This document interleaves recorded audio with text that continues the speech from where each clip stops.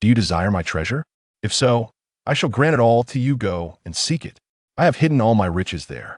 In the year 1498 of the sea calendar, the pirate king, Joel D. Roger, who conquered the Grand Line in the seas, uttered these words just before his execution, heralding the dawn of the great pirate era. Thus, the world was plunged into a state of tumult and chaos. The Great Pirate Era is indeed chaotic, even with the existence of the Navy as a violent force. It can only manage the first half of the Grand Line, while the New World has become a haven for pirates, often referred to as their paradise, in the year 1517 of the sea calendar. East Blue, long regarded as the weakest sea. Yet, despite this reputation, it has birthed formidable individuals. Pirate King Roger, Navy hero Garb, the world's most notorious criminal, Revolutionary Dragon, and the second in command of the Revolutionary Army, Sabo, along with the future Pirate King, Luffy. Why is it deemed weak? The strongest in East Blue is not a pirate, but a mountain bandit, the Mountain Bandit King, Ryukyu, who wields a bottle of liquor to strike down the 4 emperors and stands over the future Pirate King. The 7 warlords can be summoned at will, truly a terrifying prospect. Moreover, the Near Sea King, who showed no regard for even the face of a person, took one of his claws and nearly ended the future Pirate King's life, prompting Shanks to flee the East Blue under cover of night. Additionally, this is the hometown of Navy hero Garb, who frequently returns home to visit family, casually dispatching any pirates he finds displeasing, leading to the downfall of many rising stars in the pirate world. Hence, it is always humanity that brings down the stars, Rodney quietly remarked, glancing at the scarred-faced brute on the deck reveling with his crew, sneering, steel saw pirate. Crew, leader Scarface Lock, with a bounty of 4.5 million berries. Such a bounty still considered a drank task. However, based on the level of danger, this fellow isn't particularly hazardous. Let's take you down today, he declared, hefting a half-human-sized barrel of liquor as he strode forward. Oh, Jack, is the drink here? The scarred-faced brute, known as Scarface Lock, the ruthless leader of the Steel Saw pirate crew, had just plundered a village 2 days prior. There, they made a significant profit, and before leaving, they set the village ablaze, leaving countless innocent villagers homeless. He is a bloodthirsty and cruel man. Rodney's face wore an obvious expression of sycophancy as he nodded and bowed. Yes, Captain, this is your favorite rum. Allow me to pour it for you personally. Gahahaha. The lad knows his manners. Scarface Lock cackled, his laughter resembling that of a duck. Thoroughly enjoying Rodney's obsequiousness, the crewmates below scoffed at his fawning behavior, looking down on it, yet they dared not voice their disdain, for he was currently in the captain's favor. Scarface Lock took the drink from Rodney, downing the rum in one go. Upon finishing, Rodney smiled at the other pirates, saying, "Come on, don't just stand there. This is fine liquor we just acquired today." Scarface Lock laughed heartily. "Jack is right. Drink up." With that, the other pirates cast aside their restraint, eagerly wishing to savor the exquisite liquor. At sea, for pirates, the one indispensable thing is alcohol. Many pirates suffer from alcohol dependency. Liquor is far easier to preserve than fresh water at sea, allowing one to forget their troubles, and can even serve as a disinfectant, a means to fend off cold, and a source of courage, leading to a life of drunken revelry. Pirates at sea are predominantly drunks. Upon encountering fine liquor, the aroma stirred their appetites, and soon, a barrel was emptied. Seeing all had finished their drink, Rodney smiled, but Scarface Lock suddenly exclaimed, "The liquor is gone. Jack, hurry and bring me a few more barrels or I-hoo. What's happening? My body won't move?" Scarface Lock was suddenly alarmed. He felt his body stiffening, his lower body limp and numb, and his jaw gradually losing strength.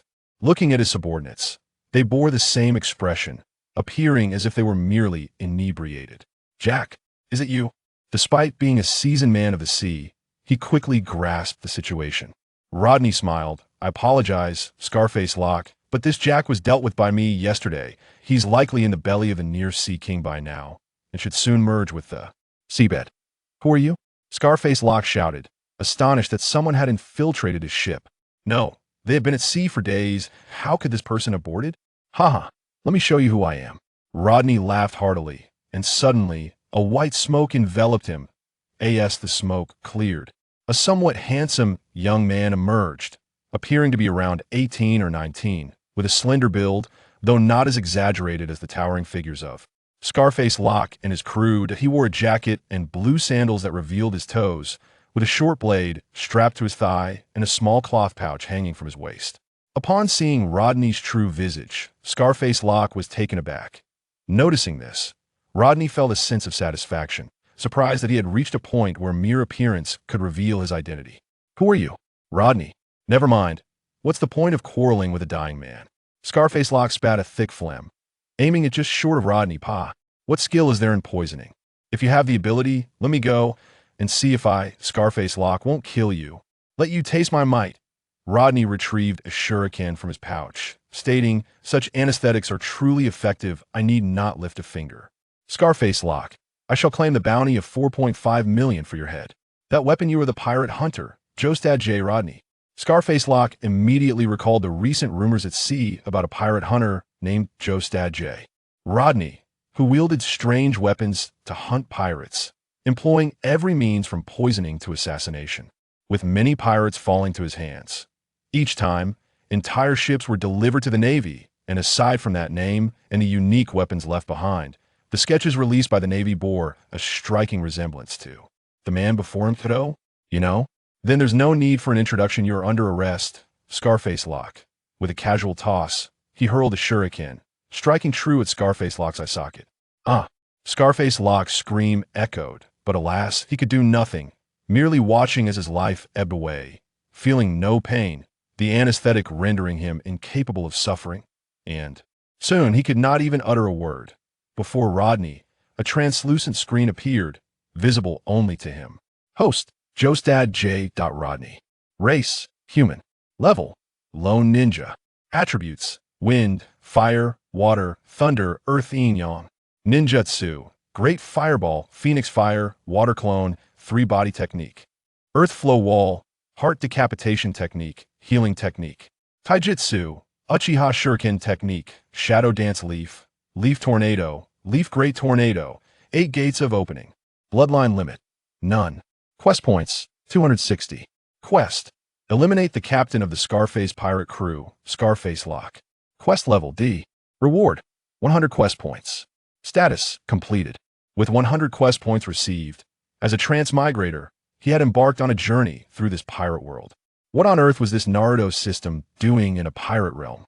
While enjoying pirates, he played Naruto games, but out of frustration as an African, he smashed his phone in anger, causing it to explode, and with it his life.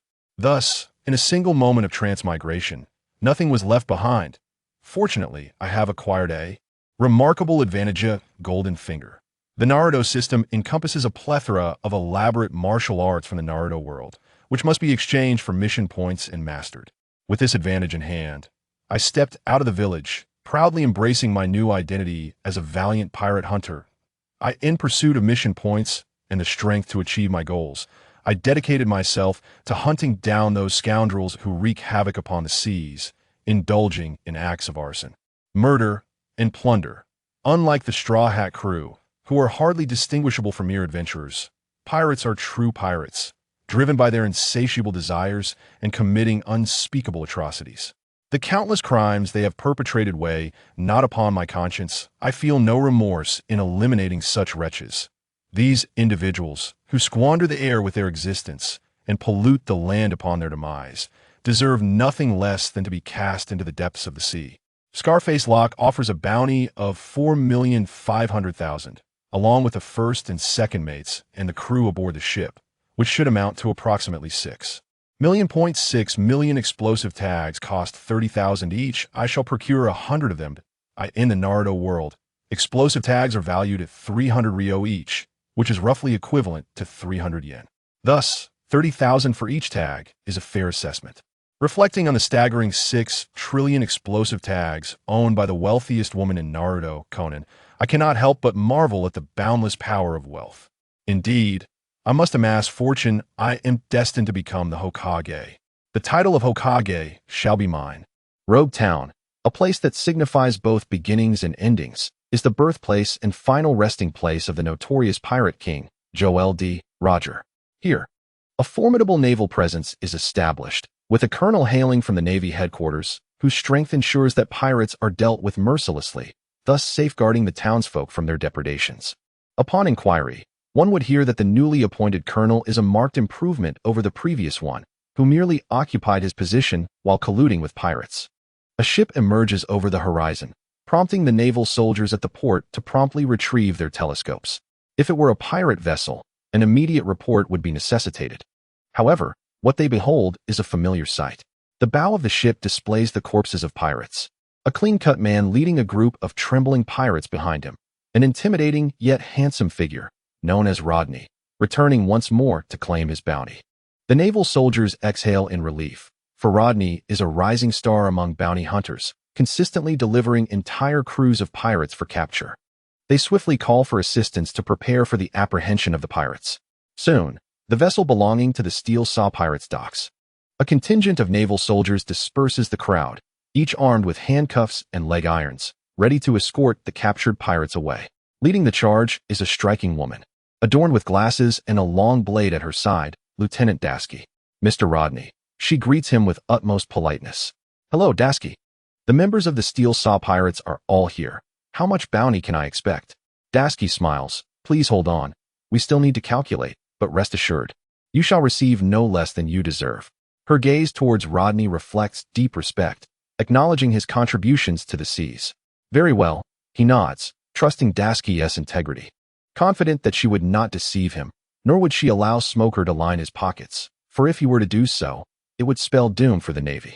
Shortly thereafter, 4 stacks of money are placed into his hands, one of which is notably smaller. The total bounty for the Steel Saw Pirates amounts to 5,630,000 berries, with 3 million allocated for explosive tags, and 100,000 for shurikens and kekkei, leaving him with some surplus to spend. He finds a hotel to rest, purchasing explosive tags, shurikens, 1,000 books, steel wires, and kekkei from the system's marketplace. The marketplace offers not only these items, but also ninjutsu, taijutsu, and bloodline limits, albeit requiring task points. The 8 gates, the chakra blade, and the chakra extraction technique, along with his innate chakra, are all gifts from the system's grand package. Currently, he can only unlock 1 gate, necessitating continuous refinement of his physique for further access. Task points and berries in the marketplace serve as a stark contrast, reminiscent of game currency and diamonds, creating a vivid sense of familiarity. However, this time, his expenditure proves unfruitful. He places a stack of explosive tags into his waist pouch, alongside a small heap of ninja tools. The pouch possesses a cubic space akin to a spatial scroll, albeit the scrolls in the marketplace are exorbitantly priced and offer limited storage. Once again, I find myself in dire straits. Ding! A task is released. Just as he laments his financial plight, a task materializes before him. Task: Eliminate Baiji Kuro. Task level: C reward: Permanent chakra fruit, 150 task points. Chakra fruit. Oh, what a splendid treasure. However, the chakra fruit here is not the one consumed by the illustrious Kagaya Otsutsuki, but rather a diluted version, categorized into permanent and explosive types. The permanent chakra fruit augments the chakra within, expanding its capacity, while the explosive chakra fruit offers a greater surge of chakra, albeit for a fleeting period, vanishing once the time elapses. Bounty Kroko, you say? He is indeed a formidable opponent. Is it not rather reckless to leap from 4,500,000 to 16 million? Bounty Kroko has been acknowledged as the second cleverest individual, following the red-haired pirate's first mate, Ben Beckman. He feigned death to escape, infiltrating the village of Silrub to usurp the wealth of a prosperous merchant. A cunning individual, indeed. Yet he has crossed paths with the great Usopp and the Straw Hats Luffy. It is currently the second half of the year 1517 in the Sea Circle calendar. By the timeline, he has merely been in the Kaya household for about 6 months. That insidious character poses quite a challenge. Wise men are often troublesome to deal with, though not entirely inconvenient. Rodney embarks on his journey once more, accompanying a merchant vessel. Without a certain degree of nautical knowledge, one might easily stray into windless zones or encounter natural calamities. Lacking such expertise, Rodney naturally follows the merchant ship, which passes through Silrub village, where an escort is needed, allowing him to accompany them and potentially earn a little fortune. The merchant ship makes its way, stopping intermittently to acquire or sell goods, and the voyage is relatively calm. After receiving 50,000 berries from the ship's captain, he sails his small boat to Silrub village. The merchant vessel merely passes through, rather than docking. Thus, he can only anchor his small boat at the northern edge of Silrub village. Silrub village is a tranquil settlement, the hometown of the sniper Yassop from the red-haired pirates and Usopp from the Straw Hat pirates. Alas, the pirates have arrived. The alarm cries echo through the village, sounding from a youth who seems to mistake him for a pirate. In the distance, a cloud of dust billows as Rodney squints to see a boy with a headscarf, a long nose, and a wild hairstyle sprinting ahead, pursued by a group of adults wielding brooms and sticks, their faces contorted with anger. Is that Usopp? The future Great One swiftly evades capture, while the adults persist in their chase. Rodney seizes one of the adults and inquires, "Is it really necessary to pursue a child?" "Necessary," the adult retorts. "This lad does this every day? Once or twice would be tolerable, but daily? It's infuriating. Truly, he is the son of a pirate, just like his father." The villagers harbor a deep disdain for Usopp, for he employs such fabrications to frighten them daily. A few instances could be excused. Yet his incessant antics surely wear thin, compounded by the loathing for his father's piratical ways. In the hearts of many, pirates are deemed villains. Usopp's father, Yassop, accepted the invitation from the renowned pirate Shanks, embarking on a life of piracy. To the villagers, he was nothing more than a scoundrel who abandoned his wife, especially since she wished to see him one last time before her passing, to ease his mother's heart. Usopp spun tales of pirates visiting their village daily while she lay ill, fostering hope within her. After her demise, he maintained the habit of proclaiming the arrival of pirates, consequently earning the disdain of those around him as a notorious liar. Is that so? By the way, where might the wealthiest family in this village reside? One person pointed toward a villa atop a hill and said, "That is it. But why do you ask?" Upon scrutinizing Rodney's attire, he mused that it did not resemble that of a good man. "I am a bounty hunter. A pirate has infiltrated this village. Isn't that the little brat we just saw? His father is a pirate as well. No, that child hardly qualifies as a pirate. Thank you." With chakra coursing through his legs, Rodney dashed toward the villa at a speed surpassing that of ordinary men, disappearing like a gust of wind. That fellow just now couldn't possibly be a pirate, could he? The man scratched his face, contemplating, and called a few people to follow. Yet, how could they keep pace with Rodney's speed? The distance was not far. He swiftly entered the villa's backyard. This was the wealthiest family in Syrup Village, and it also served as the hideout for the notorious Kuro. Realizing that his status as a pirate drew too much attention, Kuro faked his own death, using one of his crew members as a decoy. He hypnotized his subordinate into believing he was Kuro, orchestrating a plan for the Navy to ambush him, eliminating all witnesses while leaving only his subordinate and a naval officer alive, thereby extricating himself flawlessly. Upon arriving in Syrup Village, he disguised himself as a crew member abandoned by his fleet, found refuge with this family, and became their butler, donning a facade of deceit that convinced all the villagers of his integrity. As one of the most cunning individuals, second only to Ben Beckman, his machinations were nothing short of exquisite, displaying a terrifying degree of cunning. Rodney entered the garden adorned with blooming flowers, leaping into a tree and concealing himself among the leaves. The mansion of the affluent was vast, making his search somewhat troublesome. Thus, he opted to wait patiently. A gentle breeze carrying the scent of the sea brushed against his cheek, the soothing sunlight inducing a slight drowsiness. Rodney kept a vigilant watch below, where Kuro moved stealthily. Like a cat, a bespectacled man emerged, clad in a black suit adorned with whimsical patterns, his extravagant shoes and slicked-back hair gleaming in the sunlight, exuding an air of danger. "Miss Kaya, today is a splendid day," Kuro remarked as he exited through the back door. Following him, a girl in a white dress with short, light golden hair and fair skin emerged, her joy evident as she exclaimed, "Indeed, Kirabatel, the weather today is delightful." Her sweet smile radiated cuteness. From his perch in the tree, Rodney felt a sense of urgency. He could not allow the child to witness any gruesome scenes. Transforming his appearance to that of the scarred-faced rock, he leapt down decisively. A year ago, Kuro sensed impending danger as a pirate and, without hesitation, embraced Kaya and fled. With agile grace, he swiftly reached the back door, grinning as he addressed, "Miss Kaya, we have an unexpected guest today. Mary, please take good care of her." He instructed the maid with the sheepdog hairstyle. "Understood," Mary nodded, lifting Kaya into her arms. Kuro closed the door, pushing his glasses up with the palm of his hand. a habit retained from his days as a pirate, a constant reminder of his combat readiness. Turning to Rodney, he inquired, "Scarred-Face Rock? What brings you here?" The news of Scarred-Face Rock's demise had yet to reach the isolated village of Silub. Oh, who would have thought the infamous Kuro is still alive, now playing the caretaker for a little girl? TSK, have you turned over a new leaf? Kuro scoffed softly, surprised to be recognized today. His feigned death was a ruse to reach this place, all to scheme for Kaya's family fortune. In his plans, Kaya could not perish just yet. Her parents were still alive, and her untimely death would jeopardize his ambitions. I've come to a realization.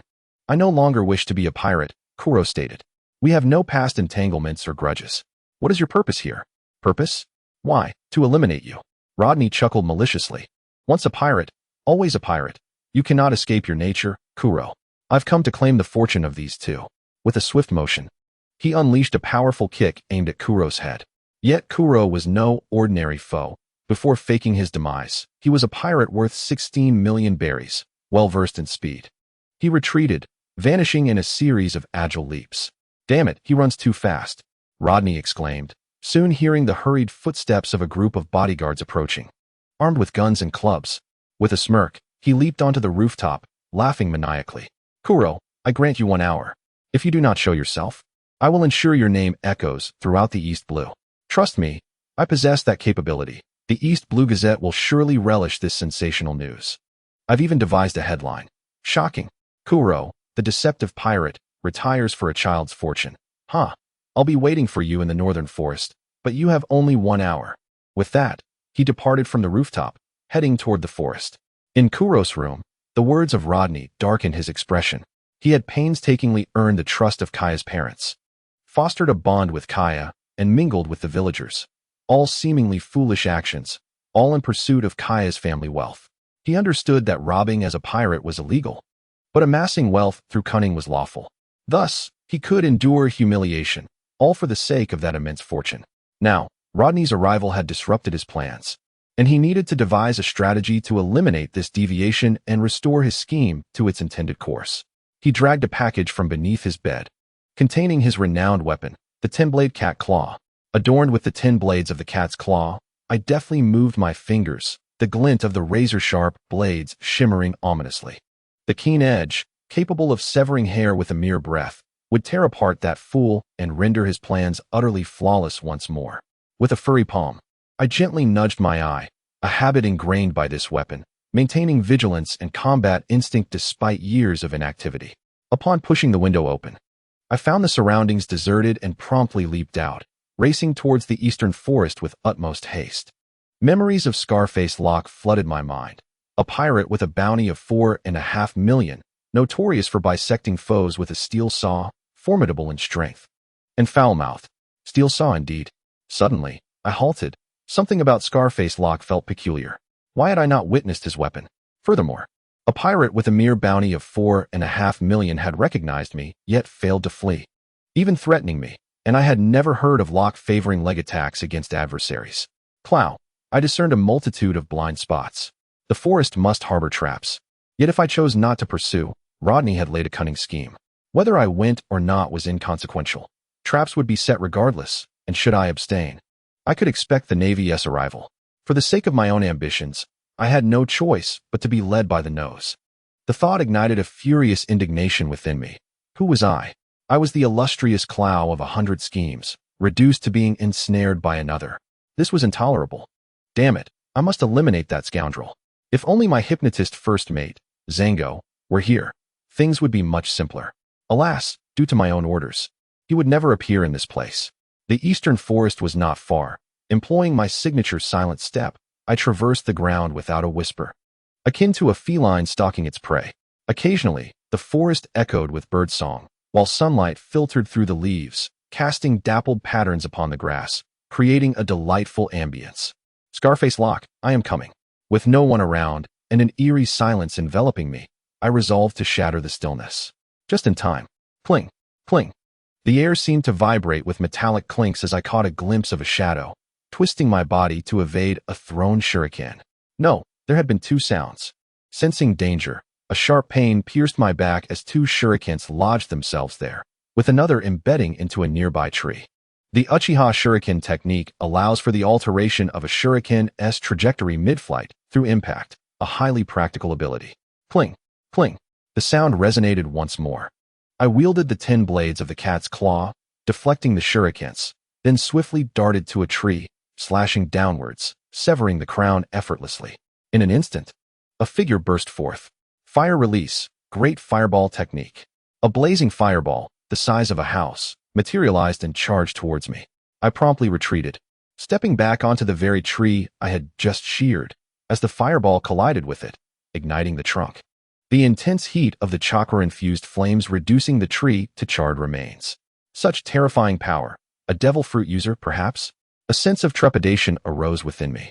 Rodney fell to the ground, and indeed, the blazing fireball, much like Amaterasu, had never claimed a life.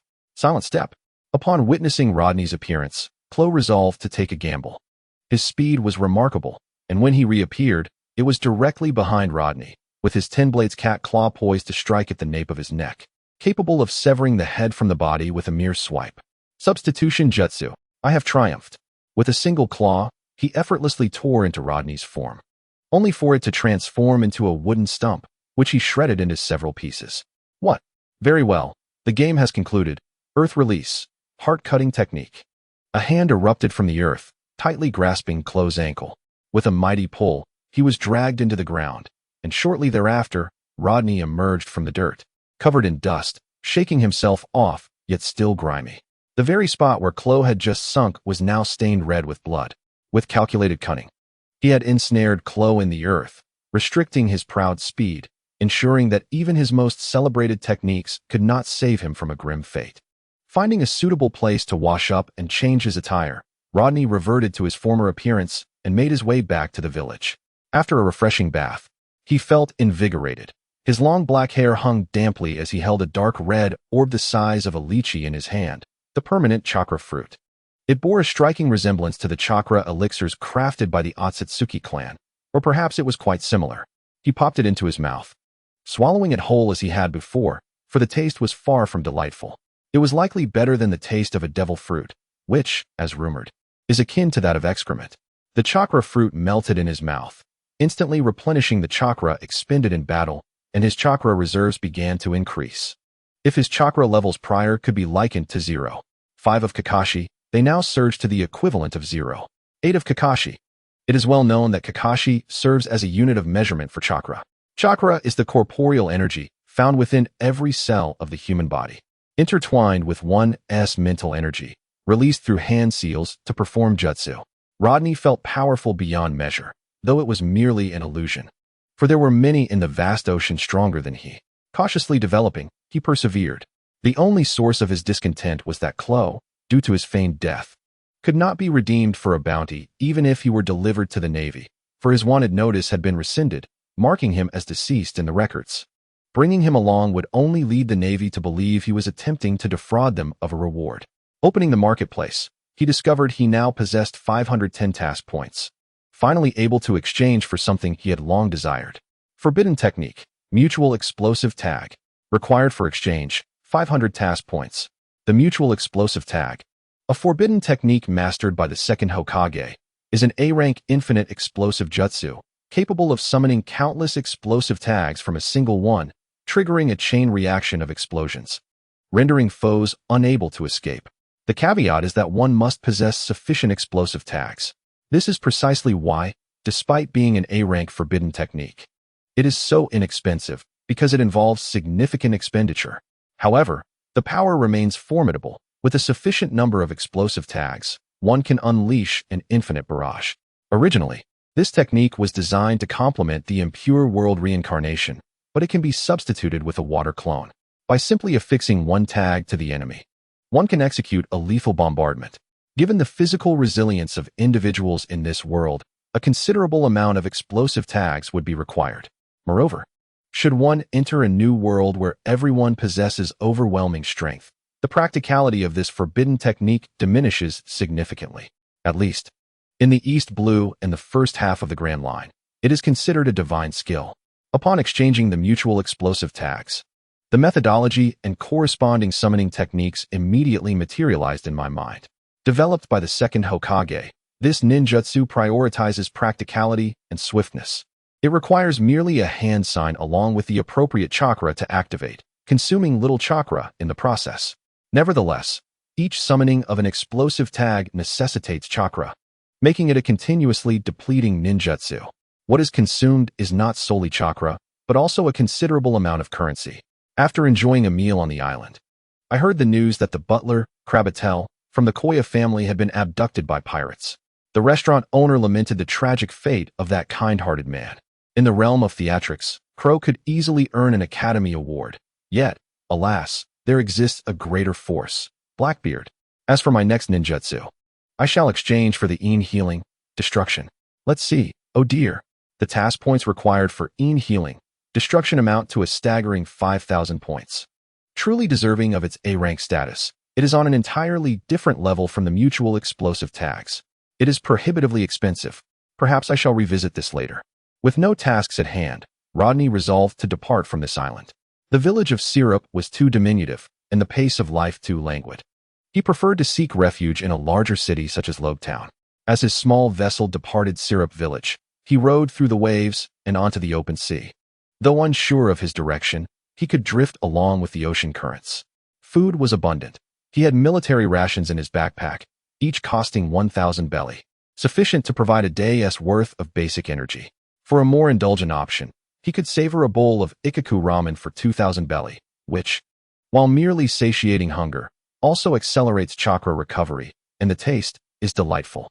Water was no concern either, as he possessed water-based chakra, allowing him to create fresh water to replenish bodily needs.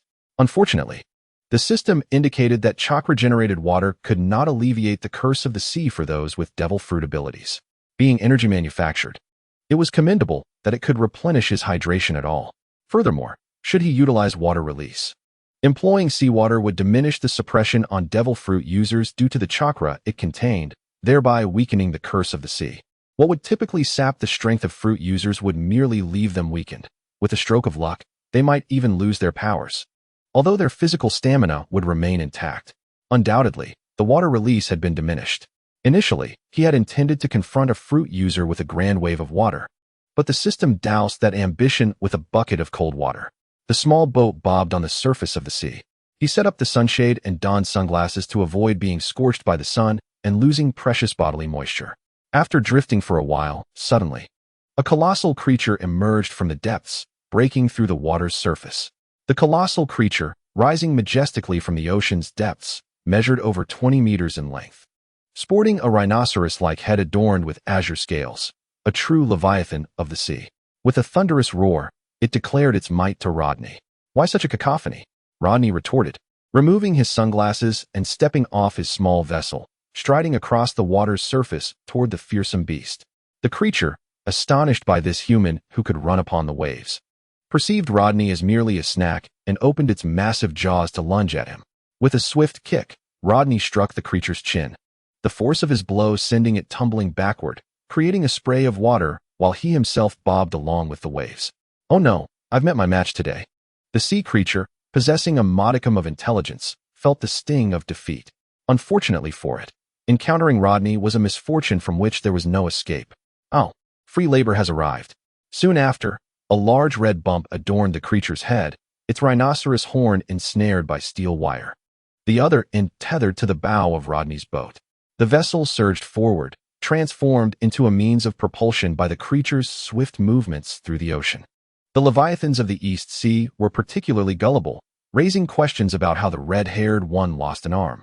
As they sliced through the waves, the creature learned that any attempt to drag Rodney beneath the surface would result in a severe reprimand, prompting it to comply with the request to guide him to the nearest island. "Curse those wretched humans. Once I grow stronger, I shall devour you."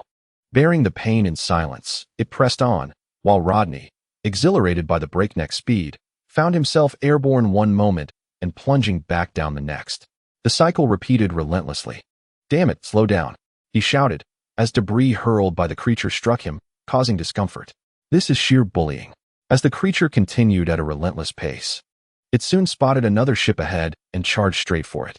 Rodney, having delivered a lesson to the Leviathan, lay back to enjoy the ride. Boom. Waves erupted around them. Boom. Another surge of water. Suddenly, a small black dot loomed larger, a cannonball.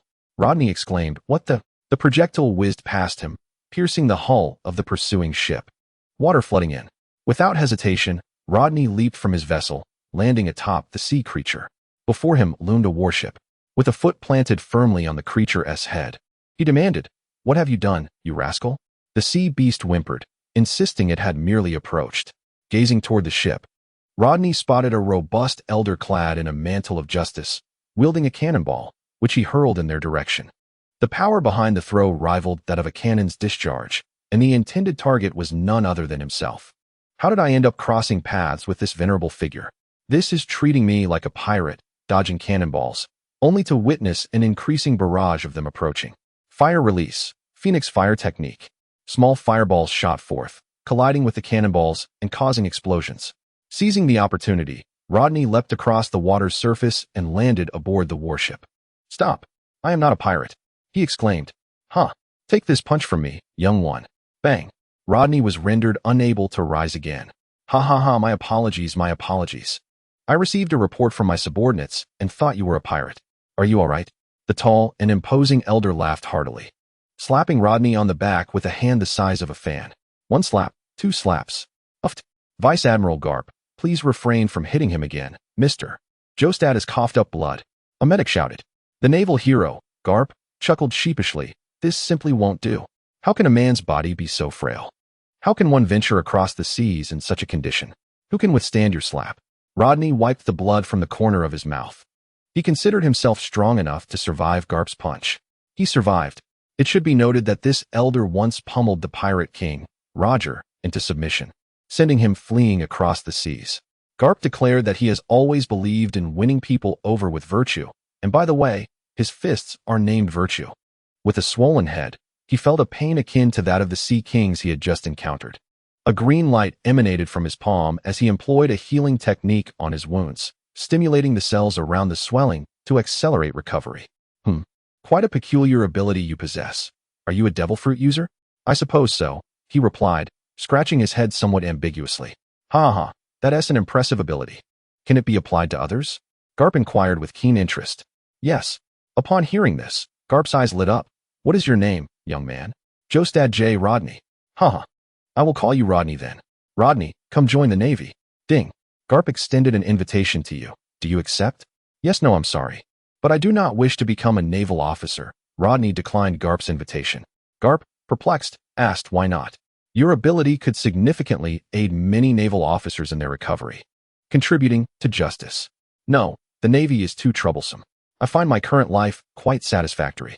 The Navy is overly complex, and it is burdened by the world government and the celestial dragons, those scoundrels. I have no desire to be at their beck and call. The so-called justice is tainted by those individuals. It is better not to participate and avoid their nonsense. I believe you are well suited to become an excellent sailor. You simply need to strengthen your body through training. Under my guidance, you will certainly grow." Garp chuckled heartily. "Farewell, goodbye," Rodney responded, turning to leave. He was not like Monkey D. Luffy, possessing such formidable vitality. Training under Garp would surely lead to his demise, without a doubt. A pair of calloused hands gripped his shoulder, and the elder, with a warm smile, said, "Young man, you will surely thank me later." "No. Help." Garp seemed resolute, dragging Rodney off to training. For Garp, Rodney's abilities are quite advantageous, and he appears to possess great potential worth nurturing. Garp wishes to see how he fares in the Navy, especially since Rodney seems rather bored aboard the ship. "Hold on tight, young Rodney," Garp exclaims, biting into a donut while sitting on Rodney's back, clad in a suit of iron, as Rodney performs push-ups. This is the third day of Garp's training regimen, and Rodney has been subjected to intense physical training daily, exhausting him to the point of feeling like a dead dog. Nevertheless, there are benefits. His physique is growing at an astonishing rate, while his chakra is being rapidly depleted. Sweat pours from his body as if he has been caught in a downpour, dripping onto the deck, while his chakra is continuously squeezed, making his body feel increasingly heavy. The iron suit weighs a staggering 1,000 pounds, and with Garp's imposing stature, if it weren't for his decent natural constitution, Rodney might not have been able to endure the strain on his chakra. I can't take it anymore." He collapses onto the deck. Garp inquires, "How many have you done?" A Navy soldier, who has been keeping count, Replies, 4,320, which is 400 more than before. Your physical condition is improving rapidly. This won't do. How can I become an excellent Navy officer like this? Carp shakes his head. I never said I would join the Navy. I am a pirate hunter, not a naval officer. Why must I join the Navy? He sheds his iron suit, revealing a well-defined upper body, feeling a sense of relief. The pain in his head reminds him that he has mastered the armament Hokage to an unparalleled level, capable of inflicting significant pain even without it. Even Luffy, the rubber man who is immune to blunt force, can feel excruciating pain from his strikes. What are you saying? Your abilities are perfectly suited for the Navy, whether as a medic or a full-fledged officer. Don't waste your talent. Carp has been observing closely. Initially, he thought Rodney's constitution was too weak and aimed to train him as recompense for an accidental injury. However, Rodney's exhibited healing abilities and rapid growth in strength have sparked Carp's admiration. Yet, the boy seems as stubborn as Carp's own grandson, fixated on being a pirate hunter. What is so appealing about being a pirate hunter? Has your heart been tainted by greed? Of course, old man, money isn't everything, but being broke is utterly unacceptable. How mundane. Becoming a Navy officer comes with a salary as well. Please, one bounty I take down would sustain me for quite a while. The Navy covers meals and accommodations, along with benefits. Sorry, I roam the seas, unafraid of hardships. Ouch, old man, are you hitting me again? It seems you require a lesson. Carp's fists crack ominously. A laborious education? A special kind of training. On what grounds? I haven't done anything wrong. Rodney retorts defiantly. Dare to talk back? You'll regret it. With a flurry of blows, Carp chases Rodney around the deck, and Rodney shows no signs of exhaustion. With a resounding punch, Carp sends Rodney crashing into the deck, eliciting the carpenter's displeasure over the troublesome hole left behind. Ha ha ha, young Rodney. It seems this training has prepared you to withstand one of my punches. This punch was hardly his full strength. Had it been, Rodney would have been finished. Perhaps it could be considered a mere basic attack, though its might not even amount to that. Humph, old man. Even if I were to die and lie in a coffin, I would still use my decayed vocal cords to proclaim that I shall never become a Marine. Rodney rose, battered and bruised. You little brat, do you really love money that much? Of course. I am a bounty hunter, toiling upon the seas for the sake of gold. Rodney replied as he tended to his wounds. Then I shall hire you to capture someone for me. Certainly. I require the training methods for Hokage or the Marine 6 styles. You certainly have the audacity to demand much. Carp rolled up his sleeves, his muscular arms emanating an imposing aura. Naturally, the person you wish for me to capture will not be easy to deal with, thus my requested reward is not exorbitant. Rodney grinned like a cunning fox. Carp jested, you are quite the sly one. Your current physique is incapable of mastering Hokage. As for the 6 styles, I can grant you one technique now, and upon your successful capture, I shall bestow upon you 2 more. Agreed. Who do you wish to capture? My grandson, Ace. Who? Your grandson? Where is he now? Carp's request to apprehend Ace was unexpected. Had he not set sail? That rascal departed 3 months ago, and has become a pirate instead of a Marine soldier. It infuriates me. He must be nearing Reverse Mountain by now. Young man, I hope you can help me bring my dear grandson back. Carp understood that with Ace's capabilities, he would undoubtedly make a name for himself on the seas. Once he reached a certain level, it would be easy for the world government to take notice.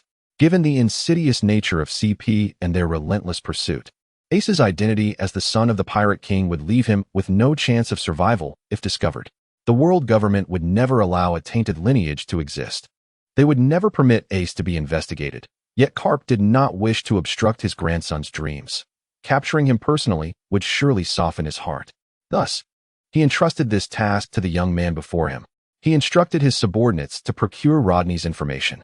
Each time they captured a pirate, they would seize not just the crew but the ship as well. They showed no mercy to pirates, yet were gentle with ordinary folk, a man of justice. Albeit one ensnared by greed. Such a man would be wasted as a Marine. Ding! A side quest has been triggered. The previously inconspicuous system suddenly sprang to life, issuing a task. There's a side quest. Task: capture the pirate Portgas D. Ace.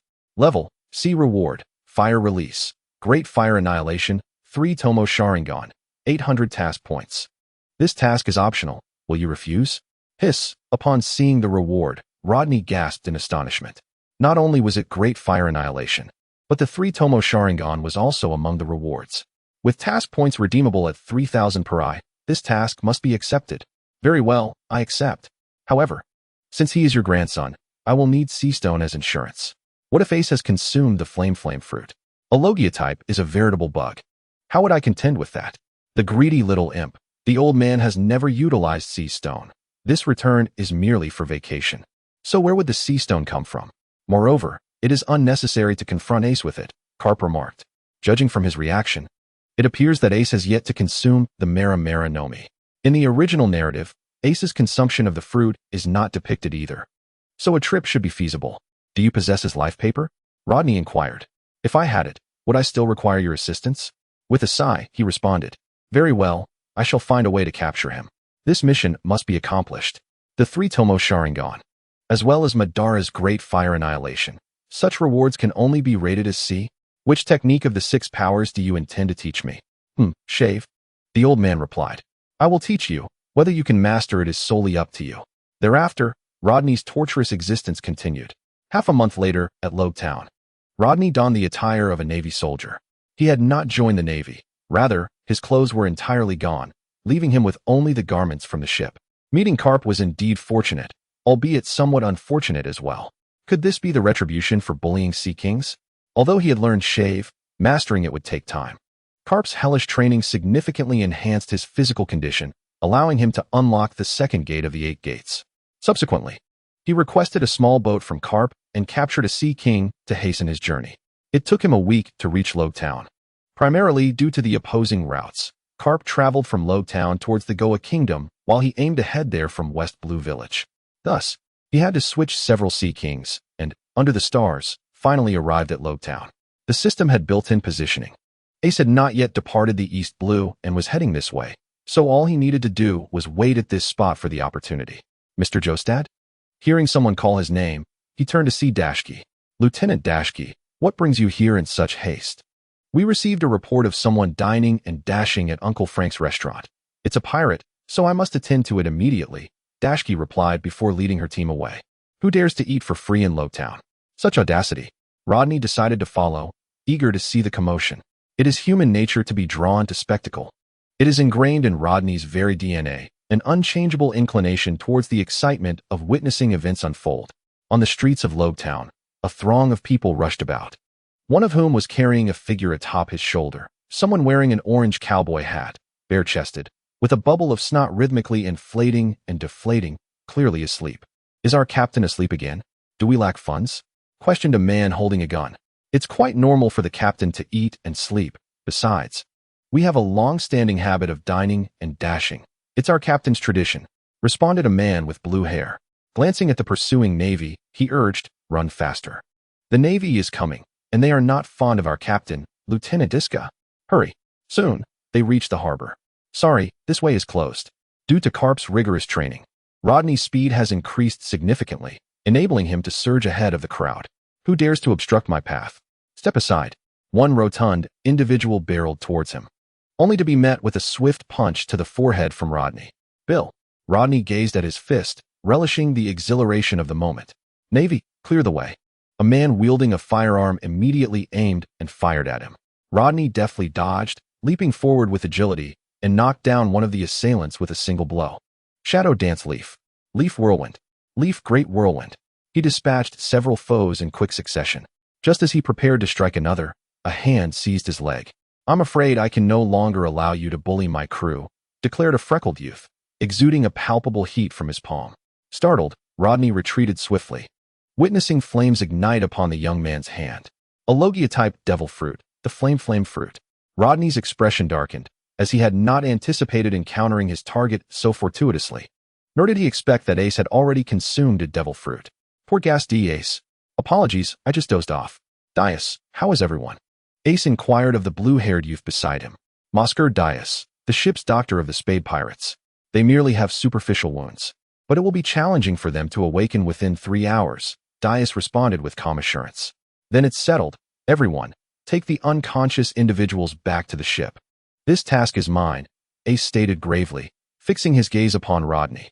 Rodney, however, paid no heed to Ace's crew, for his mission was to escort Ace to meet Carp. Captain, do take care of yourself. Dias expressed his unwavering confidence in Ace's capabilities, harboring no fears regarding his safety. In the first half of the Grand Line and the Four Seas, a Logia-type fruit was virtually unbeatable, thus they posed no threat to Ace, only hindering him further. Poor Gas D.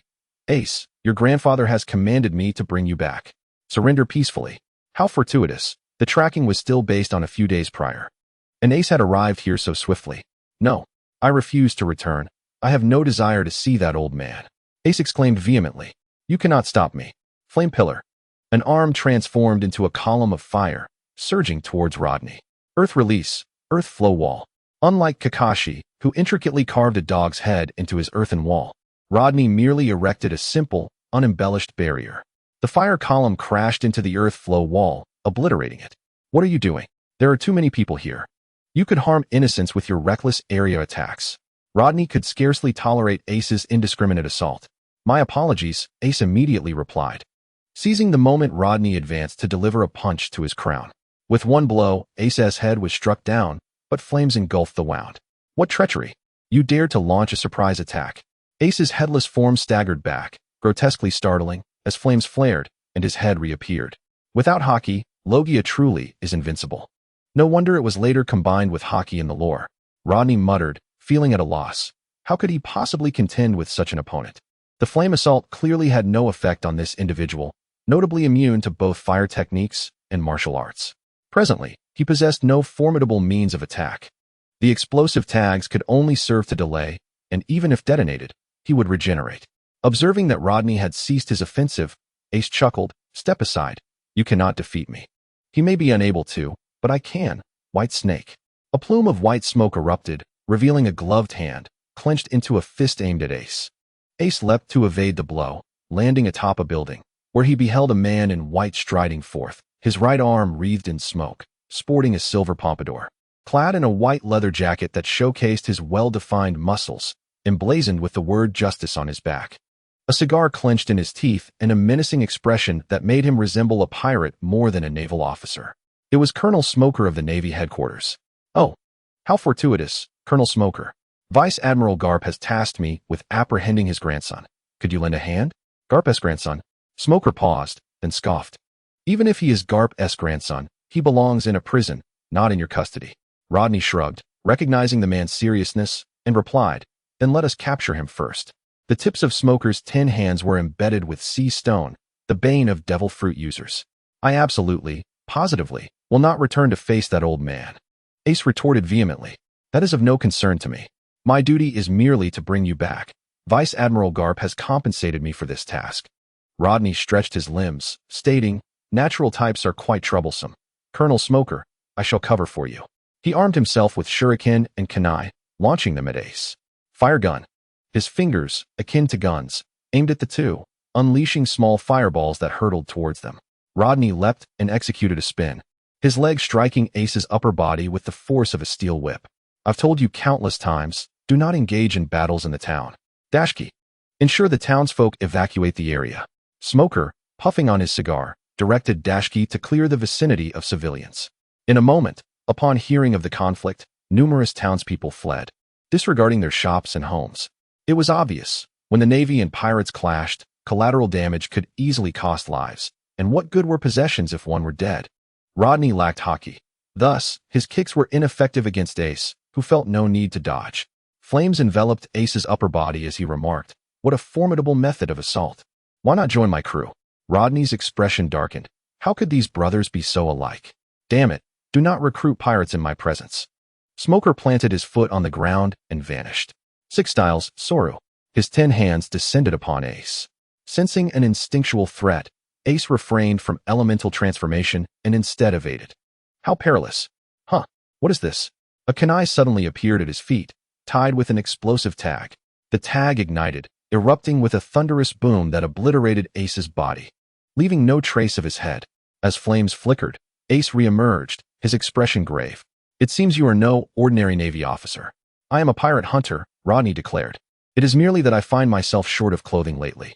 Smoker let out a cold snort and said, Rodney, do not squander any more time. Seize him. Between his 10 fingers, Rodney deftly held 6 shurikens, each affixed with an explosive tag, and hurled them towards Ace. He then retrieved a set of throwing stars from his pouch, launching them in a rapid succession to alter the trajectory of the shurikens, thereby preventing them from being incinerated by Ace's flames.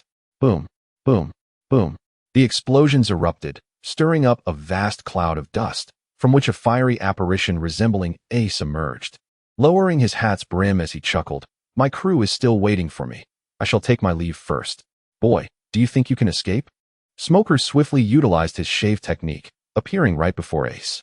Startled, Ace waved his hand, engulfing Smoker in flames. A single strike of the 10 hands shattered the inferno, forcefully pinning him down, as the sea prism stone rendered him unable to elementalize, crashing him into a building. Ouch, what just happened? I was unable to elementalize. Rising from the rubble, Ace bore minor abrasions, merely some scraped skin. Truly, he was a child raised by Garp. Surviving to this point was no mere coincidence. By the way, how long have you possessed this ability? Rodney inquired. Ace brushed off the dust from his attire and replied thoughtlessly, "I acquired it 2 days ago." Rodney responded, "No wonder you cannot wield it with much power. You have hardly developed it at all. Are you still unfamiliar with your newly acquired ability? If you become adept, I will find you quite troublesome to deal with." Smoker took a deep drag from his cigar, which soon dwindled to a small stub. He procured 2 fresh cigars from his person, placing them in his mouth, igniting them with the remnants of the previous ones. He seemed quite the seasoned smoker. "Naval Forces, you truly are a nuisance," Ace declared, firmly adjusting his hat. "I will not easily yield. I am destined to become the Pirate King. How could I halt my progress here?" Even before his son could confront him, Ace's ambition remained steadfast. The Pirate King? What a dull aspiration. "The previous Pirate King perished right here," Smoker remarked. Ace's previously relaxed demeanor transformed, and he bellowed, "Who would meet such a fate like that fool? I will undoubtedly become the Pirate King and live far better than he did." Having grown up devoid of paternal affection and maternal warmth, he harbored deep resentment towards his father, the Pirate King, and felt aversion when others mentioned him. "I do not concern myself with that. My sole duty is to bring you back to Rear Admiral Garp. What you choose thereafter, stay or flee, is of no consequence to me." Rodney felt a sense of helplessness in the face of the troublesome natural-type fruit.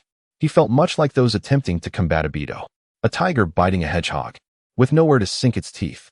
On the other hand, Smoker responded, "Colonel Smoker, may I borrow your 10 hands?" Smoker merely glanced at him in silence. His meaning unmistakable. Do not even think about it. Having encountered a setback, Rodney sighed, and Ace said, "What exactly did that old man offer you?" "Half of the 6 powers and guidance on how to cultivate armament hockey," Rodney replied. Rodney chuckled. "Ace, do not underestimate your grandfather. In his prime, he was a formidable force, relentlessly pursuing the Pirate King across the vast seas. It is solely due to your lineage that he has indulged you."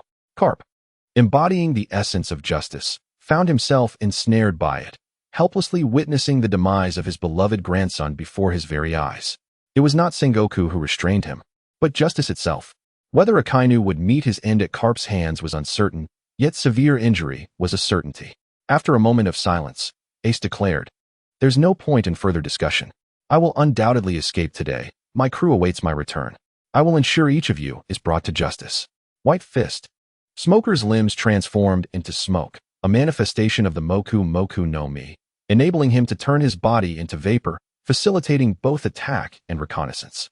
While his fists and feet remained solid, his arms and legs were shrouded in smoke, enhancing his assault and creating considerable difficulty for Ace. Meanwhile, Rodney could only awkwardly observe the clash between the two. Being a mere civilian without the mastery of hockey or access to Seastone, he trembled in the sidelines.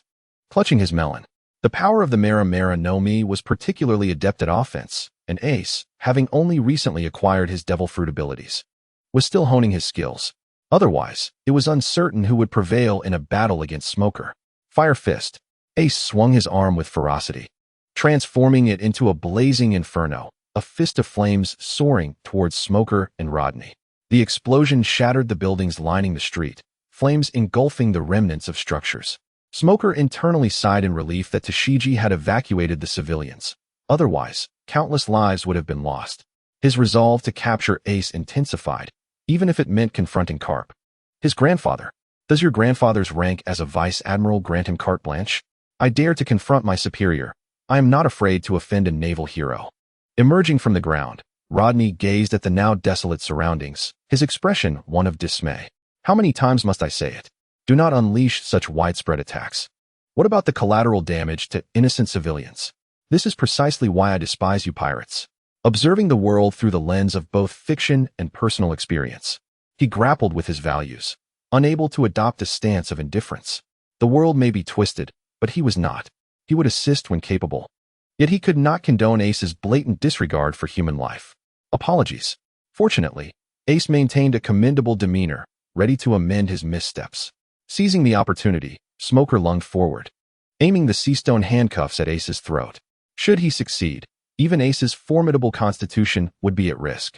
However, as Carp's grandson, Ace's reflexes and physical prowess, honed since childhood, allowed him to evade the strike and retaliate with a flaming fist that struck Smoker's chest.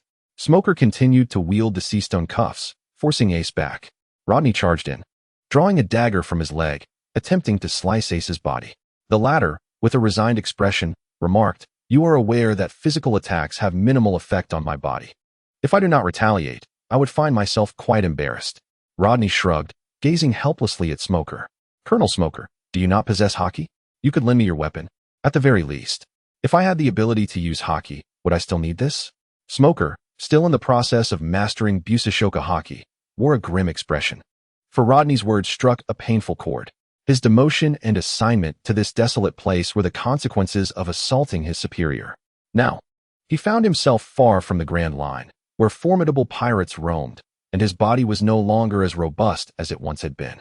He had been negligent in his training of late.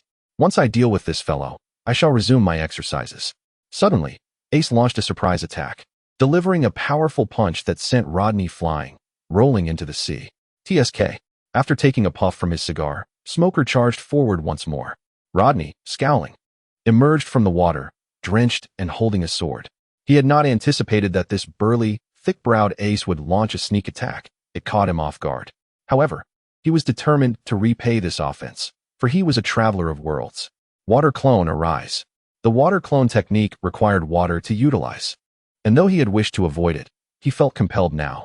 The ocean surged, and numerous clones of Rodney appeared, rushing towards Ace. How can there be so many? Are they his brothers? Is he also a user of powers? Ace immediately recognized the gravity of the situation. He had unwittingly stirred up a hornet's nest. Although each water clone was inferior to the original, their exceptional martial skills posed a minor challenge for Ace. After shattering the first clone, the chakra-infused seawater splashed onto him, momentarily hindering his movements.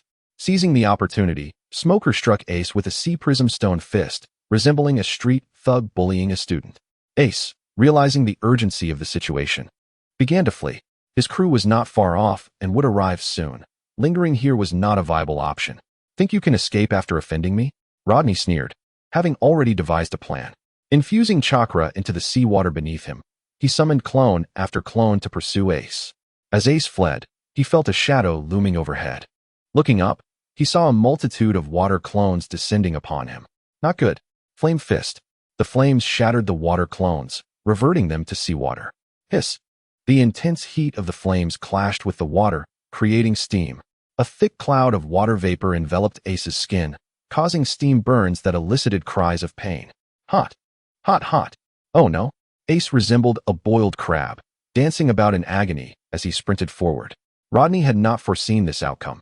Could steam truly harm Ace? Given that it was water, and thus part of nature, perhaps it was worth contemplating. Charge.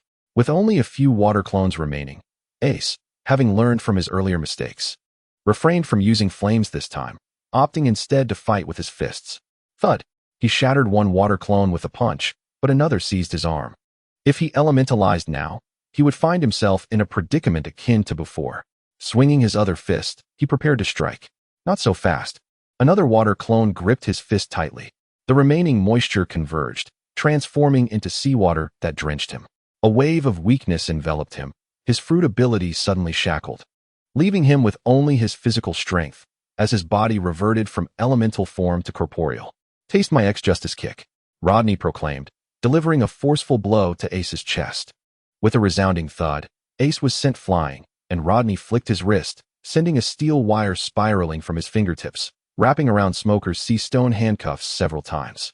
With a decisive tug, Smoker did not resist, allowing him to proceed. Rodney charged forward, taking advantage of Ace's disorientation, pressing the handcuff against Ace's throat, rendering him defenseless. "Damn it, you've truly captured me," Ace shouted. "I will not surrender. Why am I so weak?" "This is Sea Stone, specifically designed to counteract the abilities of Devil Fruit users," Rodney elucidated, then turned to Smoker. "Colonel Smoker, do you have any Sea Stone handcuffs? Holding him down like this is exhausting. Dashiki, fetch the Sea Stone handcuffs." Smoker bellowed. They had a reserve of such handcuffs, albeit only 2 pairs, intended for restraining those with abilities. After all, Sea Stone is a scarce resource, produced solely in Wano, and its processing is exceedingly cumbersome. Smoker had acquired these from headquarters. Otherwise, how could he hope to deal with those possessing abilities? He could not maintain this position indefinitely. It would be unbecoming of him as a colonel. "Ugh, I can't exert any strength. What is this?" Ace lamented, realizing he had been outsmarted by the very devil fruit he relied upon. Though powerful, his unfamiliarity with the ability had led to his downfall, and now, with the Sea Stone in play, escape was impossible. "Stop struggling, Ace. You cannot flee. I will not allow you to meet that old man," Ace shouted defiantly. Having just set sail, he could not bear the thought of being returned, knowing that Luffy and the villagers would mock him. No, this absolutely could not happen. He had even brought Sabo's portion into the sea. "Rest assured, I will not let you see Vice Admiral Garp. I intend to take you to prison for proper discipline. Your future is in a naval prison. Captain, release our captain at once." The members of the Black Peach Pirates rushed over, alarmed to see their once mighty captain faltering. They hastily pulled their triggers, firing bullets. Smoker stood firm, allowing the bullets to pass through him. Though deemed the least effective of the Logia type, he was still a natural type. He would not be harmed, merely enduring their futile attempts. Rodney, with quick reflexes, deftly evaded the bullets aimed at him. "Everyone, flee. You stand no chance." Seeing his crew come to his aid, Ace felt a swell of gratitude, but against these 2 cunning opponents, his crew was no match. Escape was imperative. "Do you truly think I am insignificant? White Snake." The arm emitted a vapor that coiled like a serpent towards the pirates. Upon witnessing this, the ship's doctor, Dias, hurled a vial of green reagent to the ground, unleashing a considerable cloud of green mist. When the fog dissipated, the individual had vanished, inciting Smoker's fury. "You possess a clever crew member," remarked Rodney. Dias wisely opted for a hasty retreat rather than heedlessly delivering provisions to Smoker. After all, a Logia user in the 4 Seas and the first half of the Grand Line was akin to a cheat code.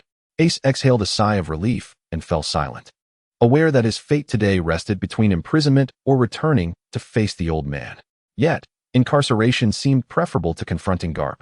There remained a chance of escape from prison, while evading the old man would induce a sense of regret.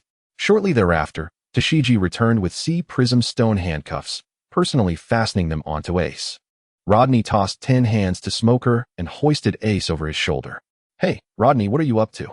"Naturally, I am taking him to meet Vice Admiral Garp." "As I previously stated," he replied. Smoker's expression darkened. "I care not whether he meets Vice Admiral Garp. He must be imprisoned first, and afterward, Garp can visit him." "Oh, I beg your pardon, but the old man wishes to see his beloved grandson, and I must fulfill that wish," Rodney stated with utmost seriousness. Smoker scoffed. "Enough of this. Your self-serving nature is evident.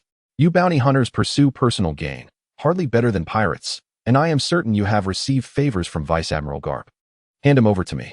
As he spoke, smoke began to emanate from his body, his intentions unmistakable. "You refuse? Then I shall reclaim him." Smoker never showed mercy to pirates, regardless of their lineage. Even if it were the grandson of Fleet Admiral Sengoku, he would treat him the same way. A vice admiral? Could that confer privileges? Not even the heroes of the Navy were exempt. Although he held respect for Garp, reverence was one matter, while duty and responsibility were entirely different. "Ha ha ha, you are correct. The 6 powers are indeed an irresistible temptation, Smoker. Until we meet again." With a swift motion, he tossed a smoke bomb, plunging into the mist. Smoker soon discerned that Rodney had already carried Ace to the edge of the harbor, treading upon the water's surface to his astonishment. "Damn it, where's my Byloan?" Reporting in, his subordinates promptly brought forth his amphibious motorcycle. Injecting the smoke into the vehicle, he revved the throttle and gave chase. Rodney, upon seeing this, cursed, opened the 8 gates. "Release." Unlocking the limitations of his brain domain, he unleashed his full physical prowess. Suddenly accelerating, he stirred a massive spray of water, outpacing Smoker by far, leaving only his silhouette behind. That bastard. I shall have him wanted. Racing across the sea, Rodney halted with Ace atop a rocky outcrop. The town of Rogu now a distant blur.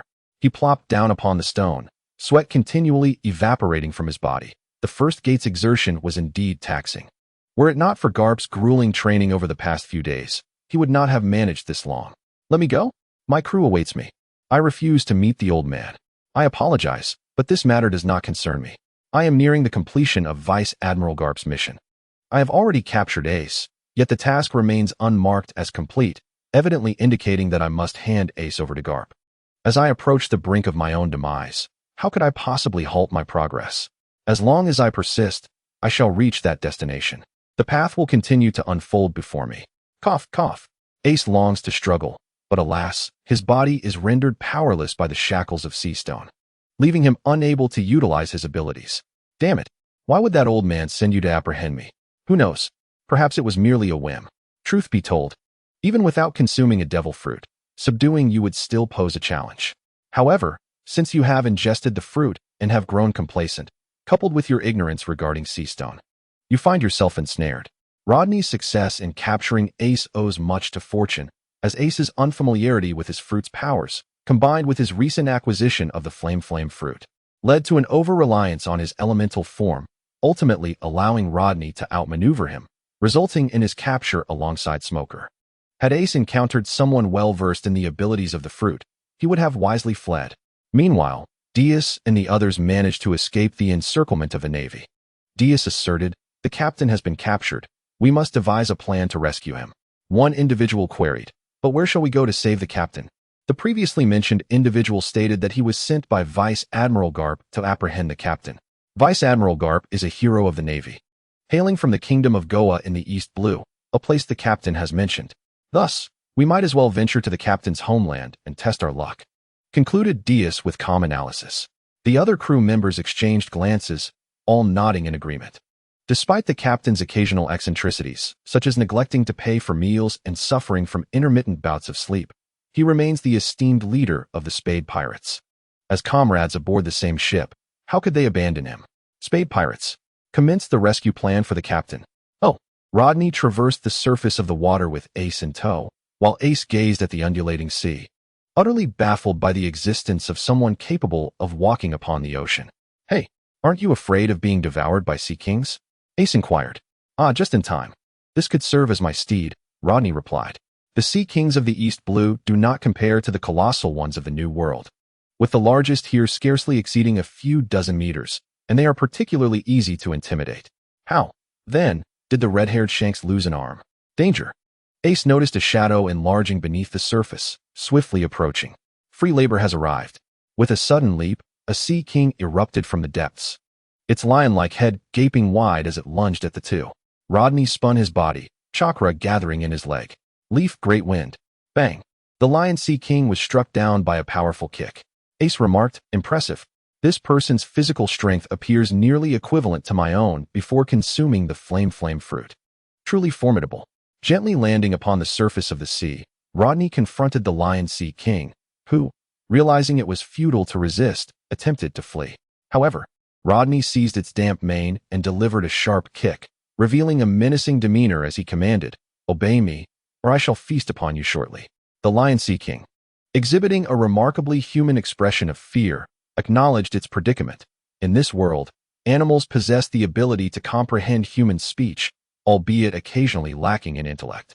Resigned to its fate, the lion sea king allowed Rodney to grip its mane, perching atop its neck, while Ace was unceremoniously cast aside. "Guide me in that direction," Rodney instructed, gesturing towards the opposite side of Rog Town. Locating the kingdom of Goa amidst the vast ocean proved challenging, yet he could direct the Sea King to the nearest island, thereby discerning their whereabouts for future plans. Ace remained silent, drained of strength, and unable to act. After a brief moment, he voiced, "I am famished." "Eat then," Rodney replied, retrieving a military ration from his pouch. "Is this chocolate?" Ace inquired. "And this little amount is hardly enough to satisfy my cravings. Will you eat it or not?" Rodney pressed. "Fine, It's better than nothing, Ace conceded, opening his mouth wide to accept the morsel. Upon biting down, he exclaimed, "This is dreadful. Truly ghastly." Though Ace was not particularly finicky, even he could not endure the taste, underscoring the lamentable flavor of the military ration. "Well, you're just unlucky. The one I have is honey-flavored," Rodney remarked. The taste of these rations varied randomly, with most being utterly unpalatable, while a honey flavor indicated a stroke of good fortune. Although it was not chocolate, the flavor of the next morsel remained a mystery. "I cannot endure this any longer. Do you have anything else?" Ace implored. "What? One of these can sustain a person for an entire day, providing the necessary energy. Are you still not satisfied?" "Of course not. How could such a small, unpalatable item fill anyone?" Ace doubted the capacity of such a minuscule, distasteful morsel to satiate hunger. Rodney contemplated Ace's unique constitution, having trained rigorously since childhood. And recognizing that people in this world possessed a remarkable appetite, he deemed it understandable that the military ration would not suffice for Ace. Thus, he produced another ration. Upon seeing this, Ace cried out, "No, I would rather die than consume that. Release me, you fiend." Suddenly, a bubble of snot emerged, and he inexplicably fell asleep. Rodney chuckled. Indeed, he is truly Carp's grandson, able to drift into dreams at any moment. Luffy possesses this ability as well. I wonder if Dragon does. The monkey family is quite formidable. Leaving Ace to rest, he pondered how to locate Carp. Was a visit to Windmill Village the only option? The Sea King's speed of movement was commendable, even if it resembled the previous creature he had apprehended, which had tried every means to submerge itself. Yet, as long as he remained mentally focused throughout the journey, it would suffice. Thus, the Lion Sea King continued to swim, large lumps forming atop its head. "There is a ship ahead. Take us aboard, and your task will be complete." It was not until the sun dipped below the horizon that Rodney finally spotted a vessel, its pirate flag fluttering proudly in the breeze. As the Lion Sea King sensed the impending conclusion of the mission, his previously dull eyes sparkled with newfound vigor, and he accelerated his pace. With a powerful leap, Rodney grasped Ace and landed firmly on the pirate ship, declaring, "I regret to inform you that I have commandeered your vessel." "Who do you think you are, acting so arrogantly?" retorted the captain. A robust man wielding a massive axe, towering at 3 to 4 meters tall, with a thick beard that exuded menace. His crew regarded Rodney and his companion with bewildered expressions, clearly underestimating them. With a surge of chakra coursing through his legs, Rodney vaulted before the pirate captain, executing the Leaf Great Whirlwind. "You seek death," the captain bellowed, raising his axe to strike. However, he was a moment too slow. A powerful kick struck the axe handle, bending the iron shaft and sending the captain himself flying into the sea. "Hey, everyone, enjoy your meal." The Lion Sea King seemed to sense the moment, leaping forth and swallowing the unfortunate captain whole, dragging him down into the depths. "Now who else dares?" Rodney surveyed the scene, noting the pirates trembling in fear as they witnessed their captain's demise. Their weapons fell from their hands. In a typical pirate crew, the captain represented the pinnacle of strength, and once he was vanquished, the morale of the remaining crew crumbled, leaving them bereft of the will to fight. "Very well, I hereby declare this ship mine. Turn it around and head for the kingdom of Goya. Prepare a sumptuous feast, and take care of this one. Do not mistreat him, lest you share the same fate as your captain." Kindness among pirates is a rare commodity.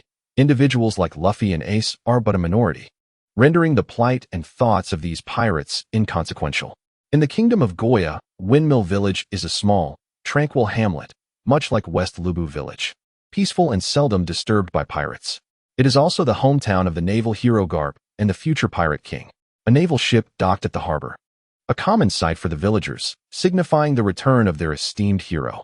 As a pirate ship slowly approached the shore, the Navy personnel, led by Garp, sprang to attention, brandishing their weapons and aiming their cannons at the pirate vessel. Just as Garp's lieutenant, Bogart, raised his hand to give the order to fire, he spotted Rodney standing at the ship's bow and immediately commanded a halt. "Mr. Joster," Bogart greeted with a nod. Rodney responded with a smile, "Lieutenant Bogart, I entrust these ruffians to you. No pirate has clean hands." "Understood. Thank you for your timely assistance," Bogart replied gratefully. Bogart immediately ordered his men to apprehend the group. The pirates offered no resistance, fully aware that defiance would be futile. They resigned themselves to being shackled by the Navy, awaiting the departure of Carp, who would take them away and cast them into prison. Is this indeed the grandson of Vice Admiral Carp? You've truly captured him, Bogart remarked in astonishment. Noticing the discontent etched on Rodney's face, as Ace, with his slightly rounded visage, appeared somewhat taken aback. Since being caught by Rodney, Ace had certainly gained weight. Having indulged in sumptuous feasts without engaging in any physical activity, attended to by dedicated servants. However, a single training session would suffice to shed this excess. His appetite rivaled that of an entire crew, compelling Rodney to hunt down 2 small sea kings along the way to replenish their supplies. So, where's Vice Admiral Carp? I have indeed captured his eldest grandson, Bogart replied, referring to the only tavern in the village. Very well, Ace, we shall take our leave. No, I refuse to meet that old codger. Ace protested weakly, attempting to resist Rodney. Alas, shackled with sea-stone handcuffs, he was no match for Rodney's strength. Are these sea-stone handcuffs? Has the grandson of Vice Admiral Carp also become a power wielder? Indeed, a Logia type. It took considerable effort to capture him. By the way, these handcuffs were procured from Colonel Smoker, who has put a bounty of 3 million berries on my head, he said, casting an apologetic glance at Bogart, whose understanding was clear. Oliver, comprehending the situation, chuckled and said, "No worries. Revoking a bounty under 10 million is quite straightforward. I shall inform them to rescind your bounty." I never imagined you could apprehend a Logia user. They had spent several days aboard a ship and were aware that Rodney lacked hockey. Thus, facing a Logia user would typically spell trouble. The fact that he managed to capture Ace was indeed surprising. Haha, fortune favors the bold. I shall take my leave now. I trust you to handle matters here. With that, he hoisted Ace onto his shoulder, rendering any of Ace's struggles utterly futile. Ace. Is that not Ace? The townsfolk at the port, recognizing him as the same Ace who had set sail just months prior, were perplexed by his sudden return, especially in such a captured state. Excuse me, sir, could you kindly direct me to the tavern? Rodney inquired of an elderly man clad in a yellow shirt adorned with hearts. The old man pointed in a direction. Walk that way, take a right. And the third house is it. But why are you capturing him? Capturing him? His grandfather instructed me to do so, Rodney replied without a second thought. The villagers, who had watched the Ace brothers grow up, would never consent to harm them. Vice Admiral Carp, you may proceed, the elders said, stepping aside. He exchanged a glance with Ace, now slung over Rodney's shoulder, and chuckled softly, leaving Ace feeling rather uncomfortable. He had set forth from Windmill Village with grand aspirations, yet returned in such a disheveled state, utterly shamed. This was not as he had envisioned. He should have returned as the Pirate King, allowing everyone in the village to behold him. Ace, the child they had known, now risen to the status of Pirate King, surpassing even that father he both revered and resented. Hey, Rodney, let me go. I refuse to return here. Over these past few days, Ace had grown familiar with Rodney. Yet no matter how he pleaded, Rodney remained unfazed, silencing him with food each time he spoke. I apologize, Ace, for the sake of my 6 powers. I must endure this. There shall be no grievances afterward, Rodney remarked. You scoundrel. You have bound me. How could there be no grievances? Once I break free from this wretched handcuff, I shall certainly give you a thrashing, Ace retorted, his gaze drifting to the familiar surroundings and villagers. Feeling increasingly humiliated and angered. Is this the place? The two arrived before the tavern, and before entering, they heard the thunderous roar of Garp. Luffy, you little rascal. How many times must I tell you? You are to become a great marine. Take this, my beloved iron fist. Ouch, Grandpa. A young boy's anguished scream echoed, accompanied by a gentle woman's voice advising, Admiral Garp, please stop. You've swollen Luffy's face. Upon hearing that Luffy's face had been injured, Ace shouted, You old fool. You struck Luffy again. Rodney, let me go. I must protect Luffy. Rodney pushed open the door, releasing Ace, and raised his fist toward the elderly man who was snoring beside the straw-hatted boy. Admiral Garp, I've brought back the person you wanted. The tavern's proprietress, Makino, was astonished upon seeing Ace. Ace, did you not venture out to sea? The other patrons in the tavern also expressed their surprise at Ace's return. With a sudden pop, Garp's bubble of snot burst, awakening him. Oh no, I fell asleep. Upon seeing his grandson still slumbering, he delivered another punch. How long do you intend to sleep, Luffy? Ah, that hurts. Let me go? Faced with the grandfather who had relentlessly beaten him since childhood, Luffy exhibited no desire to resist, indicating the indelible psychological shadow Garp had cast over him. You old fool, release Luffy. Weak and feeble, Ace could only threaten Garp with his cries. Both Garp and Luffy turned their attention to him. Garp, filled with joy, while Luffy was taken aback. Ha ha, well done. Rodney, you have accomplished your task splendidly. Would you care to join the Marines and fight alongside me? Garp laughed heartily upon seeing Ace bound, thoroughly pleased with Rodney's actions. With Garp's laughter, a notification from the system confirmed the completion of the task. The blazing flames extinguished, the 3-Tomo Sharingan activated, and 800 task points were credited. A unique chakra began to manifest within Rodney's mind, converging toward his eyes, causing him discomfort, prompting him to rub his eyes, which soon turned red. The 3 black tomos circled his pupils, slowly rotating, filled with malevolence and ominousness, catching Garp off guard. Rodney, what is wrong with your eyes? Nothing. My eyes occasionally do this, Rodney replied. Upon acquiring the Sharingan, the entire world transformed. The movements of all individuals appeared excruciatingly slow to his eyes. Despite not belonging to the Uchiha clan, he harmoniously adapted to this extraordinary vision with the assistance of the system, requiring merely time to acclimatize to the decelerated world around him. I too have succumbed to this crimson ocular affliction. Release Ace at once.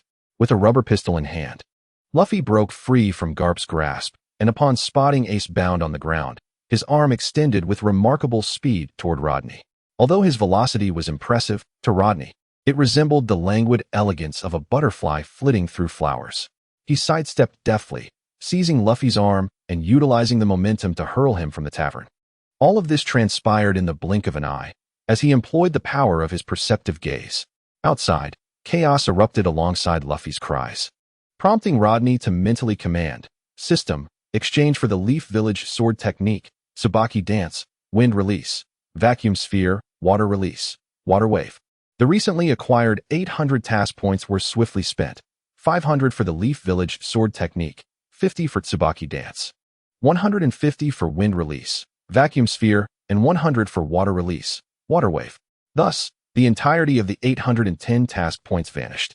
At that moment, Luffy burst back in, ready to attack, but Ace quickly positioned himself in front of Rodney, interjecting, "Wait, Luffy, you cannot defeat him." Currently, it would be exceedingly difficult for Luffy to overcome Rodney. Even with Garp's presence, he would still be bested by Rodney. He could not stand idly by, witnessing his brother being bullied. "Step aside. Ace, I must avenge you," Luffy declared with indignation, for they were brothers who shared both fortune and adversity. "I understand, but you are not his match," Ace countered, acknowledging Rodney's decent nature, albeit with a hint of greed. Based on their recent skirmish, it was evident that Rodney had not unleashed his true strength. Luffy would merely find himself on the receiving end of a beating. However, before Luffy could respond, Garp interrupted, stating, "Enough, Luffy. While Rodney's physical prowess may not rival yours, his intellect surpasses yours, making you susceptible to defeat." Grandpa, he harmed Ace. Luffy remained obstinate, fixated on a singular notion, which even Garp found futile to alter. Just as Luffy aspired to become the Pirate King, Garp's attempts to dissuade him had been in vain, a testament to the indomitable spirit of the monkey lineage. Given this, I had initially intended to teach you a lesson, to convey that blind recklessness leads to ruin. However, I am now more inclined to explore my newfound abilities. Luffy, once resolute in his beliefs, would not waver, regardless of the countless hardships he faced. Tenacity is commendable, yet relentless adversaries can be quite vexing. "Hey, Luffy, find a way to free me. You are no match for him alone," Ace urged. Noticing the spinning Tomo in Rodney's eyes, which left him momentarily dazed before continuing, "Hurry and find someone to release me." Rodney pondered. A considerable number of modifications were made to adapt to this world's system. Even the illusion techniques had been diminished. The Sharingan possesses not only the powers of insight and replication, but also the ability to release and penetrate illusions. The release of illusions relies on disrupting the enemy's chakra, thereby obscuring their 5 senses. However, in this world, chakra does not exist. Thus, the system modifies it to utilize mental energy. Illusions can only be fully enacted on foes whose mental fortitude is inferior to that of the caster. Those with comparable strength merely experience confusion, while those with superior mental power remain unaffected. The emergence of the 3-Tomo Sharingan significantly amplifies Rodney's chakra and mental strength, propelling it from Kakashi's level of 0-8 to 14.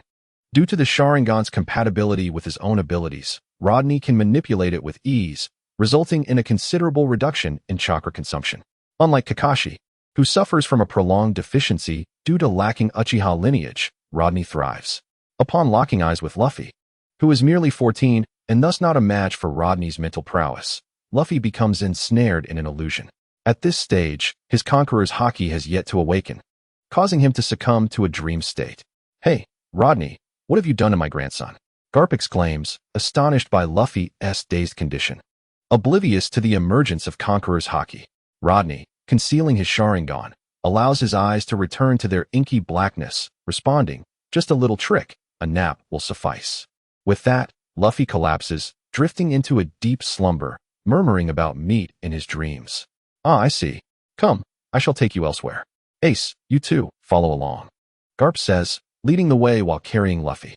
Rodney strides ahead, with Ace reluctantly trailing behind. Garp takes them to Bogart to retrieve the key for the Sea Prism stone handcuffs, releasing Ace, who instantly feels his strength returning as flames ignite from his body. A natural type fire fruit? What an extraordinary ability. Garp beams with pride over his grandson's prowess, while Bogart praises him sincerely. "Ha ha ha, it's nothing, just a trivial matter," Garp responds, swelling with pride. Rodney. The moment Ace is freed, he yearns to reclaim his honor and charges at Rodney. Fire gun. Sparks shoot from his fingertips, but Rodney deftly sidesteps, allowing the flames to land harmlessly on the open sea. Standing on the water? How is that possible? Is he one of the devil fruit users? The onlooking Navy personnel gasp in astonishment, their eyes gleaming with intrigue, including Garp and Bogart, who recognize the utility of such abilities in pursuing pirates. Fire fist. A blazing punch hurtles towards Rodney. In a flash, he completes a series of hand signs. Water release. Water surge wave. He unleashes a torrent of water, akin to a river in the rainy season. As fire and water collide, a cloud of steam erupts. Rodney swiftly follows with another hand sign. Wind release. Vacuum sphere. With a powerful compression of chakra, he expels rapid air bullets that pierce through the steam, directly striking Ace and leaving multiple holes in his body, marking the ground behind him. Water clone. The seawater conjured 5 watery doppelgangers, which intertwined and dashed towards Ace, each drawing a short blade from their legs to besiege him. Having previously suffered a setback, Ace was determined not to fall prey to the water clone schemes, shattering 4 of them with ranged attacks, only to realize that none remained. Where could they have gone? Right beneath him, a figure suddenly sprang forth from the earth, a short blade glinting ominously in the sunlight, launching a rapid series of thrusts at him. The Dance of the Camellia, an offensive technique employed by the Kagaya clan's Kamaru, soft yet supremely swift. It spelled doom for those who underestimated it. Alas, Ace's Logia-type fruit rendered him virtually invulnerable. Even being pierced through his body proved futile. A fist crashed into Rodney, flames erupting, yet he found himself striking at nothing more than a puddle of liquid. With a sudden tightness around his ankles, he sensed something grasping at his feet, and upon looking down, he discovered the sea stone handcuffs that had just been removed from him, now ensnaring him once more. Cursed fate. Ace realized he had once again lost, and in a one-on-one duel, no less. Feeling utterly frustrated, he lamented that he hadn't even unleashed his full potential before succumbing. Ha ha, Ace, your fruit's power means little in this context. Though the lad Rodney may not possess your strength, his skills are evidently far superior, Garp chuckled, watching as Rodney emerged from the soil. Well done, Rodney. Are you considering joining the Navy? Thank you for the compliment, Vice Admiral Garp. Perhaps it is time to redeem your promise, Rodney replied with a smile, entirely disregarding Garp's invitation. Not a problem. What would you like to learn? Garp responded with great generosity. I have already mastered the shave, so naturally, I wish to learn the evolved version of the moon step, and perhaps the gale foot as well. Sir, is it appropriate for you to be teaching Mr. Rodney so many of the 6 styles? Bogart, serving as Garp's aide, felt it necessary to remind the Admiral of protocol.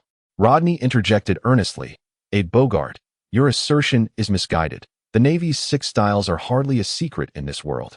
Many pirates in the New World possess knowledge of various techniques, and I am not a pirate, so there is nothing wrong with me learning. The Navy also includes defectors, and such individuals have invariably learned the 6 styles, passing them down to their subordinates post-defection. While perhaps rare in the 4 Seas or the first half of the Grand Line, many in the New World are well-versed in them. Thus, it can hardly be deemed a secret worth guarding. The Sharingan, with its exceptional perceptive abilities combined with the user's formidable capacity for learning, can effortlessly replicate an opponent's ninjutsu, taijutsu, and even genjutsu. Therefore, after Karp demonstrated the moon step and gale foot, Rodney easily memorized the essential movements, yet still found himself unable to execute them. The primary reason lies in the inadequacy of his physical condition. The cultivation of the six forms imposes certain requirements on the practitioner's body.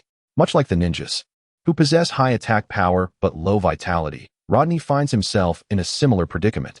Although his physique is native to the pirate world, he has not undergone substantial training. Thus, he still requires further development. He is in need of a shadow clone, yet the acquisition of such a technique demands 1,000 points, which he often forgets amidst his frequent expenditures. Currently, he can only dedicate himself to rigorous training, relentlessly enhancing his physical strength. He has already mastered the use of shave, while he continues to train in moonwalk and gale foot. Rubber gatling. Countless fists rained down, yet Rodney evaded them with ease. Shave. In an instant, he appeared before Luffy. Shadow dance leaf. A kick landed on Luffy's chin, propelling him upwards. As Luffy soared into the air, Rodney maintained a parallel position behind him, twisting his body to deliver a strike to Luffy's abdomen. Whirlwind lion strike. Boom. Luffy was sent crashing into the ground, rising to brush off the dust and exclaiming, "That was close. You're really strong." His expression turned serious as he adjusted his straw hat. Having been easily defeated by Rodney's Sharingan previously, Luffy, unwilling to concede, issued a challenge. Initially, Rodney declined, but ultimately, he succumbed to Luffy's persistent entreaties. Thus, the current situation unfolded. The powers of the rubber fruit render Luffy immune to blunt force. Rodney lacks haki, and his punches and kicks have no effect on Luffy. Consequently, he drew out shurikens and kunai, positioning them between his fingers, and hurled them towards Luffy. The shurikens collided mid-air, altering their trajectories. With the newly acquired mastery of his Sharingan, Uchiha's shuriken technique became increasingly effortless, effectively blocking Luffy's escape routes and leaving only a direct path ahead. As anticipated, upon realizing that all his escape routes were sealed, Luffy charged forward, forming hand seals, fire release, grand fireball technique. Intense heat surged towards him, and with wide eyes, Luffy leaped into the air, only to witness Rodney forming hand seals once more. In a mere breath, a barrage of small fireballs erupted forth. Fire release, Phoenix Fire. Panic set in as Luffy found himself unable to evade in mid-air, grappling with uncertainty. At just 14 years of age, his combat experience was limited, yet his instinct to brawl prevailed. Gritting his teeth, he disregarded the possibility of his rubber body withstanding the searing flames of chakra and charged headlong into the assault. The Phoenix Fire ignited his clothing, yet miraculously spared his straw hat. Indeed, the straw hat must be the true essence, he mused. Rubber pistol. His arm elongated, striking Rodney with tremendous force, only for it to transform into mere wood amidst a cloud of white smoke. Ha ha ha. That little fool Luffy. Rodney had already escaped. Too young still, Karp chuckled heartily beside him, having sensed Rodney's preemptive signal and witnessed his swift disappearance, leaving behind a mere wooden dummy to mislead Luffy.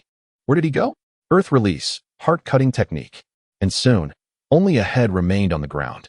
Let me go, release me at once, Luffy shouted, brushing off the dust from his body. Rodney paid him no heed. While the earth manipulation technique was indeed effective, it left him covered in dust each time, making bathing quite a hassle. Did you see that, Ace? Rodney prefers to use his head in combat. You all rely too heavily on your abilities. This is where you falter, Rodney. Would you consider joining the Navy? Your skills would be quite suitable for naval service. Karp persistently extended an invitation to Rodney, only to be met with an immediate refusal. Ace chimed in. Let me go, you old man. I want to set sail. His hands were shackled with seastone handcuffs. Although he could move freely, the sensation of weakness was truly discomforting. Call me Grandpa, Karp exclaimed, delivering a playful punch that left a smoldering mark on Ace's head. You little rascal. Why won't you call me Grandpa? I too desire the affection of my grandson. Rodney, why not take his place as my grandson? Karp's mind seemed a bit unhinged. He truly resembled Luffy's grandfather. It was a mystery how he fathered the exceptionally intelligent dragon, and even more puzzling how Dragon could have sired the emotionally stirring Luffy. Perhaps it was the mother's genes that were inherited? The Karp lineage had undergone a remarkable evolution in Luffy. No, Rodney stepped back, gazing towards the sea, where a large ship appeared to be approaching the shore. His eyes manifested the Sharingan, significantly enhancing his vision, allowing him to clearly discern the ship's flag and its crew. The Blackbeard pirates. Ace, your crew has arrived. What? Ace was overwhelmed with emotion, suddenly recalling Carp's presence, and exclaimed, "No, they cannot come here." Carp also turned toward the sea, laughing heartily. "Ha, Ace. It seems you have gathered quite a reliable crew." A crew that would not abandon their captain at sea was indeed a precious treasure for any leader. Ace had certainly chosen wisely. Of course, Ace replied proudly, then saw Carp, garbed in his justice cloak, striding towards the harbor. He was taken aback. "Wait, old man, where are you going?" "Isn't it obvious? A band of pirates has arrived. As a Marine Vice Admiral, I must intervene." Ace rushed forward but was thrown back by Carp. Rodney helped him up, and Ace looked at him earnestly. "Rodney, let me go. I must save them." He was unaware of Carp's true strength. All he knew was that Carp was stronger than him, stronger than his father whom he both revered and resented, stronger than all his crew members. If Carp intervened, his crew and friends would only be captured. Rodney regarded him thoughtfully.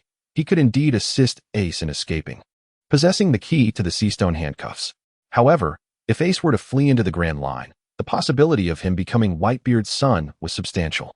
This was someone who had never experienced paternal love. After feeling it from Whitebeard, he could easily become his son.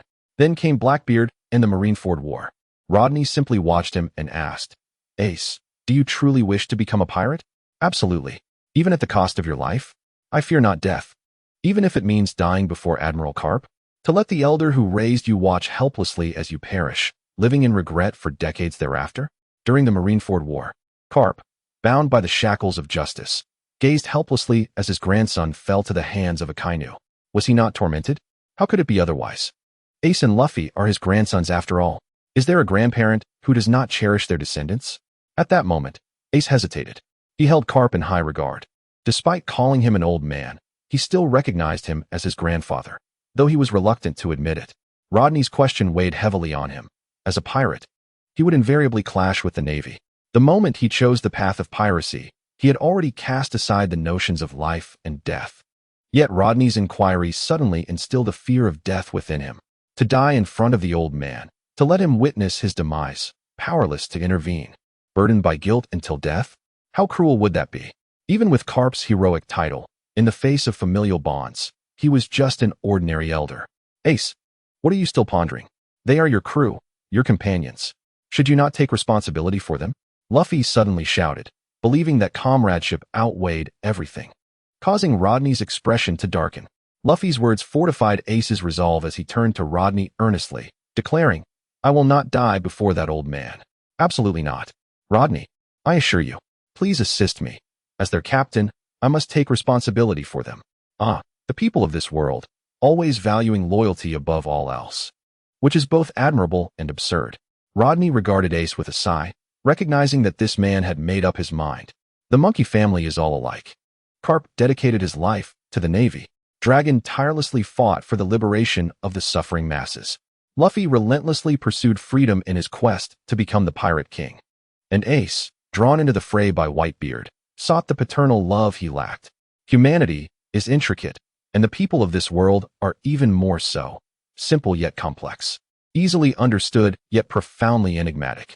Ace revered his mother, a remarkable and honorable woman who, to ensure his birth, employed extraordinary means, enduring 20 months before finally giving birth to him at the cost of her life upon Carp's arrival. He loathed his father for her death, despite being the Pirate King. A man who conquered the seas and the most free of all, he could not protect his wife. Had it not been for Carp, perhaps he would have perished long ago. Yet, he respected Roger, for he had conquered the seas, accomplishing the unprecedented feat of circumnavigating the globe, becoming the freest man of all. This earned Ace both respect and yearning. He aspired to become the Pirate King, to prove his strength, to demonstrate that he was not inferior to Roger, and to honor his lineage. Words are futile. Let me simply state, I can assist you, but you must agree to one condition, a condition that you must uphold. This is a pact among men. Ace gazed earnestly into Rodney's blood-red eyes and declared, "Speak, and I shall abide by your word. Upon entering the Grand Line, should we encounter the Whitebeard pirates, do not join them. Is that acceptable?" How could I possibly join another pirate crew? I set sail to become the pirate king. We shall discuss this once you have withstood Whitebeard's act of adopting sons. It is I who shall undoubtedly become the pirate king.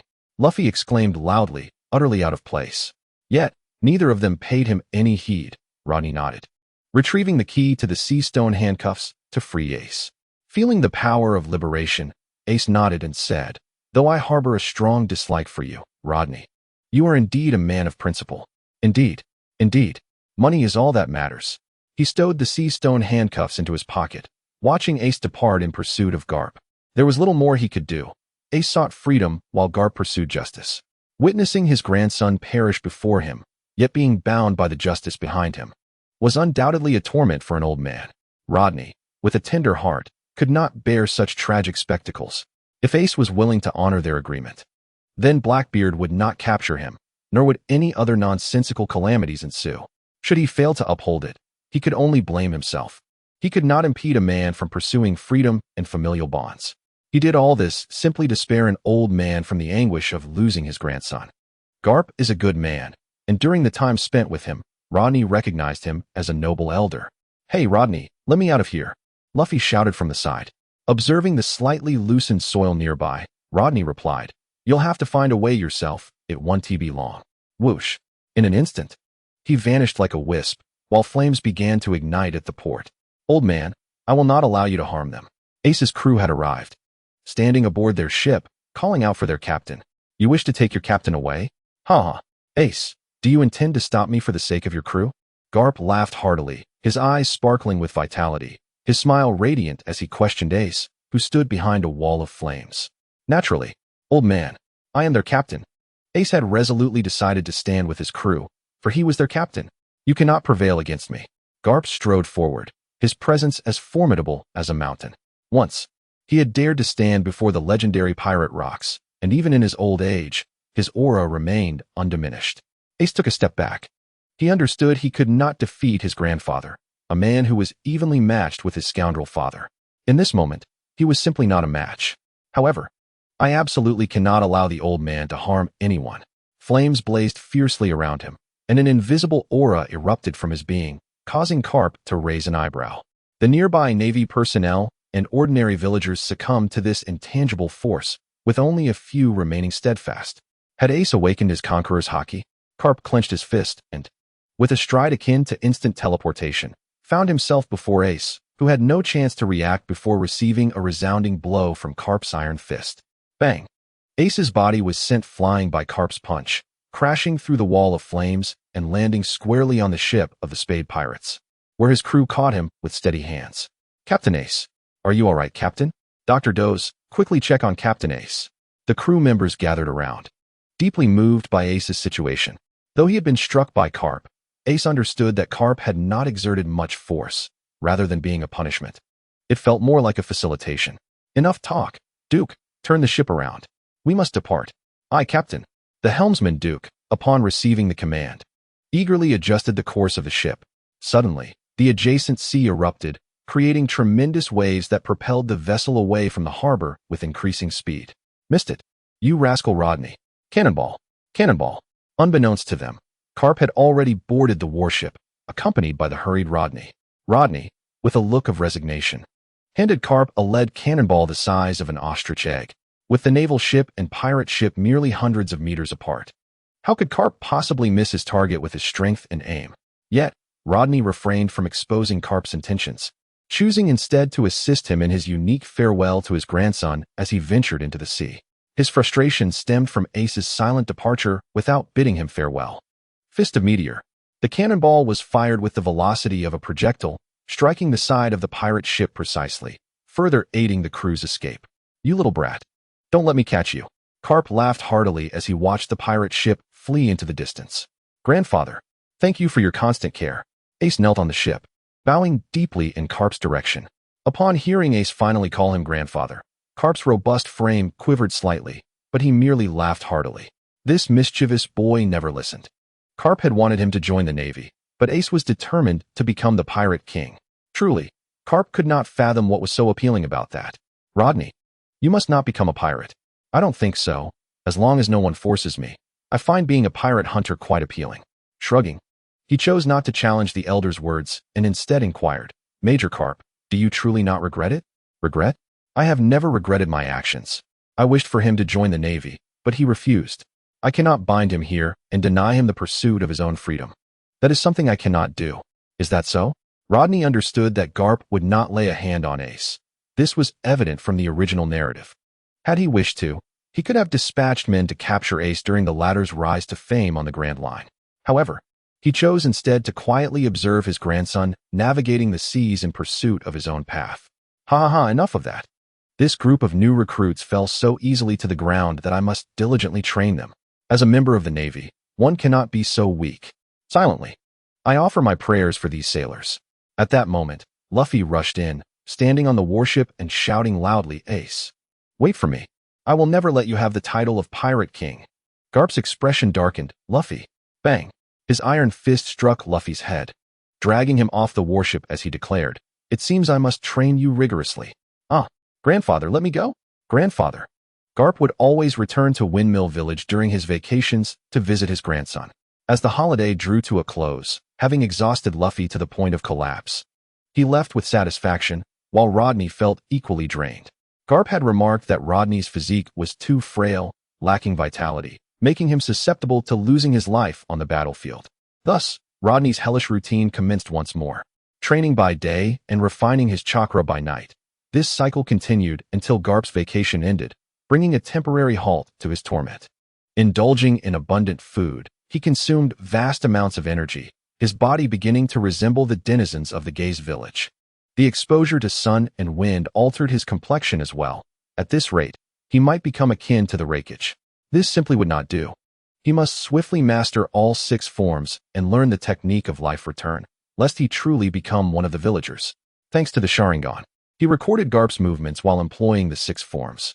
If he could learn them and integrate them, the possibility of mastering life return would be significant. However, first, he needed to learn the 6 forms. Why hadn't he chosen the shadow clone technique initially? Oh, he recalled it was because it was too costly. Damn it. I need to undertake a mission. Ding. Mission issued. Is it really that easy? Mission: assassinate the pirate Clive Chaser. Mission rank: D. Reward: 100 mission points. Clive Chaser? Who is that? On the warship, Rodney inquired of Vice Admiral Bogart about this individual. Before associating with Garp, Bogart was part of CP3, specializing in intelligence. After a moment of thought, he replied, Clive Chaser, captain of the cannon pirate crew, with a bounty of 11 million. He commands the ship with the most cannons in the East Sea and leads 1,000 pirates. 2 months ago, he appeared in Guerrero Village in the East Sea, where Colonel Smoker attempted to confront him, but Chaser managed to escape. To evade Smoker's grasp demonstrates some skill. Smoker is among the top-tier fighters in the East Sea, and with his Logia-type devil fruit combined with the Navy's 6 forms, he could easily dominate the region. Only the captain of the Dragon pirate crew might stand a chance against him, but given enough time, he would indeed prove to be no match. Without Haki or Sea Prism Stone, a Logia-type devil fruit user is virtually invincible. To escape is indeed a remarkable skill. What? Are you planning to take action against him? Asked Lieutenant Bogart. Rodney smiled and replied, naturally. A positioning map of the target materialized on the screen before them. The vastness of the ocean rendered it nearly impossible to locate a person without assistance, thus making the need for precise coordinates apparent. Have you forgotten that you are a pirate hunter? Where do you intend to capture him? Lieutenant Bogart inquired. First, I shall inquire at the nearest naval base, Rodney stated. Thank you for your hospitality these past few days. With that, he leapt from the ship and walked upon the water. Has the lad departed?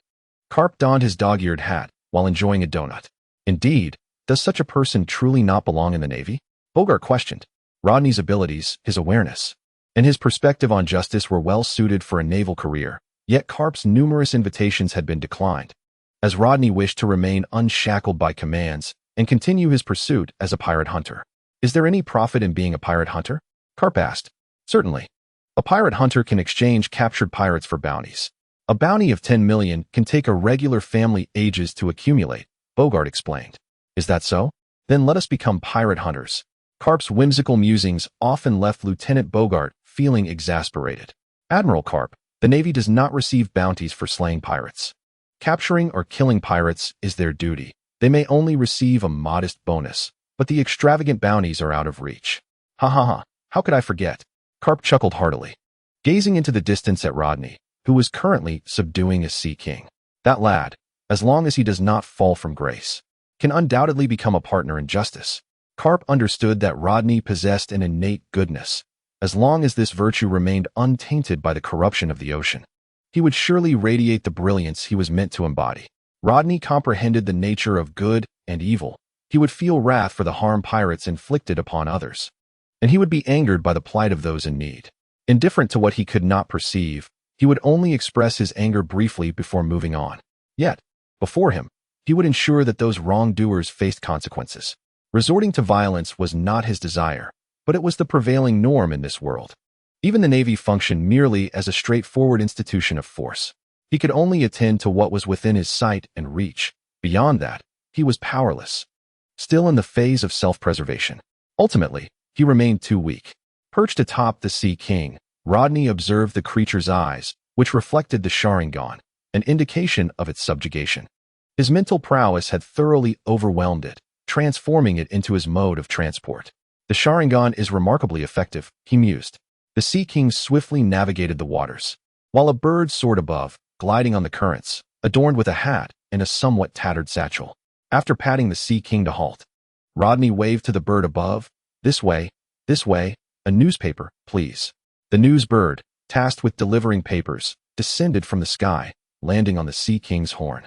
Remarkably, it used its wings to produce a newspaper, and Rodney placed 100 berries into the bird's satchel. It is worth noting that 100 berries could procure 2 choppers. With only a handful of coins, Chopper is engaged in ventures worth billions. One cannot help but feel a pang of sympathy for him. As the newsbird takes flight, the Sea Kings continue their journey, turning their backs to the newspaper in hand. The World News Economic Agency consistently uncovers a plethora of stories from around the globe, and Morgan's can be aptly described as the preeminent tabloid journalist, exhibiting unparalleled dedication. Only the most significant news makes it to the pages of his World News, such as the tale of a member nation of the world government in the New World, which, unable to endure the oppression of corrupt aristocrats, resolutely ignited a rebellion. The narrative is richly detailed, chronicling the uprising's process and outcome, subtly hinting at the presence of revolutionary forces. The choice of words is meticulous and the prose ornate, truly befitting one who thrives in this profession. A wanted poster? Is this fellow Ace? Nestled within the newspaper is a wanted notice, adorned with Ace's smiling visage. Poor gas D. Ace, with a bounty of 50 million berries, dead or alive. This individual has spent merely 2 months navigating the Grand Line and has already carved out a name for himself. How remarkably swift. Shaking his head, one can only hope he adheres to their agreement. The wanted poster flutters away, while Rodney remains engrossed in the news. Traveling is rather dull. The next time he encounters a town, he should certainly purchase a few books, lest he succumb to utter tedium. The newspaper predominantly covers matters concerning the New World, with scant details about the first half of the Grand Line. The pirate graveyard is not merely a name, it is a focal point for the Navy, guarded by the 7 warlords. Few pirates emerge alive from there to reach the Sabaody archipelago, having traversed Fishman Island, yet those who do are formidable, often schooled by the subordinates of the 4 emperors in the New World. Within this realm, the 4 emperors wield absolute authority. New pirates must either submit or challenge. Submission may lead to survival, while challenge only results in demise. The newspaper recounts the tale of an audacious individual with a bounty of 530 million, who foolishly dared to confront Big Mom, only to be swiftly dispatched by her first mate for inadvertently consuming her cake, resulting in a devastating punch from Big Mom herself. Of course, if one can catch the eye of a 4 emperor, survival is possible. If Whitebeard takes a liking to you, he may adopt you as a son. Should Big Mom favor you, you might be welcomed as a son-in-law, or if your bloodline is exceptional and you possess strength, as a husband. If Kaido finds you agreeable, you may become his subordinate. Otherwise, the thunderous warning beckons you to the mines as a laborer. If Shanks takes a shine to you, he might invite you for a drink. Having perused the newspaper, Rodney feels a sense of ennui. He still has a considerable distance to travel towards his goal. Several days yet ahead, ensuring that he will be exceedingly bored during this time. He must make a point to acquire some books in the future, though he harbors uncertainty about the literary quality of novels in this world, hoping they prove to be engaging. In the East Blue, at Sherlock Village, a band of pirates has encircled the settlement. On the sea, pirates are synonymous with freedom, yet they are indolent and unproductive. Treasure does not spontaneously manifest aboard their ships. Consequently, from where do their daily expenditures derive? Naturally, they plunder from the ordinary populace. The pursuit of treasure is a venture undertaken by a mere few. After all, where in the vast world would one find an abundance of treasures to seek? To hoard wealth rather than lavish it is a sign of madness, is it not? The cannon pirate crew, naturally, does not embark on treasure hunts. They opt for a more expedient and advantageous method: plunder.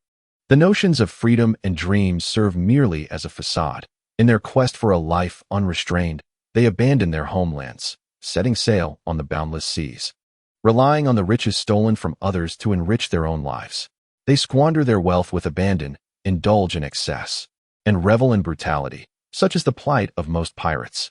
Come, support our cannon pirate crew. Once our captain ascends to the throne of the pirate king, we shall reward your village handsomely.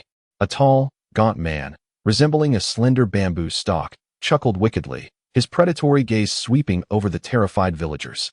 The companions surrounding him bore unmistakable signs of malice. Their eyes mirrored an utter lack of scruples, scanning the crowd for women to alleviate the tedium of their voyage.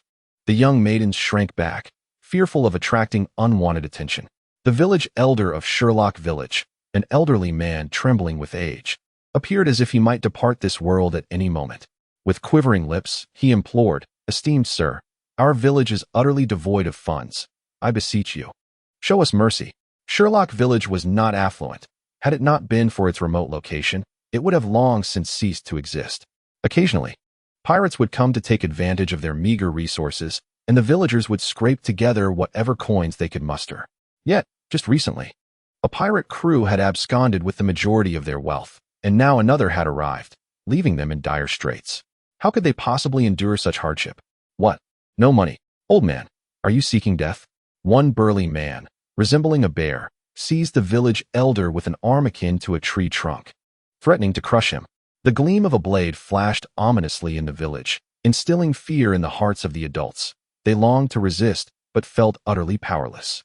In this era of piracy and turmoil, it was the common folk who bore the brunt of suffering. "Who is Clive Zyaso?" A sudden voice rang out from behind. The pirates turned to see Rodney approaching, dragging two hefty men behind him.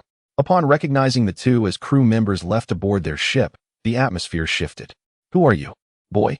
The bear-like man flung the village elder aside, where he was caught by a young villager, and strode toward Rodney, his massive hand swiping towards him. Faced with a man towering over him, Rodney could only shake his head in exasperation. The nutrition in the pirate world had evidently been generous. With a swift punch to the man's exposed abdomen, the brute was sent flying, crashing into a tree and falling unconscious.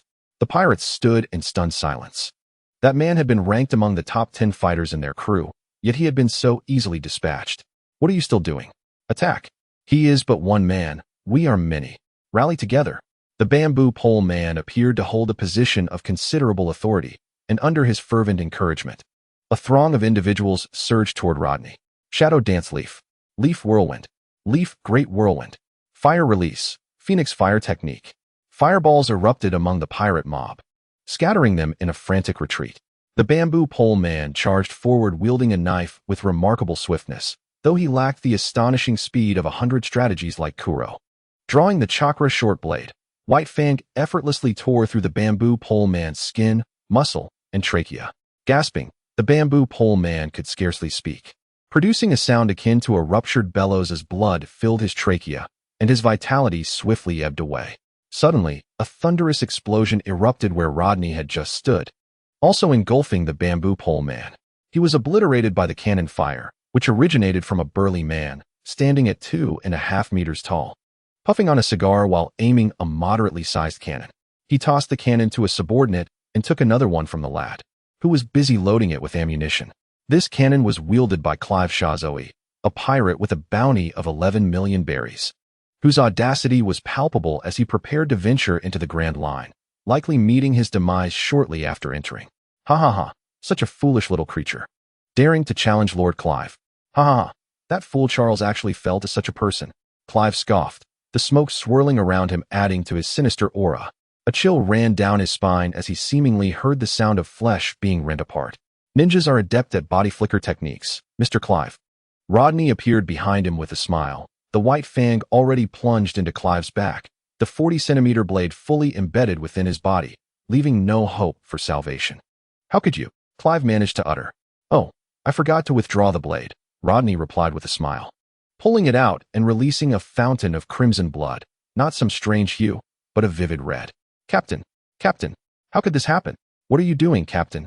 The pirates gazed in disbelief at their ambushed leader.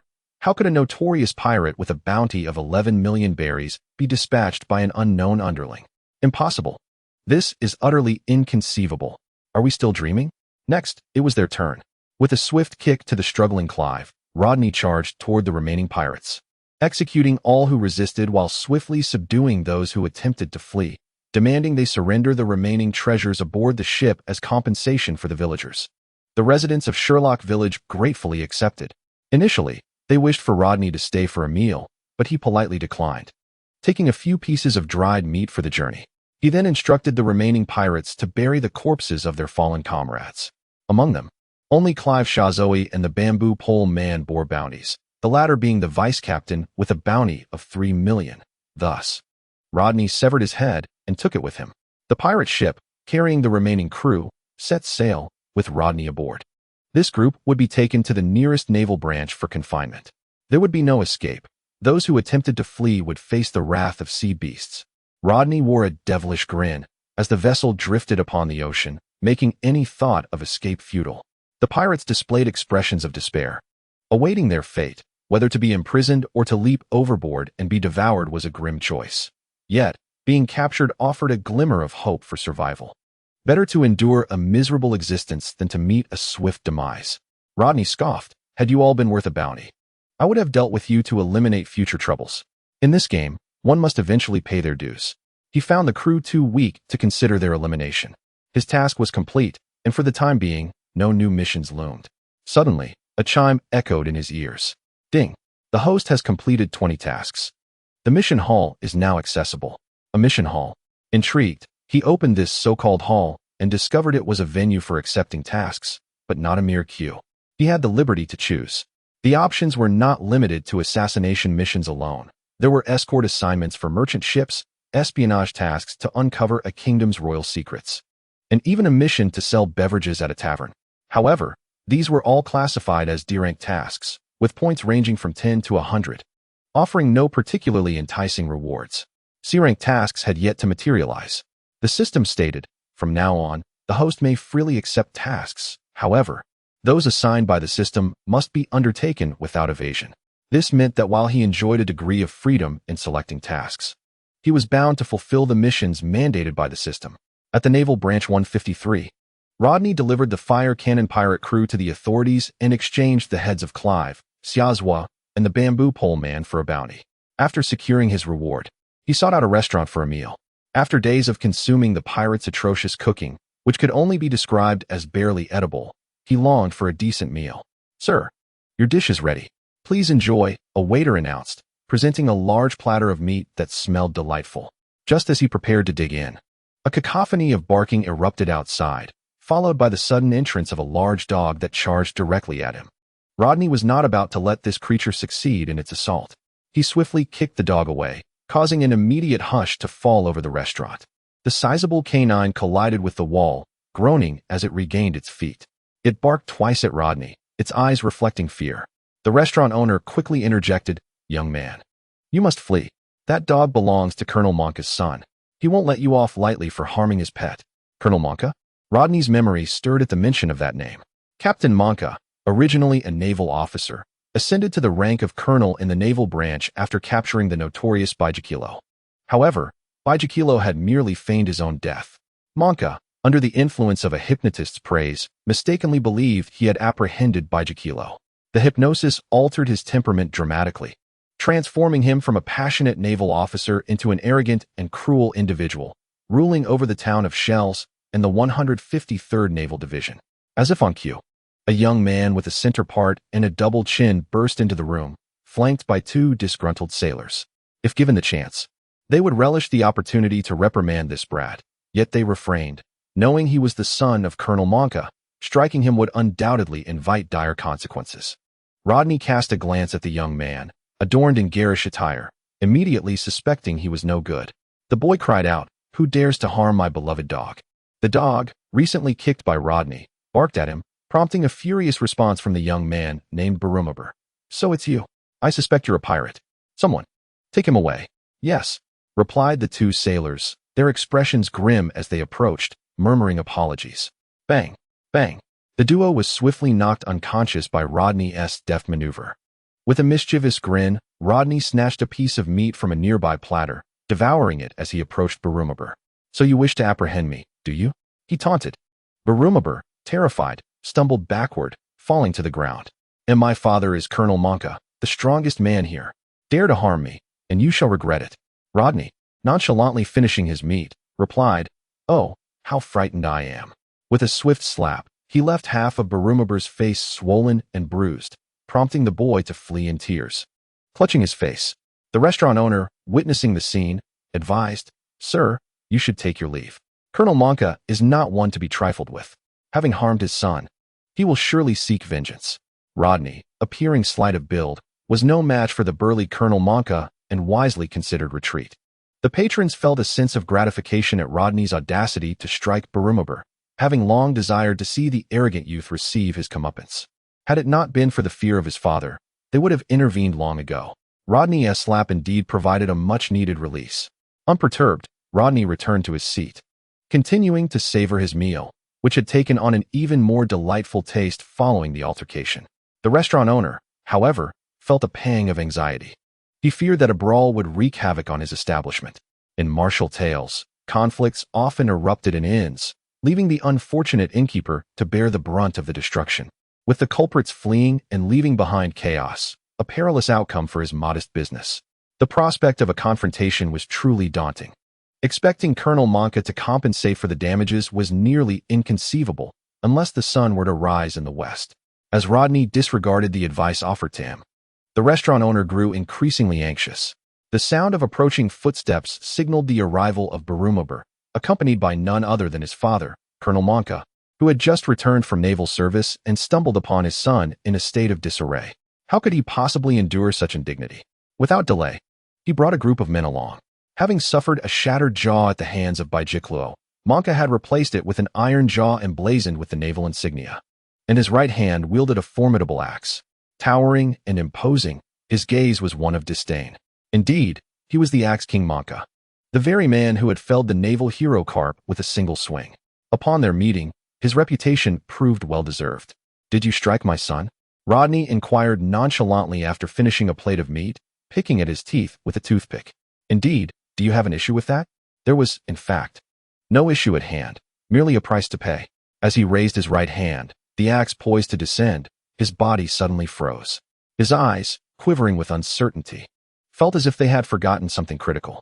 Yet, the precise nature of that forgotten memory eluded him. Within his crimson irises, 3 black tomo began to whirl slowly, shattering the false memories that had taken root, replacing them with the haunting recollections of that bloody night. His towering form wavered before collapsing to the ground. "Boss, here's the payment for the meal," he muttered, tossing a bill onto the table, and departed, leaving the naval officers present too intimidated to intervene. He had liberated Colonel Monka from the hypnosis cast by the hypnotist Zhang, allowing him to confront the truth of that fateful night. The extent of any ensuing transformation rested solely upon Monka himself. At the very least, he would no longer carry himself with such arrogance and disdain. The restaurant fell into an eerie silence, the patrons holding their breath in trepidation, fearing for Colonel Monka's well-being. Dad, wake up. Please don't scare me like this," Barumabur pleaded. After a thorough examination, the naval officers confirmed that Colonel Monka was merely unconscious and unharmed. "Young Master Barumabur, there's no need for concern. Colonel Monka has simply fainted. It's nothing serious. You needn't worry excessively." "Then what are you waiting for? Get my father back on his feet," Barumabur urged. The naval officers, begrudgingly cursing under their breaths, complied and hoisted Colonel Monka back to safety. The mission: escort the merchant ship to Kokoral village. Mission rank: D. Mission reward: 20 task points. Thus, the task commenced in an orderly fashion. The escort mission posed little difficulty, even bordering on leisure, allowing him ample opportunity to train aboard the ship to enhance his physical prowess. In the world of pirates, honing one's body could indeed lead to the pinnacle of strength. Consider Carp's youth, when he stood alongside Roger's crew against the ruthless Rocks pirates. It is noteworthy that the Rocks pirates boasted formidable members, including the likes of Gold Lion, Whitebeard, and the young Big Mom and Kaido. Yet, they managed to overthrow this legendary pirate crew through sheer might. On Roger's ship, no one consumed the devil fruit, and Garp had no need for such things. This illustrates that honing one's physical prowess can indeed place one among the strongest in this world. The 8 gates must be learned expeditiously to elevate his body to a heightened state, allowing him to unlock the 7th gate, which signifies the pinnacle. The 8th gate, however, is reserved for moments when one is prepared to engage in mutual destruction. It would be foolish to activate it otherwise. Yet, he feels that in this lifetime, he may never encounter such an opportunity, for he does not wish to meet his demise just yet. Training in the 6 styles is also part of his plan, albeit requiring a gradual approach. His body indeed necessitates further strengthening before achieving mastery. Fortunately, with the Sharingan, he can grasp the crucial points. Otherwise, he would struggle to capture the essence. Garp's movements have been etched into his memory, leaving only his frail physique as a hindrance, a common shortcoming among many ninjas, who often possess high attack power but low endurance.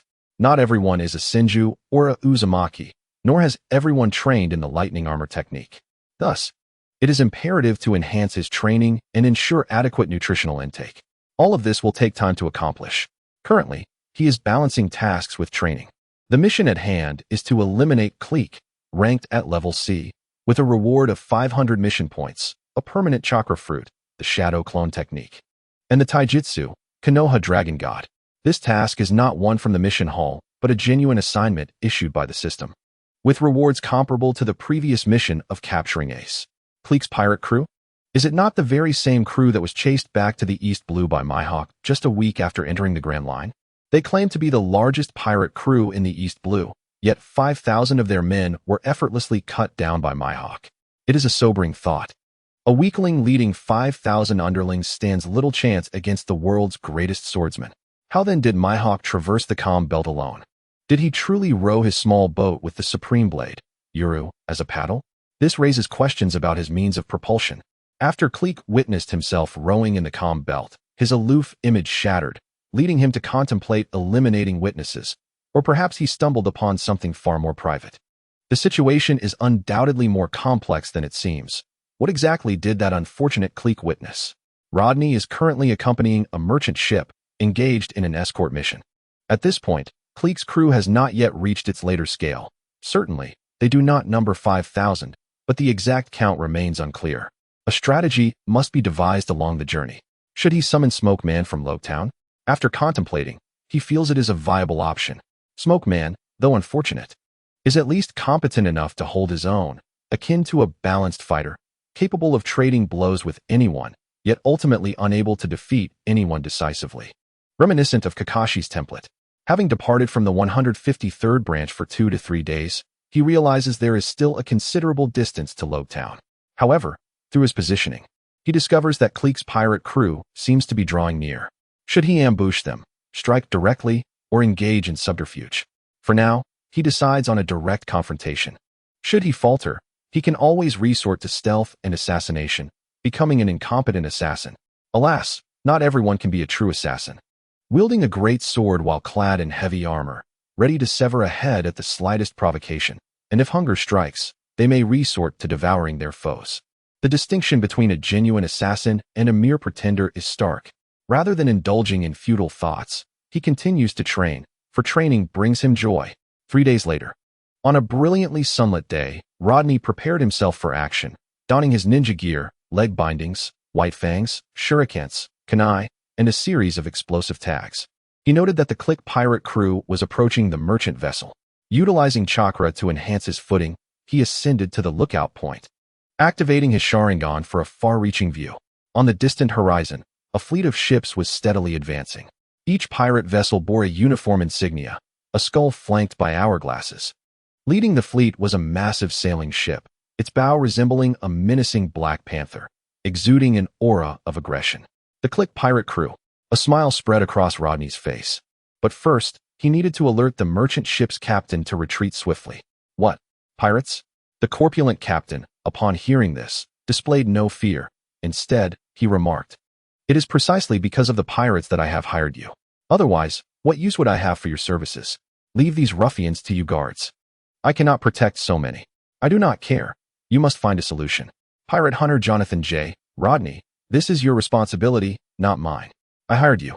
So you must devise a plan, he declared, disdain evident in his expression as he gestured rudely at Rodney with his thick, carrot-like fingers. Are you insane? Rodney thought, wishing to hurl his slipper at the captain's overly large face. With a fierce glare, he activated his Sharingan's genjutsu, compelling the captain to issue orders to halt the fleet. Shaking his head, he exited the room, and under the captain's command, the fleet came to a standstill. There was not just one merchant vessel, several followed behind. Daily ferrying goods, local specialties, tobacco, wine, and various other items. The captain, albeit rotund, was of decent character, refraining from dealing in illicit goods. Each day, the ships were guarded. Yet, from Rodney's assessment, they seemed incapable of defending themselves, indicating that the guards were merely there to collect a paycheck. The merchant ship was not a passenger vessel filled with people. Aside from the primary crew, there were merely 100 individuals aboard in total. In a real confrontation, it was uncertain whether he could protect them all. Rodney nodded, leaping from the ship and onto the tumultuous sea. His body rose and fell with the waves as he tread upon the water's surface. This time, the Sea Kings were conspicuously absent, much to his frustration, as he had hoped to capture one to serve as free labor. Disappointed, he remained vigilant, for the considerable distance afforded him ample opportunity for action.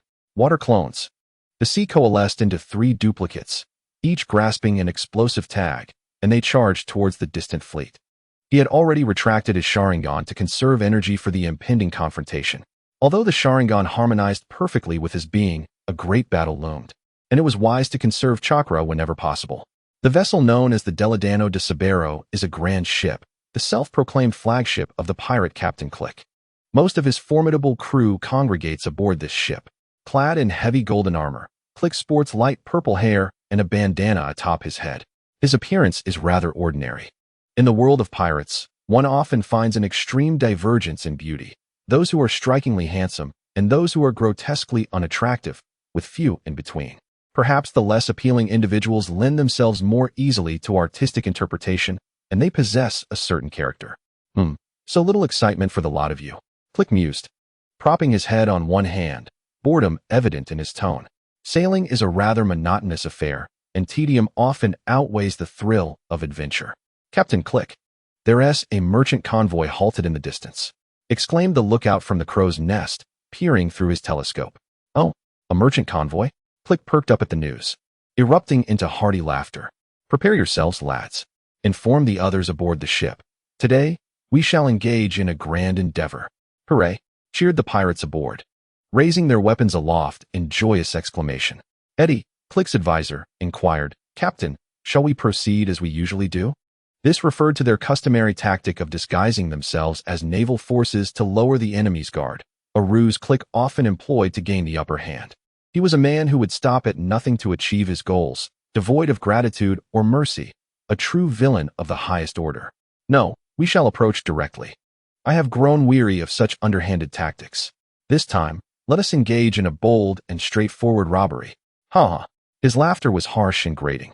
As his mirth echoed across the ship, the crew joined in the raucous laughter. Click was correct. Employing such deceitful methods had lost its charm. How exhilarating it was to rob openly.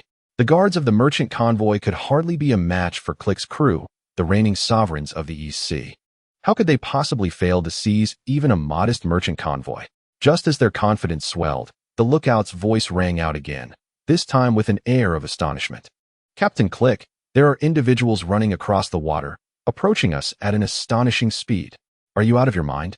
What nonsense are you spouting? No one can run on the surface of the sea. This is the ocean, a somewhat esteemed pirate scolded. How could you lack such basic knowledge? The lookout retorted. Damn it, Beck. I am not inebriated. I see clearly. There are 4 of them, and they look exactly alike. Are they looking at me? Click, unfazed, replied. They must be users of a devil fruit. It is of no consequence. We are the Click pirates, the rulers of the East Sea. A mere devil fruit user cannot hope to challenge us. They are all landlubbers. They cannot be invincible. We merely need to push them into the sea. Sniper, take them down. At your command, Captain Click. Bang. A gunshot resounded aboard the ship, slicing through the air like a whisper. Scatter, commanded Rodney, and the water clones dispersed, darting towards other pirate vessels. Rodney, however, fixed his gaze upon the largest flagship. His presence was swiftly detected, and after an initial miss, a torrential barrage of bullets ensued. The Sharingan manifested in his eyes, seemingly slowing the velocity of the lead projectiles in the air. He calculated their trajectories in his mind, his body instinctively responding to evade the onslaught, all occurring in the blink of an eye. Useless! Useless! Shoot him! Turn him into a sieve! Roared Cleek, witnessing the incompetence of his crew. At once, the panicked pirates, drenched in cold sweat, continued to fire upon Rodney and his water clones, only to have their efforts effortlessly dodged. Hand me the gun. Cleek, infuriated by the ineptitude of his subordinates, snatched a firearm and aimed at Rodney. The distance was nearly closed. The water clones hurled shuriken embedded with explosive tags, embedding them into the pirate ship. What is that? A pirate peered over the railing, curiosity piqued by the shuriken. Suddenly, the explosive tag ignited, followed by a resounding boom. The once sturdy hull succumbed to the explosion, creating a gaping hole through which the sea surged in, flooding the ship's interior. We're taking on water. Abandon ship. Quickly, abandon ship. Without a second thought, the pirates leapt into the sea, swimming towards other vessels. The massive breach left no hope for repair. They had no choice but to forsake their ship. Boom, boom, boom. A series of explosions erupted around the fleet as the water clones moved with remarkable speed, affixing explosive tags to the hulls of nearby ships, breaching them to let in the sea, forcing the pirates to surrender their vessels. A fleet of over 1,000 was thus effortlessly dismantled. The primary advantage of Cleek's crew lay in their numbers, yet at sea, the most vital asset was the ship itself. Without a vessel, one could not even venture forth. The ships of the East Blue were not crafted from the exceptional materials of Water 7, making them remarkably susceptible to destruction. In a mere moment, the sea resembled a pot of dumplings, with countless heads bobbing in the water. Rodney paid no heed to their fates. Their survival depended solely on their own fortunes. Having chosen the path of piracy, they must accept the peril of the sea. In the world of the wandering, one cannot escape the blade. They must bear the consequences of their actions. Cleek, save us. Let us aboard, Cleek. I do not wish to die. Please, Cleek, allow me aboard. I am your most loyal subordinate. The desperate pirates pleaded to board Cleek's ship, the last remaining vessel, as the other 10 or so ships had been obliterated by Rodney. Their only hope for survival lay with Cleek's ship. Get down. All of you get down. You worthless lot. Not a single one shall be taken aboard. Where the hell is that damned thing? Initially, Cleek would accept a few distressed crew members, but soon he ceased to admit those he deemed worthless, instead ordering the expulsion of those attempting to board. Although the ship was vast, it could not accommodate 1,000 or 2 souls, and that individual would undoubtedly find a way to ascend, making combat increasingly difficult with an overabundance of people. As for the notion of loyalty, he had no need for it, for he held no trust in his crew. His dominion over them was not founded on camaraderie, but rather on fear and wealth. A firm hand coupled with a sweet reward. Instilling dread in his crew sufficed. Nothing else warranted his attention. Lives were expendable, and replacements could be found. Yet first, he must eliminate the scoundrel who had severely crippled his fleet. There he is, shouted one of the pirates beneath him. Rodney defied gravity, sprinting up the nearly vertical hull with the fervor of one resurrected, firmly standing upon the ship's rail, his eerie crimson eyes sweeping across the deck, instilling profound terror in many a pirate. Fire! Cleek commanded with ruthless decisiveness, and his armed subordinates drew their weapons, shooting accurately at Rodney's form, reducing him to a mere liquid state. Indeed, liquid, a mere water clone. Meanwhile, the true Rodney surged into the fray from another direction, accompanied by the remaining 2 water clones. Water release, water surge. The sea surged violently, sweeping numerous hapless souls off the deck. Fire release, Phoenix fire technique. Fire release, great fireball technique. The Phoenix fire ignited the sails, while the great fireball barreled into the crowd, resulting in a devastating explosion that claimed many lives. This is madness. The great fireball is killing people, seeking death. Clique's first mate, the formidable combat chief of the Clique's pirate crew, the demon Akin, swung his dual iron crutches, each topped with a lethal iron ball capable of snuffing out an ordinary life with a single blow. The iron balls spun rapidly, enhancing their destructive power through centrifugal force. As he agilely charged towards the genuine Rodney, not because he had discerned the clone technique, but rather due to fortuitous timing. Clang! The blade of White Fang, imbued with wind chakra, met Akin's iron balls, igniting a shower of sparks. Yet, had Akin paused to inspect his weapon, he would have noticed a shallow cut etched into the iron ball. White Fang effortlessly parried Akin's onslaught. Each of the latter's strikes bore immense weight, amplified by the centrifugal force he wielded, yet Rodney found the encounter far from arduous. His perceptive acuity was unparalleled, the Sharingan capturing Akin's movements, processing them within his mind, and anticipating his strikes, allowing him to easily counterattack and nullify Akin's forceful blows with more efficient maneuvers. Akin felt as if each punch landed upon a cloud, rendering him utterly impotent. How could this be? This man is on par with the chief? Unbelievably strong. Chief, you must prevail. We must vanquish him. Indeed, Chief. We are the Clique's pirate crew, the strongest pirate crew in the East Sea. One of the water clones curled its lips in disdain, delivering a powerful punch that sent a nameless foe sprawling. The strongest? Perhaps in numbers, it quipped. Struck at a vulnerable point, the pirates found themselves at a loss for words, resorting to reckless assaults. Under the onslaught, the two water clones swiftly dissolved into pools of seawater. The water clones were rather fragile, akin to shadow clones, lacking robust defensive capabilities. Only Rodney remained engaged in combat with the demon, Akin. Clique narrowed his eyes, observing that Akin had clearly fallen into a disadvantageous position. Contemplating whether to take a shot, he dismissed any concern for Akin's safety. In his eyes, trading a subordinate for a formidable adversary was a worthwhile exchange. Nonetheless, Akin still held considerable value, prompting Clique to bide his time. Bala, assist Jean, he commanded. Yes, Captain Clique. Allow Iron Wall Bala to demonstrate what true cruelty entails.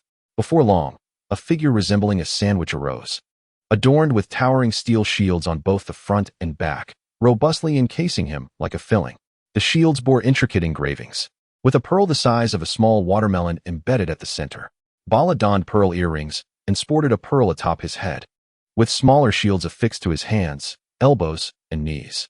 Iron Wall Bala, the strongest defender of the Clique pirates, grinned as he clashed his shields together, exclaiming, "Since you've encountered me, your luck today is decidedly negative." Rodney, feeling the urgency to conclude the battle, activated his Sharingan to exploit the openings in Akin's defense. His blade, White Fang, gleamed under the radiant sunlight, with a thin layer of wind chakra enhancing its cutting edge, capable of cleaving through gold and stone. With a sudden surge of power, he struck, severing Akin's iron ball weapon. Akin's eyes widened in disbelief, mirrored by the astonishment of those around him, as if witnessing something utterly extraordinary. At that moment, someone recognized Rodney and exclaimed, "I know who he is. The recently risen pirate hunter, J. Rodney." Rodney turned, wearing a self-assured smile that masked a more sinister intent. "Oh, you know me? Excellent. For those who wish to survive, embrace your heads with both hands and face the ship's railing." Bang! Akin drew a firearm and fired at him. In an instant, Rodney vanished, reappearing behind him, his white fangs slicing downwards with precision. Regardless of Akin's reputation, Rodney was determined to eliminate him first. Akin, a ruthless pirate, would show no mercy, even if his enemies pleaded for their lives. Though he valued loyalty, this was not a reason for Rodney to spare him. Shaking the blood from White Fang, Rodney felt the rush of wind as Iron Wall Bala charged at him fearlessly, swinging his shield with great force towards Rodney's face. Rodney leaned back, evading the blow while deftly affixing an explosive tag to the shield before swiftly retreating. Boom! Iron Wall Bala retreated continuously, the fatty flesh between the two large shields trembling violently from the explosions, as if his body had been struck by a heavy hammer, causing immense discomfort.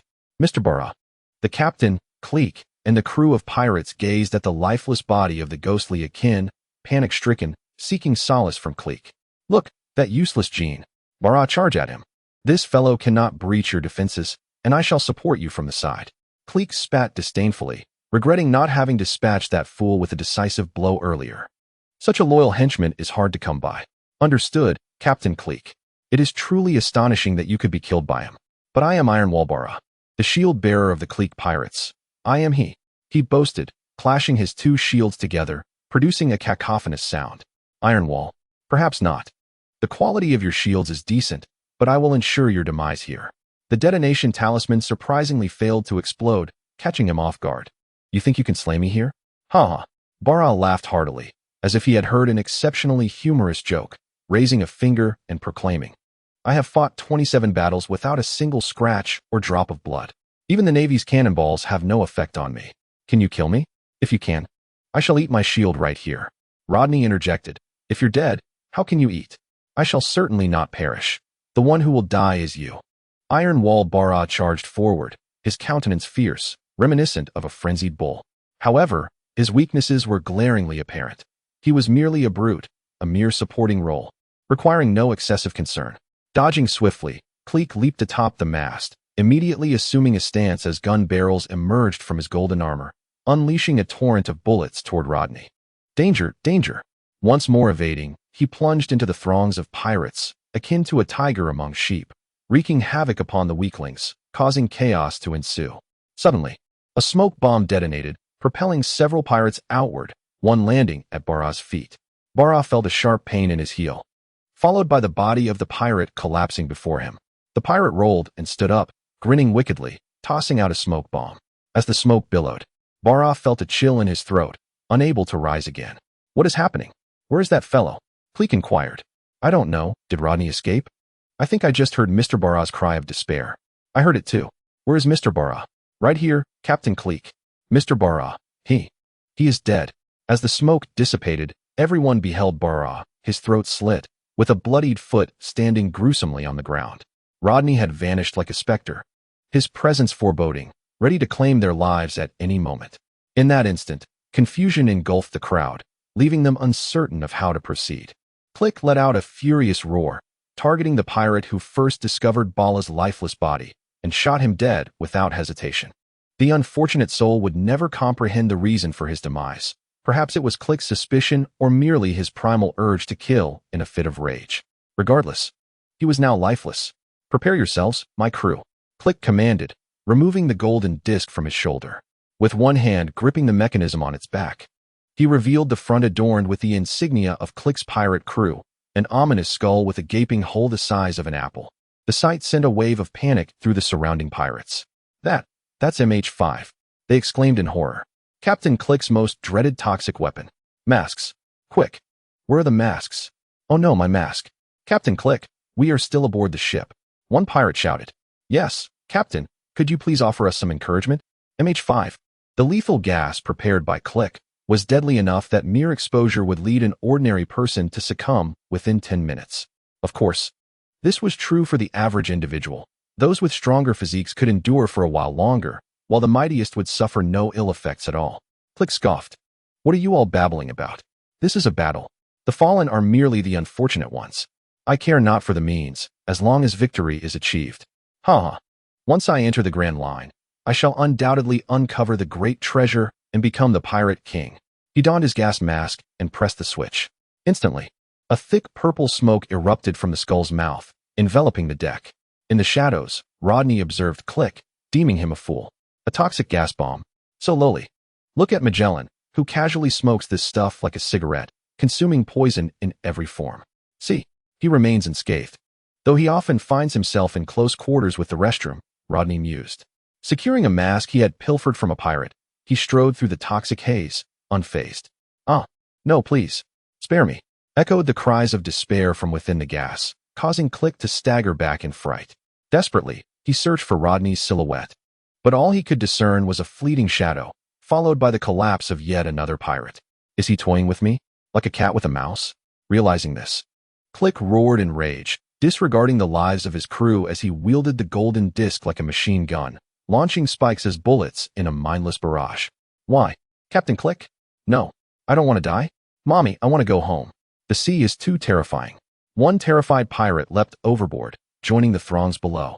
Today was exhilarating. Clique's crew had been decimated by a single individual, leaving only the notorious pirate Captain Clique, who continued to attack indiscriminately. indifferent to the fates of his own men. As the toxic fog cleared, Click found himself cloaked in a mantle of sharp spikes. A spiked cloak indeed. Rodney, wielding a knife and donning a gas mask, gazed at the fully armed Click with a tilted head before hurling a shuriken adorned with an explosive talisman. Boom. The result was nothing short of spectacular. Click was sent flying, his sword cloak shredded. His golden armor lay in tatters, numerous injuries marring his form as he struggled to rise. Clutching two relatively intact golden discs and merging them together, he drew forth a gun barrel, and simultaneously, a sharp gunpoint emerged from the center of the discs. The Great War Gun, Click's most formidable weapon, weighing over 2,000 pounds. Upon striking a target, it would trigger an explosion, with the force of the blast proportionate to the strength of the swing. Observing Click in such a state, Rodney began to comprehend why this individual had encountered Hokage within merely a week of entering the Grand Line, returning in a sorry state with a fleet of 5,000 reduced to a mere few hundred. His misfortune was not without cause. Why choose to be a gunman of all things? A gunman is hardly a role suited for someone of his ill-fated caliber. Even Europeans who take up arms can end up as mere shadows of their former selves. Luck is no laughing matter. Click possessed considerable strength, powerful even among ordinary folk in the East Blue. The 1-ton Great War Gun, wielded effortlessly, exuded a formidable aura, showing no signs of fatigue. His attacks were forceful and thunderous, each collision accompanied by explosions, the mechanics of which were baffling.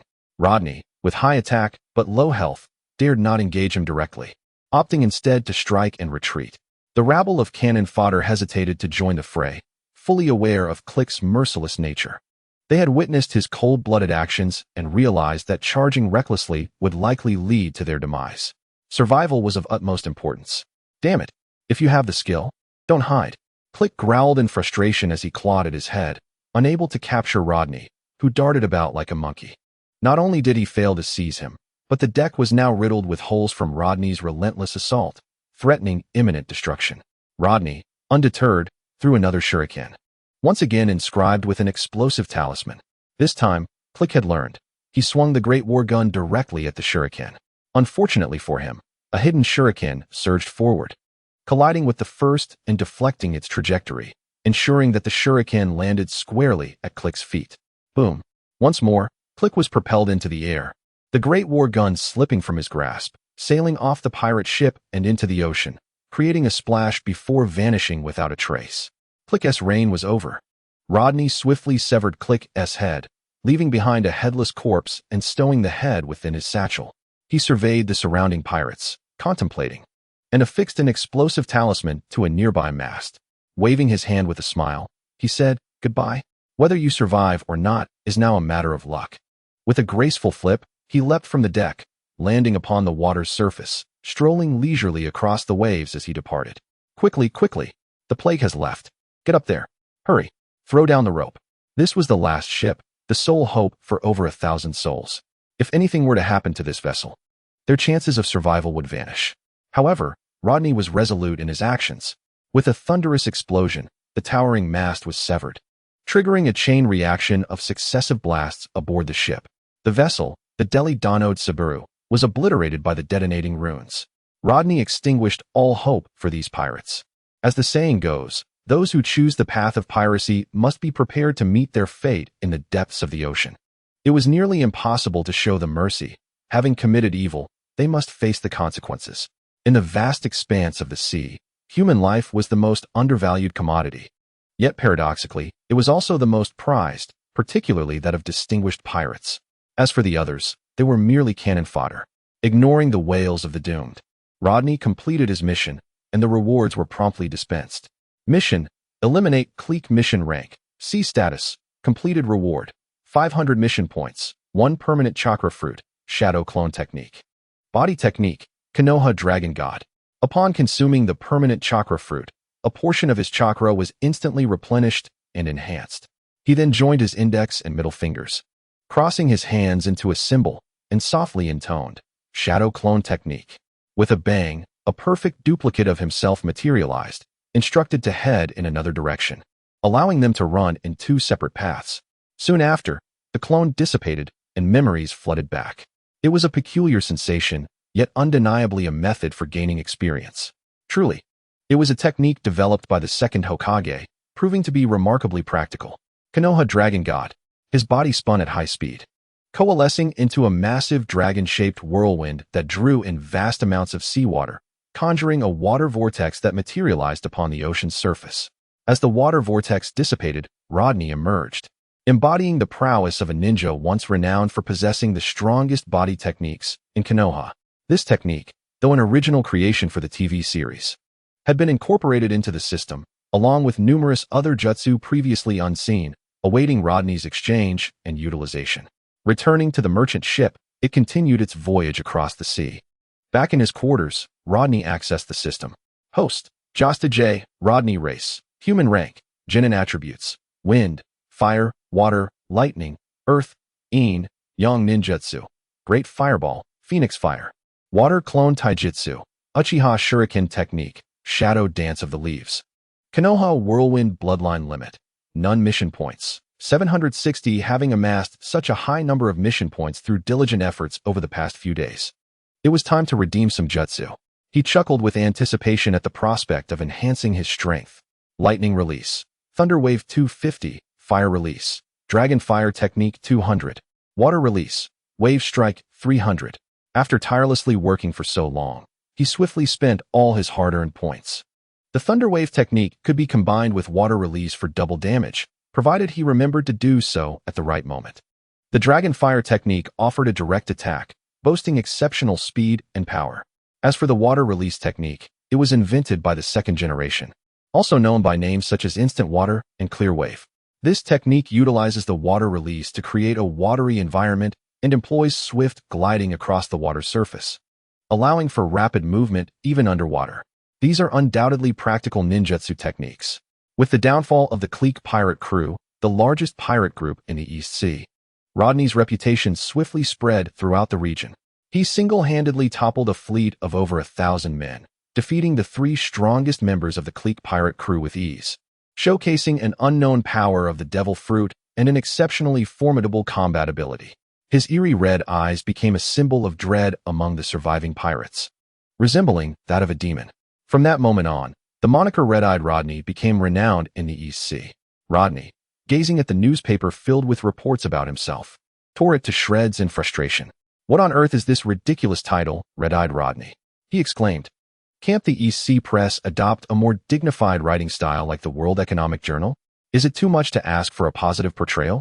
After all, I am a man of integrity." He lamented the absurdity of the nickname. Having finally found a rare opportunity for a vacation, he felt that this newspaper was utterly ruining his mood. He realized that if he did not address his reputation, it would haunt him for life. He could not allow these people to tarnish his name. He needed a strategy to rectify this title. What should he write? Perhaps something balanced? No, that wouldn't he do. He wasn't the top technician of Konoha after all. How about the Game Master Rodney? That sounds quite sophisticated, he mused.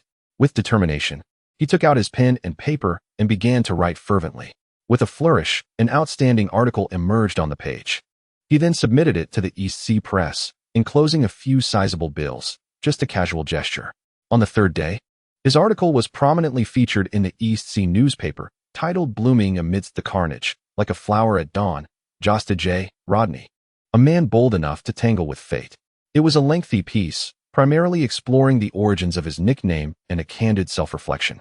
The title Game Master soon spread far and wide, far surpassing the ridiculousness of the red-eyed moniker. Rodney effortlessly salvaged his identity crisis, having only lost a few bills, an inconsequential sum for him. Later, he went to claim the bounty on Clique, only to discover that the bounty did not exceed a mere 10 million, despite the man commanding a fleet of East Sea pirates. It seemed that Smoker and his crew understood that Clique had merely gathered a ragtag bunch of misfits.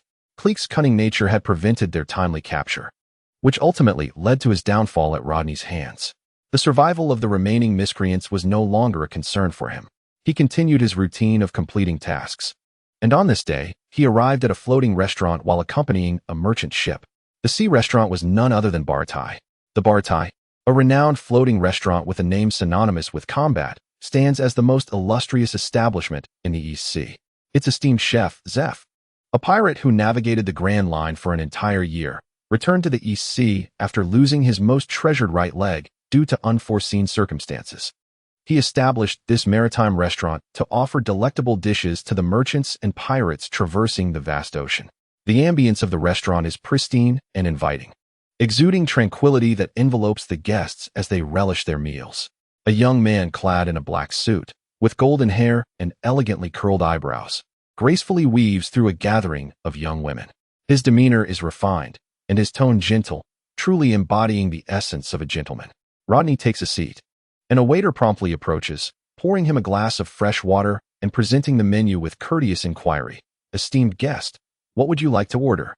Upon perusing the menu, Rodney requests a serving of sweet and sour sea king fillet, braised beef balls, seafood fried rice, and sea rainbow fish sashimi. Also, a bottle of wine, any kind will suffice. "Certainly, esteemed guest. Please hold on for a moment as I arrange that for you. However, I must remind you of Bartai's policy against food wastage. Are you certain you can finish it?" The waiter inquires, noticing Rodney's physique. In this oceanic realm, every morsel is a hard-earned treasure, and wastage is strictly forbidden. Violators risk being expelled by the Bartai staff. "Rest assured, I can manage," Rodney replies with a smile. The waiter nods, refraining from further comment, and after noting Rodney's order, he departs. The atmosphere within the restaurant is exceedingly comfortable, as patrons savor the exquisite culinary creations of the Baradi chefs. This experience is a true delight for them, with many affluent merchants present, some even aspiring to recruit a Bartai chef for private culinary services, though their requests are uniformly declined. The Bartai holds profound significance for all who navigate the seas. Witnessing the satisfied smiles of their patrons is the highest accolade for the chefs. Moreover, the presence of numerous skilled chefs adds an element of challenge, fostering the enhancement of their culinary artistry. Under Chef Zeph's tutelage, their skills develop at an astonishing pace. Before long, Rodney's dishes arrive. The sweet and sour Sea King fillet is a grand serving. The Sea King's size is immense, and the fillet occupies nearly half the table. Many patrons are unfazed, as the world is home to numerous hearty eaters who possess great strength and appetite. Rodney begins his feast with the sashimi, each slice impeccably uniform in thickness, glistening and delicately arranged on the plate. He picks up a piece, dips it in Baradi's secret sauce, and savors the sea rainbow fish sashimi. "Delicious," he exclaims, feeling his taste buds awaken, his stomach eagerly anticipating more. He then selects a brown beef ball, filled with savory broth. Exquisite. The burst of flavor from the beef ball is invigorating, delivering an unparalleled sensation. He then slices into a piece of fillet drenched in a vibrant red sauce. Delicious. Tangy and sweet, it effectively banished the fishy taste from the seafood, rendering it appetizing, making it the first dish to savor, though it was of little consequence. A mouthful of seafood fried rice. Delicious. Various seafood mingled within the rice, the flavors exploding and dancing, sliding down the esophagus into the stomach, alleviating hunger. Satisfaction, bliss. Time to indulge. He devoured the meat heartily and drank deeply, reveling in the delight of such exquisite flavors. His movements were not grand, yet the dishes on the table swiftly disappeared.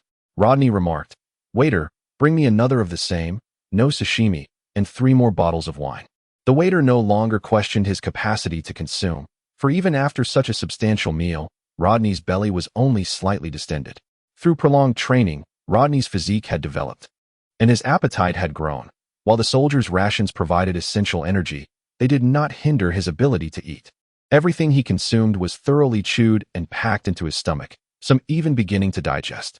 Another dish arrived promptly, and Rodney continued to feast, patting his rounded belly with satisfaction, exclaiming, "Ah, fulfilled. Truly delightful. No wonder it's the Baradi restaurant." The prices at Baradi were reasonable. He had not spent much. Similar to the last time he had used the explosive runes. After patting his belly, he slipped a few bottles of wine into his waist pouch. Just then, a gang of thuggish individuals burst into the restaurant, led by a one-eyed man whose lackeys were so unsightly that it was hard to bear looking at them. With a gaping mouth revealing a set of rotten teeth, he stammered, "Don't move. We're here to rob. Our boss said so. Robbery. Men to the left, women to the right, and those neither here nor there in the middle." A short, stout fellow shouted nearby. "Pirates." The once quiet restaurant erupted into chaos. These were merchants with no combat prowess, cowering in fear from the band of pirates, which only emboldened their audacity. Ha ha ha, hand over your money, and you. Bring your head chef out. Empty your pockets. Before the stout man could finish, a shoe loomed before him, sending him crashing into the sea with a splash. Sanji, lifting his leg and holding his cigarette, remarked, "What did you say? I didn't catch that." His action elicited screams from numerous female patrons. It was simply because he was handsome. Rodney, who had intended to take action to aid his digestion, promptly returned to his seat, realizing there was no need for him to intervene. Sanji was likely the strongest fighter in Bharati, though one could also argue for Zeph, though it remained uncertain how much strength the old man retained after losing a leg. Charge! Rush! Go, go, go! With a flurry of blows, the gang was swiftly expelled from the restaurant by Sanji. This group is not welcomed here. It is evident that they do not value food, and they have frightened the charming young lady. Sanji, pondering something, gradually wore a playful expression. Although he is a perverse chef, he possesses the qualities of a gentleman. Or perhaps a knight, a man who would not harm even those of the third gender in this world. After driving away the pirates, Rodney returned to the merchant ship with a bottle of wine. This modest amount of alcohol was insufficient to intoxicate him. It was akin to a refreshing beverage. Next, he needed to engage in training.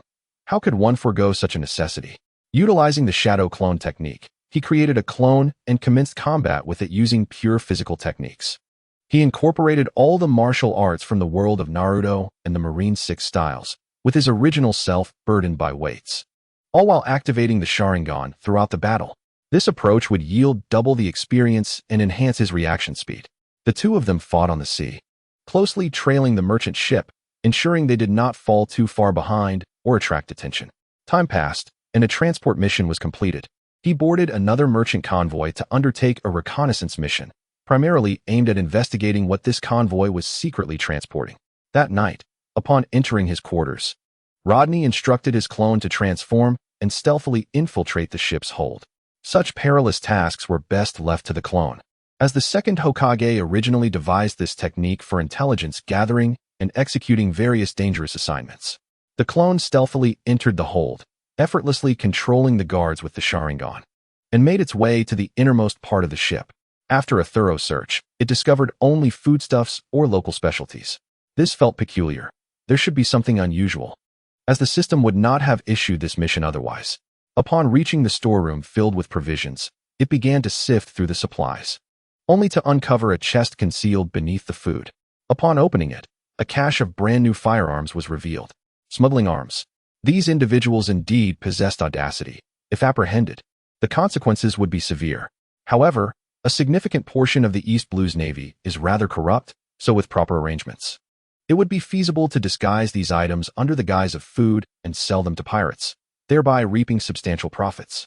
The clone vanished, and a few days later, Smoker received a tip-off from a concerned citizen, leading to the detainment of this merchant convoy. Life at sea can often be a monotonous affair, filled with tedium. One cannot train incessantly, as life must strike a balance.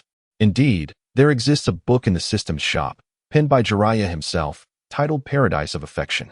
Jiraiya's literary prowess is well known, having risked his life for material, pouring his heart and soul into this work, a bestseller that captivated the shinobi world. Rich in depth and plentiful in content. Even the young ninjas of Konoha praised it, though it might leave one in need of tissues. Cough, cough. Young folks, after all, exposed to the elements at sea, are prone to overheating, merely wiping away a nosebleed. Thus, he generally refrains from reading this book, as he finds it overwhelming. In the realm of pirate-themed literature, one finds amusement in titles such as The Second-Generation Pirate King, The Overbearing Pirate Falls for Me, and XXXX, The Future Pirate King, with a preponderance of narratives centered around pirates, while a solitary tale features the Revolutionary Army. The Navy, overwhelmed, finds itself in a state of disarray, and these stories have unexpectedly captivated audiences, igniting a fervor that compels one to set sail as a pirate, vanquishing Whitebeard, recruiting Kaido as a subordinate, and employing Big Mom as a maid, all while disregarding Shanks entirely, with a singular devotion to the pirate life. Such tales are irresistible, leading even the Navy to relinquish their efforts to contain the situation, allowing the chaos to unfold. The clarity of the comics eludes me, as I recline in a chair, a novel draped over my face, indulging in a leisurely holiday in a picturesque village. The local populace is sincere and congenial, exhibiting exemplary hospitality, if one can overlook the recent cries of alarm. Pirates. The pirates have arrived. Quick, everyone, retreat into your homes. Is it true, then, that the world of pirates knows no respite? Removing the novel from my face, I let out a soft sigh, for the village lacks any formidable defenders, and the intruders are far beyond their means to confront. These pirates, while not overtly menacing, present themselves in bizarre attire, resembling more of a circus troupe than marauders. Their faces are often adorned with garish makeup, and the skulls on their flags sport comically red clown noses, imparting an inexplicable sense of humor. Yet, they remain pirates. Leading this motley crew is a flamboyant figure, reminiscent of a jester, donning a captain's hat, with lips painted in an unknown hue, a comically red nose, a tight-fitting striped bodysuit, loose trousers, and a fur-lined red cloak. He brandishes throwing knives between his fingers, laughing uproariously. My minions seize everything. All treasures here belong to us. Ha ha ha, loot away. This is Buggy, the clown, a former apprentice aboard the ship of Pirate King Roger, a friend of Shanks, who has consumed the split fruit, granting him the ability to disregard slashing attacks. A man whose name and form can be whimsically interchanged. Captain of the Buggy Pirates, a possessor of the Conqueror's Hokage. He boldly confronts the formidable Whitebeard, evading the prowess of the world's greatest swordsman, and he has nearly claimed the life of the future Pirate King. Buggy, the eternal deity. This godlike figure cackles as he leads his crew through the East Blue, embodying the adage that the greatest conceal themselves among the meek. He has successfully blended into a crowd of weaklings, engaging in their humble pursuits. Such profound cunning is both awe-inspiring and terrifying, eliciting an involuntary gasp at its sheer audacity. Today, a singular individual, undeterred by the specter of death, dares to challenge this divine being. In a mere exchange, all the pirates that invaded the village are expelled by Rodney, lying scattered on the ground, some groaning in agony, while others lie unconscious. Since being struck down by a single blow from Garp, Rodney has scarcely sustained any injuries. Indeed, that punch was truly formidable, and even now, the memory of it lingers painfully in his mind. Ninjas are often fragile. When unscathed, they manage well, but once injured, they easily find themselves at a disadvantage. A magic user confronting a horde of warriors and tanks truly faces a daunting challenge. Who dares to challenge the esteemed Captain Buggy the Clown? Are they unaware of my reputation? Buggy, brandishing a flying knife, inquired with a self-important demeanor. Rodney scrutinized him from head to toe, realizing how weak he appeared. It was no surprise, considering Buggy's concealed strength. After all, if Shanks, a mere apprentice of the Pirate King, can attain the status of an emperor, there is no reason Buggy cannot do the same. Thus, this fellow might very well possess hidden prowess. Contemplating this, Rodney swiftly approached Buggy. With a swift motion, he unleashed a chilling strike that cleaved Buggy in two, yet not a drop of blood was shed, nor could one discern any anatomical structure. Only a vivid crimson mass remained. Somewhat grotesque, it is evident that reality diverges greatly from the animated depiction. With relentless strikes, he executed a series of slashes known as Dance of the Camellia. Buggy offered no resistance, being sliced into morsels that floated in the air. His crew displayed no shock. Rather, a peculiar smile adorned their faces, for they were accustomed to such displays. This was merely their captain's act of mercy towards challengers, an impromptu performance. As Rodney retreated, Buggy's disembodied laughter echoed. Ha! I am immortal. Captain Buggy shall never be slain. Your attacks are futile. The pieces of meat reassembled into Buggy's form, along with his attire. Truly a bizarre ability. Rodney's calm demeanor perplexed Buggy. Shouldn't he be astonished or terrified? Why was there no reaction? This awkwardness was palpable. Oh, a devil fruit, I see. How can you accept this so calmly? In the East Blue, those with devil fruit powers are as rare as hen's teeth. To witness such a power and remain unfazed is astonishing. Why should I be surprised? Not even the esteemed figures in front of me would elicit such a reaction. Rodney retorted. What is this esteemed figure nonsense? A face fruit.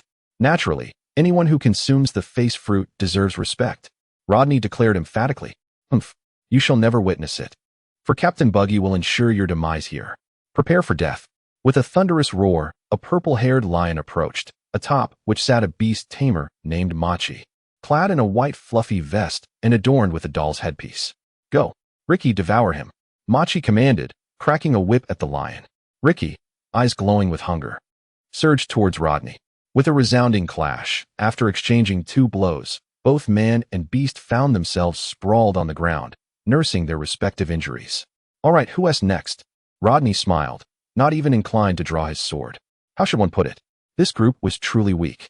He sauntered toward Buggy, who shouted, "Don't come any closer." Suddenly, his foot slipped, nearly causing him to fall. What was this? Just moments ago, there had been no stones here. The ground was perfectly level. Was this a fall on flat terrain? Let's not. It's quite embarrassing. What an opportunity. The dismembered limbs, with a hand clutching a flying knife, swiftly detached from the arm and hurtled towards Rodney. Yet, Rodney evaded by tilting his head, effortlessly seizing the hand and pinning it beneath his foot. Ouch! Ouch! Ouch! You brat! Release my hand at once. The pain from the dismembered body still reverberated through, and Buggy cried out in agony. How could this kid be so quick? Ah, you little rascal. You're applying so much force. Rodney pressed Buggy's hand into the ground, ensuring he felt the torment. You wretched brat, fragmented pancake. The lower and upper halves of Buggy's body separated, whirring into motion like a flying knife. ILL fight back. Ah.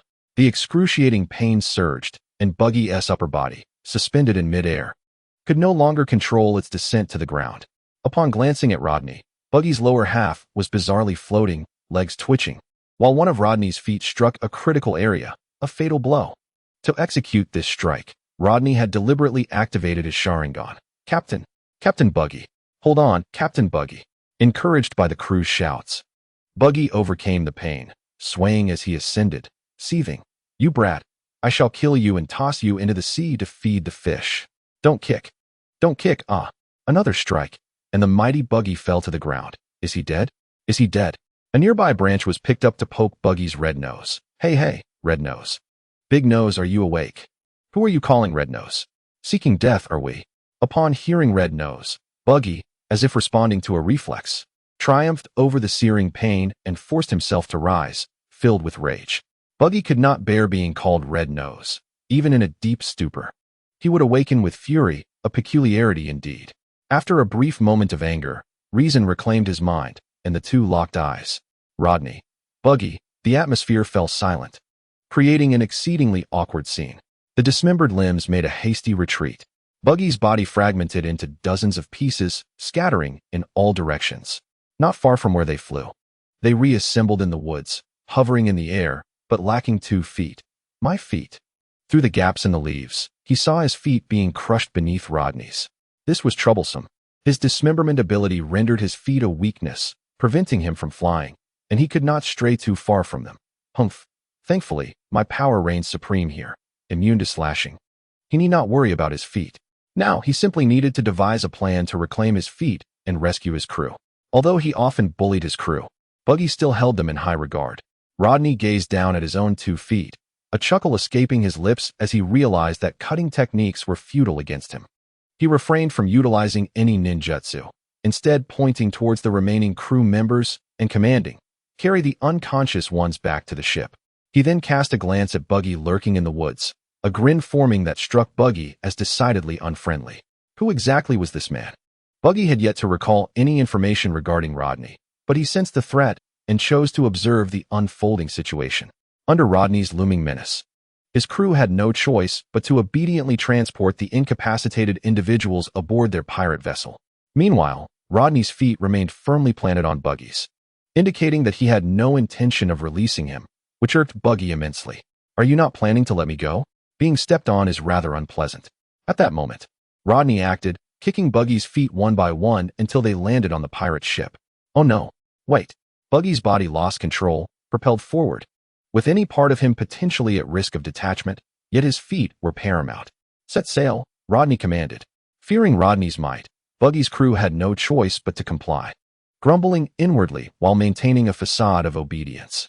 Hanging at the back of the ship, Buggy seized the opportunity while Rodney was distracted and stealthily boarded. What is the situation? Buggy inquired of one of his crew members. I don't know, Captain. This guy just ordered us to set sail towards the nearest Navy base. What should we do? Captain Buggy? One crew member asked. The entire strength of Buggy's crew rested upon him, as he was a devil fruit user.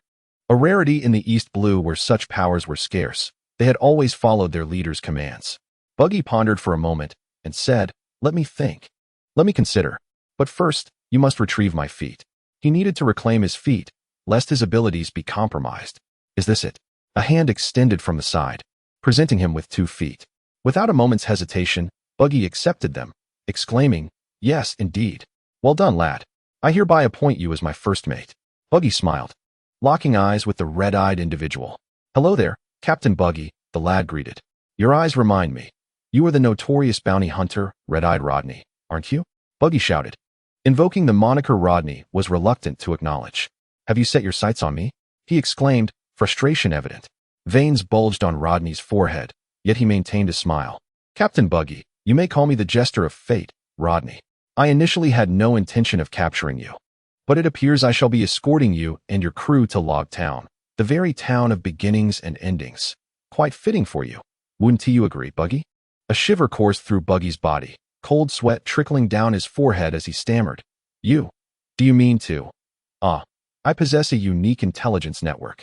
"I am well aware of your identity," Rodney interjected. "What do you intend to do?" "The identity of one's crew in the realm of piracy must remain shrouded in secrecy. Otherwise, the arrival of numerous naval officers would spell disaster, for his abilities are no less formidable than theirs." Rodney smiled faintly, affirming this notion. With a swift punch, he sent Buggy crashing to the ground. Just as Buggy intended to unleash the powers of his chop-chop fruit, he felt a chilling grip on his wrist, followed by an overwhelming weakness that rendered him helpless upon the deck. "What is this?" "Indeed, it is a sea prism stone handcuff. You shall not escape. I will deliver each of you to Log Town." Casting a glance at the crew members who were idly spectating, he barked, "What are you staring at? Get the ship ready.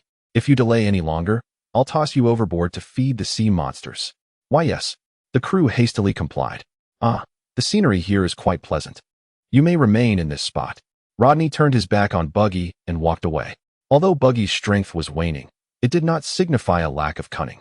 Seeing Rodney's back turned, he positioned his foot towards him and exclaimed, "Special Buggy Ball." A candy-sized cannonball erupted from his foot, hurtling towards Rodney at breakneck speed. Rodney swiftly pivoted, drawing his blade, its white edge gleaming with lightning-infused chakra. With a single strike, he cleaved the special Buggy Ball in 2. Boom. Despite being sliced, the Buggy Ball detonated with ferocious force, propelling Rodney backward. Buggy erupted in laughter. "Haha, you've taken my special Buggy Ball. Surely, you must be incapacitated now." Rodney's body soared off the pirate ship, but rather than plunging into the depths, he skimmed the surface of the water like a stone skipping across a pond before finally coming to a stop. His garments were tattered, his skin marred by burns, and his face was charred, with a portion of his bangs singed away by flames. "This monster, he survived a direct hit from my special Buggy Ball." Buggy gasped. Rodney, feeling the piercing gaze of Buggy's blood-red eyes upon him, sensed his imminent demise. What to do? Must I meet Captain Roger now? No. I have yet to uncover those treasures. Regret washed over him for having unleashed the special Buggy Ball against Rodney. "Very well, you are indeed impressive, Buggy." Rodney gritted his teeth, acknowledging the pain coursing through his body.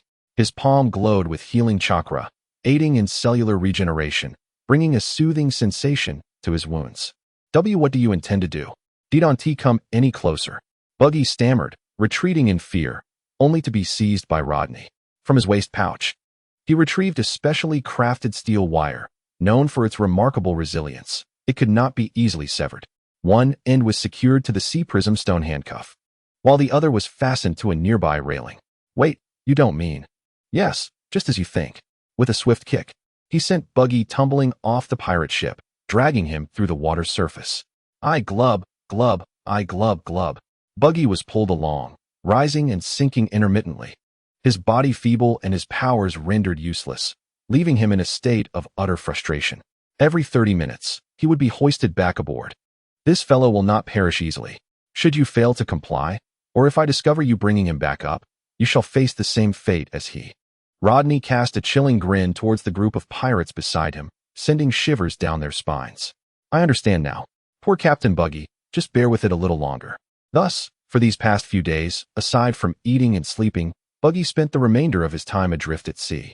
Thankfully, his constitution was resilient. A typical person might not have survived.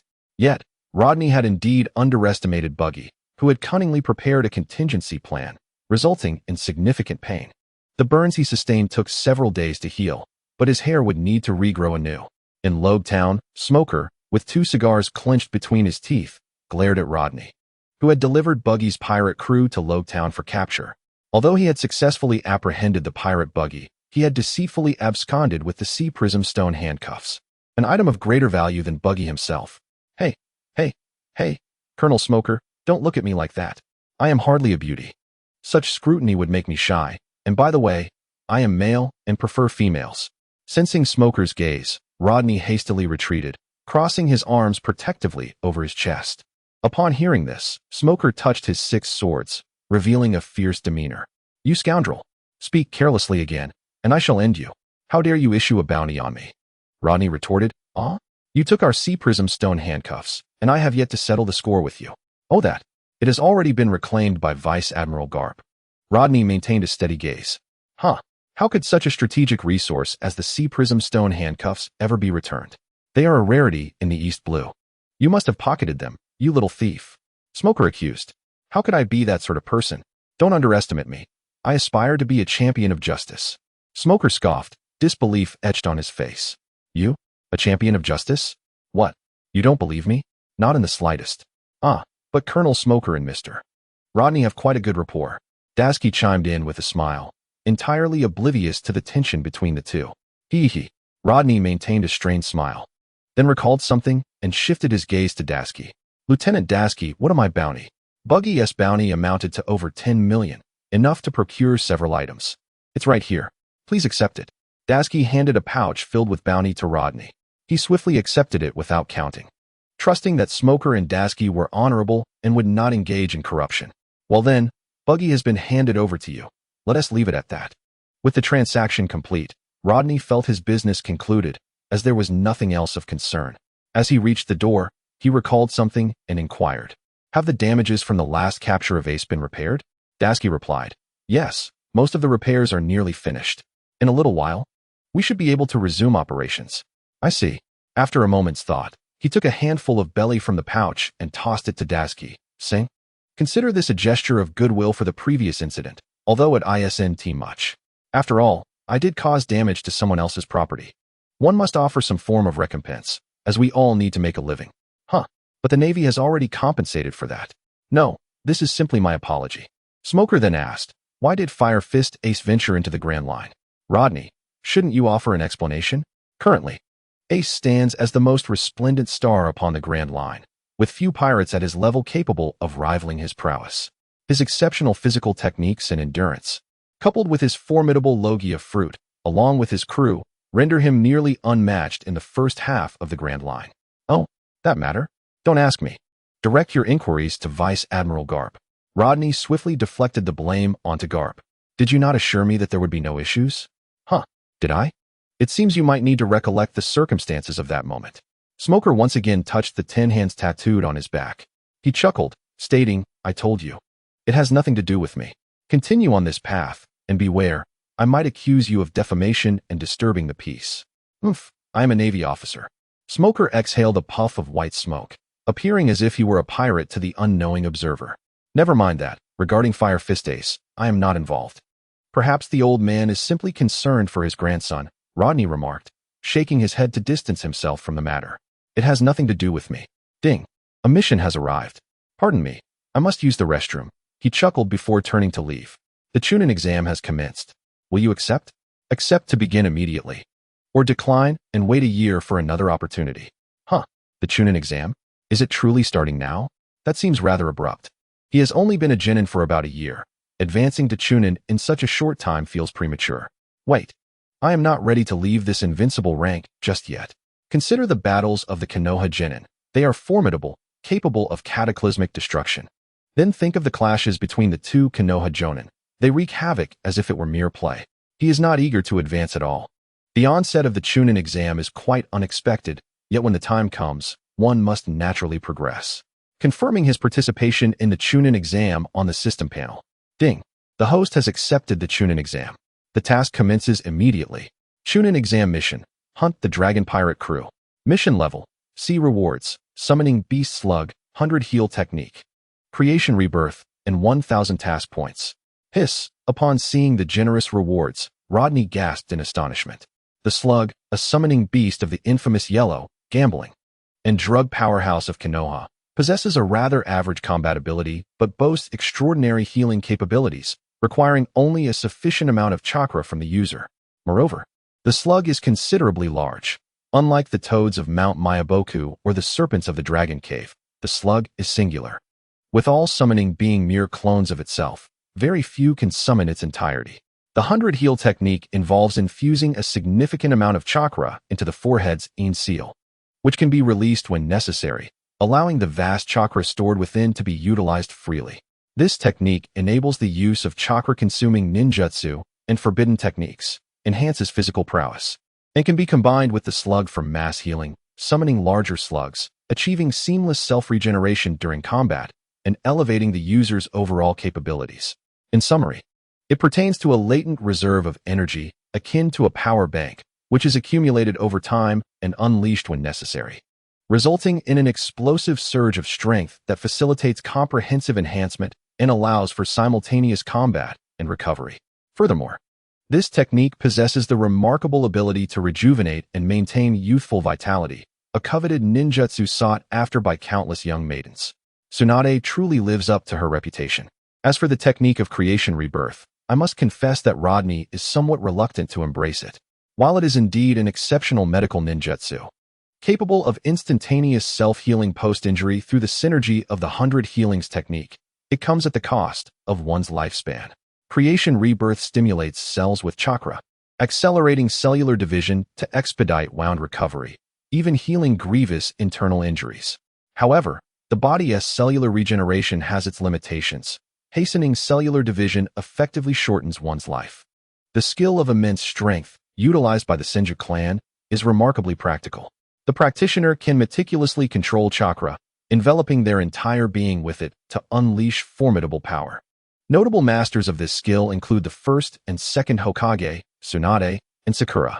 Indeed, it is a highly useful ability. Acquiring it would significantly augment one's strength, especially in a world teeming with formidable creatures.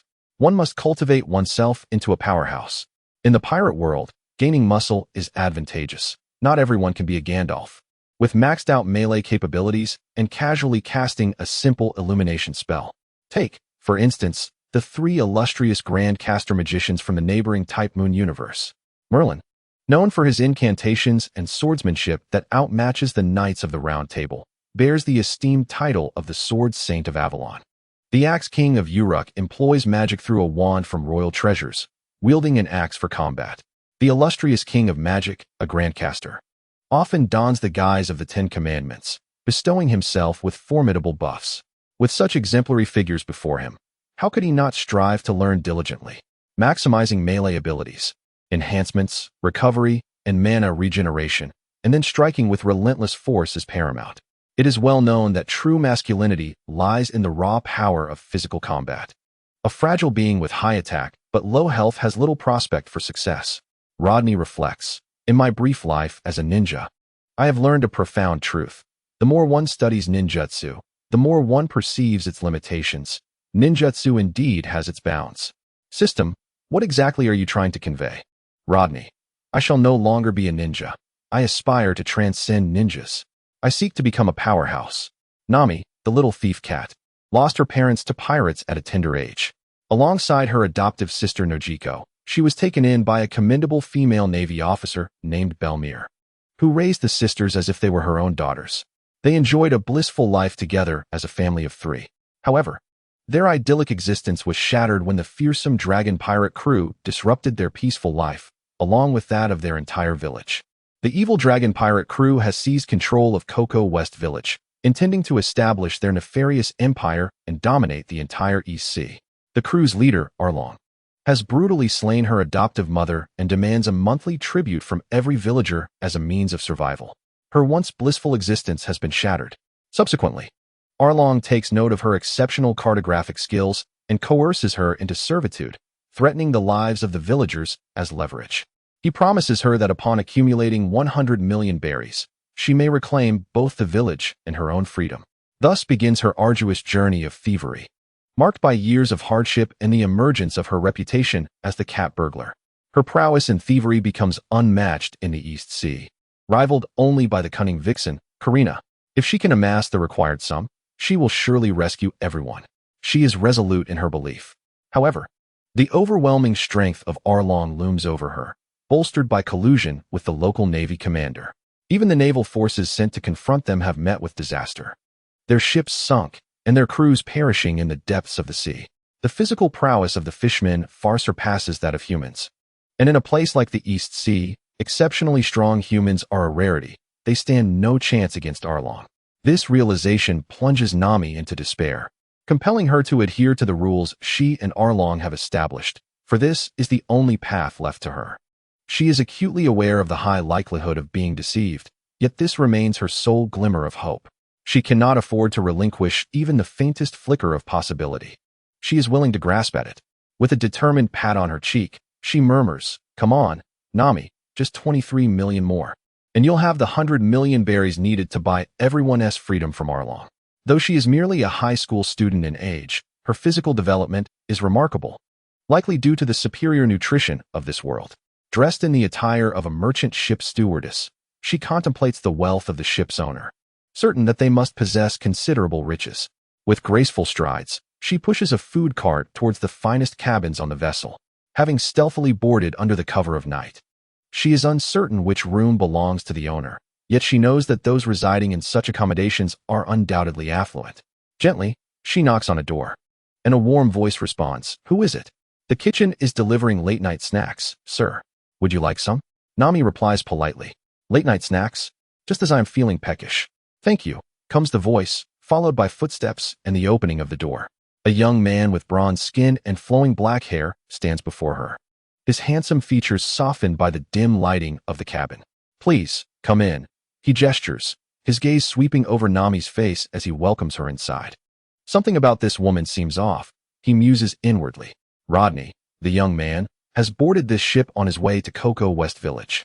And while he anticipated encountering no extraordinary pirates along the journey, he has unexpectedly crossed paths with a thief. Nami pushed the dining cart into the room, her gaze swiftly scanning the surroundings before settling on the waist pouch Rodney had placed on the bedside. She turned with a smile and asked, "Sir, which dish would you prefer?" The cuisine from the kitchen was passable, at least visually and aromatically appealing, complemented by a bottle of red wine. Unbeknownst to Rodney, Nami had already laced the food and wine with a sedative. Once consumed, she would be able to abscond with his treasures. "Thank you," Rodney said as he sat down to indulge in the meal. The flavors were satisfactory, though they paled in comparison to the culinary masterpieces crafted by Sanji and his peers. After devouring the dishes with great fervor, he drained the bottle of wine as though it were water. Yawning, he remarked, "Please close the door behind you when you leave. I'm feeling quite drowsy." "Of course, sir," Nami replied, smiling as she pushed the cart out and shut the door behind her. Standing outside, she pressed her ear against the door, straining to catch any sounds from within. As expected, rhythmic snores soon filled the air, indicating that the occupant had succumbed to slumber. With a mischievous grin, she gently pushed the door open. Utilizing the moonlight filtering through the porthole, she navigated the room's obstacles until she reached Rodney's bedside. Her delicate hand reached for the waist pouch resting there. Just as she lifted it, she sensed something tugging at it. A sudden unease washed over her, and as she instinctively released her grip, a dagger-like object shot out from the shadows, slicing through the air mere inches from her exquisite cheek. A trap? How perilous! Nevertheless, the crafty thief Nami was not so easily ensnared. She felt a surge of confidence, believing she had evaded the danger. However, another pull revealed several shurikens flying towards her from the same shadows, this time tethered to steel wires. In an instant, the wires formed a constricting net, ensnaring Nami and causing her to collapse awkwardly to the ground. "What is this? It's so tight. What is happening?" Nami murmured, straining against the bindings but finding them increasingly suffocating, her breath becoming labored. "Oh dear, it appears you have triggered my trap, little thief," Rodney said with a smile as he sat up in bed, showing no signs of the deep sleep he had just been in. You were not affected?" Nami stammered in disbelief. "Of course not. I frequently utilize sedatives myself and always keep the antidote on hand," Rodney chuckled. "Moreover, let me tell you, it is best to mix such substances with strong spirits. Dishes and wine are often too easily discerned, as the sedative carries a distinct taste. Nami, realizing she had encountered an expert, lamented her misfortune. Adopting a pitiable expression, she implored, "I'm truly sorry, sir. This is my first offense. I was compelled to act thus for survival. Please, have mercy on me. I have family to support, and if the captain discovers this, I will lose my job." Rodney stowed away the useless wires back into the waist pouch and replied, "Miss Thief, do you truly believe I would be swayed by your sob stories?" As she leaned in to inhale, a delicate fragrance enveloped her senses. This scent was the essence of deceit. "You are lying," Nami exclaimed. "Can you truly discern my untruths by mere scent? What kind of nose do you possess? And lies can be detected by smell? What an absurd jest." "Humph. Do you not believe me? Regardless, you are indeed lying. Miss Thief, you are clearly a seasoned offender. Thus, I shall not show you mercy." The gleam of the blade flashed ominously before Nami, where she could see the glint of fear reflected in the steel. "Am I to perish here? No. I absolutely refuse to meet my end in this place. If I were to die, who would save everyone? I must save them all. To protect my cherished memories and safeguard the villagers who are like family to me, I must survive. No matter the suffering I must endure. I beg of you, spare me. I cannot die yet." Nami cried out. "Oh, provide me with a reason." Rodney responded nonchalantly, unaware that before him stood Nami, merely perceiving her as a beautiful thief. I wish to save the villagers. Please, I cannot die." Is that another fabrication? Miss Thief, I delight in deceiving others, particularly the clever ones, yet I despise being deceived myself." With that, he drew his blade. Nami hastily shouted, "Wait. I implore you. Spare me. I can lead you to treasure. I know of a pirate crew's hidden bounty." Rodney hesitated. Treasure, you say? The allure is quite compelling. Very well. You have piqued my interest, Miss Thief. I am indeed eager for treasure. Pray, what is your name?" "Nami." What did you say? Please repeat." "Nami. Is there a problem?" "Indeed, a significant one." Rodney observed Nami on the ground, momentarily lost in contemplation. What fortuitous luck. On my way to Cocoa West Village, I encountered Nami. Thankfully, I did not harm her or cast her into the sea. Otherwise, I would surely meet my own demise. Wiping away the non-existent sweat from his brow, he feigned inquiry. "Are you the infamous little thief?" "Yes," Nami nodded. "Do you reside in Cocoa West Village?" Nami, wary, questioned how he knew that, unsure of his intentions. Rodney crouched down, using a kunai to sever the bonds that restrained her, assisting her to her feet. "Greetings. Allow me to introduce myself. I am Josta J. Rodney, a bounty hunter." "Red-eyed Rodney." Nami gasped. "Please refrain from using such a dreadful moniker. I far prefer the title The Gambler, or you may simply call me Rodney," he replied with a smile. "Hello, Mr. Rodney." The title Gambler felt too embarrassing. Exuding a strong air of youthful bravado, she chose to decline. "However, I have heard that Mr. Rodney possesses red eyes," Nami remarked, half-heartedly. Rodney's reputation soared after he single-handedly dismantled the Klee pirate crew. He shattered a fleet of thousands, leaving no high-ranking member unscathed, all of them sinking to the depths of the sea. It is said that among the vast fleet, only a minuscule fraction of souls survived, while the remainder found their final rest in the depths of the ocean, becoming sustenance for the sea. A pair of crimson eyes, akin to those of a demon, signified death itself the moment they were beheld. In the East Sea, the name Rodney has, in a certain sense, become synonymous with the Grim Reaper for pirates. Encountering Rodney equates to facing one's demise. The moniker of Red Eyes instills far greater fear among pirates than the persona of the self-proclaimed master of fate that Rodney concocted. Thus, the term Red Eyes has emerged as a means to identify Rodney. At that moment, a flash of scarlet flickered in her gaze. And under the scrutiny of those eyes, Nami felt her entire being stiffen, as if ensnared in an icy abyss, as though a malevolent spirit had set its sights upon her. With the Sharingan retracted, Nami felt a wave of relief wash over her. Rodney, wearing a gentle smile, remarked, "My apologies, that is merely a facet of my abilities, typically reserved for formidable adversaries. Fear not, Miss Nami." Unlike before, his demeanor now exuded the charm of a cultured and affable gentleman, reminiscent of a reassuring older brother, instilling a sense of comfort within her. He certainly did not appear to be the cold-blooded butcher she had envisioned. "Do you now believe me?" he inquired. Nami hastily shook her head. "I am sorry for my misjudgment. May I take my leave now?" "Not so fast, Miss Nami," Rodney replied with a smile, shaking his head. A jolt of apprehension coursed through her. Ominous thoughts of an unfavorable fate surfaced. Indeed, men were all too predictable. She took a step back, forcing a smile that failed to reach her eyes, and asked, "Mr. Rodney, what is it that you intend to do with me?" Having navigated the seas alone for so long, Nami had acquired a maturity beyond her years, steeling herself for the worst. She pondered bitterly. What chance does a weakling like me have against such overwhelming strength? Yet, within her heart, a flicker of determination reignited, prompting her to seek a delay in Rodney's intentions. Unbeknownst to her, Rodney had already categorized her as a foe. He maintained his smile and stated, "I merely wish to pose a few questions." "Questions? Please, proceed," Nami replied, taking a deep breath, unwilling to let her guard down. "Your village is under the dominion of the dragon pirates, correct?" Rodney inquired. After a moment of silence, Nami asked, "Are you intending to confront the dragon pirates?" "Ah, indeed, that is my mission," he answered. "If that is the case, perhaps." Nami felt a glimmer of hope, only to be swiftly eclipsed by the formidable reputation of the dragon pirates and the sheer strength of the fishmen. The flicker of optimism she had just felt was snuffed out.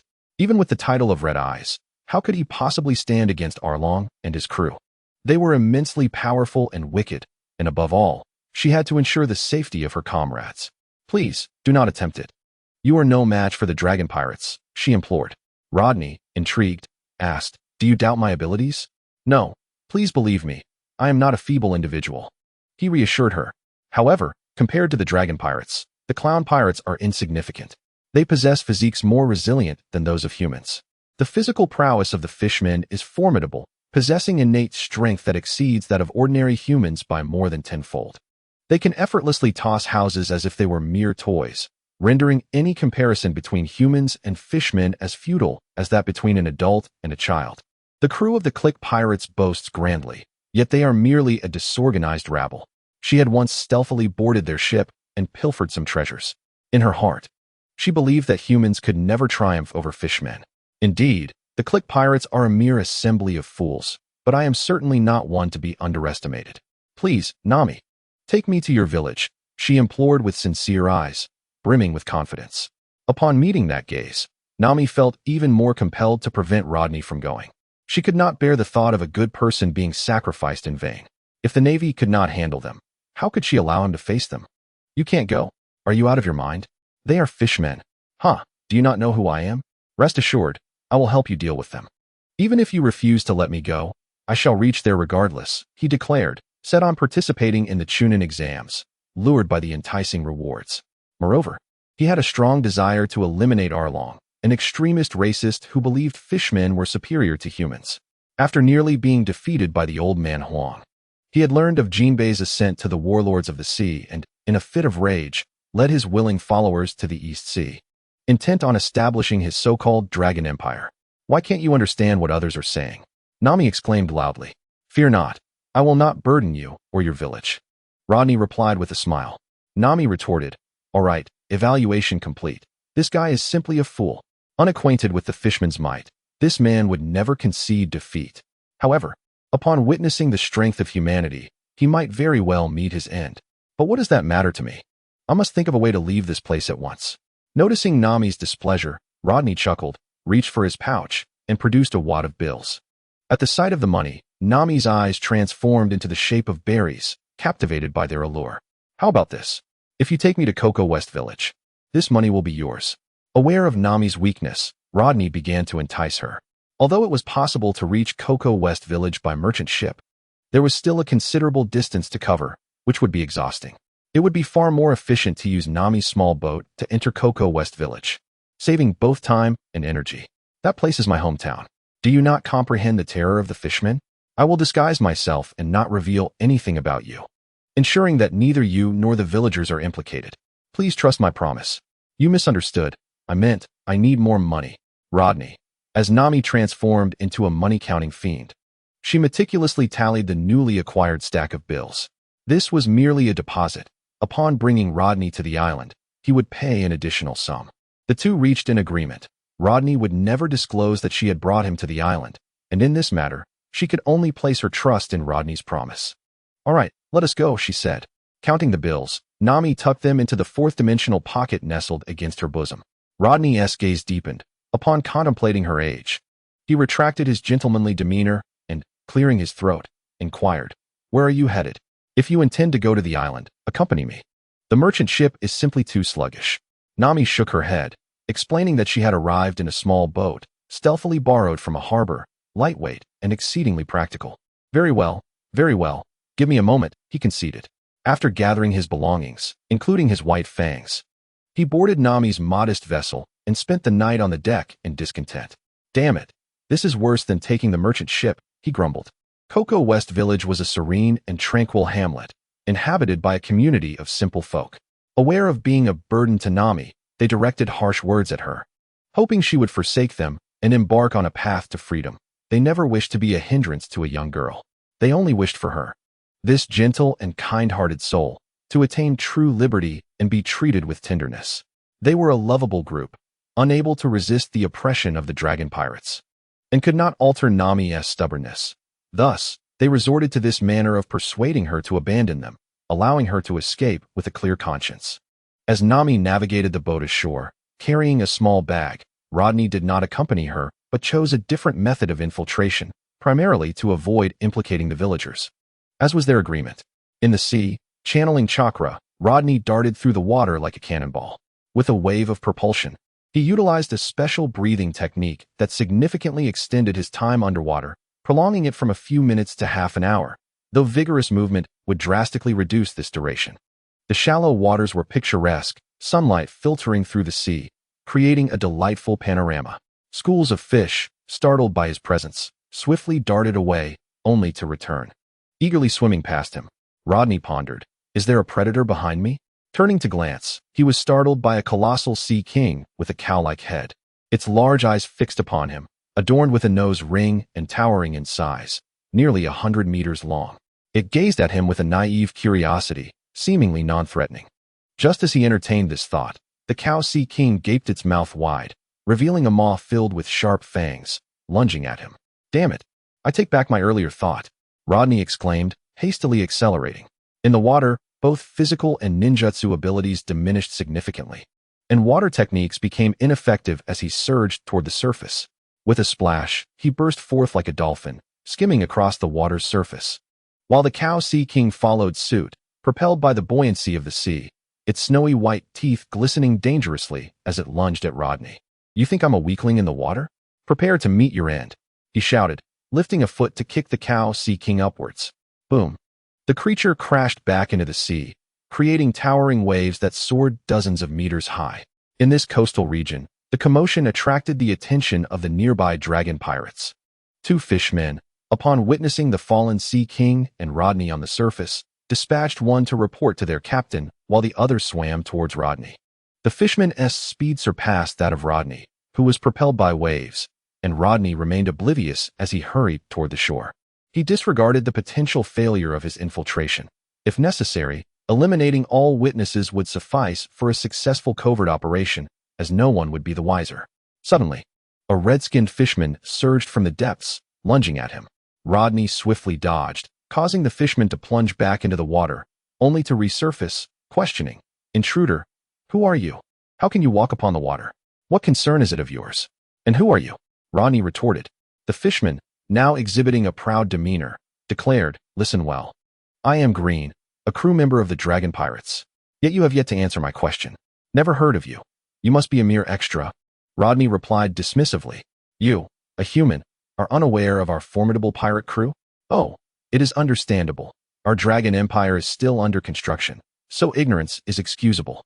However, since you have trespassed into dragon pirates' territory, have you paid your protection fee?" Green stated, only to suddenly have his vision filled with the sight of a size 42 foot approaching rapidly. Bang! His sizable face collided with the foot, delivering a staggering blow that left him with a throbbing headache. Yet, such force, capable of shattering an adult's skull, merely caused discomfort to the resilient fishman. Green was propelled to the seabed, rubbing his face, exclaiming, "Ouch, that hurts." This human possesses remarkable strength.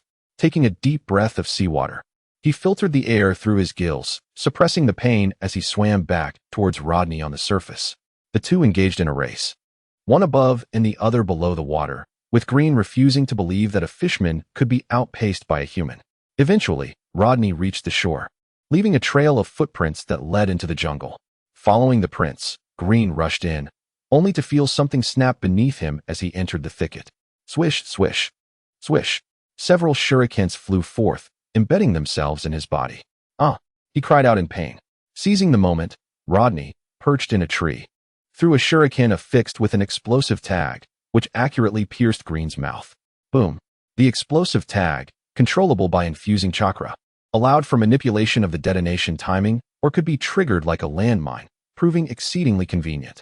With a resounding explosion, Green's head was obliterated, his robust body collapsing, crimson blood gushing forth and staining the earth.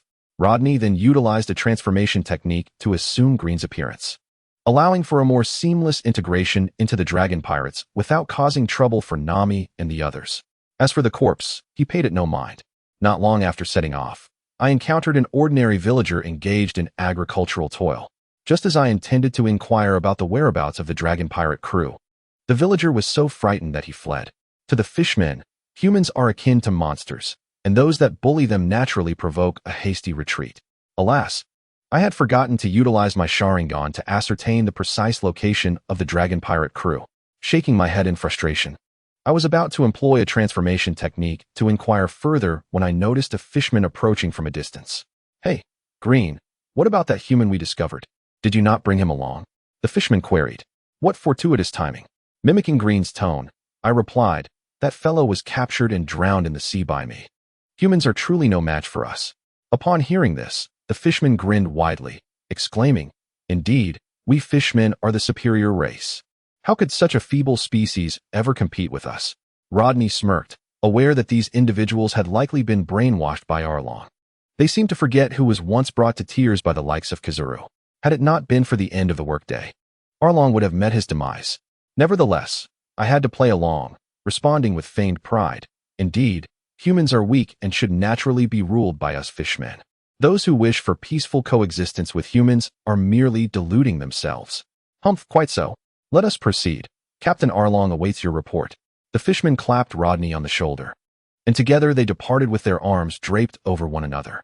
Arlong Park features architecture designed in imitation of the amusement parks of the Sabaody archipelago. This indicates that despite his disdainful words towards humans, Arlong secretly yearns for their living environment. The entrance is not a road but a waterway connecting to the sea, extending into the courtyard, where 3 pools connect to this waterway, allowing the dragon pirate crew to enter the ocean with remarkable speed. Being a crew of fishmen, there is no need for them to traverse by land. Had they not been fatigued from travel, they could easily depart without ships, merely needing to tread carefully to enter the windless zones of the sea. With the fishmen, I leapt into the sea, holding my breath as we passed through the gate and into the pool, ultimately surfacing on land. Directly in front of me sat a fishman with a serrated nose, adorned in a yellow floral shirt, his chest exposed. His left chest bore the red sun emblem of the Sun Pirates, while his left forearm was inked with the symbol of the dragon pirate crew. Drenched in gold and silver, he appeared like a nouveau riche, the leader of the dragon pirate crew, Arlong. Hey, Green, what became of that human? Arlong inquired nonchalantly, his voice grating as he spoke, revealing a mouthful of jagged teeth that rendered him particularly unsightly. Well, though he may be ugly, his sister is quite beautiful. A true lady, albeit without legs. Coughing to clear the water from my body, I smiled and replied, Of course, Captain Arlong. That mere human stood no chance against us fishmen. Ha ha ha. Indeed. You speak the truth. A long, resounding laughter erupted from Aaron, who proclaimed, Humanity's rebellion against the merfolk is tantamount to defying the laws of nature. How can these humans fail to understand the necessity of yielding to the natural order? This belief is the very creed that Aaron upholds, asserting that the merfolk possess a nobility that far surpasses that of humans, who ought to submit to them. For this is the immutable law of nature. Ha ha ha. His raucous laughter echoed throughout Aaron's paradise, and as he laughed, other merfolk joined in, filling the air with a joyous atmosphere. Under the sunlight, a sudden glimmer flashed, akin to a white rainbow piercing the sky, aimed directly at Aaron. Startled, Aaron immediately opened his gaping maw filled with sharp teeth and clamped down fiercely on Rodney's white tooth. The blade atop the tooth, coated with a thin layer of wind chakra, sliced into the corner of his mouth. Despite the pain, he did not relent. Rather, he transformed his agony into strength and bit down harder. With a sharp crack, the relatively fragile white tooth shattered. Alas, I should not have held such high expectations for the white tooth. It is not particularly formidable among weapons, merely exceptionally sharp and slightly more resilient than an ordinary knife. Aaron's teeth, however, proved unexpectedly robust, far beyond what he had anticipated. Next time, I shall aim for the heart. Initially intending to deliver a fatal blow to Aaron's throat, he found himself instead shattering his weapon, a clear underestimation of Aaron's strength. Green, what are you doing? What have you just done? Aaron spat out the fragments, his mouth bloodied from the cut, rendering him a fearsome sight. The other merfolk were taken aback. They could hardly believe that the usually unassuming Green would dare to ambush their leader. After all, Aaron is the mightiest here. Such an act was undoubtedly a death wish. Even though Aaron cared for his subordinates, Green would not escape unscathed. Rodney, having failed in his strike, quickly retreated, perching atop the wall and shedding his disguise to reveal his true form. Human, who are you? Where's Green? Aaron bellowed. Green? You mean the merfolk I just dispatched? I killed him in the woods. Hopefully, he hasn't been dragged off by a beast, Rodney shrugged, revealing his crimson eyes. You scoundrel! Despicable human! You dare to slay my kin in such a cowardly manner and attempt to ambush me. Aaron seethed, his anger igniting as he was enraged by the loss of his fellow merfolk. Bloodshot with fury, he longed to rend Rodney into pieces with his own teeth to satiate his wrath. Is that so?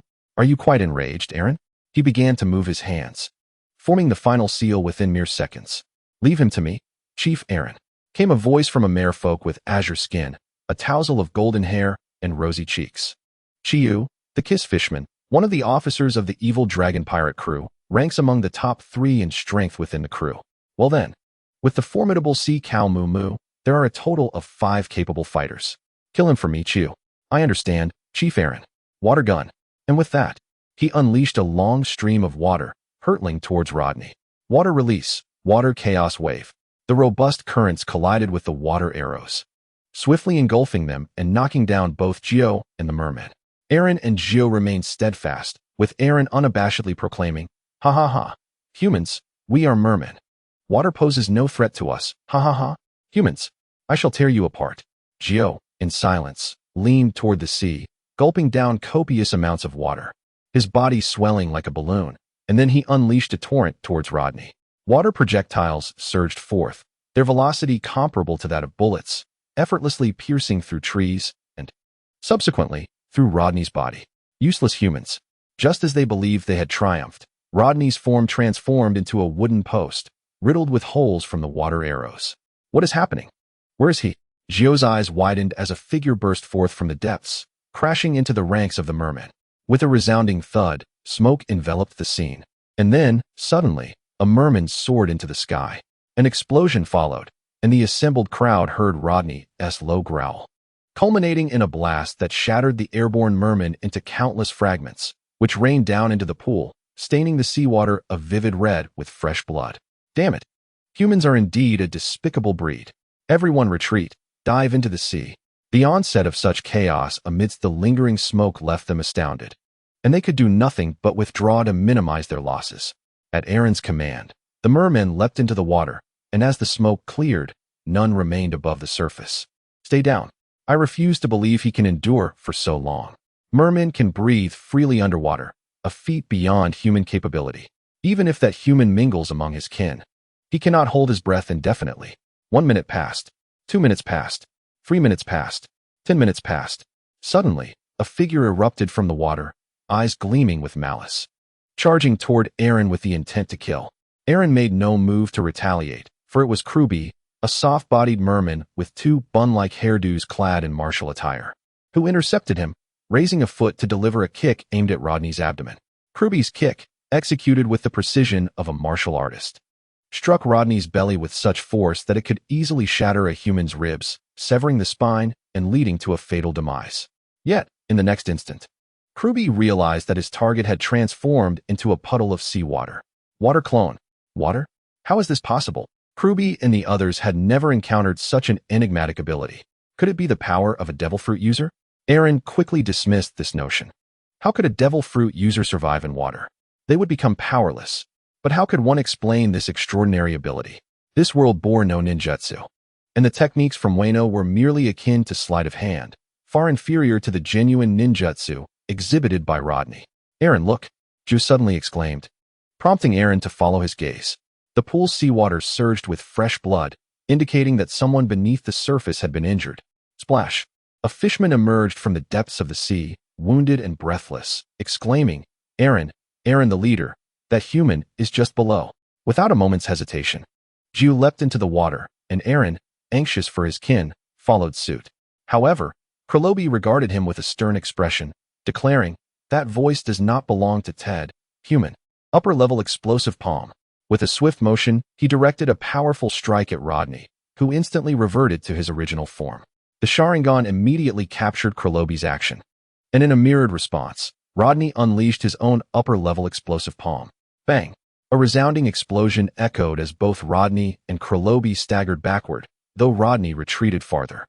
How could this be? That stance was indeed the upper-level explosive palm. How could a mere human possibly grasp Fishman Karate? Kurlobi, a master of Fishman Karate at the 40th degree, recognized that Rodney had just executed a move he had performed moments earlier. He was oblivious to the fact that Rodney had replicated his technique with the Sharingan, enhancing his own strength with chakra to match Kurlobi's prowess. Ultimately, the physical capabilities of Fishman far exceeded those of Rodney. Why should I divulge this to you? Rodney mused, contemplating the merits of Fishman Karate. Once he mastered the art of brute strength, his power would surge significantly. If memory served, humans could indeed learn Fishman Karate, and he was living proof. Moreover, a master of Fishman Karate was instructing the Revolutionary Army, and Sabo's girlfriend was among the students. Thus, this martial art was indeed a formidable technique.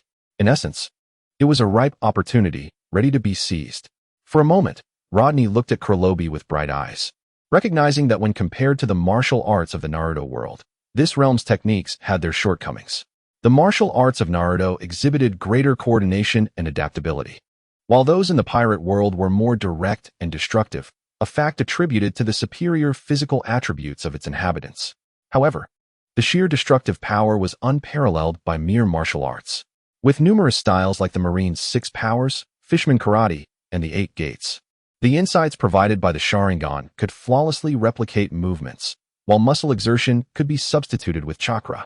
Thus, performing seemingly authentic martial arts was entirely feasible. Admittedly, the efficacy would differ between users, yet as one's physical strength grew and chakra increased, the power would surely escalate dramatically. With this thought, Rodney smiled faintly, mimicking Kurlobi's stance, which infuriated Kurlobi. Damn human, how dare you steal our Fishman Karate? I shall end you. He executed a high kick, proclaiming, Fishman Karate, upward back kick. Once again, the two launched identical attacks, their kicks colliding. Kurlobi seethed with rage, being struck by the same technique from someone he had always looked down upon. As a black belt in Fishman Karate, it was his pride, and this human was trampling upon it. He could not fathom which traitorous fishmen had imparted their pride to a loathsome human for use against him. I shall employ the essence of Fishman Karate to enlighten you, demonstrating that humanity can never surpass the prowess of the fishmen. With that, he positioned his right fist at his waist and raised his left hand in a knife hand stance. 100 tiles fist. In water, it can shatter 100 tiles with a single strike, a testament to the power of his punch. The resistance of water is formidable. Even a fishman is affected by it. On land, with the absence of air resistance, the speed of this technique would be significantly enhanced, yet its velocity in water would be diminished. Observing Kurlobi's stance, Rodney keenly noted his movements, the flexing of muscles, and mimicked the same posture, channeling chakra into his fist. Fishman Karate, 100 tiles fist. With a thunderous crash, their fists collided, an immense force clashing, neither Kurlobi nor Rodney yielding an inch. A fierce wind surged forth, dislodging tiles from the roof, and the surrounding trees swayed perilously, as if on the brink of toppling. Ultimately, it was Rodney who faltered first, as his technique, derived from the Sharingan and chakra, was merely an imitation, lacking the authenticity of the original. His hand, which struck against Kurlobi's, throbbed with pain, immobilized for the time being. Cursed luck. Had I known, I would not have engaged so recklessly. He retreated to the roof, his right hand temporarily incapacitated. Despite this, he had gleaned a portion of Fishman karate, which was a small triumph. His gaze fell upon Kruby, whose face radiated with pride, reveling in his perceived superiority in Fishman karate over this mere human. How naive. Humans shall forever remain inferior to fishmen. How could such a feeble race ever hope to contend with us? Declared Kruby. At that moment, Arlong, along with Chu and his six-armed octopus man, emerged on shore, accompanied by a throng of followers. Did the water clone falter? No matter, let us obliterate this place. Arlong's eyes blazed with fury as he glared at Rodney. You despicable human, once again employing such vile tactics against my kin. It appeared that the water clones had successfully eliminated numerous fishmen in this environment. The water clone, functioning akin to a stand-in, consumed chakra, and while its destruction was a waste, it could be sustained with a portion of chakra without consequence. The only drawback was the absence of memory transmission. Otherwise, the shadow clone would be unnecessary. Oh, so that is how it is, a shadow clone. With a newfound clone at his side, Rodney, with his temporarily functional right hand, retrieved 3 shurikens from his pouch and hurled them forth, while the clone mirrored his actions. The shurikens effortlessly sailed past Arlong and his companions.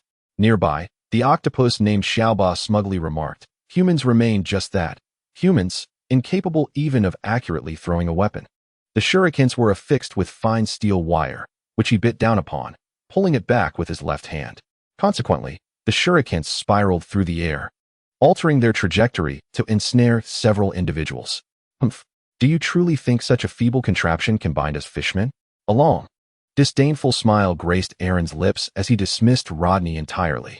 With a swift hand sign, he bit down on a steel wire. Fire style, dragon fire technique. The searing flames raced along the wire towards the 4 fishmen. Alarmed, Aaron quickly snapped the wire, and both Kruby and Little 8 followed suit, sprinting towards the pool. However, Ju chose a different path. He opened his mouth and expelled the seawater from his belly in an attempt to extinguish the flames. Unfortunately, the high-temperature fire ignited by chakra could not be quelled by mere droplets of seawater. As water met flame, it evaporated in an instant. Indeed, while water can extinguish fire, it is futile against flames of such intensity. Ju was engulfed in flames, transformed into a living torch, suffering immensely from the agony. In a desperate bid to escape his torment, he broke the wire and leapt into the pool. Shortly thereafter, Aaron, Kruby, and the octopus Little 8 emerged from the water, carrying the charred Ju to the shore. Not a single patch of skin on Ju remained unscathed. His hair was completely singed away. Rodney, undergoing the healing of his shadow clone, found movement returning to his right hand, though he could not perform large gestures. Observing the gravely injured Ju below, he chuckled. You overestimate yourself. The damage from flames far surpasses that of water. Human, I shall kill you. This time, Aaron chose not to merely spectate. Underwater, he had heard Kruby mention that this human practiced fishman karate, and such a threat could not be allowed to persist. With a powerful leap, he opened his mouth and lunged at Rodney. Rodney and his clone easily evaded, causing Aaron to crash through the wall, emerging with a serrated sword in hand. Great saw blade slash. Gazing upon the blade, Rodney clicked his tongue, tightening his fists. He felt ready, yet against Aaron, he could only resort to guerrilla tactics. His chakra remained abundant, yet caution was paramount when facing a fishman. Aaron bent his legs and launched himself with force, akin to a torpedo fired from a submarine. Charging forward with his blade, aimed downward. Shark water bullet. Leaf dragon god. His body spun, creating a dragon-shaped whirlwind that collided with Aaron's sword, sending him hurtling back into the sea. Meanwhile, the shadow clone charged at Kruby. Wind style, vacuum sphere. The invisible air bullets struck Kruby, inflicting severe pain as multiple bloody holes appeared on his arms and chest, blood gushing forth. How could this be? What sort of ability is this? The wind-based attacks were largely invisible, and unless one possessed the Kenbunchika Haki, chakra-sensing techniques, or a dojutsu akin to the Sharingan that could perceive chakra, the vacuum sphere technique posed a formidable threat to this group. Here's your ride to the afterlife, the shadow clone uttered with a low growl, but at that moment, waves surged, and droplets of water shot toward him like bullets. The shadow clone, being less resilient than the original, found even the slightest attack could cause them to dissipate. Struck by the water droplets, it vanished instantly. Emerging from the sea unscathed, Aaron reveled in his handiwork. As a member of the merman species, The shark-like beings can adeptly utilize their unique abilities, wielding immense power in water and transforming ordinary water into a barrage of projectiles. Just now, you have witnessed the might of the merfolk. It was akin to grasping an object. A handful of seawater was seized, sending forth a cascade of droplets. Fire release, great fireball technique. The flames incinerated the water droplets, evaporating them into vapor, forcing Aaron to retreat. Rodney inquired, "What did you just say?" The atmosphere grew tense, and Rodney's actions once again provoked Aaron, whose eyes transformed into bloodthirsty slits, a manifestation of a merman's fury. "You have injured my dear compatriot, leading to his demise. And you dare to humiliate us noble fishmen?" He glared at Rodney, locking eyes with the ominous crimson gaze. "I shall kill you. Let you understand the meaning of cruelty. Kruby, Little 8, let us join forces and eliminate him." "Understood." Kruby assumed a stance indicative of the merman martial art. "Ah, I see." Little 8 wielded 6 long blades with his 6 arms, preparing for the assault. "Ready to strike together?" He flexed his slightly numb arms. Water release, water chaos wave. A torrent of water gushed forth from his mouth. Aaron, Kruby, and Little 8 braced against the current. Little 8 chuckled. "Is this human a fool? How could water possibly be of use against us fishmen?" As he spoke, his 6 soft, drooping octopus arms waved about, reflecting his buoyant mood. Aaron scoffed. "What could a mere human possibly know of our strength?" "Wait. Aaron, look at his hands." Kruby noticed Rodney's incessant hand movements and shouted, "Lightning release. Thunder wave." Brilliant arcs of lightning erupted from Rodney, racing towards the 3 mermen at breakneck speed. Crackle. Ah! The trio was jolted by the electric surge, leaving them momentarily paralyzed. Seizing the opportunity, Rodney halted the stream of water, inhaling deeply and forming a single-hand seal. His chest swelled as a vast amount of chakra coalesced in his throat. And in the next moment, a blazing inferno surged forth toward the trio. Fire release, great fire extinction. What? The wall of flames bore down upon them, searing their skin with intense heat. The moisture on their skin rapidly evaporated, causing it to crack and subsequently engulfing them in flames. Rodney heard anguished cries and the sound of heavy objects plunging into the water, and he comprehended the gravity of the situation. He ceased the chakra output, realizing that this had cost him a significant portion of his chakra. Indeed, not everyone could wield power like Madara. He had managed to evoke the effect of a forbidden technique with a mere B-rank ninjutsu.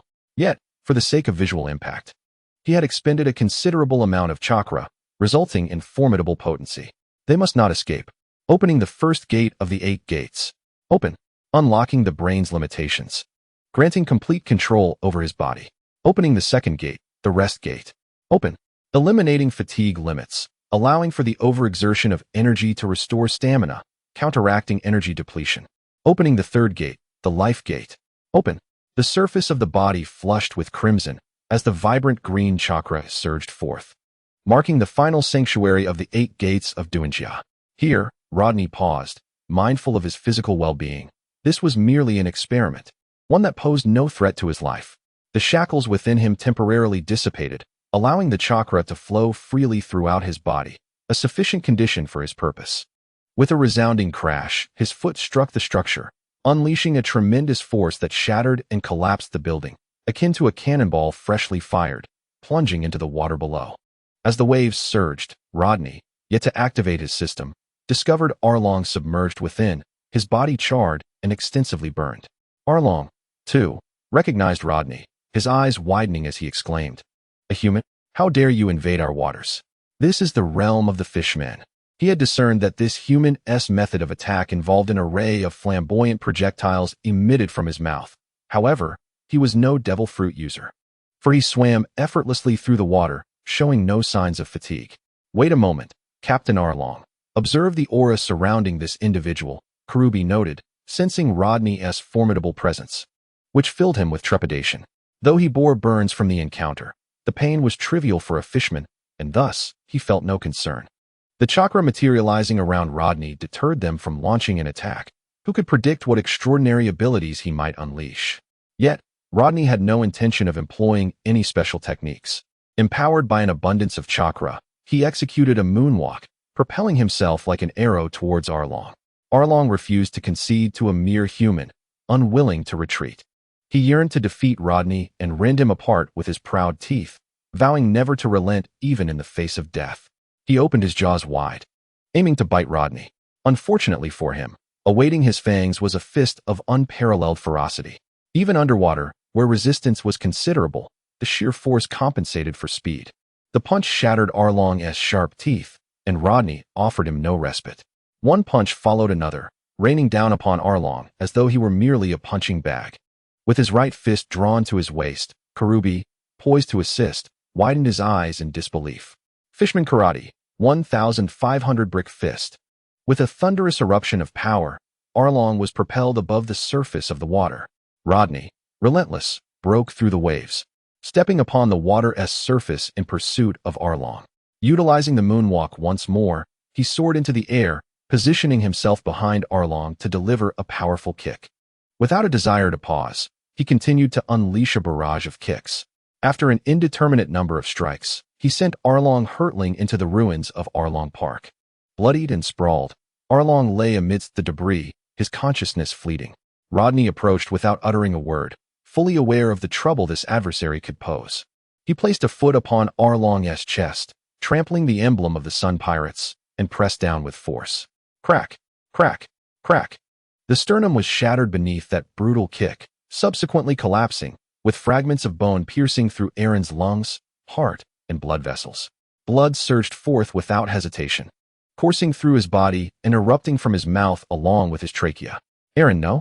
cried Kruby and Octopus Xiaoba as they scrambled ashore, witnessing the tragic scene of Aaron's demise. "Now it's your turn."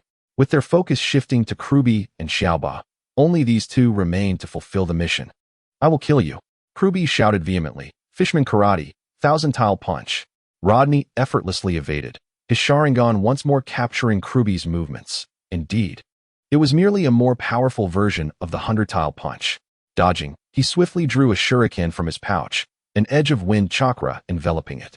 With a swift motion, he severed a robust arm, yet Rodney's assault did not cease. He affixed an explosive tag to Kruby's body, pivoting to deliver a spinning kick to Kruby's abdomen. The chain of explosions commenced, the detonative tags culminating in the demise of the soft-bodied fishman, Kruby. "Now it's your turn." Xiaoba trembled as he gripped his knife, retreating in fear. Rodney loomed like a grim specter, instilling a far greater terror in Xiaoba than Aaron ever could. "If you withdraw from the evil dragon pirates now, I shall spare your life. Leave this place immediately and return to your homeland," Rodney declared as the system notified him that the mission was complete, with only Xiaoba remaining, marking the end of the evil dragon pirates. Xiaoba, with his simple-minded and good-natured disposition, had always been kind to others in times of peace. The original narrative bore no extreme transgressions from him, thus he could be spared. "You've killed everyone. I will not withdraw." Though terror gripped his heart, Xiaoba stood his ground. "Is that so?" Rodney retorted, activating the 8 gates and delivering a punch to Xiaoba's face, sending him hurtling into the sea. After clapping his hands, he felt an overwhelming emptiness coursing through him as the 8 gates concluded, a familiar sense of constraint returning. With barely any chakra left, the discomfort was unbearable, as though he were on the brink of collapse. "This cannot be. I cannot fall." As consciousness began to wane, he forced himself deeper into the forest. In his hazy state, he glimpsed a river and a group of fishmen he had defeated waving at him amiably. "Is this an illusion?" Ding. The host has completed the Chunin exam mission. Chunin exam mission. Eliminate the evil dragon pirates mission level. See mission status. Completed. Reward. Summoning Beast Slug, 100 Hero Technique. Creation Rebirth, Super Strength, 1,000 mission points. Ding. Level up. Host. Josta J. Rodney Race. Human level. Chunin attributes. Wind, Fire, Water, Lightning, Earth, Een, Yang Ninjutsu. Great Fireball. Phoenix Fire, Water Clone Taijutsu. Uchiha Shuriken Technique. Shadow Dance Leaf. Leaf Whirlwind. Leaf Great Whirlwind. 8 gates. Bloodline limit. None task points. 1340. Lying on the bed, he felt a wave of weakness wash over him. The room was rather simple, somewhat disheveled, filled with numerous books and scattered notes upon the table. A sweet and tangy scent of citrus wafted through the air, creating a delightful atmosphere. He had not been taken away by his mother. Rather, it was Nami, who came to check on the situation, that rescued him. The battle at Arlong Park had drawn considerable attention from the villagers of Cocoa West. prompting Nami to take the initiative. As a member of the Arlong pirates, she was not in danger of being attacked by her own crew. Upon nearing her destination, she spotted Rodney and, mistaking him for a failure, concealed him in the underbrush before proceeding to Arlong Park. To her shock, she discovered the place had been reduced to ruins, with Arlong's lifeless body lying amidst the rubble. Was this the end of their nightmare? Could it conclude so easily? In disbelief, she cautiously approached and, with a small knife she always carried, plunged it into Arlong's cold corpse multiple times until she finally confirmed that the nightmare had indeed ended. The torment she had long wished to extinguish was vanquished by Rodney. Overwhelmed with emotion, she wept loudly beside Arlong's body, releasing the pent-up feelings she had harbored for so long. She lost track of time until she remembered that Rodney was still hidden in the grass. Summoning all her strength, she brought Rodney back and settled him in her room. "Mr. Rodney, do you feel any better?" A girl with short blue hair and bronze skin entered, expressing her respect for Rodney. He had slain Arlong, liberating the villagers from the heavy burden that had loomed over them, allowing her beloved sister to cease her perilous ventures at sea and relieving the guilt-ridden villagers from their harsh words towards the beloved Nami. All of this was owed to Mr. Rodney. "Miss Nokigao?" Rodney replied, his voice weak, indicating he could not move. His chakra had been excessively depleted, akin to the state of Kakashi after an intense battle with Zabuza, having exhausted his chakra reserves by employing multiple powerful jutsu. This was also Zabuza's peak, nearly extinguishing the hope of the ninja world. Rodney found himself in a similar predicament, suffering from internal injuries. Arlong's threat had not been significant, but Crocodile had inflicted considerable harm, leaving him with latent injuries from the fishman karate. If not treated promptly, complications could arise. "I see. Please continue to rest. Is there anything you need?" Nokigao inquired. "Nothing much. How is Miss Nami?" He had been lying there for 2 days. It seemed Nami was busy unearthing the treasures buried beneath the ruins, which had long been extorted by the Arlong pirates from villages like Coco West. "Nami and the others are distributing the wealth," Nokigao replied. "And what of Arlong's head?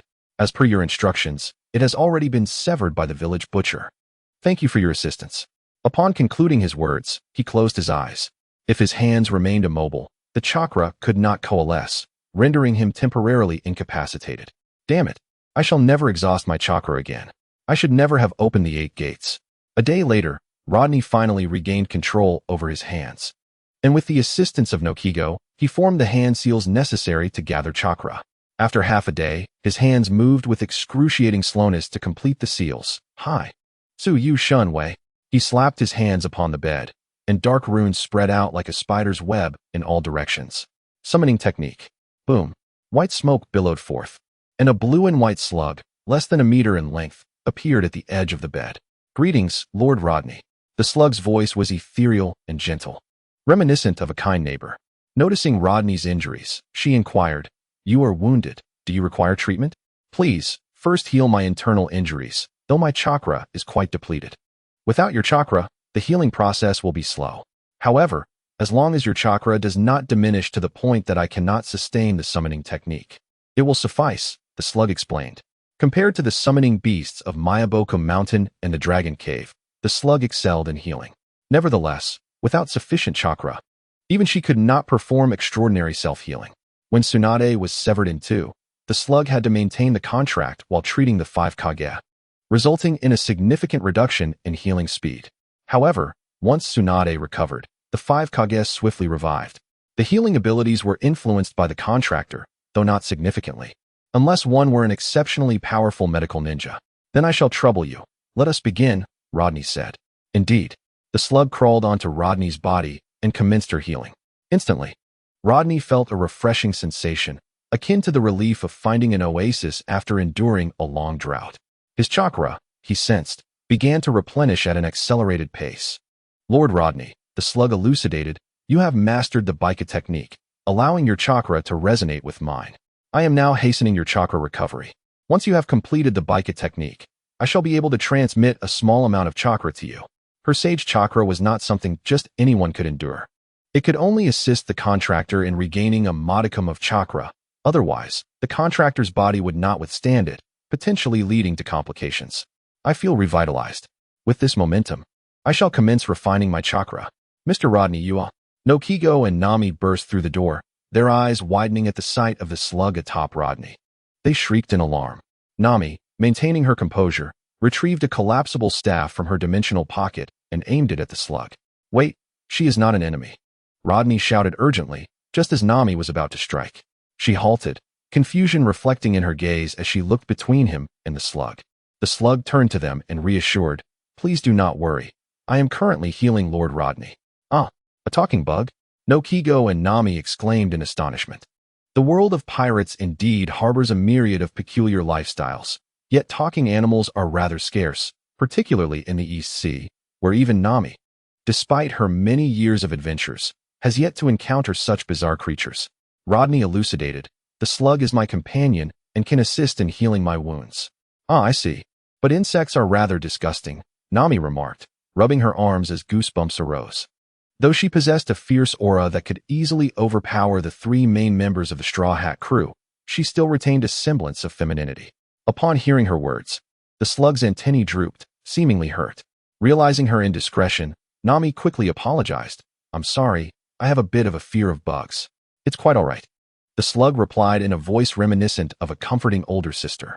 If one were to disregard the notion of venturing into the realm of the Shadow Country's gun god, well, if one were to refrain from such thoughts, it is worth mentioning that this voice is reminiscent of many mature young women. Compared to the likes of Lady Tsunade and Sakura, those kunoichi are far better, the slug murmured, inadvertently overheard by Rodney. Rodney remarked, "It seems our dear slug harbors quite a bit of resentment." However, listening to the slug, it became apparent that she was not a mere summoning beast fabricated by the system, but rather connected to the world of Naruto. And the narrative was likely nearing its conclusion, having progressed at least halfway. Thus, could one reverse summon through the slug to transport oneself into the Wetbone Forest, and subsequently enter the Naruto universe? The thought burgeoned and became difficult to suppress, yet he refrained from inquiring further, as Nami and Nojiko were still present. Nami asked, "Mr. Rodney, how is your health?" "I am faring well. The slug's healing is proving effective. My body is gradually recovering. The muscle soreness is dissipating, and my chakra is slowly replenishing. Soon, I will be able to rise and walk." He then inquired, "How is the situation with the villagers?" "They have reclaimed the treasures plundered by Arlong and are fervently repairing the village, as it was previously ravaged. We are preparing to erect a statue in honor of Mr. Rodney." "A statue? That won't be necessary. I merely came to eliminate Arlong, and I owe you my gratitude for saving me. Otherwise, in that state, I might have been devoured by passing beasts," Rodney chuckled. "If you truly seek to repay me, perhaps you could assist me with a small favor." "Wait. Assistance comes with a fee," Nami retorted, her demeanor reflecting her monetary obsession as she rubbed her fingers together. "Hold on," Nojiko sighed, casting a resigned glance at her sister. Alas, this child has become rather avaricious due to her past experiences. "Fee. That is acceptable. I can offer you Arlong's bounty, which should amount to around 10 to 20 million berries. That should suffice, correct?" "That will do indeed." Nami nodded eagerly, her eyes sparkling with the shape of berries. After a moment of contemplation, she added, "However, since you have helped everyone, I shall begrudgingly accept half. By the way, Mr. Rodney, what favor do you require?" "You show a semblance of conscience," Rodney replied. "I intend to set off from here directly to the Grand Line. Please escort me to Reverse Mountain." Traveling by merchant ship is indeed a slow endeavor. He is preparing to venture into the Grand Line, for the notorious pirates of this region have largely been apprehended by him, rendering his continued stay here devoid of purpose. The Grand Line? "Mr. Rodney, are you truly about to enter it now?" Upon reflection, it seems reasonable that Rodney, having triumphed over both the Krieg pirates and the Don Quixote pirates, would find no equal in the East Blue. Thus, his decision to embark on the Grand Line is entirely justifiable. Rodney's response aligns with her thoughts. Remaining here serves no further purpose. "Miss Nami, I recognize your exceptional skills as a navigator, and I would like to request your assistance in guiding me to the entrance of Reverse Mountain. I shall proceed alone from there." Upon hearing him describe her as an accomplished navigator, Nami felt a swell of pride and chuckled, yet she inquired, "Alone? How will you traverse the ocean currents?" "By walking across them, of course. Is that not apparent?" Rodney possesses the ability to disregard the violent currents and can traverse the mountain walls, so his safety is scarcely a concern. In all likelihood, he is unparalleled in this world. "Oh, right, you can indeed walk on water. That poses no issue, Nami agreed, nodding with a smile. So, when do you intend to set off? Once I have recovered, but for now, I shall impose upon your hospitality. Noki shook her head with a smile. Not at all, you have saved our village. This is our obligation, not an imposition. Please, rest and heal here. We will prepare lunch. With that, she and her sister exited, leaving Rodney to tend to his injuries. They are such gentle little girls, Sister Slug remarked. Indeed, they are. By the way, Sister Slug, I have a question for you. She then shared her previous speculation with Sister Slug. After some contemplation, Sister Slug replied, that cannot be done. Lord Rodney, your contract is rather unique. I am unaware of when you formed it with me, and I have no means to perform reverse summoning. This is my first time entering a realm so rich in natural energy. The wet bone forest, along with the habitats of summoning beasts, does not entirely align with the world of shinobi. Typically, it is the ninjas who form contracts with these creatures, passing them down to their disciples, or fortunate ninjas who unwittingly stumble into their domain. If they successfully endure the trials, they can form contracts with these summoning beasts. Sister Slug is a split entity of the slug sage from the wetbone forest and is aware that there are other worlds beyond this one. Though she has never ventured into an alternate realm, her summoning by Rodney is a novel experience for her. The abundant natural energy of the pirate world is one reason for the extraordinary size of its flora and fauna, undoubtedly a paradise for summoning beasts like slugs, who practice sage arts and chakra. Sister Slug's arrival was prompted by the unexpected nature of Rodney's contract, which astonished her, leading to her decision to investigate. Why is it not possible? I still wish to visit Konoha. Reflecting on it now, it seems the system prevents him from wandering freely. I apologize, Lord Rodney. I am also uncertain. Sister Slug's antennae twitched, hinting at her discontent. Wait, does that mean I cannot go to the wetbone forest? How will I practice sage arts? He was still contemplating the pursuit of celestial arts, but it now seemed unattainable, having incurred losses amounting to several hundred million. System, was this within your calculations? The slug replied, Lord Rodney, it appears you possess knowledge of celestial arts. However, you need not venture to the wetbone forest. Simply seek out areas abundant in natural energy for your cultivation. How so? The slug's sister elaborated. Ordinary ninjas enter the 3 sacred lands due to the abundant natural energy therein, which facilitates their understanding of such energy. Celestials typically do not stray far from the sacred lands. Yet, this world boasts an abundance of natural energy, far surpassing that of Lady Tsunade's realm, making it a veritable treasure trove. This was indeed delightful news. The natural energy of the East Sea was so plentiful. What of the Grand Line? And the New World? Take, for instance, the sea kings of these locales. Comparing the sea kings of the New World to those of the East Sea is akin to contrasting clouds with mud. Here, they barely reach a few dozen meters, while in the New World, deep-sea sea kings often stretch thousands of meters, rendering any comparison futile. Thus, it was clear that natural energy there was undeniably abundant. By the way, Slug's sister, when you mentioned Lady Tsunade, were you referring to the 5th Hokage?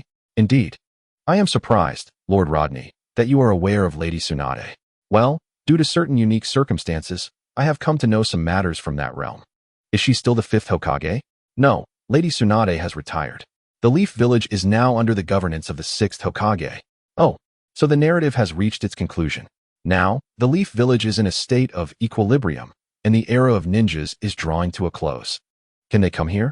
If we could summon Tsunade through the slug's reverse summoning, she could heal anyone in case of injury. The slug shook her head. That may not be feasible, Lord Rodney. Your contract differs from that of Lady Tsunade, making reverse summoning impossible.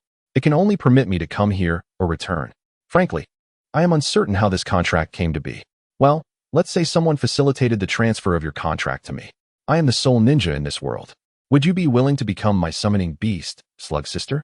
The slug sister's tentacles stirred gently, her voice softening. Of course, Lord Rodney. Your strength is formidable, and I find this world quite intriguing. After all, aside from the Hokage world, I have not traversed to other realms in my long existence. Such novel experiences are indeed rare. Thank you, Slug Sister. You're welcome.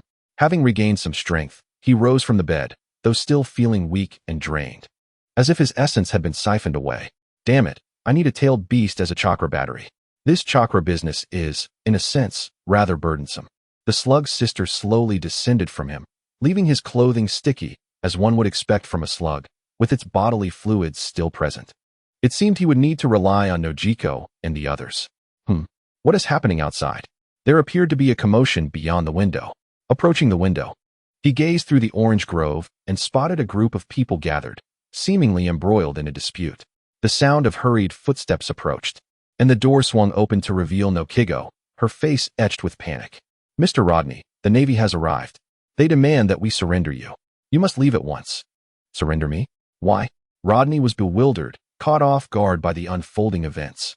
Through Nojiko's explanation, he came to understand the situation.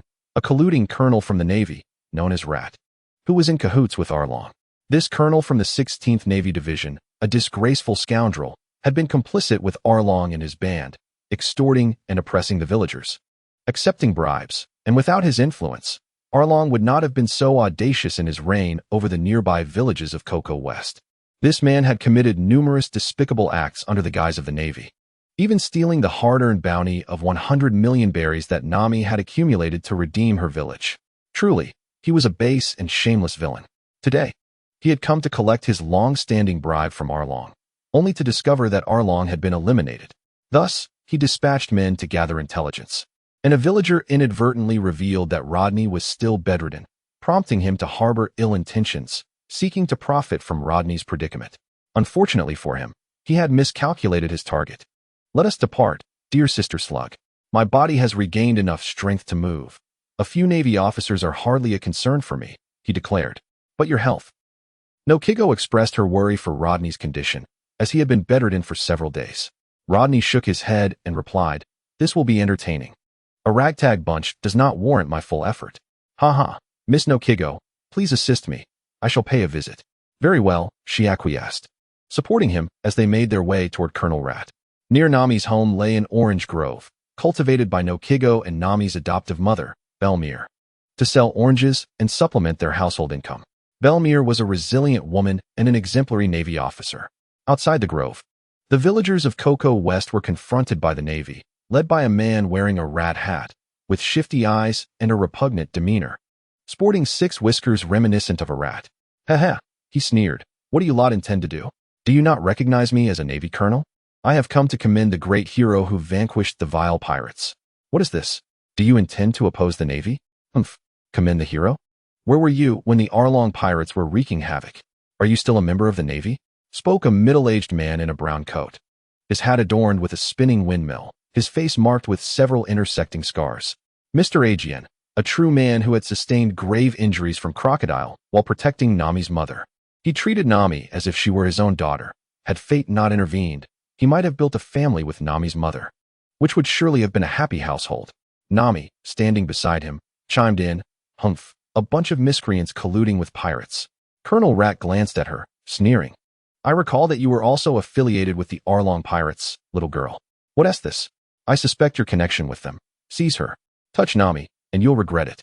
Try it if you dare. No one is allowed to harm our beloved."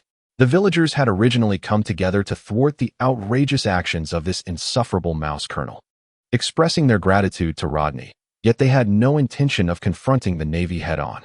They intended to delay time here, allowing Nokigao to escort Rodney away. However, when the mouse colonel threatened to capture Nami, the situation changed dramatically. Who is Nami?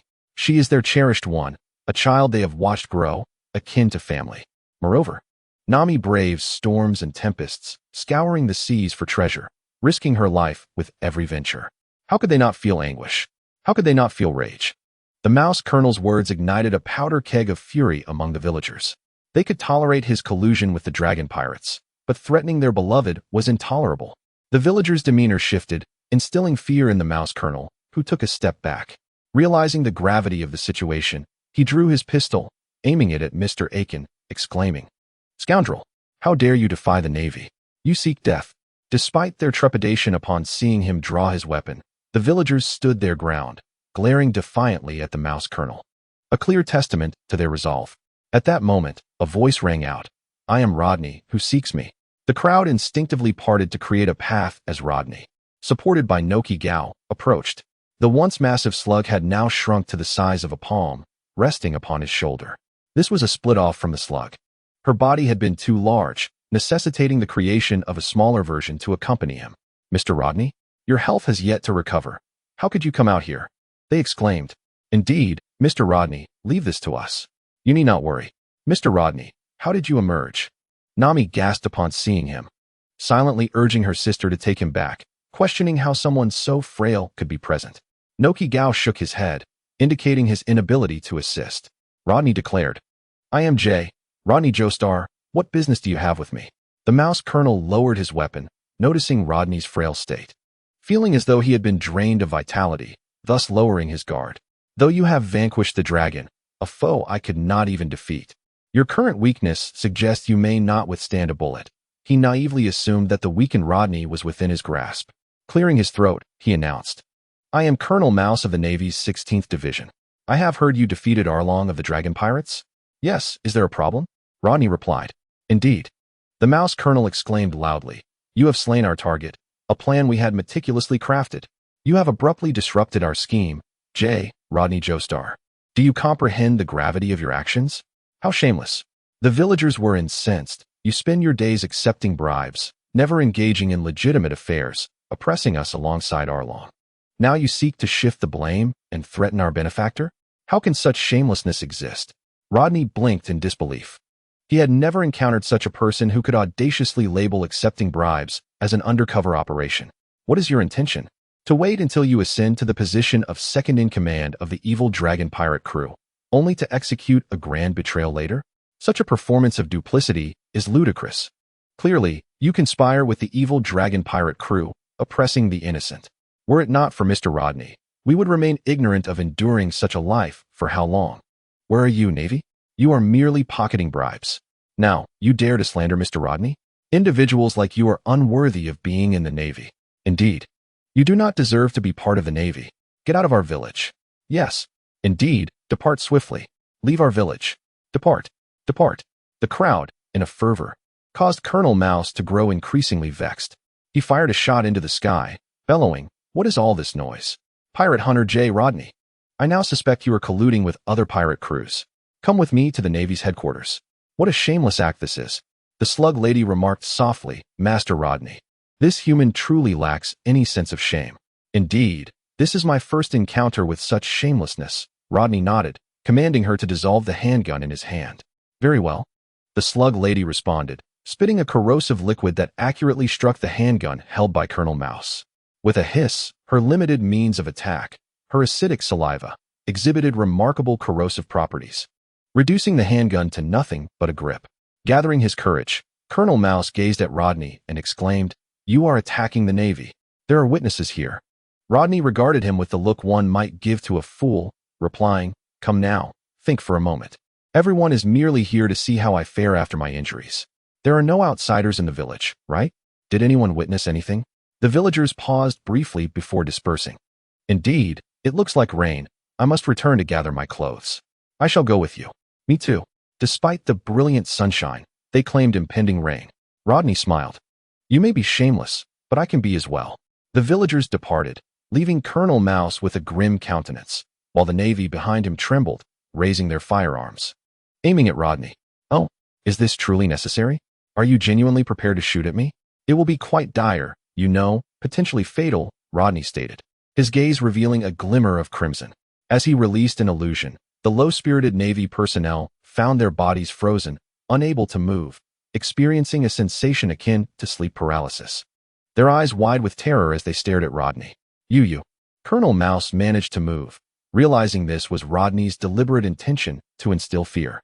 Do not even think about fleeing. Rodney smiled, declaring, Scum like you only bring trouble. Today, I shall enact justice. No, please do not kill me. I have money. I can give you all my wealth. Colonel Mouse, terrified, fell to the ground, retreating against an orange tree. His body trembled, face pale, his pants becoming damp. Such cowardice. Rodney curled his lips, yet the intensity of his gaze was undeniably fearsome. The Sharingan, aside from its formidable powers, also contributed significantly to his aesthetic appeal, exuding a terrifying aura of oppression. Lord Rodney, how shall we deal with this individual? Inquired Sister Slug. Eliminate him. I cannot remain here indefinitely. To avoid prolonged complications, we shall dispose of him directly.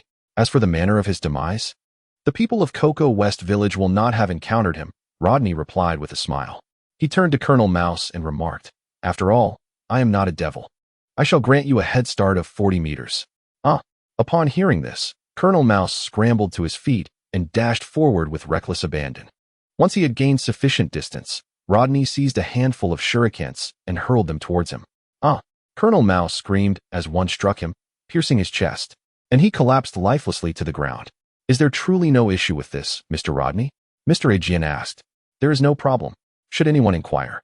The villagers need only to maintain a consistent narrative that they have never seen that fellow. As for you," he approached the naval officers, "though you have committed numerous misdeeds, your crimes do not warrant death. Look into my eyes." As the three tomo began to spin, the officers fell into a daze, collapsing one by one. "What is happening?" One murmured. "Fear not, all is well.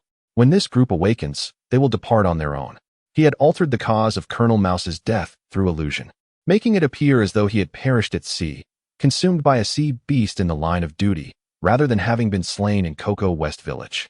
To evade maritime disaster, they had sought refuge in Cocoa West Village, where the villagers welcomed them amicably. Indeed, as long as no one with hypnotic abilities dispels this illusion, it shall persist, influencing their perceptions until they firmly believe it to be true. It was a straightforward application of illusion, regrettably ineffective against those with resolute will and superior mental fortitude. Rubbing his eyes, which felt somewhat strained due to his depleted chakra, Rodney instructed Sister Slug to dissolve Colonel Mouse's corpse with her acidic secretions, erasing all traces of his existence. Although Noki Gao and Nami were somewhat reluctant, they had no choice but to acquiesce to Rodney's decision. 3 days later, fully restored chakra revitalized Rodney, and he felt invigorated once more. He was bound for Reverse Mountain. As his earnings from East Blue were insufficient, he needed to venture into the Grand Line, departing aboard the ship of the evil dragon pirates, the Shark Spab. It was an unseemly vessel, its prow adorned with jagged teeth reminiscent of a dragon, lacking any aesthetic appeal. Under Nami's guidance, Rodney's shadow clones set the ship in motion. It was a stroke of fortune that the ship had remained unscathed during the earlier battle. "Mr. Rodney, your ability is extraordinarily useful. One person truly embodies an entire pirate crew," Nami remarked, holding a nautical chart and compass, confirming their course with a smile. Having not yet entered the Grand Line, the four seas still rely on the compass for navigation. The magnetic forces here are not as formidable as those of the Grand Line, thus the compass remains functional. Rodney reclined comfortably in a lounge chair, shielded by a sunshade, savoring a chilled beverage in sheer contentment. The Shark's Babu sailed through the waves, accompanied by a manatee that was reluctantly towing the vessel. The manatee, mooing softly, was a sea creature brought over by Arlong and his crew from the Grand Line, considered quite formidable in the East Blue. Unfortunately, it encountered Rodney, who rendered it unconscious. Upon awakening and discovering that the Arlong pirates had vanished, it sought its freedom and a few days prior had raided the fish drying under the sun in Kokasia village, only to be captured by Rodney and forced into labor. With a heavy heart, the manatee lamented its misfortune, wishing it had encountered a more benevolent fate. Nami, holding a navigational chart, suggested, "Mr. Rodney, our first destination should be Lobe Town, where we can exchange Arlong's bounty. Afterwards, we must find a way to sell this ship and procure a smaller vessel to take you to Reverse Mountain. That will be our general route." Rodney nodded in agreement, responding, "That sounds perfect. Please make the arrangements." Had Nami possessed greater strength, he would have taken her with him to navigate the seas, as having a navigator could significantly mitigate dangers. However, with only he able to harness chakra, which he could not impart to others, he resigned himself to the current circumstances. He begrudgingly accepted his losses, viewing it as an opportunity to forge a favorable bond, and resumed his sunbathing. Lunch consisted of braised sea creatures, with the manatee consuming the lion's share, as it was engaged in strenuous labor and required sustenance. Dinner was enjoyed at the floating restaurant Bar Thai, where unexpected encounters led to a delightful meal shared with Nami. During this time, Sanji, the flamboyant chef, prepared a variety of delectable dishes, most of which ended up in Rodney's stomach, as Nami, being a lovely young lady with limited combat skills, had little appetite. Thus, the majority of the food was consumed by Rodney. Sanji, feeling slighted, became quite irate, almost provoking a confrontation with Rodney, but it was Nami who ultimately diffused the situation. Yesterday's dinner was exquisite, Nami reflected, still savoring the memory of Sanji's culinary creations. Rodney held in his hand a pack of spicy snacks that he had requested from the Bartai chef the previous night. Though modest in quantity, their flavor was delightful. He offered them to Nami, asking, "Would you like some?" "Thank you. They're so spicy and fragrant," Nami exclaimed, instantly captivated by the taste. The two conversed as they devoured the entire pack of snacks. Throughout the day, they engaged in conversation, shared food, played cards, and perused newspapers and novels. Life at sea could indeed be monotonous, yet with Nami by his side, Rodney found solace, even if their interactions remained innocent given her youth. Thus, they continued their journey until they reached Logue Town. At Smoker's location, I exchanged Arlong's bounty, and in passing, sold the shark spab, in accordance with our prior agreement. After dividing the bounty equally with Nami, I procured a nimble little boat to set sail for Reverse Mountain. The shark spab was simply too large for Nami to manage alone, so selling it was a more prudent choice. The sea chart to Reverse Mountain was obtained from Smoker, albeit reluctantly, as he harbored fears that Rodney might succumb to piracy upon entering the Grand Line. In his view, Rodney lacked a sense of justice, driven instead by a voracious desire for wealth. Should he turn pirate, he would undoubtedly be a slippery character, posing significant trouble for the Navy. Nonetheless, he ultimately relinquished the chart. Though rare in the East Blue, it was not unattainable, and should it be unavailable here, one could seek it elsewhere. Armed with the chart, under Nami's guidance, Rodney and his companions arrived at a vantage point from which Reverse Mountain could be seen. Here, Rodney urged Nami to halt, for proximity would lead the currents to whisk the boat away, resulting in potential peril. "Farewell, Nami," he called, standing atop the sea cow, Moo, waving towards her on the ship. "Farewell, Mr. Rodney. In a few years, I too shall venture into the Grand Line to chart the seas." "Do lend me your support then," she replied. "Indeed." He waved back, urging Moo to glide towards Reverse Mountain. Reverse Mountain, also known as Levis Mountain, marks one of the two crossings between the Red Line and the Grand Line, the other being the Holy Land of Mariawa. This mountain, fraught with both wonder and peril, serves as the gateway to the Grand Line. Traversing it is essential unless one opts for the calm belt.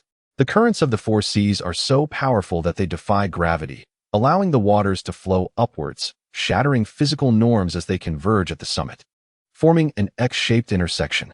At this convergence, the waters cascade downward, marking the sole exit and the entrance to the Grand Line. Newton might muse, "Is it too much to ask for a little respect from you comic artists?" Reverse Mountain is both the starting point and the terminus of the Grand Line. On the other side lies the New World's end, but one must first traverse the Red Line and then enter the vast and treacherous New World. Moreover, one can never predict what encounters await in the ever-changing environment of the New World. Sailing remains the safest method, at least in comparison to others. Towering into the clouds, Reverse Mountain's peak is obscured from view, with dense clouds shrouding the mountainside, its majestic stature unforgettable. The mountain is barren of vegetation, revealing a striking redstone surface. Goodness, how high is this? I pondered, uncertain of its exact height, but assured of its towering presence. Upon arriving at the entrance of the waterway, the sea defied the laws of physics, surging upwards in a dreamlike manner. Towering above the waterway were majestic white stone gates, layered upon one another, each adorned with intricate, enigmatic carvings. These gates had stood sentinel for an indeterminate length of time, witnessing countless ambitious youths yearning for grand treasures. They would remain steadfast, day after day, year after year, like vigilant guardians, enduring the elements with unwavering resolve. Moo, let us ascend and depart from this place, embarking on the Grand Line where freedom awaits. Rodney encouraged, patting the sea cow's towering horn. With a resounding call, Moo propelled itself upwards, driven by the currents. The waters surged with fierce intensity, as if rushing down from the mountains, yet they flowed from low to high. Whoever says water flows downward shall face my ire. Moo swayed its tail, moving swiftly through the relentless current, the wind whipping against its face, stinging yet exhilarating, causing it to squint in response. With the current's assistance, it pierced through the misty clouds, and after several bursts of speed, reached the mountaintop, where 3 additional waterways converged, all streams rushing toward a singular outlet. Onward. Rodney laughed heartily, urging Moo to plunge downward. The thrill was akin to a roller coaster ride. Moo remained steady, though the splashing waves frequently soaked its attire, rendering it a drenched creature. Yet, it radiated joy, for this adventure proved far more exhilarating than any amusement park ride. Oh Moo Moo, accelerate, accelerate, accelerate. Moo Moo quickened its pace, the fierce wind assaulting its visage, twisting its expression into a comical display. As they burst through the clouds once more, Rodney spotted the outlet below, alongside a dark island. Wait, an island? Moo Moo, slow down, slow down, slow down. Rodney shouted, alarmed that at their current speed, they would surely collide with the island blocking their exit. Why is there an island in the way? Moo Moo wished to decelerate, but even if it ceased swimming, the momentum combined with the current propelled them forward at an astonishing speed. They were on the brink of collision. Human, why must you lead us into such peril?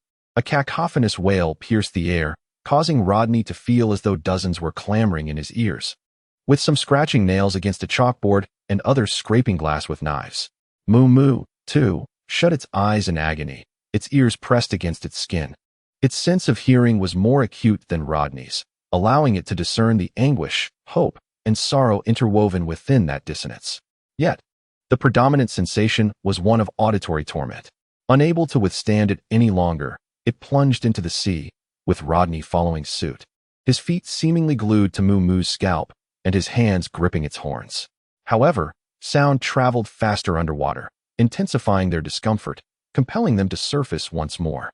A vast, obsidian island loomed before them. Though its advance had slowed considerably, it appeared as if a collision were still inevitable. Just as Rodney prepared to take action, the island stirred, revealing a gaping abyss, its white, jagged teeth resembling towering peaks, with seawater cascading through the gaps. Moo, turn quickly, if you wish to avoid being devoured, came the urgent call.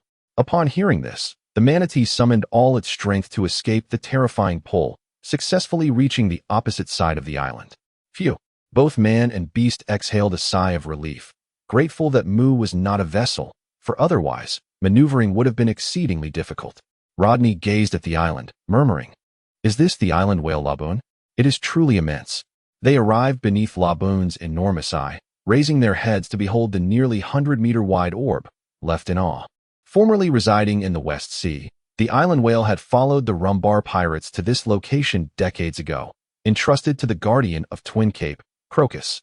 Laboon had made a pact to circle the world and return, but tragically, the Rumbar pirates had been annihilated by rival crews in the fabled Bermuda Triangle 49 years ago. The once joyful crew, who had brought laughter to weeping children, was now reduced to only Brooke, who had consumed the Yomi Yomi no Mi and was trapped within the triangle. For 50 years, Laboon awaited the return of the Rumbar pirates, but never beheld the comrades it longed for. Its colossal form could not traverse the waterways back to its homeland. And day after day, it collided with the Red Earth continent in a futile attempt to reunite with its friends and fulfill their past promise. This was a whale imbued with human emotions, and its plight was heart-wrenching. Each impact against the land left it battered and bruised. Had it not been for the Pirate King's ship's doctor, Crocus, providing care, it might have perished long ago. Enough, let us lend a hand, Rodney sighed, gathering chakra near his vocal cords to amplify his voice. Laboon, look this way. I possess news regarding the Rumbar pirates.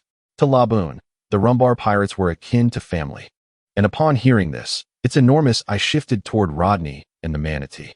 The creature, overwhelmed with fear and teetering on the brink of unconsciousness, contemplated fleeing but was deterred by Rodney's threat. Do not run. If you do, I shall stew you. You shall become just as the sea kings you feasted upon. The manatee lamented, "Oh, the trials I endure." TT once again, a piercing sound erupted, prompting Rodney to cover his ears in vain. Young man, from where did you acquire knowledge of the Rumbar pirates? At that moment, a robust elder, adorned with glasses, a floral shirt, and a crest-like headpiece, stood upon Laboon's back, regarding Rodney with a scrutinizing gaze. Crocus, the ship's doctor of the Pirate King and the guardian of Twin Cape, spent his days reading newspapers and accompanying Laboon, treating it with care. Their bond had grown over the decades, with Crocus being Laboon's steadfast companion, apart from a brief period during his time aboard Roger's ship. However, throughout their voyage to Lavdru, they had yet to encounter the Rumbar pirates. At that moment, he realized that the Rumbar pirates were likely no more. To prevent Lab from enduring an endless wait, he conveyed this news to him. It was this revelation that prompted Lab to strike against the red line, determined to reach the other side and personally seek out the Rumbar pirates.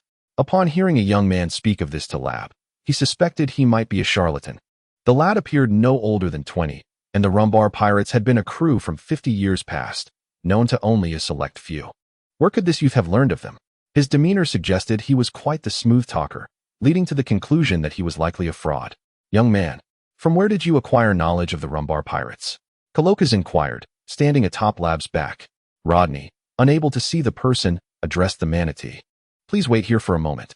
With a swift leap, he landed upon Lab's damp skin, his feet adhering like suction cups as he ascended vertically.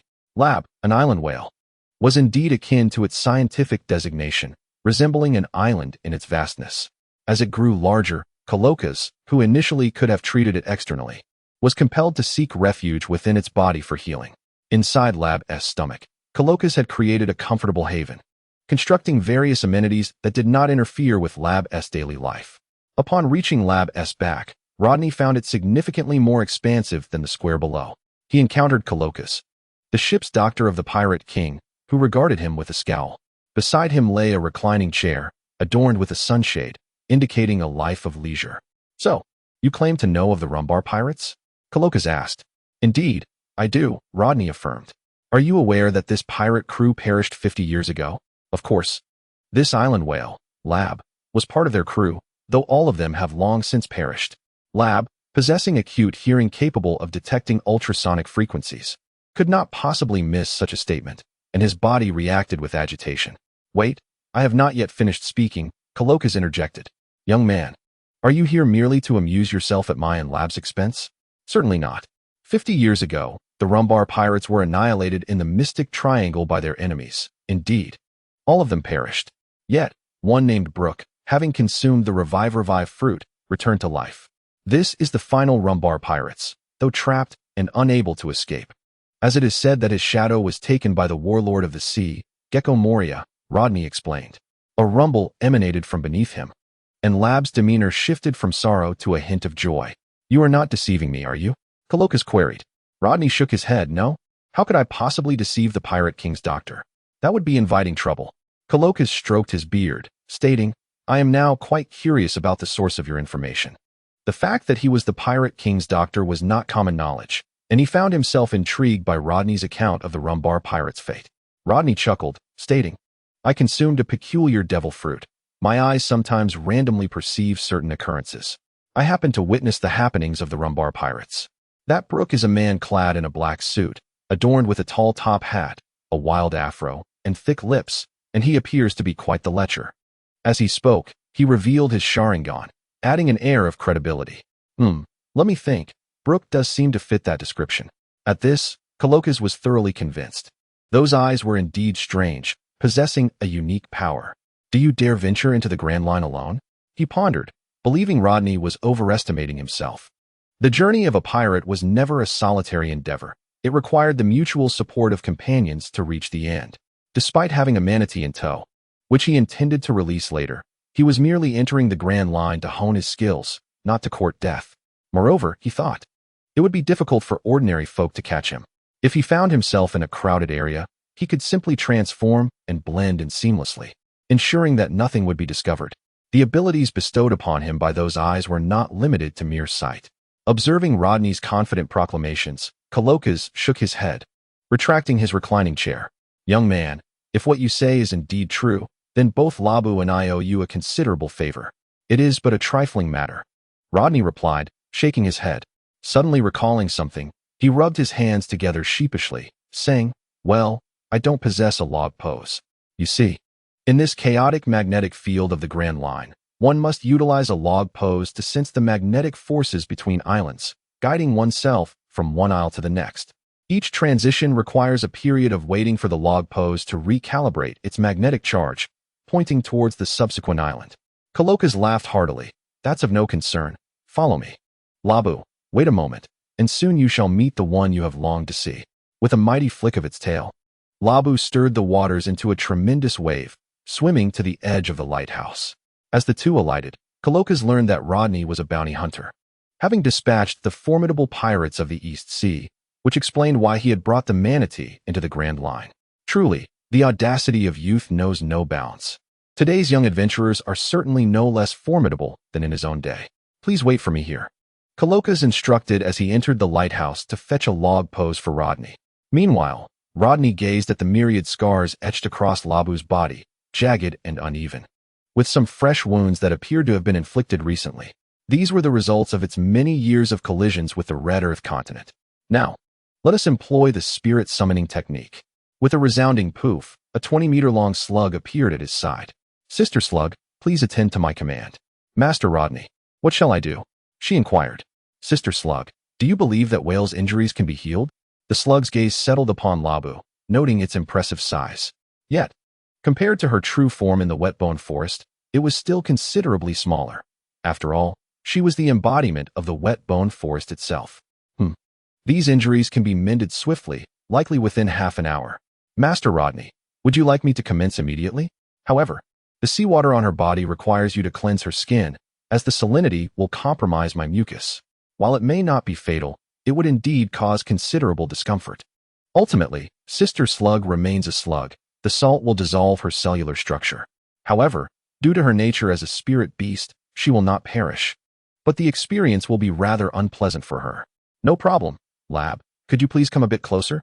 Lab obediently inched nearer, almost pressing against the nearly vertical cliff. Here it comes, water release, water surge. Chakra formed an abundance of fresh water, washing away some of the salt from Lab's skin. All right, I'm coming up.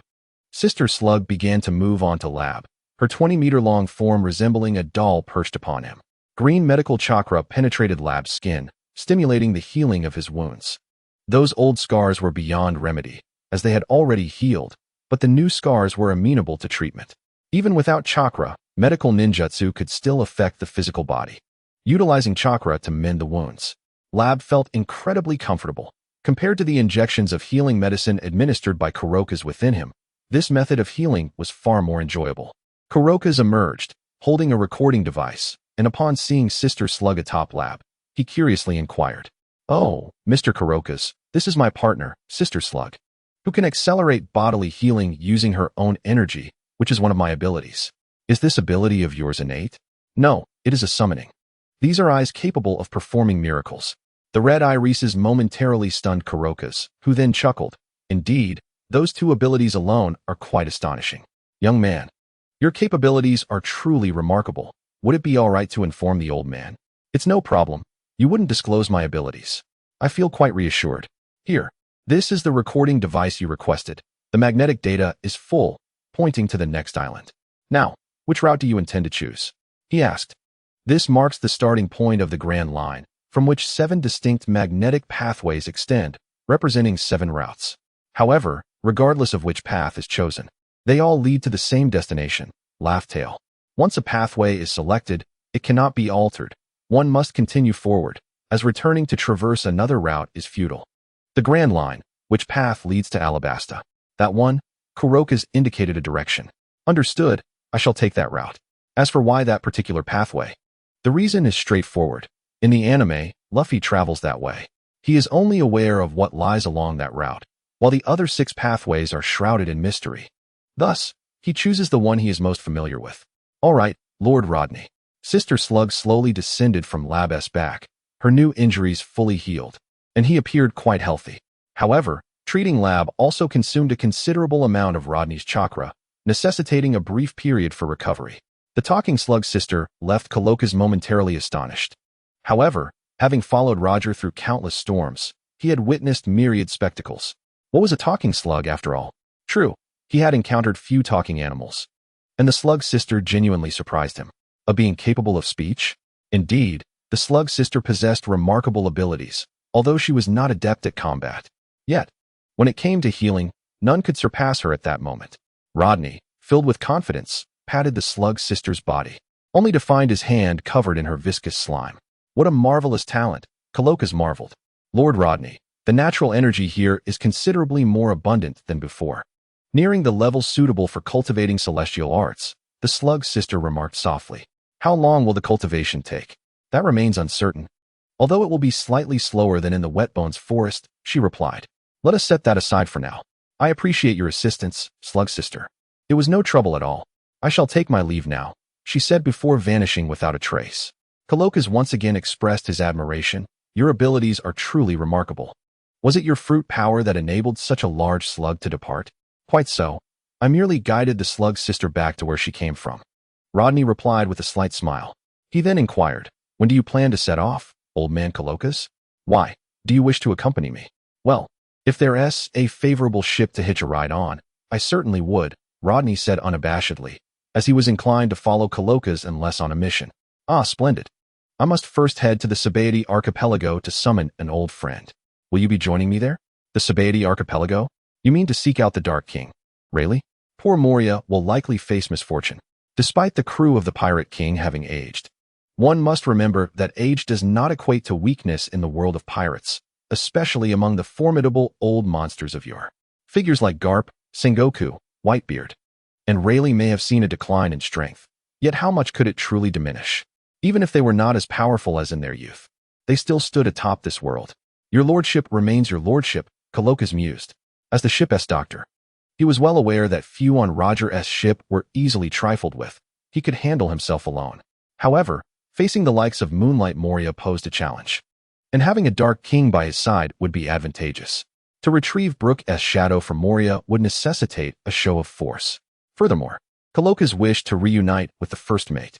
Oh, by the way, I sent Buggy from your crew to prison, Rodney mentioned. Haha, that rascal Buggy? You put him in prison?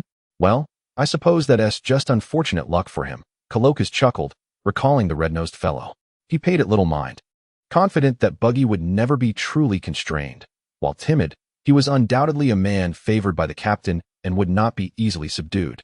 He continued, so Rodney, is it? Prepare yourself. We are ready to depart. Just like that? Indeed, Coloccus nodded.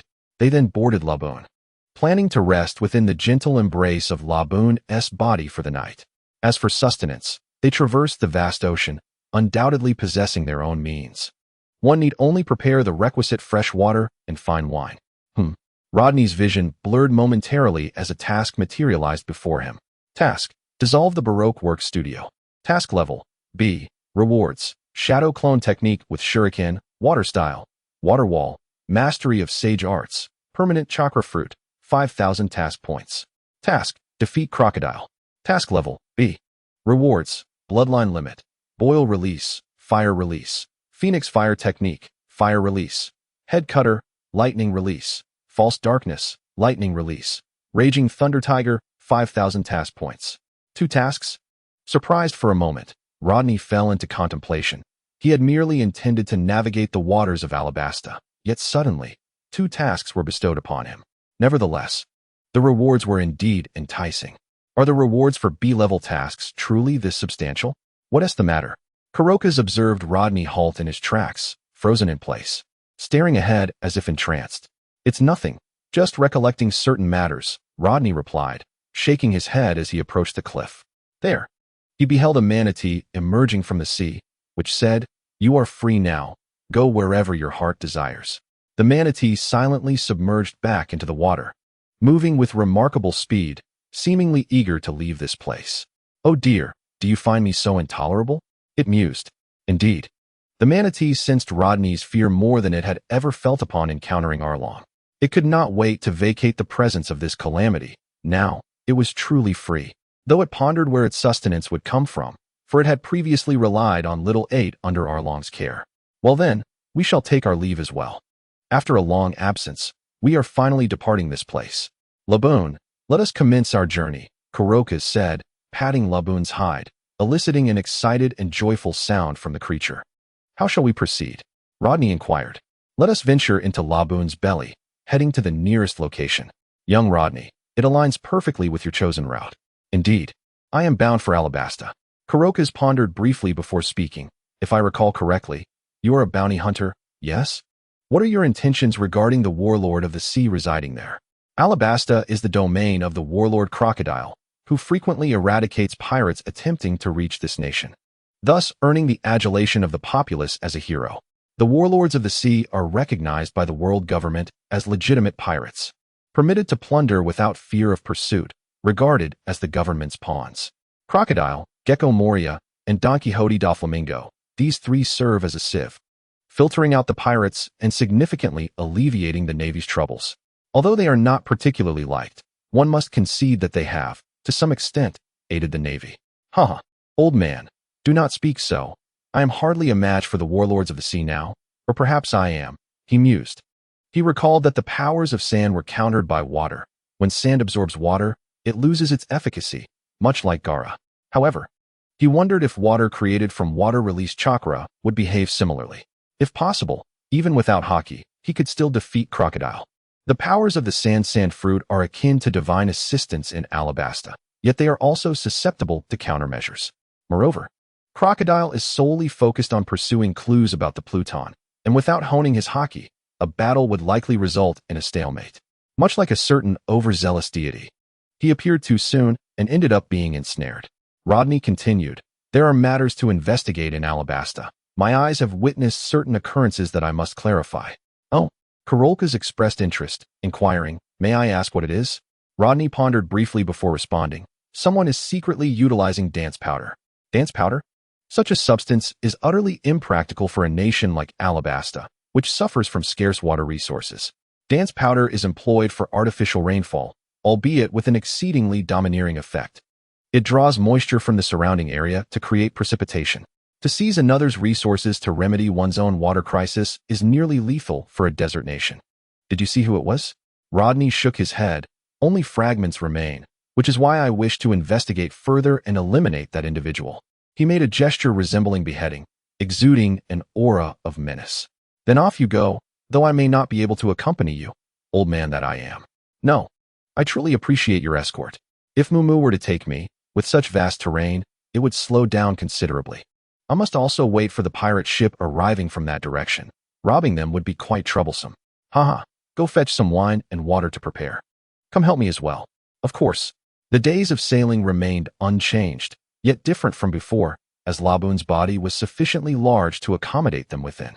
The azure sky adorned with fluffy clouds was a whimsical creation of Karolka's, bright and devoid of darkness. It was curious how the pigments he used had not been corroded by Laboon's gastric acid. The pale green gastric acid spread like an expansive lake, with a small island floating at its center, upon which stood a quaint wooden cabin, accompanied by a coconut tree. A few garments hung on a drying rack strung between the tree and the cabin. If one could overlook the noise, this place could be deemed suitable for leisure and relaxation. As for the source of the noise, Rodney had divided a multitude of shadow clones, engaged in training both the 6 forms and fishman karate. His current chakra allowed him to create hundreds of shadow clones at once, each honing their skills, subsequently relaying their experiences back to him, exponentially increasing his training speed. A remarkable accelerator. Karolka's couldn't help but marvel. The youth of today truly defy expectations. Even the ability to walk upon water is astonishing. By the way, what type of devil fruit has this lad consumed? His myriad of abilities, prophecy, healing, duplication, and walking on water, indicate he must possess even more surprises. If he were to develop these powers diligently, in due time, he would undoubtedly secure his place upon the seas. He suddenly felt abandoned by the times, or rather, unable to keep pace with them. Such a formidable challenge was indeed daunting in his era. If only his ability to create avatars were not so feeble, he could dominate the seas merely with that power. No wonder that young lad claimed no one could capture him if he so wished. Redirecting his gaze to the book in hand, his eyes grew increasingly profound. Oh, what an extraordinary author. As he read on, even this old man felt a surge of fervor. Jiraiya, was it? Truly a remarkable writer. Labu swam through the depths of the ocean, navigating in accordance with the direction indicated by Karolka's. With its colossal form, those creatures, several times larger than the sea kings of the East Blue, dared not approach and cause trouble. The capricious weather above the surface was of no concern. Even the most tumultuous waves above could not disrupt the tranquility hundreds of meters below. For Labu, this depth was merely shallow. Before long, Labu emerged from the water's surface, and Karolka's peeked out from a valve on its back. In the distance, land appeared, a sizable island adorned with numerous gigantic spherical cacti, shrouded in a thin veil of mist, giving it a somewhat ethereal appearance. Glancing at the recording pointer on his wrist, he addressed Rodney, who had just surfaced. Rodney, the magnetic force of the recording pointer is insufficient. We must pause here to recharge. Since Rodney was still in the learning phase, the pointer remained in Karolka's possession. Each island possessed a distinct magnetic force, necessitating the recording pointer to remain in the area for a period to fully recharge before directing them to the next island. Thus, they had to wait here, though the duration remained uncertain, perhaps a few hours, or even a year. Time was unpredictable. We've only been traveling for a few days. Rodney remarked. Is it that quick? Huh. Do not underestimate Lebeau's speed. It moves swiftly, due to its massive size. Lebeau can only reside in the deep sea and cannot venture into shallower waters, so we must ascend first. He patted Lebeau's skin, saying, Lebeau, we shall head up now. Once the magnetic force is fully charged, we will set off. Lebeau let out a sound of acknowledgement. Then, I entrust you with this, Rodney. He tossed out a rope and retrieved a wooden board resembling a surfboard. Understood. Rodney secured the rope around his waist and leaped off Lebeau's back, landing steadily on the water's surface. With a swift motion, he raced across the water with Kurokaze in tow, the rope in Kurokaze's grasp, while the board served as a surfboard, cleaving through the waves at remarkable speed towards the island ahead. Before long, they reached the shore. Kurokaze declared, This is Whiskey Peak. Though I am aware of it, I have seldom visited. Whiskey Peak lies relatively close to Twin Cape, but he was uncertain of the specific circumstances here. What he did not know, Rodney was well aware of. This was a town that welcomed pirates, yet in reality, it was a hub for bounty hunters and a subordinate branch of the clandestine criminal organization, Baroque Works. With a gentle smile, he remarked, Old man, let us first explore the town. Given that it is called Whiskey Peak, one wonders if there is indeed whiskey to be found. This was a valid point. Kurokaze concurred, noting that a significant portion of the pirates upon the vast ocean were indeed imbibers, drawn to fine spirits. The elder and the youth strolled towards the town nestled beneath the immense, spherical cacti. Their arrival was understated, devoid of the fanfare typically associated with newcomers. Yet the appearance of two unfamiliar faces inevitably sparked curiosity among the townsfolk. In the shadows, an individual brandished Rodney's previous bounty notice, proclaiming, Jostad J. Rodney, the bounty hunter from the East Sea, with a bounty of 3 million berries, a veritable prize. The elderly companion beside him, however, remains an enigma. Unbeknownst to him, Rodney's bounty had already been rescinded by the Navy under the direction of Carp, rendering this notice obsolete. The notice was outdated, yet the swiftness of its retraction had left them unaware of the current circumstances. The bounty hunters within the town had already set their sights on Rodney, eager to capture him and deliver him to the Navy for a reward. Let us prepare a banquet, then, to honor this bounty hunter with a splendid evening. No problem. They chuckled sinisterly, their laughter revealing their nefarious intentions. Aware of their own limitations, they chose to band together, exploiting the arrogance of others to deceive the naive newcomers, leading many inexperienced young pirates into their trap for the sake of bounty. Fortunately, Rodney was well aware of their true nature, and he was accompanied by a seasoned veteran. Not long after Rodney and Kurokaze began their exploration, they found themselves encircled by a group, faces alight with anticipation. One individual eagerly inquired, Pray tell, are you two pirates? Is it already time? With a hearty laugh, Kurokaze responded, The old man was a pirate for several years, but now he enjoys his retirement. Oh, why retire, old man? Pirates are heroes of the sea. One questioned. Age has taken its toll. My body can no longer keep up, Kurokaze chuckled, finding it peculiar that the reputation of pirates was held in such esteem here. In his own experience, he had encountered a far less welcoming reception. It was rare to find a town that embraced pirates so openly, leaving him with an unsettling feeling. Is this young man your grandson? They asked. Rodney maintained his smile, opting to remain silent. Before Kurokaze could respond, one person ventured a compliment. Your grandson must surely be a formidable pirate. Rodney continued to smile, absorbing the flattery from the crowd. Kurokaze intended to clarify the situation, but sensing something amiss in Rodney's demeanor, he refrained. At that moment, Rodney spoke, his voice elongated to capture their attention. I am, in fact, a pirate hunter. The atmosphere abruptly turned awkward as the uninitiated bystanders found themselves at a loss for words, realizing that their earlier flattery had been misplaced. An eerie silence enveloped the room, and with a hearty laugh, Kurokaze and Rodney took their leave. How infuriating. This rascal is toying with us. Indeed, but we must devise a strategy to capture them. Isn't he a bounty hunter like us? Worth a pittance. No. You're overthinking. Just look at that smug grin of his. There's an overwhelming urge to land a punch on that face. Count me in. Yes, I want in too. Me as well. Colokas and Rodney strolled into a tavern, where the aroma of alcohol wafted through the air, neither exquisite nor terrible. The drink was decent, though the alcohol content was a bit low.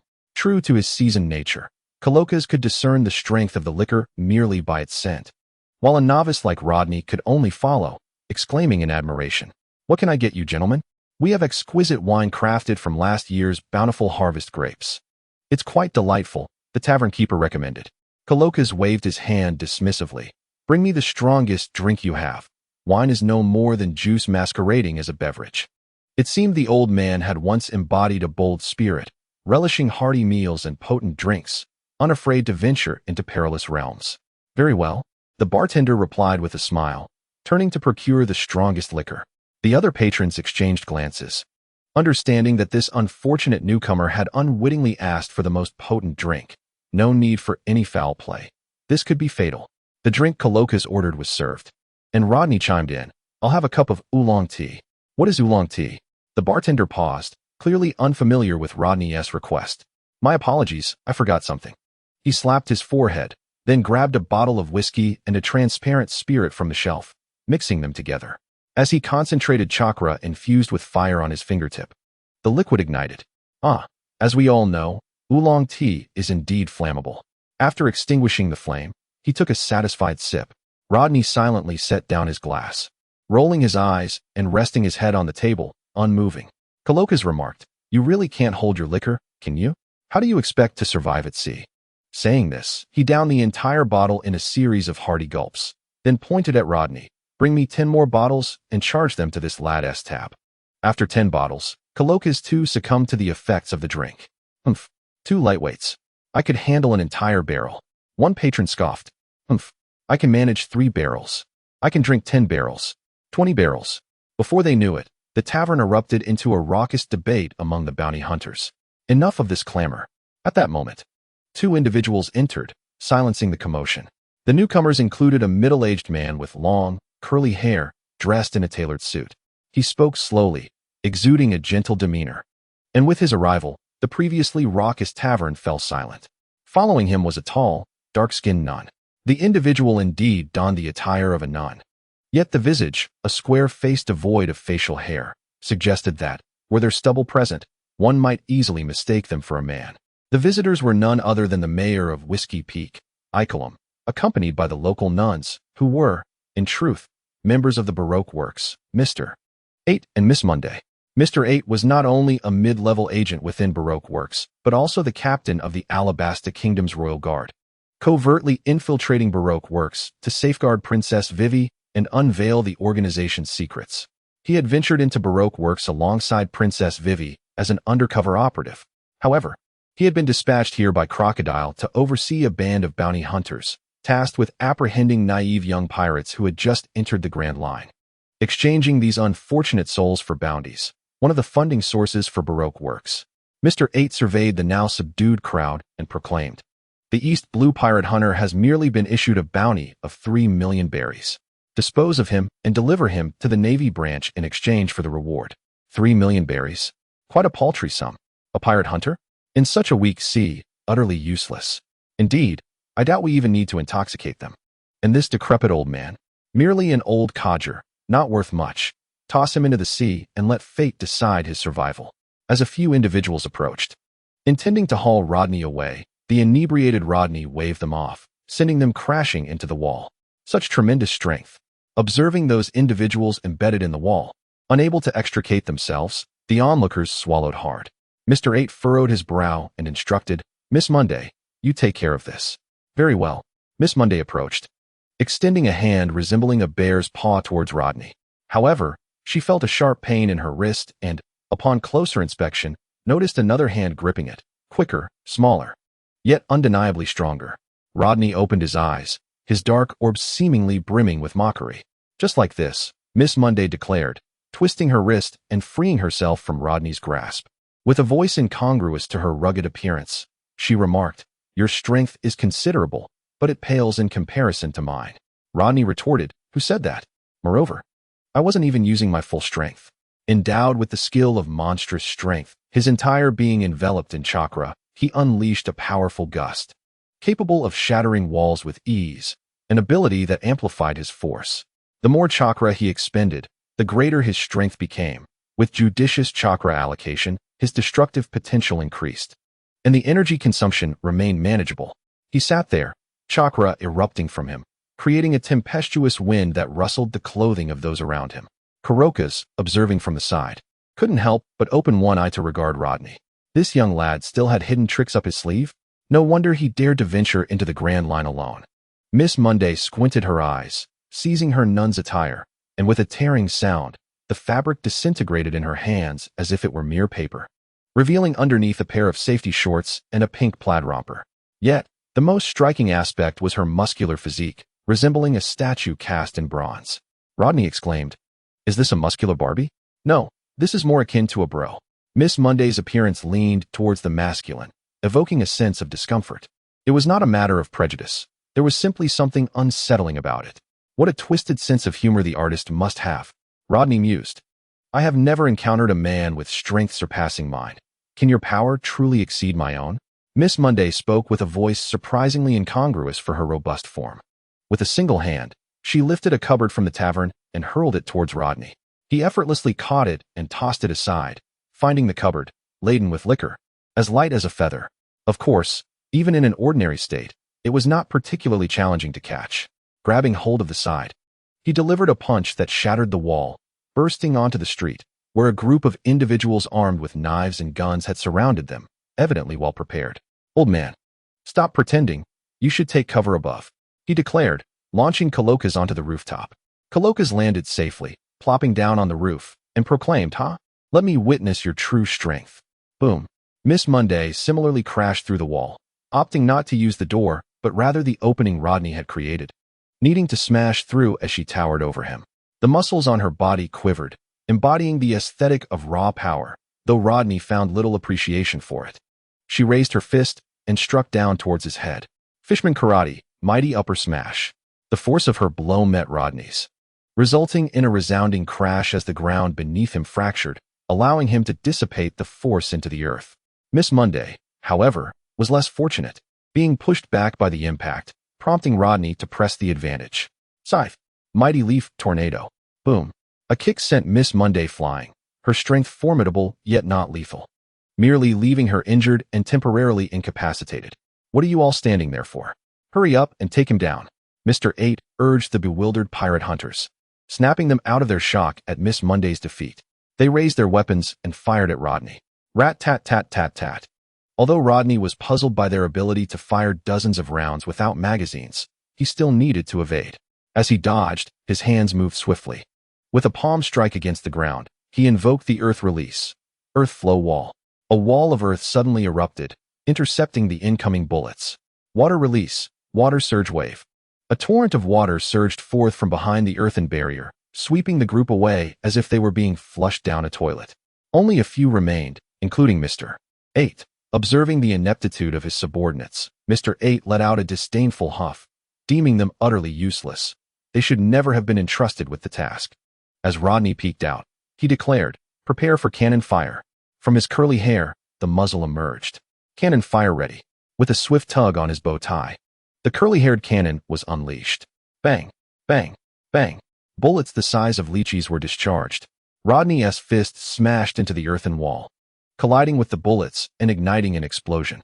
Just then, a silhouette surged forth, arriving before Mr. 8, delivering a swift chop to his neck, rendering him unconscious and collapsing to the ground. Rodney shifted his gaze toward the approaching pirate hunters, a slight smile gracing his lips. Shadow clone technique. Boom, boom, boom. 3 clones fanned out, charging into the oncoming crowd like a tiger among sheep, overwhelming them with ease, akin to a single warrior encircling a vast army of ninja. He piled them together, roused Mr. 8 with a slap, and inquired, "Baroque works? Do you know?" Mr. 8, taken aback, replied, "Naturally, my target this time is you. I intend to eliminate you." Rodney smiled. "Come now, divulge the location of Baroque Works headquarters, or summon a few individuals for me to dispatch." Pressing a kunai against Mr. 8's chin, he added, "Think carefully, your life hangs in the balance." "Who are you? What is your purpose? Are you trying to extract information from me?" Rodney chuckled. "I am Jay, Rodney Joestar. All you need to know is that I aim to disband Baroque works. Now, make a decision swiftly, or I shall terminate you. Why is a hunter of the East Blue so formidable, yet only worth a mere 3 million berries? Mr. 8 questioned. That is due to having offended someone previously. Your intelligence network is quite lacking. Kurolka's approached with his hands behind his back, chuckling. You won't extract much from him this way. Rodney replied. I'll make him talk. The Sharingan is unnecessary for now. He has his own agenda, and there's no rush. Mr. 8 surveyed the unconscious pirate hunters. They were indeed members of Baroque works, who had lured these individuals to form a town to deceive unsuspecting novice pirates. Sighing, he said, Baroque works is located in Alabasta, but I cannot specify the exact location. However, you might find luck there. That is all I can disclose.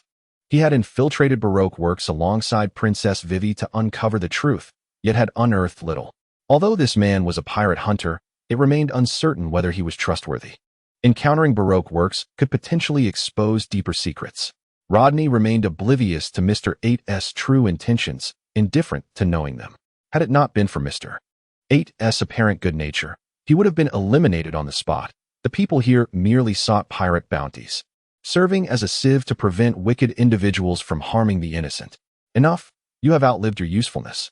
With a swift pinch at Mr. 8's neck, he rendered him unconscious. Was that the end? Certainly not. After rummaging through Mr. 8, I stumbled upon the desired object and chuckled. Eureka! In my grasp lay a permanent record pointer, quietly resting. This pointer contained the magnetic essence of Alabasta, eternally directing towards its location, unyielding in its course. A permanent pointer? How did you discern its presence on him?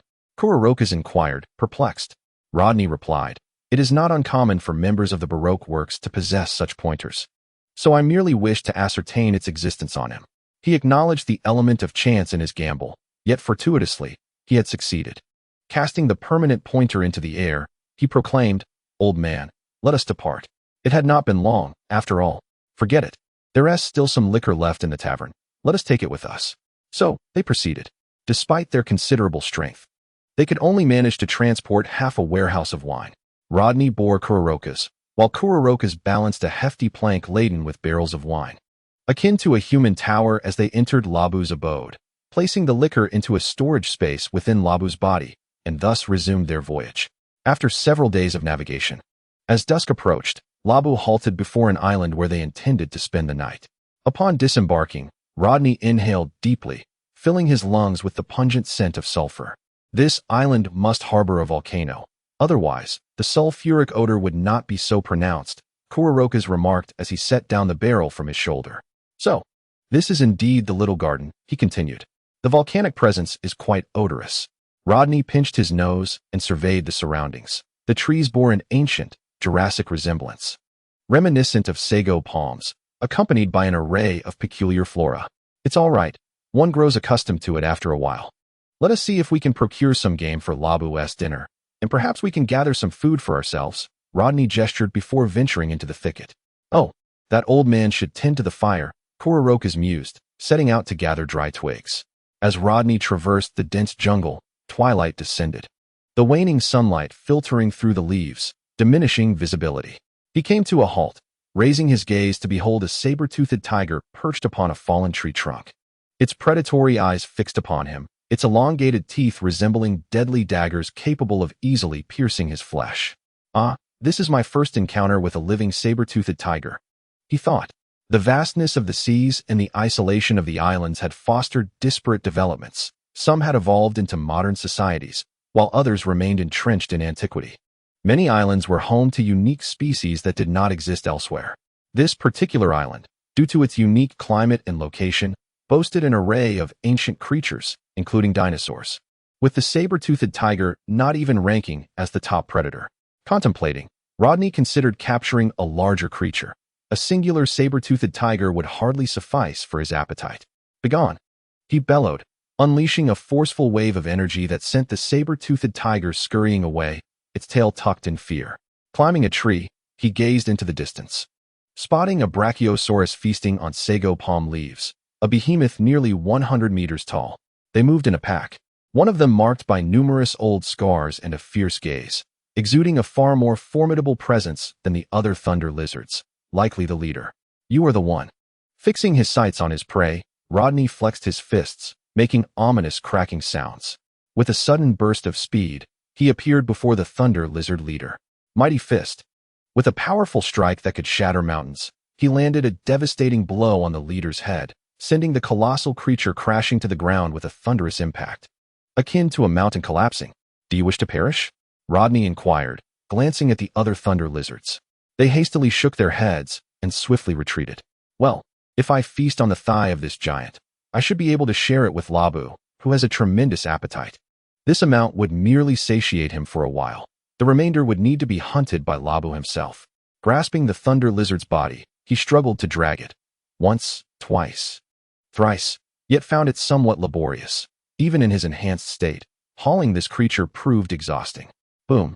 Thunder rumbled, prompting Rodney to look upward. Is it raining? A giant clad in armor, wielding a sharp axe and a round shield, emerged, blocking the sunlight. Upon seeing the fallen Thunder Lizard leader and Rodney dragging it, he curiously remarked, "A human?" His voice resonated like thunder, filled with curiosity. "Another human has arrived here. Do you have any wine?" "Indeed. Would you like some?" Rodney replied. The giant chuckled in a unique manner. "Uh-huh. I shall assist you. Climb into my hand." "Very well." Rodney leaped onto the giant's palm, pointing the way. "Let's proceed that way." "Uh-huh. Off we go." The giant began to carry the Thunder Lizard, with Rodney in tow. "By the way, I am Bloki. What is your name?" The giant's voice sounded as if someone were playing drums nearby. "Rodney. You may call me Rodney." "Greetings." "Uh-huh. Are you and your crew here to store magnetic energy?" Bloki inquired. One of the captains of the great soldier pirate crew from a century ago, known as the Red Demon, was a close friend of the Blue Demon, Dongli. However, a trivial dispute arose when a little girl questioned who could hunt the larger prey, leading to a duel to settle the matter. This sparked a century-long contest, each encounter ending in a stalemate. To have feuded for a century over such a trivial matter seems rather, how shall I put it, a waste of life. Yet, for the giants, whose lifespans are thrice that of humans, 100 years constitutes merely a third of their existence, time they could afford. They remain steadfast friends, continuously seeking to outdo one another in battle for the sake of glory, yet their friendship remains unblemished. Rodney shook his head. "I merely came out for a hunt. I brought a permanent compass." "Ah, you are fortunate. If you had a recording compass, you would have to remain here for a year to fully store magnetic energy," Bloki remarked. "The little garden is a particularly treacherous place. If one were to arrive with a recording compass, it would indeed take a year to gather sufficient magnetic energy. While this may pose no threat to Rodney, it would be a nightmare for less capable pirates. Volcanoes erupt with the frequency of daily meals, and fearsome predators like the Tyrannosaurus Rex roam these lands, where the oppressive heat makes it nearly impossible for an ordinary person to survive even a year. Moreover, Bloki and Dongli use the eruptions of the central volcano as a signal to engage in combat, and any unfortunate soul caught in their battles meets a swift demise. It was then that Rodney noticed a giant seated at the very spot where he had just landed. The giant, towering over half a person's height, held a barrel of wine in his hands as if it were but a mere cup to an ordinary man. In one gulp, he emptied the entire barrel. Upon seeing the giant, Bloki exclaimed, "Dongli? Dongli? Ha ha ha, have you come to drink as well?" The bearded giant was none other than Dongli, Bloki's rival for a century. They typically used the central volcano's eruptions as their battle signal, refraining from conflict at other times. "Indeed, I have come at Rodney's invitation. I heard tales of exquisite wine here," he replied, greeting Rodney with a nod. "Ah, ha ha, then let us partake together. For wine is most enjoyable in the company of friends." Dongli laughed heartily, finishing off a barrel of wine. Kurokas, spotting Rodney, chimed in. "I encountered Dongli while gathering firewood, and, upon learning he was from the giant pirate crew, I invited him to join us. Although older, he was familiar with the once mighty giant pirate crew, now a shadow of its former self." Bloki settled down, dismembering a thunder dragon, using a nearby tree to fashion skewers for the meat, which he roasted over a fire made from the very trunk. Accepting the barrel of wine from Dongli, he lifted the lid and took a hearty swig. "Ah, the long-awaited spirit." Bloki bellowed with laughter. Engaging in conversation with Dongli, he marveled at how long it had been since he had shared a drink with friends. To friendship, the giants, with their simple natures, reciprocated goodwill. Embracing one another as comrades, Kurokas and Rodney raised their cups, being non-giants, Drinking from barrels proved rather cumbersome. Soon, the Thunder Dragon meat was ready, and they feasted and drank heartily. Donley inquired, "Kurokas, you mentioned knowing the fate of the giant pirate crew. What has become of my companions?" "They have disbanded." "Disbanded? Impossible. Even if we departed, Yorelu and Sanrilu would sustain the crew," Donley asserted. "The crew had already disbanded decades ago when I first ventured into the sea." "I heard it from another giant," Kurokas replied. "How could this be? Sanrilu and the others should still be able to carry on," Donley protested. The giant pirate crew had 4 captains: Brokey, Donley, Sanrilu, and Yorelu. Brokey and Donley had fought here for a century due to a wager, never leaving. Yet, they believed that even in their absence, the other 2 captains could uphold the crew's legacy. Kurokas recounted, "Many years ago, the giant warrior pirates were captured by the Navy after losing 2 formidable captains. Just as they were about to face execution, they were rescued by Sister Carmelo. Since that moment, the giant warrior pirates have vanished from the seas, and even the giant race has become a rare sight." "What? I never expected such a turn of events," Brokey lamented, slapping his forehead in remorse. Donley expressed his relief, saying, "Thank goodness for that, sister." At that moment, Rodney interjected, cautioning, "You would do well not to express gratitude toward that individual." Donley and Brokey turned to him, while Kurokas asked in surprise, "Did you see something?" "Indeed. It is all part of a conspiracy," Rodney explained. "This was a charade orchestrated by Sister Carmelo and the Navy, designed to facilitate her entry into Elbaf, thereby eradicating the enmity between Elbaf and the Navy, with the intention of introducing giant soldiers into their ranks. This scheme was a collaboration between Sister Carmelo and the Navy." "What? Such machinations exist?" Kurokas exclaimed, taken aback by this revelation. "The despicable Navy! How dare they deceive our kin? They would rather trust their friends than that stranger they have never met." Rodney turned his gaze toward Kurokas and asked, "Have you heard of a figure in the underworld known as Yamaba?" "Yamaba?" Kurokas pondered briefly, responding, "I have heard she is a trafficker of humans." "Indeed. She is revered as a saint in Elbaf. Yet in truth, she is an unrepentant human trafficker, selling the children she collects to CP. Additionally, she is taken in one of the 4 emperors, Big Mom." He refrained from mentioning that Sister Carmelo possessed the powers of the Soul fruit, believing that revealing too much would lead to trouble. Why can't I resist divulging spoilers? A moment of revelation brings fleeting joy, yet constant spoilers are eternally pleasurable. After all, there are no pirates to chase here. Big Mom, that monstrous figure. Kurokas recalled their earlier alliance with Carp, remembering the woman from the Rocks Pirates, who was indeed formidable amidst a crew of monsters. Now, she stood among the ranks of the 4 emperors, on par with that rascal Shanks. Could it be that she has trafficked our giant children? Not quite, Rodney replied. However, the Navy now possesses a giant army, along with several fortunate acquisitions. Suddenly, Donley rose, declaring, "Let us continue the fight, Brokey." Brokey also stood, affirming, "Indeed, we must press on. Only the living can return. I shall restore the giant warrior pirates."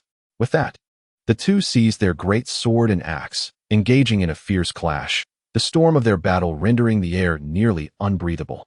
Kurokas stood firmly, protecting his drink, while Rodney, facing away from the tempest, felt as if his feet were glued to the ground. What on earth has sparked such a sudden conflict? Rodney mused, unable even to tilt his head. Is this the essence of giants?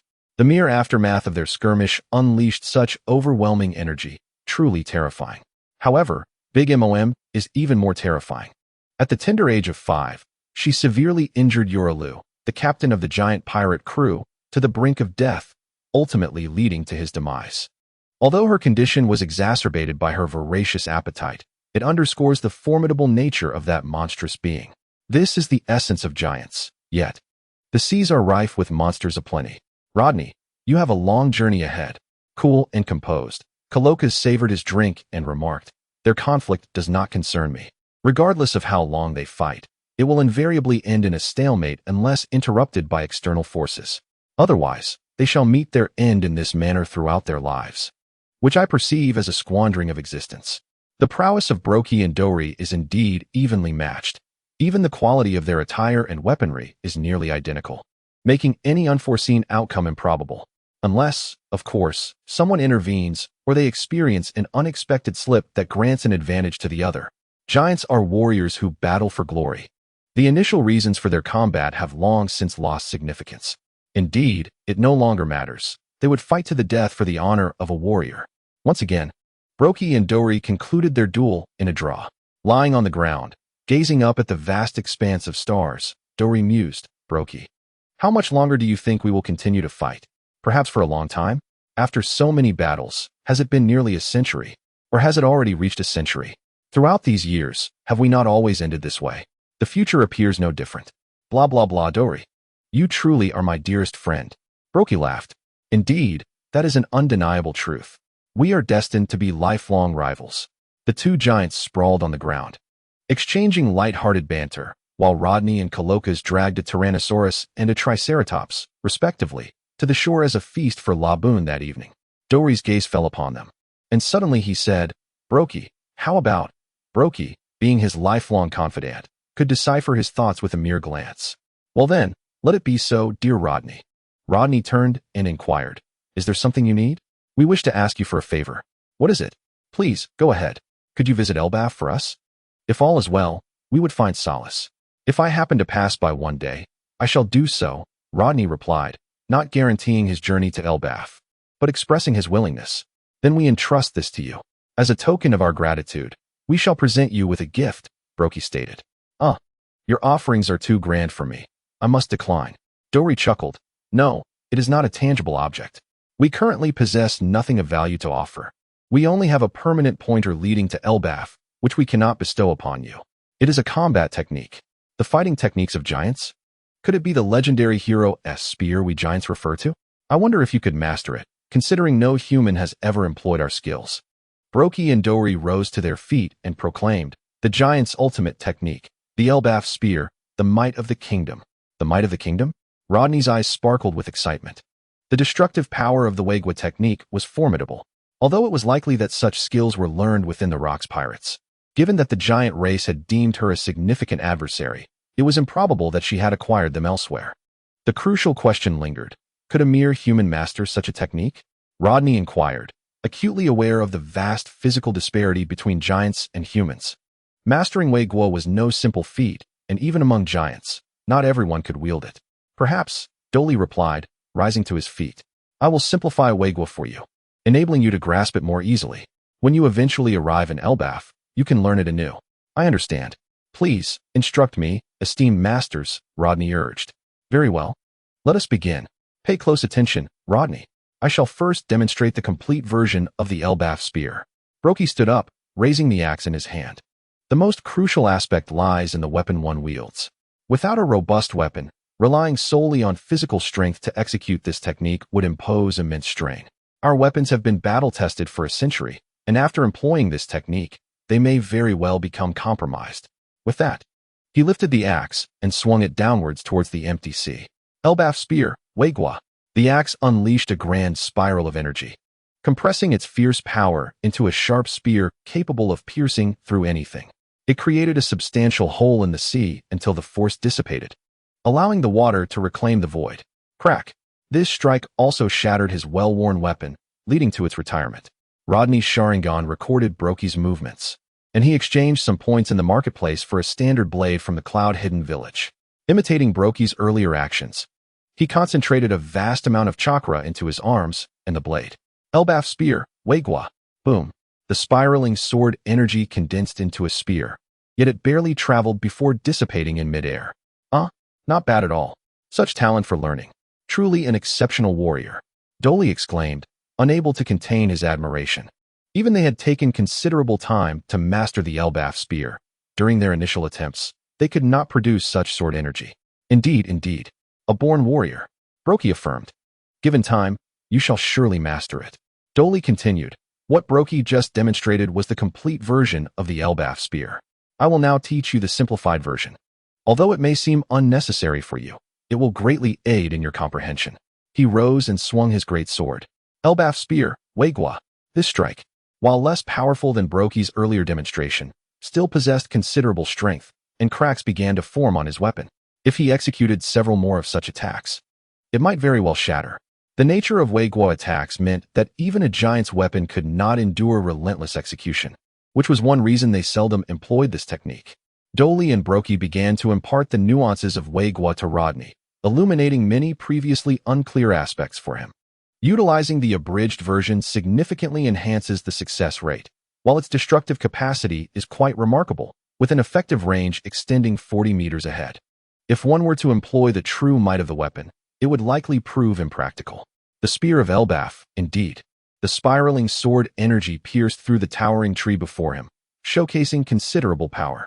With a crack, the straight blade in his hand developed fissures and subsequently shattered, leaving only the hilt grasped firmly in his grip. The might of this weapon greatly diminishes its lifespan. To wield a blade continuously, one must master Hokage. Prior to achieving that, Rodney must either frequently replace his weapon or seek out one of superior quality. Alas, had he known, he would have taken the third-generation Ghost Cutter from Rogue Town, thus avoiding the predicament of being weaponless after the shattering of his white fang.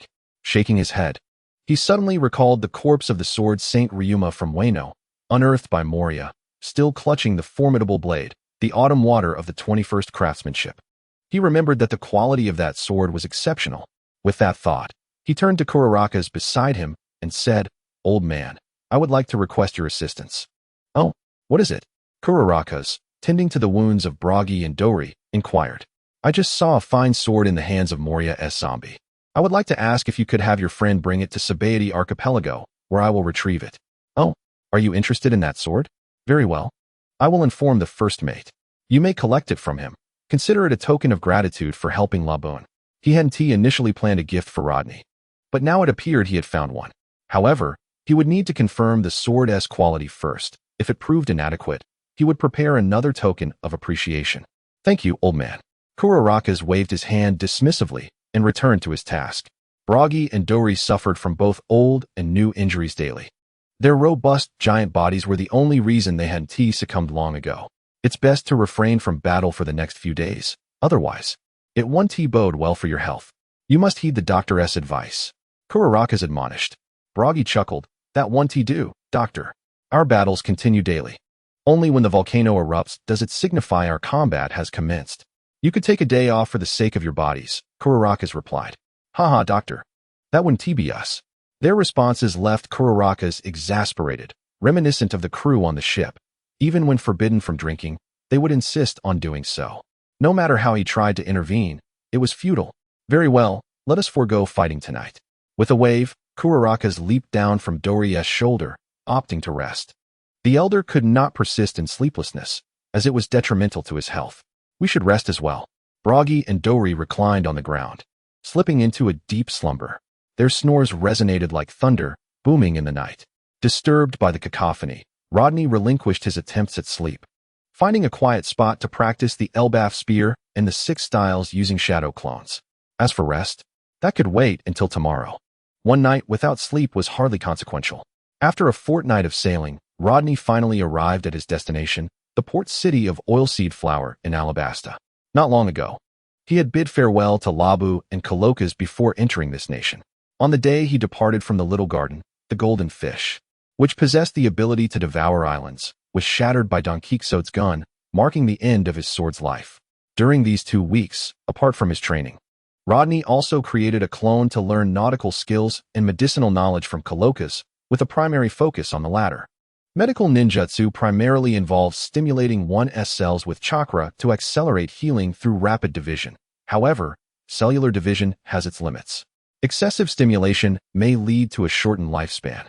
Thus, minor injuries should be treated with medicine. Simultaneously, he inquired with Kalokas about which wild edibles were safe to consume and which were not.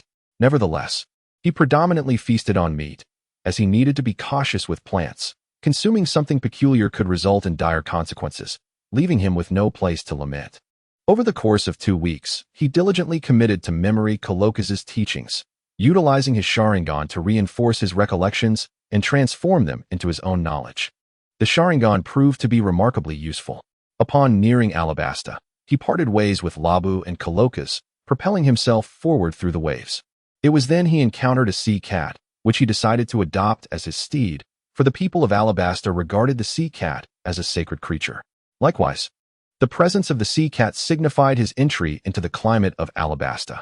Guided by the sea cat to the port, he leaped onto the shore. and amidst the astonished gazes of the nearby townsfolk, he inquired, "Excuse me, is there a place where I can procure water?" Although he could indeed create water using his water release technique, the notion of drinking water he had regurgitated felt rather peculiar. Previously, while at sea in the East Blue, he had resorted to this method when his drinking water had run out, yet he preferred not to rely on it if avoidable. Upon stepping ashore, he was met with a sweltering breeze that struck him, a stark contrast to a coastal city, resembling more of an arid inland region. Gazing out, he beheld an expanse of yellow sand, truly a testament to a nation plagued by water scarcity. A local offered him directions, and Rodney tossed him a reasonably valued belly, expressing his gratitude before departing. Given the dearth of fresh water, aside from taverns, there were establishments dedicated to serving water, where the prices were akin to those of alcohol. He purchased a barrel of water to carry on his back, subsequently acquiring a map of Alabasta. Unfolding the map, he identified the port city of oilseed flour, and noted that traveling westward across the desert would lead him to the only major river in Alabasta, the St. Dora River. Upon crossing this river, he would reach the parched city of Aruma, and from there, journey northward through the oasis of Yuba to arrive at the stronghold of Crocodile, known as the City of Dreams, Rain Base. Alternatively, he could embark by water, departing from oilseed flour and entering the mouth of the St. Dora River. Indeed, the mouth of this expansive river, which traverses Alabasta, was formed by the influx of seawater. Had it been freshwater, it would have sustained countless lives in the cities built along its banks. Regrettably, it was a saltwater river. Traveling along the St. Dora River would undoubtedly invite an encounter with the formidable St. Dora catfish, a troublesome affair indeed. Opting for overland travel presents its own set of challenges. Producing a coin, I decided its fate: heads for land, tails for water. With a gentle chime, the coin spun in midair before settling in my palm. Heads. Very well, we shall traverse by land. I sought out an individual for guidance, acquired a sand skiff, and, after a brief tutorial from the owner, quickly mastered its operation. The skiff, akin to a sailing vessel upon the desert sands, harnesses the capricious winds, prompting Rodney to exchange for wind escape, a precautionary measure for unforeseen circumstances. With water secured aboard the skiff, I steadied myself, fastening a rope around my waist, and unfurled the sail. Whoosh! The skiff propelled forward like an arrow released from its bow, and Rodney adeptly adjusted to the wind's direction, surging towards the St. Dora River. A pirate hunter? Josta J. Rodney, have we reached the canola fields? The trajectory leads westward. If we continue this path northward, we shall arrive at the Rain District. What is the objective? The Baroque Works? The kingdom's largest casino, concealed within the Rain Banquet's office, a voice of refined intellect remarked. Having swiftly vanquished Mr. 8 and Miss Monday, their prowess should not be underestimated. However, with the boss's directive to eliminate you, and the presence of a senior agent in Alabasta, Ola Mr. 5 and Miss Valentine shall be dispatched. 2 devil fruit users should suffice to defeat the suspected devil fruit-empowered pirate hunter. With the mission's personnel finalized, the woman smiled and redirected her focus to her work. In a stroke of good fortune, upon traversing the desert, Rodney directed the skiff to cross the St. Dora River, soon discovering that it could navigate not only the sands with great speed, but also skim across the water's surface. Despite a minor leak, the slow trickle was inconsequential, allowing him to reach the opposite bank of the river without hindrance. Was that sufficient? Peering down into the depths, I noticed a colossal shadow advancing towards me. Oh dear, something else is approaching. This was reminiscent of my sea voyages, where marine beasts often surfaced unexpectedly. Could there not be an alternative? Wind escape. A gust propelled the sail, and the skiff surged forward once more as a gigantic creature burst forth from the depths, its massive jaws engulfing a mouthful of water. Its house-sized eyes appeared somewhat endearing, and upon spotting Rodney, it thrashed its colossal tail in pursuit. Cursed be it! What catfish grows to such an enormous size? What do they consume to achieve such growth? Rodney disregarded the skiff's trajectory and unleashed a volley of fireballs, which detonated against the St. Dora catfish. The creature, stung by the pain, writhed in an effort to evade, its body crashing against the water's surface and sending waves crashing, which, in turn, propelled the skiff forward with increased velocity. Rodney laughed heartily, exhaling another gust of wind to hasten their escape further. Emerging from the sea and stepping onto the sandy terrain, he lowered his sail, hoisted his sand shovel, and emptied the water contained within. He shook off his long robe, which he had donned specifically to shield his skin from the sun's harsh rays, a luxurious alabaster cloak, complemented by windproof sunglasses, an outfit that had cost him a considerable sum, thanks to that unscrupulous merchant. The sun blazed with an unforgiving intensity, rendering the daytime desert devoid of any shelter, and the soaring temperatures were exacerbated by the relentless sunlight, heating the sand beneath him to extreme levels. Were it not for the unique material of his ninja footwear, they might have melted away entirely. Within mere minutes, the sand shovel had dried out under the sun, and he set it back upon the sand, standing atop it. He stored the remaining water in his waist pouch, raised the sail once more, and surged forward. In a short span, he arrived at the port city of Aluma, yet it paled in comparison to the vibrancy of Yukawa, appearing rather desolate with few inhabitants.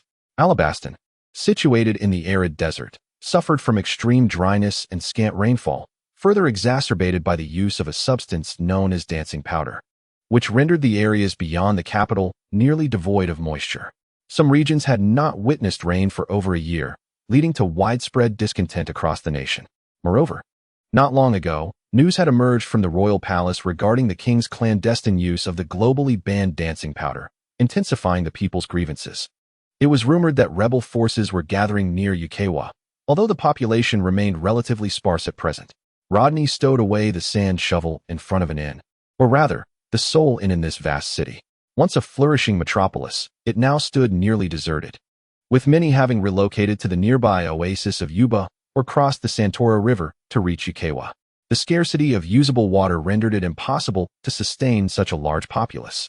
The innkeeper, a frail old man with a kindly visage, cheerfully remarked, "Dear guest, you would do well to leave this place. It is hardly conducive to life." Rodney inquired, "But why do you choose to remain?" The old man replied, "This is my home. There is a little water left that can sustain us for a while longer. Unless absolutely necessary, I shall not abandon my home." This was their abode, and they were not inclined to depart so easily. Upon reflecting on the innkeeper's response, Rodney pondered and asked, "Do you truly wait for rain? Have you considered drilling a well to extract groundwater, or employing other methods to procure fresh water?" The innkeeper shook his head, saying, "There is but one well in the town. Normally, after several rains a year, the underground water suffices for everyone's daily consumption. However, with over a year without rain, it has long been depleted. It is precisely due to the scarcity of fresh water that many have chosen to leave. As for other methods of obtaining fresh water, I cannot say. We have always relied on rain and groundwater." Rodney fell silent. Logically, being by the coast, one could distill seawater to obtain fresh water. Although excessive consumption of distilled water is not beneficial to the body, it could significantly alleviate the immediate need for fresh water in the short term. Yet, it seemed the people here were unaware of such a solution. He could discern that the technological tree of this world had taken a decidedly skewed path. The geographical isolation imposed by the surrounding seas rendered communication with the outside world challenging, leading to a stark divergence in the lifestyles of its inhabitants. Some lived akin to modern times, while others found themselves in a medieval existence, with a few even harking back to ancient eras. Their daily lives were far from vibrant. Technology served predominantly the upper echelons of society, leaving the lower strata largely untouched by its advancements. They clung to traditions that had been passed down through the ages, persisting to this day. Even among them were those who had been augmented to fire lasers, yet some still lived as if in antiquity. It was perplexing. Was not technology meant to serve humanity? The people of this world seemed to expend all their energy on warfare, neglecting the ordinary populace. Was human life truly so undervalued? Rodney exhaled sharply. He was no scientist, and instigating a technological revolution in this world seemed an insurmountable task. He could only engage in endeavors within his limited capacity. His worldview clashed significantly with that of this realm. Although he had assimilated to some extent, there remained aspects that felt incongruous. He rose and inquired, "Do you have any concave glass here? A pot lid would suffice, but concave glass would be preferable." The proprietor pondered for a moment. "I think I might have some." "What do you need it for?" "Just a simple experiment," Rodney replied with a smile. The owner produced a sizable glass dish, seemingly intended for serving food. Rodney then requested 2 basins, one large and one small. He ventured to the banks of the Santora River, filled the larger basin halfway with seawater, and buried the smaller basin in the sand, positioning the concave glass over the larger basin to cover it, allowing it to bask under the sun's rays. The owner, intrigued, asked, "What are you doing?" Extracting fresh water from seawater, Rodney explained. The owner's astonishment was palpable. Extracting fresh water from seawater? Surely you jest. Influenced by technological ignorance. The proprietor had no knowledge of distillation. However, they did manage to extract fresh water from moist sand, living in reliance upon nature's whims, surviving on rainwater. With the threat of death looming if the rains did not come, the water in the sand was but a scarce resource. Though the concave glass diffused light, the intense sun and sand caused the seawater to evaporate rapidly. The rising steam was captured by the glass. Rodney watched as cool water droplets formed when the vapor met the surface. Due to the curvature of the glass, the droplets gravitated towards the center, ultimately collecting in the smaller basin. Meanwhile, his water continued to evaporate. The half basin of water evaporated quickly. Once Rodney cleared the sand from one side and retrieved the scorching glass and the two basins, he found the smaller basin filled with warm distilled water, while the surface of the larger basin was coated with a layer of salt crystals, with a mixture of water and salt sludge at the bottom. Handing the distilled water to the proprietor, he said, "Give it a taste." With trembling hands, the owner took a sip. It was mild, devoid of the saline tang of seawater, offering a distinctly different sensation than the water he was accustomed to, yet undeniably, it was fresh water. Fresh water, truly extracted from seawater? Tears welled in his eyes as he cradled the water and lamented, "If only you could have arrived a little sooner, perhaps then many would not have departed, nor would so many have perished." Rodney interjected, "Though this is fresh water, prolonged consumption can be detrimental to one's health. It is essential to incorporate vegetables and other foods into your diet. Given that distilled water lacks the trace elements necessary for the human body, excessive intake offers little benefit. However, supplementation can be achieved through alternative means. And do remember to store some ice for the evening." The temperature variation in the desert is extreme. Soaring to 40 or 50 degrees during the day and plummeting below zero at night is quite normal. The condensation of distilled water is a critical step. The water he possesses is merely cooler than the steam. Thus, it is preferable to utilize ice. He meticulously documented the necessary items and steps for distillation on a piece of paper and handed it to the proprietor. The owner received it with immense gratitude. For to those unversed in such methods, it was akin to a lifeline. Water in the desert symbolized survival. They would no longer need to be beholden to the whims of the skies. All gratitude was owed to the individual before them. "May I inquire your esteemed name, dear guest?" "J. Rodney," he replied. "Remember each step above. It would be wise to customize a superior collector." Having rested sufficiently, Rodney prepared to depart. "Sir Rodney, are you truly leaving? Might you not stay a few more days? Once everyone learns of your deeds, you shall surely gain renown." Becoming a national hero akin to Lord Crocodile, the proprietor earnestly expressed. He was convinced that Rodney would eclipse Crocodile as a greater hero, for while Crocodile safeguarded the populace, Rodney's method had the potential to save countless lives. If disseminated, it would undoubtedly rescue many souls. "No need, it is merely a small matter. I have more pressing tasks at hand," Rodney replied, raising his sail and departing with the sand skiff.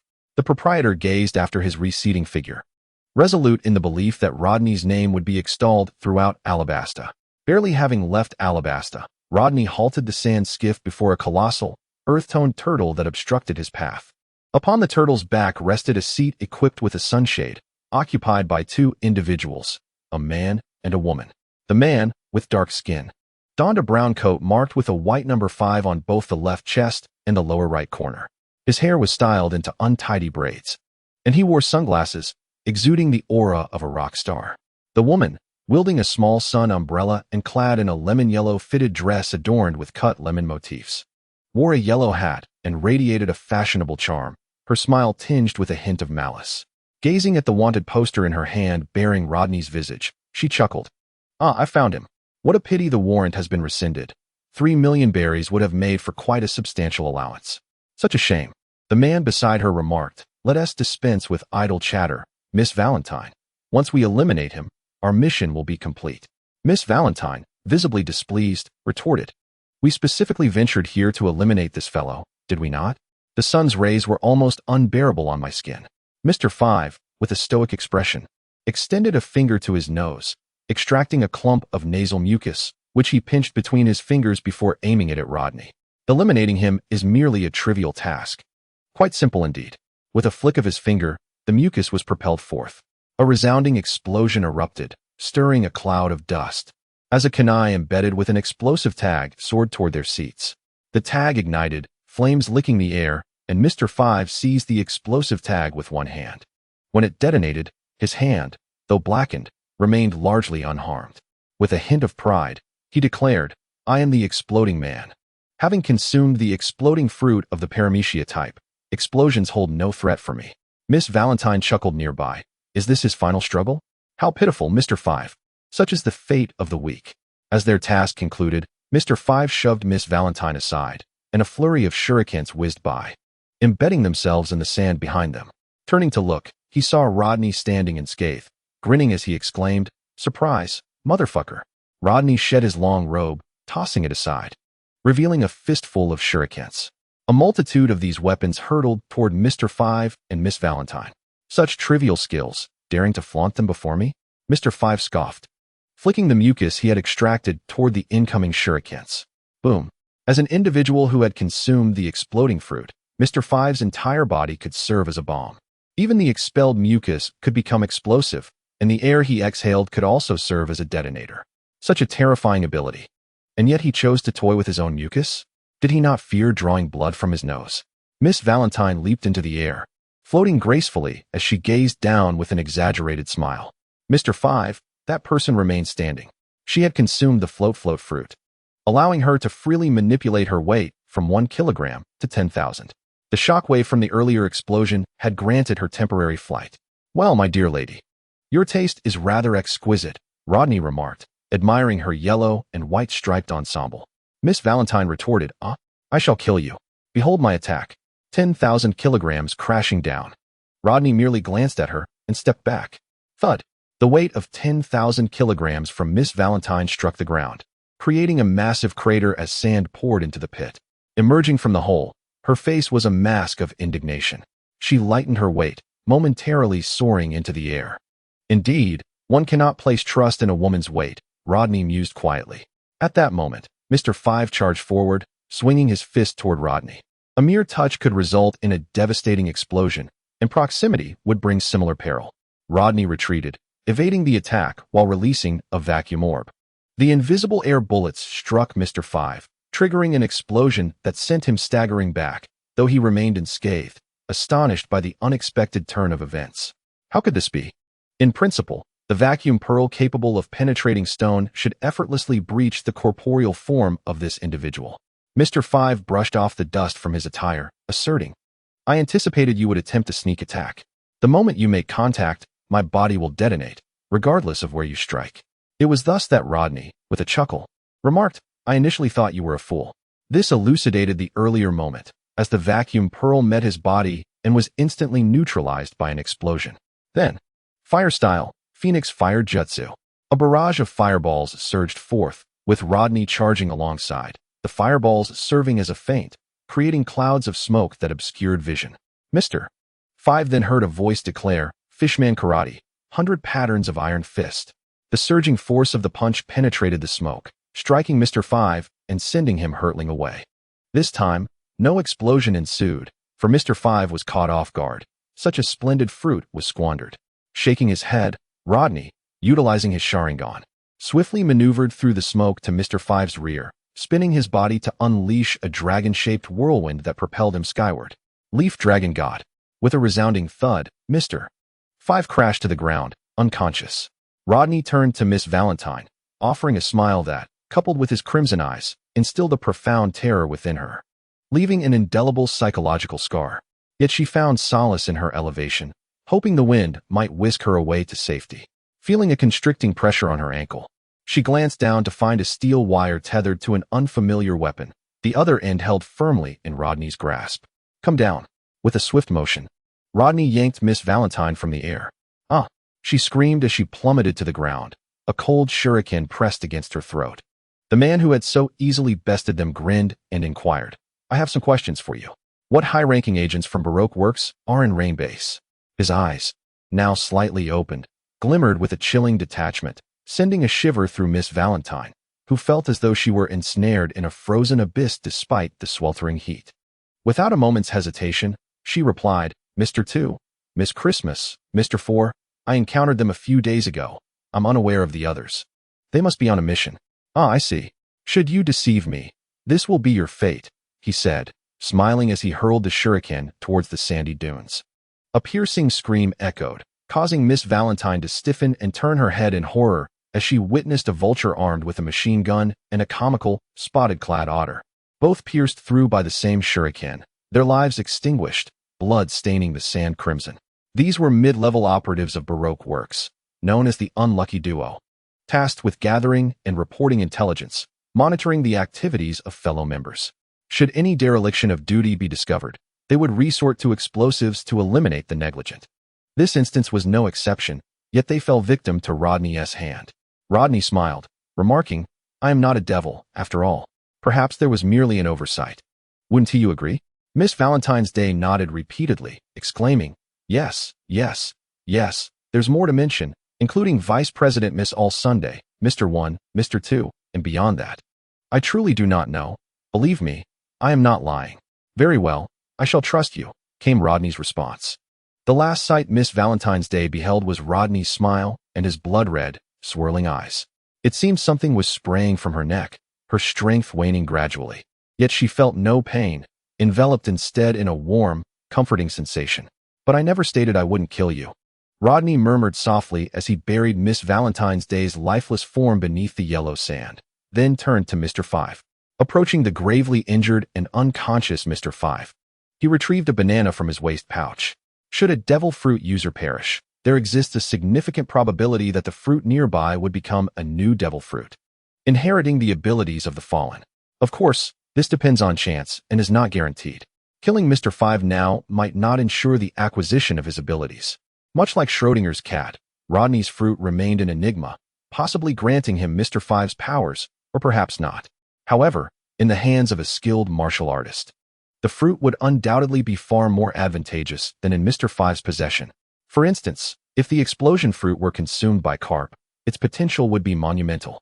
A single blow could trigger an explosion upon impact, transforming his body into a living bomb, which is no trivial matter. Fiddling with trivialities is for amateurs. If it suits close combat, then let it be utilized for that purpose. Training martial arts to deliver a high explosive punch is undeniably appealing. Why bother with trifles? Regardless, the time for hesitation had passed. With a kunai in hand, he plunged it into Mr. 5, extinguishing his life. Subsequently, he noticed a transformation occurring with the banana he held. Its yellow skin began to turn red, adorned with spiral patterns reminiscent of traditional designs. The superhuman explosion fruit had manifested. Yet, Rodney chose not to consume it. Instead, he resolved to retain it, as the explosion fruit seemed somewhat superfluous to him. After all, within the realm of Naruto, there exists a bloodline limit known as explosion release. Not to mention Deidara, the artist, during the Ninja World War. The earthquake fist technique employed by the resurrected master Yakushi Kabuto mimicked the explosion fruit's capabilities. Though it could only cause the target to explode upon impact, it sufficed. Besides, he still possessed explosive tags. Upon reflection, the ability of a certain office worker seemed most practical. Anything touched would transform into a bomb, proving immensely useful. Assassin Queen's third bomb. The defeated shall eat dust. Time rewound by 1 hour. He chuckled, dismissing fanciful fantasies, buried Mr. 5's remains, and approached their mode of transportation, the waterway transport turtle. After casting a glance at it, he employed an illusion to subdue the creature, leaping onto its back, declaring, Let us depart. To Yuba, the waterway transport turtle kicked up a cloud of dust upon the sandy ground, moving at a speed slightly swifter than when using the sand sled. Yuba, a city constructed within an oasis in the desert over the past decade, serves as a vital junction connecting Rainland and Aluma, a necessary rest stop for desert merchants to replenish their supplies. Since its establishment, Yuba has flourished abundantly. However, the prolonged absence of rainfall over the past year has caused the oasis to gradually wither, with encroaching sands threatening its existence. Recently, an influx of nomads has exacerbated the scarcity of water resources, and the once reliable waterways supplying Yuba are dwindling. The architect of Yuba, Dato, is the father of the future leader of the rebellion. The scandal involving Rodney surfaced shortly after his arrival, shocking the nation and casting doubt among the populace who had placed their trust in King Kabura. This turmoil has led some radical individuals to join the ranks of the rebels. Nevertheless, Dato has maintained his faith in the king, convinced that he would not engage in such treachery. His son, while sharing his father's trust in Kabura, chose to align himself with the rebellion for the sake of the oppressed masses, ultimately rising to a leadership position thanks to his innate charisma. Rodney arrived in this once thriving oasis, still more prosperous than Aluma. Yet the travelers passing through wore expressions of despair as the water supply dwindled. The recent decline in merchant caravans has adversely affected the local service industry, leaving the inhabitants struggling to earn a living amid life-threatening conditions, prompting many to consider relocation for their safety. The remaining trees, though resilient in the face of heat and drought, are of unknown variety. Nonetheless, beneath their shade, a sudden gust of wind sends grains of sand swirling. Sandstorm approaching, Rodney exclaimed. In the distance, a cloud of yellow sand surged forth like an apocalyptic wave. The dust lifted high by the wind, overwhelming the landscape like a primordial beast intent on devouring the pearl of the desert. Just as he anticipated that the townsfolk would seek refuge indoors, a group emerged, led by a somewhat portly elder whose rough hands gripped a shovel tightly. His eyes shone with determination as he rallied the crowd, proclaiming, "Courage, everyone! Yuba shall never be consumed by mere sandstorms. We will restore Yuba to its former glory." His words carried an inspiring force, galvanizing a cadre of robust youths who raised their shovels and shouted in unison as they charged toward the source of the waterway, resolute in their mission to prevent the sands from burying their last hope. Observing this scene, Rodney sighed and joined them, feeling somewhat intrusive yet unable to restrain his desire to assist. He purchased a windproof veil from Sand Hidden Village's marketplace, designed to be breathable and sand-resistant, complemented by windproof sunglasses, rendering him fully equipped. The sandstorm descended swiftly, enveloping Rodney as visibility plummeted. The earlier group had gathered by the waterway, shoveling away the encroaching sands. However, human effort could not rival nature's fury, especially with some individuals seemingly working against them. As Rodney appeared at the periphery, an unexpected presence startled the group. The elder, revealed to be Kusha, the son of Dato, stepped forward and inquired, "Who are you?" Rodney remained unresponsive, as his numerous clones meticulously positioned themselves along either side of the waterway, their movements perfectly synchronized. In unison, they declared, "Earth release, earth flow wall." To the astonishment of onlookers, towering walls of earth arose from the ground, seamlessly connecting to form an extensive barrier against the sands. The clones tirelessly continued their labor, constructing the protective structure. When the sandstorm finally abated, all of Rodney's clones had dissipated from exhaustion. By the time Naruto and Kosha located him, he was breathless, seated atop the lifeless body of a massive purple scorpion. "Esteemed guest, may I inquire your name?" Naruto extended the highest courtesy of Alabasta to Rodney, with his son Kosha and others following suit. To them, this unfamiliar individual was deserving of such respect.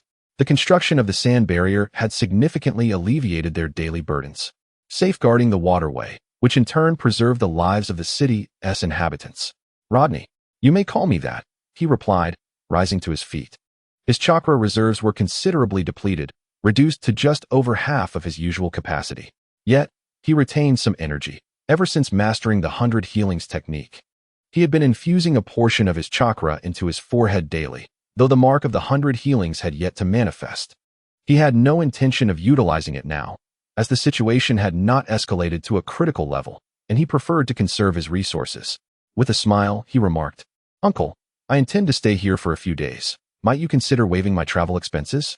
Naruto turned. "Of course, it will certainly be waived. You have done so much to protect the lifeblood of this city. I shall do everything in my power to accommodate you. I am the mayor here. My name is Naruto, and this is my son, Kosha." Kosha, typically reticent, regarded Rodney with evident respect, albeit tinged with a hint of caution. For the power Rodney had just displayed was derived from the devil fruit. He had encountered others with such abilities before, though none as extraordinary as this. "Thank you, uncle," Rodney replied with a smile, dragging away the scorpion that had ambushed him during the construction of the earth wall. Such a large creature must be quite delectable. The onlookers had initially considered assisting him in moving the scorpion, only to discover that it was a Herculean task for them, yet in Rodney's hands, it felt as light as paper. Once settled into the finest accommodations Naruto had arranged, he exhaled deeply. The water resources here were exceedingly precious, making bathing a cumbersome affair. Fortunately, with his water release ability, he could manage, though to avoid misunderstanding, he opted to bathe at night. Knock, knock, knock. A voice interrupted his thoughts. Come in. Kosha entered. Pardon my intrusion. My father sent me to see if Mr. Rodney requires anything. Oh, it's quite comfortable here. By the way, what happened to the scorpion I defeated? Rodney inquired. It's placed behind the inn. Kosha hesitantly asked. What do you need it for? To eat. To eat? Such a large scorpion? Kosha was taken aback. They had never considered such a creature as a source of sustenance. Indeed. Oh, and I will need you to procure an iron plate, some stones, firewood, and a few seasonings. I plan to prepare a teppanyaki dish. Yes, teppanyaki scorpion. Understood. Kosha quietly exited. Though doubts lingered in his heart, he chose to appease Rodney, swiftly procuring the desired teppanyaki. As evening descended, the sky darkened. Rodney ignited a flame, methodically dismembering the scorpion, discarding all that was deemed superfluous. The remaining shell was stripped away, revealing tender white flesh akin to that found within the claws of a crab. Placed upon the sizzling iron plate, it crackled enticingly, sprinkled with seasonings that brought the nearby children to tears of longing. Come, let us eat together. Rodney beckoned, summoning others to join a lively bonfire gathering. The bonfire festivities persisted until the late hours, when everyone eventually returned home to their respective families. Later that night, after bathing, Rodney draped himself in a robe and ascended to the rooftop of the inn, where the starry sky sparkled brilliantly, a sight to behold. Lowering his gaze, he noticed someone beckoning him. Upon closer inspection, it was Uncle Dado. He leaped down and inquired with a smile, "What brings you here?" "It's not good for an elderly person to be awake at this hour." Dado chuckled and shook his head. "It's nothing. I've grown accustomed to it. I tend to rise later in the morning. What about you, unable to sleep?" "Not quite. I'm merely curious about the origin of the water in Yuba." Today, he had constructed earthen walls along the waterways, yet he remained oblivious to their source. Dado did not withhold the truth, saying, "That is groundwater, emerging from deep beneath the earth to invigorate this city." "Is that so? Can we dig a well?" Rodney inquired. "This isn't Aluma. We are near the Sandora River, situated in the heart of the desert, relying on groundwater and rainwater for sustenance. Digging wells is arduous. We have been striving in that regard," Dado explained. He was no fool, well aware of the necessity for wells, yet despite numerous attempts, they had yielded no water. However, Dado faced sandstorms with unwavering composure, his spirit as resilient as steel. He would not be daunted by such challenges, persevering for the sake of Yuba. "I see," Rodney pondered. He had no direct sense of Yuba's water scarcity, as this place was far less parched than Aluma. Yet, with the presence of sandstorms, without the efforts of individuals like Dado, it might have faced a similar fate. Given the recent sandstorm severity, it seemed that within half a year, this place could very well dry up. As long as Kosha remained, it indicated that conditions had not deteriorated to a point where he would need to join the rebel forces, suggesting he still held faith in Kabura. Yet, Crocodile was obstructing their path, intent on erasing the oasis city of Yuba from the map. Despite the unsettling atmosphere, Rodney resolved to focus solely on disbanding the Baroque works before any rebellion ensued and defeating Crocodile. Bidding farewell to Dado, he refrained from questioning the old man's presence. Perhaps he was a creature of the night, standing before the narrow window, gazing out over the tranquil desert shrouded in darkness. He mused on the prospect of encountering a guardian crane or Gara's sand. He wondered what expression Crocodile would wear when faced with such forces. It would surely be quite amusing. However, sand holds no significance for sand. Crocodile's weaknesses are glaringly apparent. He is excessively reliant on his devil fruit abilities, wielding formidable power due to the advantageous circumstances surrounding him. Yet, upon contact with water, the sand solidifies, temporarily stripping him of his powers, during which his strength would undoubtedly diminish considerably compared to Rodney. At that moment, he would be easily manipulated. The thought made Rodney chuckle, resembling a villain, with an unpleasant expression. The following day, at dawn, before the sun had risen and with the air still somewhat humid, Rodney awoke early. After enjoying breakfast, he encountered Kosha, who was carrying a shovel. Curiously, he inquired, "Kosha, with no sandstorm approaching, what are you doing?" Kosha explained, "I'm digging a well. Yuba cannot solely depend on the waterways. Otherwise, everyone will perish here. Water is undeniably invaluable in this region, akin to life itself. The human body requires moisture, especially in this arid desert. Yuba's water supply is dwindling. We cannot rely solely on the waterways. I shall assist as well, Rodney replied with a smile. How can I impose? You have already aided us immensely. It's no trouble. I have nothing else to do. Resting here for a while is perfectly fine, Rodney chuckled, shaking his head. Just prepare me several shovels. I can make good use of them. Recalling Rodney's abilities during the sandstorm, Kosha nodded in agreement and thanked him before dispatching someone to fetch a multitude of shovels. Shadow clone technique. Rodney created a dozen clones and, alongside Kosha, sought out a location with vegetation to commence their excavation. Hey, everyone, let us dig for water. Oh yes. The shadow clones raised their shovels, forming small groups. And using their chakra and immense strength, they excavated rapidly. Some clones, finding the shovels unwieldy, resorted to earth manipulation. Kosha stood there, bewildered, holding a shovel, unsure of what to do, as the shadow clones had already unearthed a significant amount of sand. Rodney tossed a shovel full of sand aside, crouched down to feel the earth, noting its slight moisture. It was not dry at all. It seemed they had found the right spot. So he summoned several clones to initiate a frenzied digging mode. The deeper they delved, the more humid and cool the sand became. He nodded in approval, realizing he was already in a pit several meters deep. Kosha, Kosha, Rodney called out. Mr. Rodney, I'm here, Kosha replied, peering over the edge of the pit. Rodney proclaimed, We've dug in the right place. There should be water here. That is fantastic. Kosha exclaimed, clenching his fists in excitement. Please fetch some tools for transporting the sand. I've already compacted the surroundings and can hardly move anymore. Understood, please wait a moment. Kosha eagerly dashed back, returning with a group to assist in transporting the sand. Subsequently, the shadow clones began collaborating with Kosha and the others to move the sand. As they transported more and more, the sand grew heavier, saturated with water. Instead of piling the sand aside, they intended to distill the moisture for drinking. Even in poverty, there exist resourceful solutions. Were it not for its location deep within the desert, the inhabitants here might have already devised methods to distill seawater. Hey, we've struck water. Someone exclaimed. Wait, don't dig any further. Upon hearing the call, the Chunin hurried over and discovered Rodney standing atop the murky water with several clones still excavating. The water continued to rise, and their spirits soared. Water. We have water. Ha ha ha. Yuba can once again regain its former vitality. Splendid. Heaven be praised. We shall surely conquer the sandstorm. If only we await the rain, Yuba will return to its former glory. The discovery of fresh water was undoubtedly a shot of adrenaline for the residents. Water symbolized life, and Yuba would be revitalized, allowing them to restore its previous prosperity. Wonderful. Water has appeared. Kosha clenched his fists, knowing that Yuba could sustain itself for a time.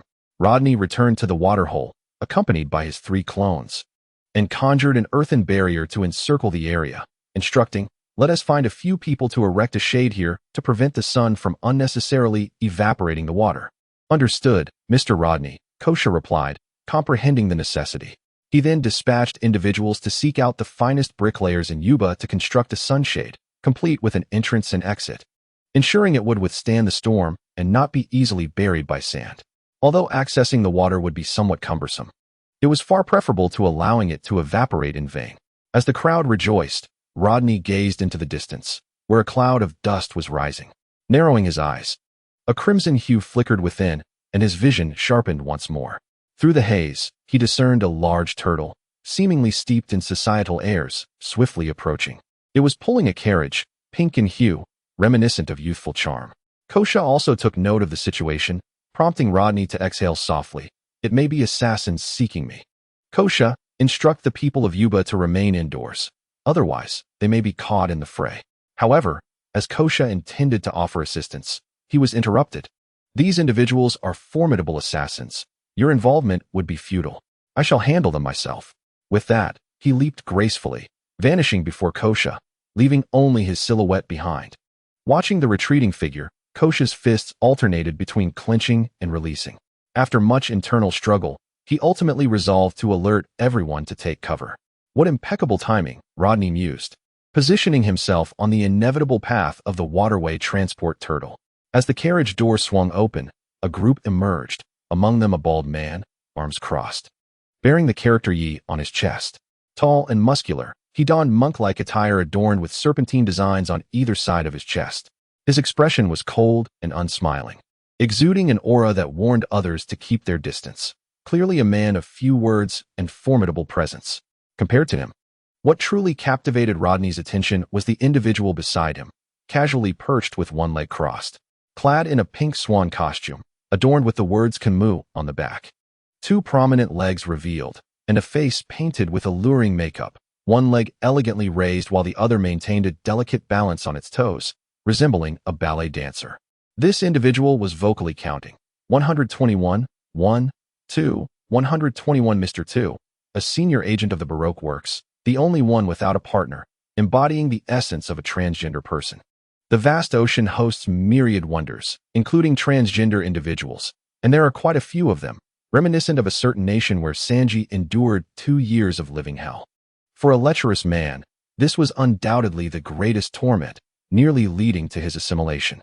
Although Fong Qiliai was a pervert, he possessed a strong sense of loyalty. He wasn't a good person, yet not entirely devoid of virtue either. Ultimately, he decided to spare him. His gaze swept across the others, finally resting on a man with a 1 marked on each cheek. Mr. 11, the rapier, huajo, and the swift blade of 50 craftsmen. Weapons were readily provided to those in need. The swift blade of 50 craftsmen, belonging to Mr. 11, was precisely what enabled this individual to ascend to the rank of intermediate agent within Baroque Works. Without this esteemed blade, his prowess would have been akin to that of countless senior elders beneath the intermediate agent tier. The one leading the assassination attempt on Rodney was none other than the ostensibly strongest senior agent of Baroque Works, Mr. 1, Desbonis. Having consumed the cutting fruit from the superhuman category, he could transform any part of his body into a razor-sharp blade, rendering his skin as tough as steel. Beside him, Fong Qiliai was Mr. 2, a transgender individual, while Mr. 3 and his partner were notably absent. Mr. 4 and his partner, Miss Christmas, alongside Mr. 1's partner, Miss Double Fingers, formed a formidable team, complemented by a group of less formidable assassins, such as Mr. 9, Mr. 11, and the blue-haired young lady, Miss Wednesday, the princess of this nation, who was undercover in Baroque Works, seeking to uncover the truth behind the dance powder, alongside her subordinate Icolum. With her formidable strength, she had successfully infiltrated the ranks of intermediate agents. The failure of Mr. 5 and Miss Valentine's Day had directly alarmed Crocodile, prompting him to dispatch Mr. 1 and others to locate Rodney. If they could recruit him, it would be ideal, otherwise, they would band together to eliminate him. Crocodile never allowed a threat to persist. Mr. 1 spoke. The pirate hunter of the East Sea, the red-eyed Rodney, I present you with an opportunity to join Baroque Works. Should you choose to join, all past grievances will be forgiven, elevating you to the rank of Mr. 5 or higher. If you refuse, however, as he spoke, a layer of razor-sharp blades began to form on his arm, his fingers transforming into lethal edges. Undoubtedly, if Rodney declined, they would descend upon him en masse, intent on ending his life right there. Is that so? Rodney scratched his head, squinting with a smile. In that case, I shall open my eyes. And with a surge of murderous intent, my blood-red Sharingan brimming with hostility, I shall strike first. With a swift motion, he plunged directly into the sand. Mr. 1 immediately called out. Miss Christmas, a corpulent elderly woman exclaimed in a rapid-fire manner. I understand. Spare me the trivialities. Her demeanor suggested a sense of urgency, as if her mouth were on borrowed time. Her lips elongated, a tuft of hair sprouted on her chin, and fine, dark bristles emerged from her skin, transforming her into a grotesque, humanoid mole. Miss Christmas, having consumed the animalistic mole fruit, swiftly burrowed into the sand, in pursuit of Rodney's whereabouts. Mr. 11 felt a sudden constriction around his ankle. A hand seized his foot with immense strength, dragging him downward before he could even emit a scream, burying him deep beneath the sand. Fool! Mr. 11, you imbecile! Are you a pig? Miss Christmas bellowed, retrieving Mr. 11's lifeless form. Mr. 1, with his keen eyes, spotted the explosive tag on Mr. 11's chest and shouted, Everyone run! Rodney's bomb paper. Mr. 1 and his comrades possessed far more intelligence about Rodney's collected information than others, including knowledge of the explosive tag, though no one knew its name. They merely referred to it as bomb paper, and it was notably powerful. Boom. The explosive tag detonated on Mr. 11's chest, causing the group to retreat and hastily drop to the ground, covered in sand and debris, alongside some peculiar objects. Princess Vivi had yet to rise. Her hand tightened as she spotted a face emerging from the sand, startling her. Just as she was about to scream, a large hand clamped over her mouth, silencing her. "She'll come with me," it said, dragging Princess Vivi into the sand, allowing a shadow clone to escort her to Yuba. The remaining individuals were left to engage in battle. Emerging from the sand, he shook off the granules and drew forth Hualong, the straight blade adorned with flame-like patterns. It was a fine sword, far superior to the standard long knife he wielded. With Hualong crossed over his chest, he stood resolutely upon the ground, pointing directly at the agents before him, inquiring, "Who wishes to step forward and meet their demise? Have you taken Little Eleven's dagger? Allow me to demonstrate my prowess." Feng Qiliai's voice was akin to that of a quacking duck, and merely speaking caused Rodney's expression to shift. In the realm of animation, this individual was emotional and humorous, albeit a bit of a pervert, yet rather entertaining. However, in this reality, he thought, farewell. The mannerisms and tone, never mind. Perhaps it would be best not to use the sword. He plunged the blade into the sand, when suddenly, a mole popped up, hurriedly exclaiming, "Are you a complete fool? You almost struck me. I could have died. I surely would have died. Retreat." Uncertain who issued the warning, Miss Christmas glanced up, only to see the blinding blade raised high, descending with great speed. She immediately burrowed into the sand. While the hole she emerged from was rent asunder by a fearsome sword aura, the dry sand converging toward the center. This individual approached the situation with a playful demeanor. Mr. One remarked gravely, "He holds Miss Christmas in utter disregard, treating her, and many of us, as mere playthings." Understanding Rodney's intentions, Mr. One and Feng Qiliai exchanged glances, launching their assault from two directions, one advancing and the other retreating. Mr. One's fingers curled into claws, blades emerging from their tips, lunging towards Rodney, who skillfully parried with his weapon, sparks flying in every direction. The ballet boxing technique was akin to a magnificent swan dance. Feng Qiliai unleashed a flurry of phantom kicks, executing the ballet style against Rodney. The illusionary duplicates appeared beside him, with one swiftly blocking Feng Qiliai's kick before vanishing into thin air. What was that? Mr. One found Rodney to be an exceptionally troublesome adversary, more so than any he had previously encountered. His eyes gleaming with ferocity as he unleashed a relentless assault, swift as the wind. Rodney deftly countered each furious strike with precision. Feng Qiliai gasped in astonishment, realizing that Rodney's strength was on par with that of a formidable foe, yet he too had to showcase his own formidable skills. Taking a deep breath, he leaped into the air, executing a spinning kick directed towards the two engaged in fierce combat below. The demon-human boxing technique, a recollection of that summer. How revolting. Rodney repelled Mr. One with a single slash, his body whirling as a furious dragon-shaped whirlwind materialized, stirring up vast quantities of yellow sand, transforming into a fearsome yellow dragon. The wood leaf dragon god. What? Feng Qiliai's attack collided with the wood leaf dragon god, only to be immediately engulfed by the massive sand dragon. The grains struck his face, causing intense pain, and in some areas, they tore through his skin, drawing blood. Struggling against the wind, Feng Qiliai forced his eyes open to see Rodney at the heart of the wind dragon. Gritting his teeth, he too spun rapidly, unleashing a multitude of spinning kicks aimed at the target, intent on toppling him. Behold my proud technique, the demon-human boxing technique. 320,000 revolving kicks. You might as well rest. Wood leaf, great whirlwind. A powerful kick surged towards Feng Qiliai, colliding with his sturdy leg and sending him crashing to the ground, unable to rise. Still shivering with discomfort, he realized that while the Sharingan could replicate the physical techniques present, Feng Qiliai's demon-human boxing technique was one he wished to avoid. It felt as though acquiring it would cost him something profoundly significant, perhaps his integrity.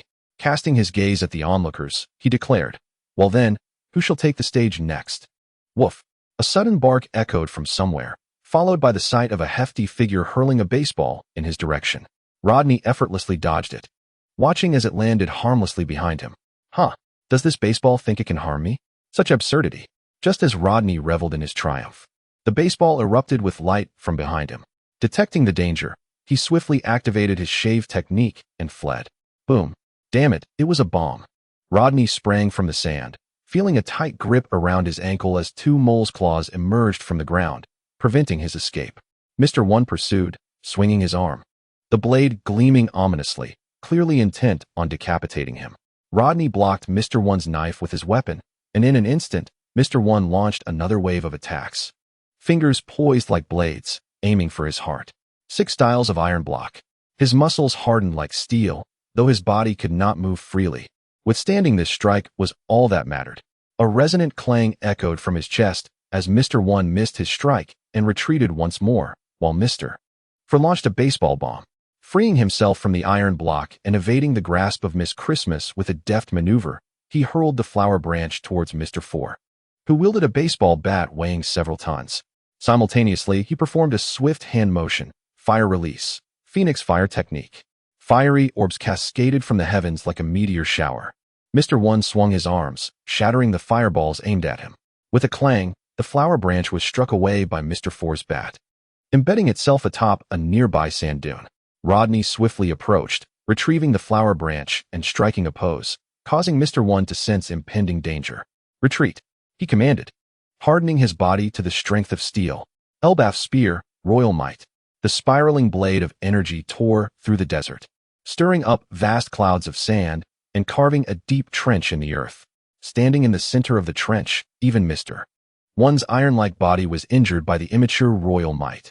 Around him, Mr. Four, Miss, and several lackeys lay incapacitated. The stronger ones lost consciousness, while the weaker perished outright. Terrifying. Was this man a monster? Mr. One murmured. The creature he referred to was examining the flower branch in his hand, grinning as he remarked, "What a fine blade. It should last a while longer." "Hey, you there, shall we continue?" Mr. One, struggling to stand, replied. "Is your strength truly that of a novice just setting out to sea?" "Indeed, I've been at it for about a month now, give or take," Rodney smiled. Mr. One. "Das bonus, what do you say? Care to join me? The terms are negotiable. Though I am a lone wolf, I wouldn't mind a couple of capable allies." In that moment, he recognized Mr. One's potential and sought to recruit him. Mr. One remained silent, adopting a fighting stance, clearly prepared for a battle to the death. "Very well, let me grant you a more spectacular demise." A layer of lightning enveloped the flower branch. Even a rudimentary tool like a shuriken could be infused with chakra. So how could the flower branch not be? What kind of fruit is this? Mr. One couldn't help but inquire. Initially, he believed Rodney possessed a fire-type fruit akin to the flame fruit, but the sudden appearance of lightning left him bewildered. "Who knows? Perhaps I'm a magician. And what you see is merely an illusion," Rodney shrugged, chuckling as he looked at Mr. One. "Come now, let me give you a swift end." Transforming his fingers into blade-like edges, he crossed them over his chest and lunged towards Rodney. Dust slash. Rodney sensed countless minute sword energies intertwining, forming an impenetrable web of blades. If struck, he would likely be cleaved into cubic fragments. A chill ran through him as he wielded the flower branch, truly dancing with it, filling the air with its fleeting shadows, and in an instant, he clashed with Mr. One multiple times. The Sharingan whirled within its socket, meticulously capturing Mr. One's every move. On several occasions, he managed to exploit openings, yet alas, Mr. One's body was as hard as steel. Even the lightning chakra could not penetrate it swiftly. "Your swordsmanship is truly commendable. Were it not uniquely yours, I might find myself envious." As the possessor of the Sharingan, failing to replicate techniques would be a disservice to these eyes. Regardless of suitability, one must first imitate before adapting, employing the same tactics against foes. If one cannot triumph, one may at least annoy them. Take a glance at the stalemate. The opponent could be swiftly dispatched, yet they insist on mirroring moves, simply to vex their adversary. With his chakra reserves, a swift resolution would indeed be the ideal approach. Regrettably, Mr. One's techniques were developed post-consumption of his devil fruit, rendering them unsuitable for Rodney, even if replicated. Unbeknownst to Rodney, Mr. One abruptly altered his aggressive stance, manifesting circular blades upon his arms. The blades whirled at incredible speed, resembling serrated edges, as he swung his arms, intent on severing Rodney. The clash of blades against flower petals erupted in a cacophony of sparks. "This fellow is as resilient as they come. Perhaps a swift resolution is in order." A cunning thought crossed his mind, to evade Mr. One entirely and burrow underground. "Miss Merry Christmas, where has that fellow disappeared to?" Mr. One inquired. "I don't know. I can't find him." Miss Merry Christmas replied from below. "I've spotted him." "Aw?" Mr. One realized that Miss Merry Christmas's time was running short and concentrated on locating Rodney's whereabouts. Beyond a sand dune, Rodney, utilizing blood acquired from Miss Merry Christmas, inscribed a sigil upon his hand, summoning technique. With a puff, a palm-sized slug materialized before him. "My lord Rodney," the slug inquired, "why summon me in such a diminutive form?" "It serves a purpose," Rodney smiled as he tucked the slug into his sleeve. "Dear slug, when the opportunity arises, assist me in dealing with an adversary." "Understood." The slug's tentacles wiggled, anchoring itself within his sleeve to avoid being cast aside. Thus, with a flourish of his flower petals, Rodney stepped forward and descended with a strike. Mr. One quickly crossed his arms to intercept the petals, feeling an unexpected sting as pain coursed through him. He managed to momentarily repel Rodney. Yet upon examining his right arm, he discovered several small holes corroded by an unknown slime, causing him immense discomfort. Despicable. Wasn't it promised I would be granted a swift demise? I apologize. For me, victory is paramount. Rest assured, I shall ensure your demise is not too swift. In matters of combat, Rodney possessed no scruples. As long as he could secure victory, any means were permissible. This was a life-and-death struggle. Surviving was his sole concern. Regardless of the methods employed, Mr. One, I shall strive to minimize your suffering. Or perhaps, would you prefer to take your own life? A fool's dream. Mr. One is indeed a tough man. How could he possibly choose such a humiliating demise? It is an affront to his very being. He harbors a deep disdain for the slippery opponent before him, who is utterly disgusting. I shall tear you to shreds, he declares, unleashing the foam daisy slash. His palms and fingers transform into blades, lunging fiercely at Rodney like a tiger pouncing on its prey, with the force of thunder behind him. Clang! The tip of Huazhou's blade meets Mr. One's hand, and with a petal-like radiance, a flurry of slashes bursts forth, aimed squarely at Rodney. Swoosh! The sand dunes behind him are shattered into small mounds, while the upper half of Rodney's garment is torn to tatters, leaving him with several deep gashes that expose bone. Impressive. Rodney, gritting his teeth against the pain, endures Mr. One's assault, discarding Huazhou and channeling his immense strength into his fist. Fishman Karate, 2000-watt punch. Boom. Without a hint of hesitation, his fist crashes into Mr. One's chest, a blow capable of splitting mountains and shattering stone. The indomitable form of Huazhou is shattered by his fist. Mr. One's body is sent flying like a feather, and Rodney pursues relentlessly, determined not to grant him a moment's respite. Painful heaven foot. Concentrating chakra in his foot, he delivers a powerful kick to Mr. One. Boom. A crater forms around him. And even with Mr. One's formidable strength, he cannot withstand Rodney's unrelenting barrage. Mr. One has fallen. Ouch, that hurts. If it weren't for my fear of his blade, I wouldn't have needed Huazhou. His swordsmanship is woefully inadequate. Lacking in dominance, his fists cannot defend against a blade. The foam daisy slash is inescapable.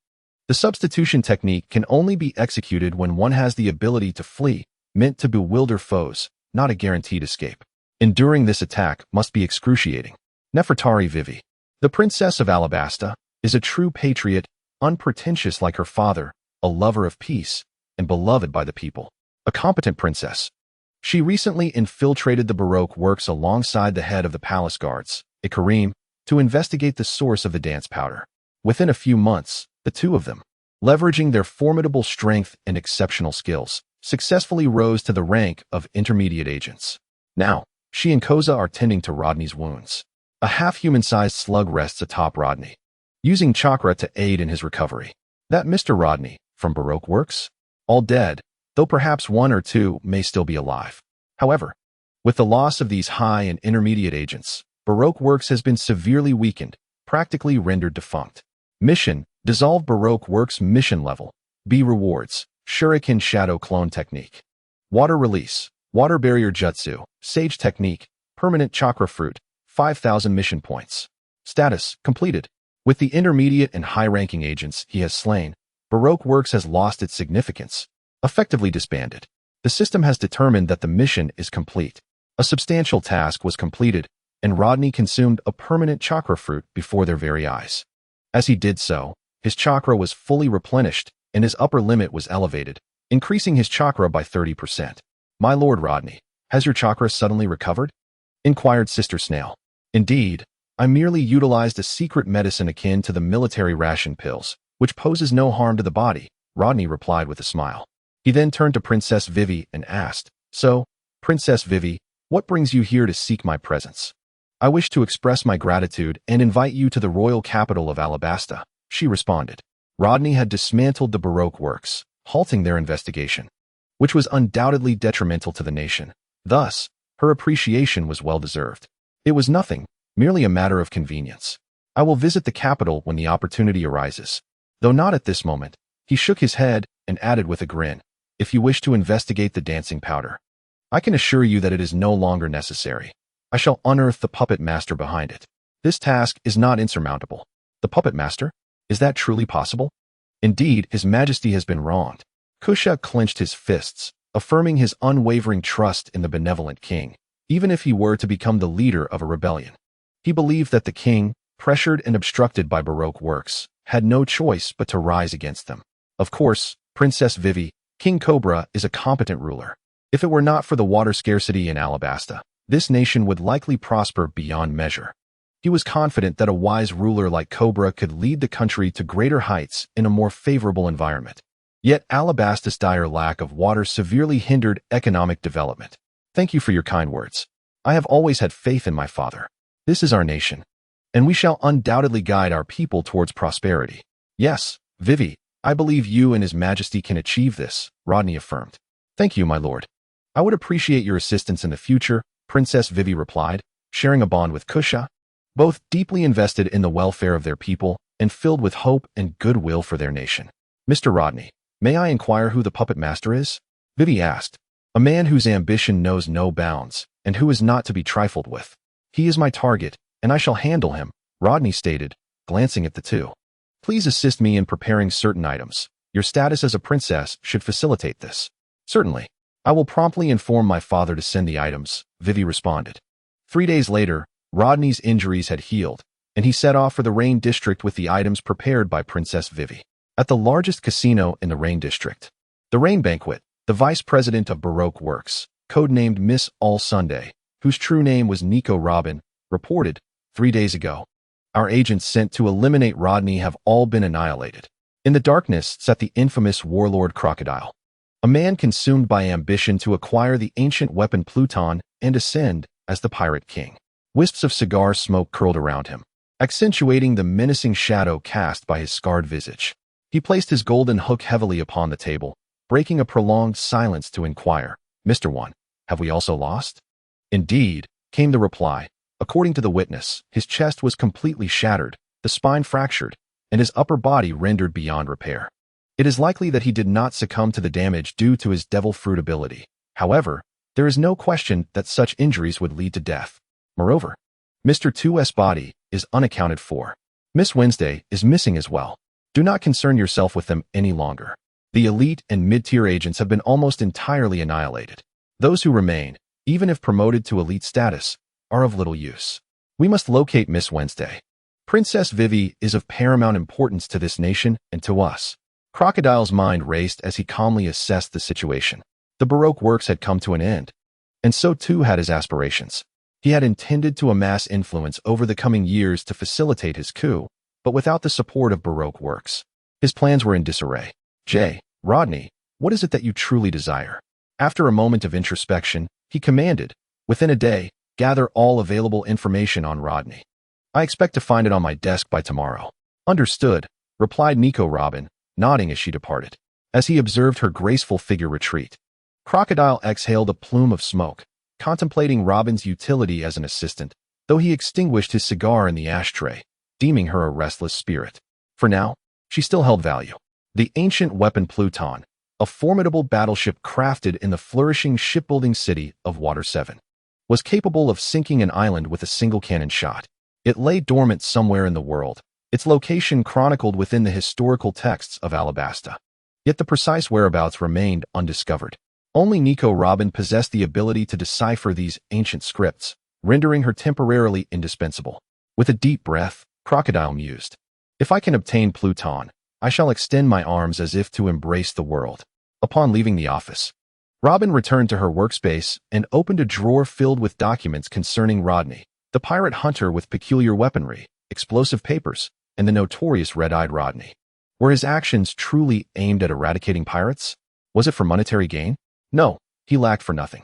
She sought to analyze the character of Rodney, drawing from intelligence gathered since his rise to notoriety, which began during the eradication of the Creek pirates. His attacks exhibited a myriad of elemental assaults, capable of unleashing torrents of water. A realization struck her. She was certain that Crocodile would indeed fall at the hands of this pirate hunter. Might she seize the opportunity to escape amidst their clash? Concealing herself during their battle would allow her to continue her covert investigations. Yet, what if Rodney were to falter? Would she not then become prey for Crocodile? Having worked alongside him for 2 years, Robin was acutely aware of the kind of man he was, ruthless and cunning, willing to employ any means necessary, a pirate audacious enough to covet the nation itself, which instilled in her a deep-seated trepidation. Coupled with the powers bestowed by the nature-type devil fruit, it was prudent to bide her time. Should Rodney emerge victorious, she would consider collaborating with him. The whereabouts of the ancient weapon, Pluton, would undoubtedly pique his interest. Robin was convinced that few in this world would reject the allure of such a formidable weapon. A chance to ascend to power and dominate the world was an opportunity too enticing for most to disregard. If Rodney were to discover her thoughts, he would certainly scoff at them. Once the mission points accumulated, wouldn't it be more appealing to acquire a few tailed beasts? They could fight, flee, and even serve as a source of energy. The tailed beast bomb could obliterate a mountain, and there were certainly enhancements possible for the Sharingan. Wasn't the almighty push effective? Why dwell on the firepower of Pluton? Would the world government spare him once he possessed it? He, Rodney, seemed to yearn for a tranquil existence, perhaps. In the rain-drenched streets, Rodney arrived in this still thriving city, known as the City of Dreams, an oasis boasting a pleasant environment and ample water supply. Even after nearly 2 years, there had been no signs of drought. Although it was daylight, a refreshing breeze swept through, alleviating the heat. The date palms nearby were heavy with fruit, appearing delectable and seemingly ripe for the picking. Noticing no one around, he plucked a few and tasted them. They were sweet and quite enjoyable. In this city of rain, several pyramids loomed before him, prompting reflection. He recognized the Egyptian influence. But why construct pyramids? Was it a tomb? Were they preparing for a head-on collision of graves? Was he also a king of laughter? Ha ha, I am the king among kings. Pharaohs cannot achieve the impossible. Shaking off the absurd imagery that intruded upon his mind, he turned his gaze to the largest pyramid, adorned with blue and white stripes and edged with golden bricks. Atop it stood a statue of a crocodile wearing a banana as a crown. The Rain Banquet. The largest casino in Alabasta was owned by Crocodile, though he was cautious enough to maintain a facade, with Nico Robin posing as the public proprietor. She had not revealed her true identity, given her exorbitant bounty. Commanding the kingdom's most significant gambling establishment, Crocodile was indeed rolling in wealth, living lavishly, occasionally tending to crocodiles, reviewing the accounts, and on a whim, eliminating a few pirates for sport. Life was rather comfortable. However, in pursuit of his ambitions, he relinquished his tranquil lifestyle, acquiring a pair of sea prism stone handcuffs and an ensemble of black and white stripes, leading to a life of all-inclusive accommodations and a whirlwind tour of Marineford, where he bravely clashed with an admiral and the 4 emperors, emerging as the top contributor in that encounter. Upon entering the Rain Banquet, he found the interior relatively serene, devoid of the typical cacophony, though from time to time, a gambler, driven mad by losses, would erupt in fury, only to be promptly ejected by the staff. Setting aside such disturbances, the atmosphere remained comparatively tranquil. Exchanging 10,000 berries for chips, I approached a gaming table. Instead of placing an immediate bet, I directed my attention towards the dealer. This technique involved stroking my chin, narrowing my eyes, and activating my Sharingan, meticulously observing the dealer's movements. Quite satisfactory, I noted. This gambling technique was rather swift, albeit slightly sluggish for someone of their ilk. It could deceive the average person, certainly. Having observed long enough, I decided to join the fray. Utilizing the gambling techniques replicated through my Sharingan, along with movements too rapid for the ordinary eye to perceive, I successfully amassed a considerable amount of chips. The dealer, intent on outplaying me, found himself swiftly bereft of his own chips. In that instant, he comprehended he had encountered a master. He promptly summoned the boss. Emerging was a graceful figure, exuding a mature and intellectual beauty. However, having spent considerable time in Alabasta, her skin bore a darker hue, though that was of little consequence. A few years would restore her complexion. Noticing Rodney's surprised gaze, Robin instantly discerned that this individual recognized her, yet she pondered how he came to know her. After all, her visage on the wanted poster depicted her as a mere child, making it difficult for anyone to identify her. Those crimson eyes of Rodney possessed a peculiar charm. Unconsciously averting my gaze from those strangely captivating eyes, I maintained a polite smile and greeted, "Good day, Mr. Rodney. Have we crossed paths before?" "I've seen your cough. I don't recognize you," he replied. Suddenly recalling some risque images in my mind, I coughed again and inquired, "Miss All Sunday?" Robin paused for a moment before smiling. "Ah, so you are already aware. Please, follow me. The VIP room awaits." "Very well, let us proceed." Following Robin into the opulent VIP room, I sank into a sofa, so plush it felt as though I might disappear into it. "So what brings me here?" I asked. "Nothing much, Mr. Rodney, but there exists a significant conflict between you and the Baroque works," she replied. "Of course, I haven't done anything wrong. Yet you pursue me relentlessly?" Rodney's face was a mask of indignation as he roared, "I merely came for a vacation, and you send assassins after me?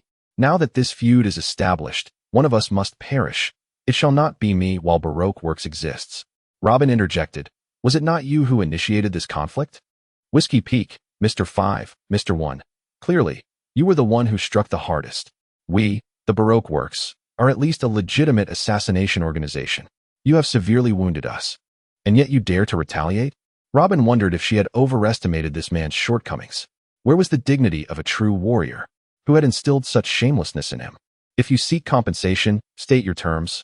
We shall consider them and see if we can accommodate," Robin proposed, recognizing this as a mere stalling tactic while Crocodile approached. She held little regard for Rodney, merely a bounty hunter. Should her true identity be revealed, it was likely this man would already have drawn his sword, as her bounty was substantial. After the destruction of O'Hara, she found herself ensnared in a web of betrayal and intrigue, enduring a burdensome existence until now. In her quest to decipher the true history, particularly the enigmatic blank century, she forged an alliance with Crocodile, seeking only to unveil the hidden past. Her sole aspiration was to comprehend the obscured chapters of history, yet a formidable obstacle stood between her and that clandestine knowledge. "What are the terms?" Rodney pondered for a moment before replying with a smirk. "Then I suppose you should surrender yourself to me, as you are not the true mastermind behind the Baroque works." Robin felt a jolt of surprise in her heart, but maintained a facade of composure, although her gaze turned frigid. "That jest is hardly amusing, Mr. Rodney." "Not amusing? Then let us change the subject." Crocodile's head. He rested his chin on his hand, exuding an air of indifference as he prepared for something, though the actors had yet to arrive. "Ah, old sand, why haven't you shown up yet?" "Crocodile is one of the 7 warlords, and our Baroque works cannot contend with him," Robin remarked. "Are you contemplating his assassination? After all, who wouldn't want him dead? Alas, since he became a warlord, his bounty has remained stagnant. Otherwise, with his strength, a bounty of 200 or 300 million would be trivial. The 7 warlords are recognized pirates by the world government, their bounties preserved and untouchable by the Navy. However, should they lose that title, their bounties would skyrocket, and the Navy would pursue them relentlessly. Old Sand is no fool like Buggy, who lucked into his warlord status through the power of Conqueror's Hokage. He even has a future among the 4 emperors, provided he escapes from prison first." Scanning Robin's curvaceous figure with clarity in his eyes, he mused. "It seems the bounty of the son of the devil is even slightly higher than Crocodile's." Robin stepped back, her demeanor calm as she replied, "My purpose extends beyond merely exchanging bounties with the world government." "Ah, but you are still a historian at heart. I share your intrigue in those histories. What do you say, Nico Robin? Care to join me? It's far more promising than aligning with Crocodile. Seeking a partnership with a tiger seldom ends well." Robin chose silence, recognizing that this man mirrored the avarice of others, if not more so. In truth, she misjudged Rodney. He was genuinely fascinated by the histories. The blank century, what a captivating enigma. What truths does the world government conceal? What transpired during that lost century? Regrettably, he lacks the understanding to grasp it fully. Otherwise, with his knowledge of the true history's location, he could swiftly uncover and comprehend it. One could say he arrived in this timeline at an inopportune moment. If only he had come a decade later, he might have witnessed the unfolding of events. It is likely that by then, the Grim Reaper would still be in elementary school. Thus, what truly transpired? The curiosity within him was insatiable, and he endeavored to adopt a congenial smile as he said, "Miss Robin, do consider my offer. My terms are quite generous. Should you join me, I will promote you to vice captain." "But it's just you," I assented. "No. Wait, you don't even possess a ship, do you?"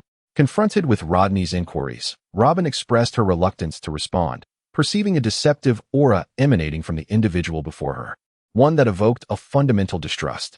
Having navigated the tumultuous world for many years, she felt she had discerned the true nature of the person before her. "You jest.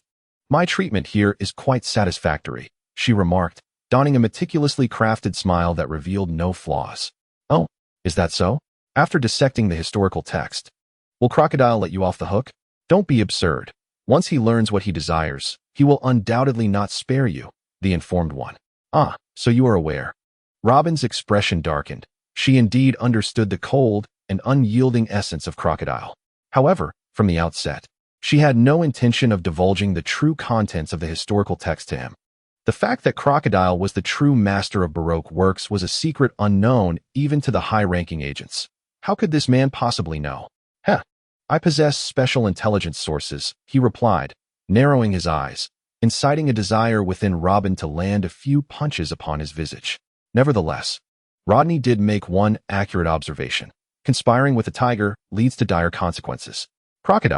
This crocodile, is far more terrifying than a mere man-eater. He understands patience, seeking opportunities to strike with lethal precision. Rest assured, you need not concern yourself with that. Is that so?" Rodney glanced around and said, "By the way, why have you summoned me here? My chips have yet to be redeemed, and that amounts to several million berries. You shall not be lacking in that regard." Indeed, greed was woven into the very fabric of this man. "Moreover, the boss wishes to see you. Please wait here for a while." "Is that so?" He lounged on the sofa, legs crossed, the fruits and fine wines on the table untouched. What if they are poisoned? To poison him would be a simple task for Crocodile, a ruthless pirate who bears no semblance of a warrior's honor. "Robin, the boss has yet to arrive. Let us converse." Hey, do not ignore me. It will be quite dull. Honestly, with your demeanor, you might never find a suitable partner." Determined to dismiss him, Robin felt that engaging with him would only lead to persistent entanglement, which she found rather bothersome. This man was not only greedy but also a loquacious chatterbox. Indeed, declining the position of his first mate was a sagacious choice. Otherwise, her days of tranquility would be irrevocably lost. For someone like her, as long as she had books to read, tranquility was attainable. "So boring. Robin, how about I reveal to you the location of the historical text? You know?" This time, Robin could not contain her curiosity. "Ah, indeed. I am aware of more than just one location," he said with a beaming smile. "Where is it?" Robin responded. "What nonsense, will you speak or not? Lingering in half-uttered words will only lead to a twisted tongue." "The historical text? I find it quite intriguing as well, Rodney. Why not become my subordinate? I can grant you Mr. One's position." Suddenly, a fine cloud of sand seeped through the crack of the door, coalescing into a humanoid shape upon the sofa opposite Rodney. At last, a tall man with a scarred face, clad in a suit and draped in fur, emerged, exuding a sinister aura. "Crocodile," he remarked, "given the sweltering heat of this desert, do you not find your heavy attire a bit excessive? Are you not uncomfortable?" Crocodile, taken aback, pondered why such an inane comment interrupted what he anticipated would be a grand introduction or a negotiation of terms. Was this individual's focus indeed so peculiar? Choosing silence, he felt that any response would diminish his stature. Standing behind Crocodile, Robin remained unperturbed as Crocodile continued, "If what you say holds truth, Rodney, I believe we can forge an alliance." Rodney opened his eyes, and for the first time, Crocodile locked gazes with those blood-red orbs, which emanated a sense of malevolence, violence, and foreboding, a wicked aura indeed. Baroque works? A mere jest. As for Mr. One, he possesses some skill, yet he is no match for me. Apart from you, the entirety of Baroque works pales in comparison. Pray tell, why would I choose to serve beneath your banner? To seize control of this world. He spread his arms wide, his expression fervent. "I shall not conceal my intent. I have come to this nation in search of the ancient weapon, Pluton. Once I acquire knowledge of its whereabouts, I shall wield such power to become the pirate king and claim dominion over this realm." He was unreserved in sharing this with Rodney, deeming the latter's ability to handle his agents a testament to his worth. Should Rodney refuse, He was prepared to unleash carnage that very day. With the powers of a Logia-type devil fruit, he felt invincible, believing no one could inflict harm upon him. The last individual who felt invincible has ceased to think. Crocodile extended his hand toward Rodney, saying, "Come now, Rodney, work for me." Gazing at the outstretched hand, Rodney inquired, "Was it you who caused the rainlessness throughout Alabasta?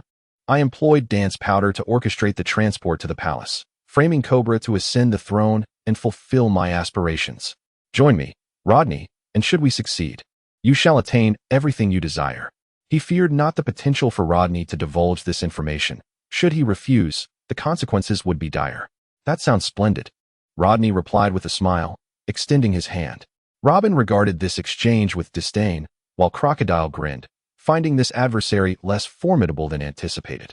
Unfortunately, Crocodile's right hand was not grasped. Instead, Rodney's fingers formed various seals as he uttered, "Water release. Water surge." What?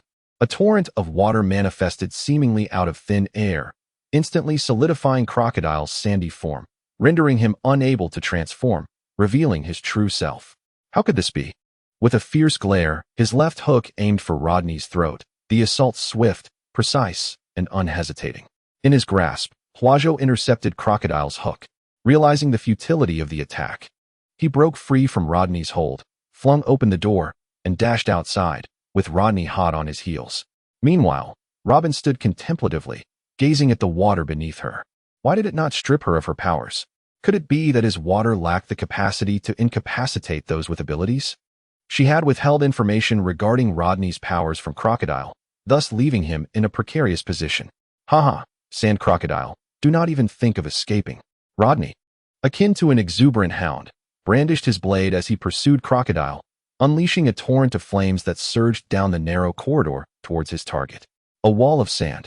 The droplets on his body were absorbed by the sand, allowing him to once again wield his abilities. With a swift motion of his right hand, a sand wall rose to meet the fireball. In the confined space, the fireball erupted, prompting Rodney to hastily summon an earthen barrier, narrowly averting another mishap caused by his own prowess. Boom! A gaping hole was blasted into the corridor, shrouding the area in a cloud of dust and rendering visibility almost non-existent. Desert Treasure Blade. The sand sliced through the earthen wall with the precision of a blade, compelling Rodney to evade just in time, revealing a smooth, clean-cut trench where he had stood moments before, an assault that appeared far too refined to be the work of mere sand. Water release, water surge. Having exchanged 1,000 points for this water-based ninjutsu, he wielded his formidable chakra to conjure water from the very ground, unleashing a torrent that inundated the entire rain banquet through the labyrinthine passages. The gamblers, caught unawares, were swept away by the sudden deluge. The fortunate found themselves tossed to safety, while the unfortunate were thrust into the adjacent waterways, home to the colossal banana crocodiles. Banana crocodile. A delightful meal. Robin, for once, experienced the sensation of swimming. Having consumed a devil fruit as a child, she had never learned to swim, deeming it unnecessary. Fortunately, Rodney's water release was entirely composed of chakra, devoid of the sea's curse, allowing her powers to remain intact. Hands emerged from the water, buoying her up, her drenched garments clinging to her exquisite form. This man's abilities were remarkably effective against Crocodile. Could it be that an alliance was in order? For the first time, Robin genuinely contemplated Rodney's earlier proposition. Crocodile found himself in dire straits, drenched and swimming frantically through the water. Although he could not fathom why the water had not sapped his strength, this was hardly the moment for such reflections. The banana crocodiles he had raised were now fixated upon him. Banana crocodile. Hey, isn't that our boss? Crocodile. What the hell? Can someone please explain what is happening? No amount of frantic thrashing would remind these cold-blooded creatures of who had fed them. In their eyes, he was merely a source of sustenance. His voice meant nothing to them, and how could one converse underwater? Despair washed over him. Had he realized, he would have ensured they were well fed. Just then, a banana crocodile lunged at him, and with a deft maneuver, Crocodile narrowly evaded, using the hook of his left hand to snag the creature's jaw, causing it to recoil in pain before flinging it from the water. Standing upon the ground, he gasped for breath as the sun beat down upon him, evaporating the moisture from his body. A voice echoed, "Water release, water wave." Crocodile exclaimed as colossal waves surged forth, overwhelming the desert with an unexpected deluge. The notion of drowning in a desert seemed as absurd as freezing to death in the sweltering summer. Yet, Crocodile no longer found it humorous. His body began to turn to sand, floating in the air. How could this be? What type of devil fruit did this individual possess?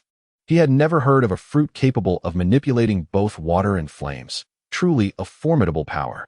However, it appeared that his own water had no effect on the devil fruit abilities. Crocodile pondered. As the rain-soaked ground became inundated, the inhabitants showed no signs of retreat. Instead, they rejoiced, reveling in the abundance of water. How long would such a bounty last? Households hurriedly gathered containers, aware of the desert's stark reality, the vital importance of water. Yet, they remained oblivious to the fact that this water would eventually dissipate. Chakra could not sustain itself in the air indefinitely and would ultimately be consumed. This battle is not suited for me. There is too much water. He had once believed that in the desert kingdom of Alabasta, no one could defeat him. Yet, it seemed there were indeed adversaries, and this particular foe represented a mortal threat. He could not rest easy until he was eliminated. Water release, wave surge. High-pressure water jets shot forth, all aimed at Crocodile's suspended form. Trouble. Sandstorm. A swirling vortex of sand materialized in his palm, capable of toppling buildings at close range. As the sandstorm lifted the water droplets, the sand, heavy with moisture, fell back into the water below, leaving only a gentle breeze in its wake. From the depths of the water emerged two figures. Upon closer inspection, they were Rodney, who had been hiding beneath the surface. Crocodile widened his eyes, as the sand in his right palm began to bubble like boiling water, and he swiftly unleashed a crescent-shaped sand blade. Crescent sand dune. It struck one of the Rodneys, transforming him into water consumed by the sand. Water? Can it create another version of oneself? He turned to seek the other's whereabouts, discovering the second Rodney rushing toward him. Is this the real one? Desert Diamond Blade. With a swift motion, her fingers morphed into sand blades, hurtling toward Rodney. Water release, water whip. Rodney gripped the air, conjuring a flowing water whip to counter the incoming Desert Diamond Blade. Effortlessly, his body was sliced apart, becoming a mere puddle of water. What a troublesome ability. Resolving not to linger, he hastily departed, soaring toward the city beyond the rain-soaked area. Casting a glance at the residents below, contemplating whether to silence them. However, Rodney would not afford him the luxury of time for such deliberation. Water release, water shark bullet. A shark, entirely formed from water, leaped from the depths, charging towards him. A shark? Flying? Made of water? Without much thought, he utilized the crescent-shaped sand dunes to absorb the water blasts, swiftly moving beyond the rain-soaked area. Standing atop the dunes brought him a modicum of reassurance. That method must be eradicated. Has he arrived? Without water, how can you possibly contend with me? He observed a figure approaching rapidly. Is it a practitioner of the six styles? A pirate adept in the six styles? In the New World, it is common for pirates to master a few techniques, especially since many former Navy personnel turn to piracy. However, it is quite troubling to encounter a pirate who has only recently set sail and already wields the six styles. Crocodile. Damn him. Desert Greatsword. His arm transformed into sand, flowing into the ground, as a blade of sand erupted from the earth, severing Rodney in half. Boom. His form dissipated into a cloud of white mist, vanishing from sight. Crocodile's expression darkened. How many abilities does this person possess? The art of ninjutsu for survival is indeed exceptional. For those unacquainted with it, distinguishing between the real body and the clones is utterly confounding. Moreover, with techniques such as the substitution and transformation jutsu, a skilled lower ninja could easily handle numerous foes. And here, the lower ninja is not referring to those from Konoha, but from other villages. Earth release, earth flow river. The sand beneath became exceedingly soft, causing Crocodile to slide backward. With a force of 700, the earth flow river, combined with the 750 of the earth dragon bullet, manifested. From the river's origin, an earth dragon opened its maw, unleashing a torrent of mud bullets. Rodney emerged from the sand, unleashing a torrent of flames.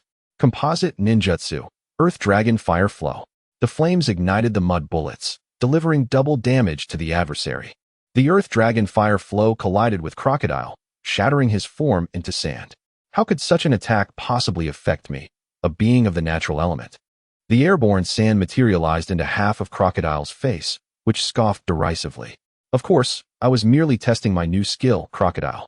I am curious about what happens when your scattered form encounters water. Rodney chuckled ominously as droplets of water began to coalesce around him. Crocodile's eyes widened. How could there be water in the desert? Bringing his palms together, he exclaimed, "Water release. Water surge wave." A torrent resembling a tsunami surged forth, forcing Crocodile to retreat.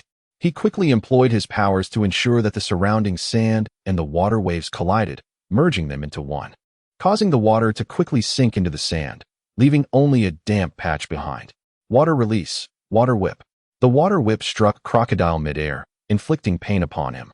Upon contact with water, his form would solidify, making him a natural element that could be defeated without the need for Hokage. Furthermore, he relies too heavily on his fruit, neglecting the cultivation of martial arts and Hokage. In the relatively advanced Alabasta of the Grand Line, he had thrived against weak opponents, resulting in little growth and strength. In summary, he has been similarly deceived as that delusional deity. Rodney gripped the water whip tightly, wrapping it around Crocodile. Lightning release. Thunderous wave. Oh, old Sha was struck, rendering him completely paralyzed and hindered in movement. As the water whip shattered, Rodney swung his fist, landing a powerful blow to old Sha's face, causing him to spew blood. Yet, astonishingly, he managed to endure, bellowing, "This is my territory." From the palm of his hand, a swirling sandstorm erupted, and a torrent of endless yellow sand surged forth like ocean waves, conjuring a devastating desert tornado. Rodney drew forth his blade, gripping its hilt with both hands, proclaiming, "Elbaf's spear, the might of the nation." The sword's energy spiraled forth in a thunderous explosion, disrupting the catastrophic whirlwind and scattering it.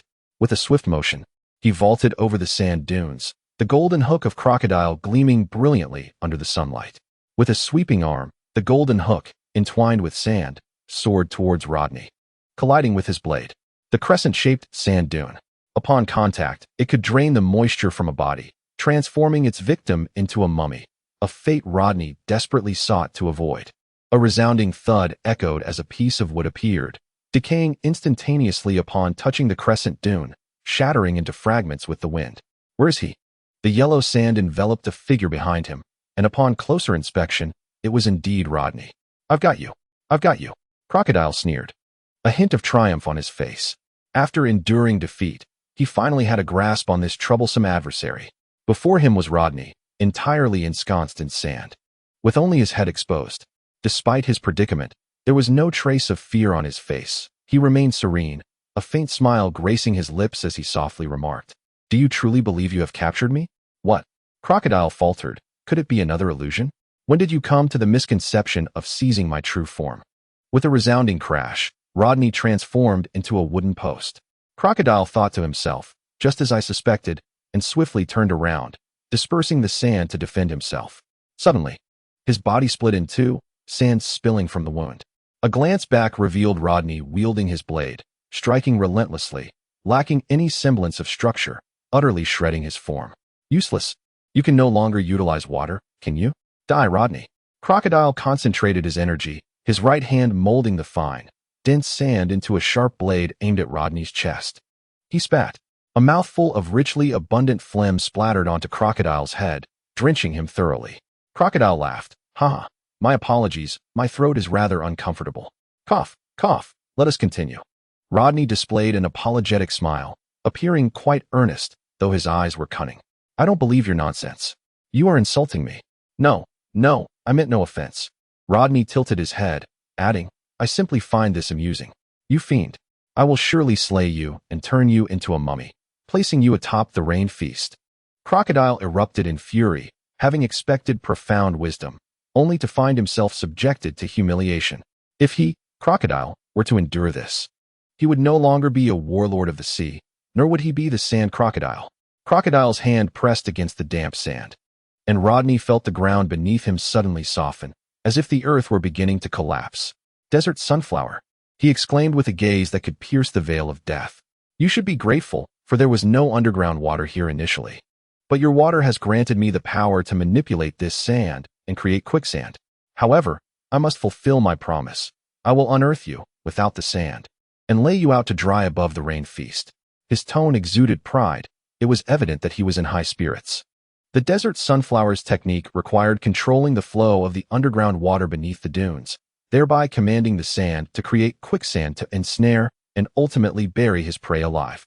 Yet, the underground water in this rainy terrain was not nearby. He could only use Rodney's water to fashion a small quicksand pit sufficient to bring about his demise. Despite his fear of water, he had ingeniously harnessed his own weakness to conjure a formidable skill. This technique, however, was only effective against those who lacked strength or special abilities.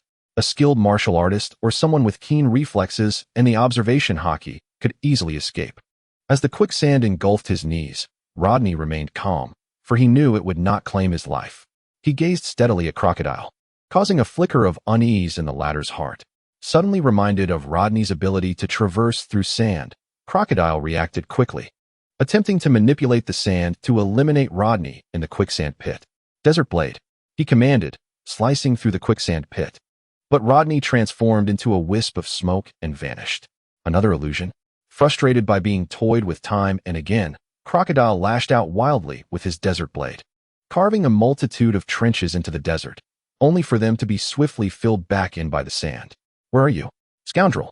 Always hiding," he shouted, his villainous demeanor faltering as rage consumed him. Anyone subjected to such mockery would undoubtedly lose their composure.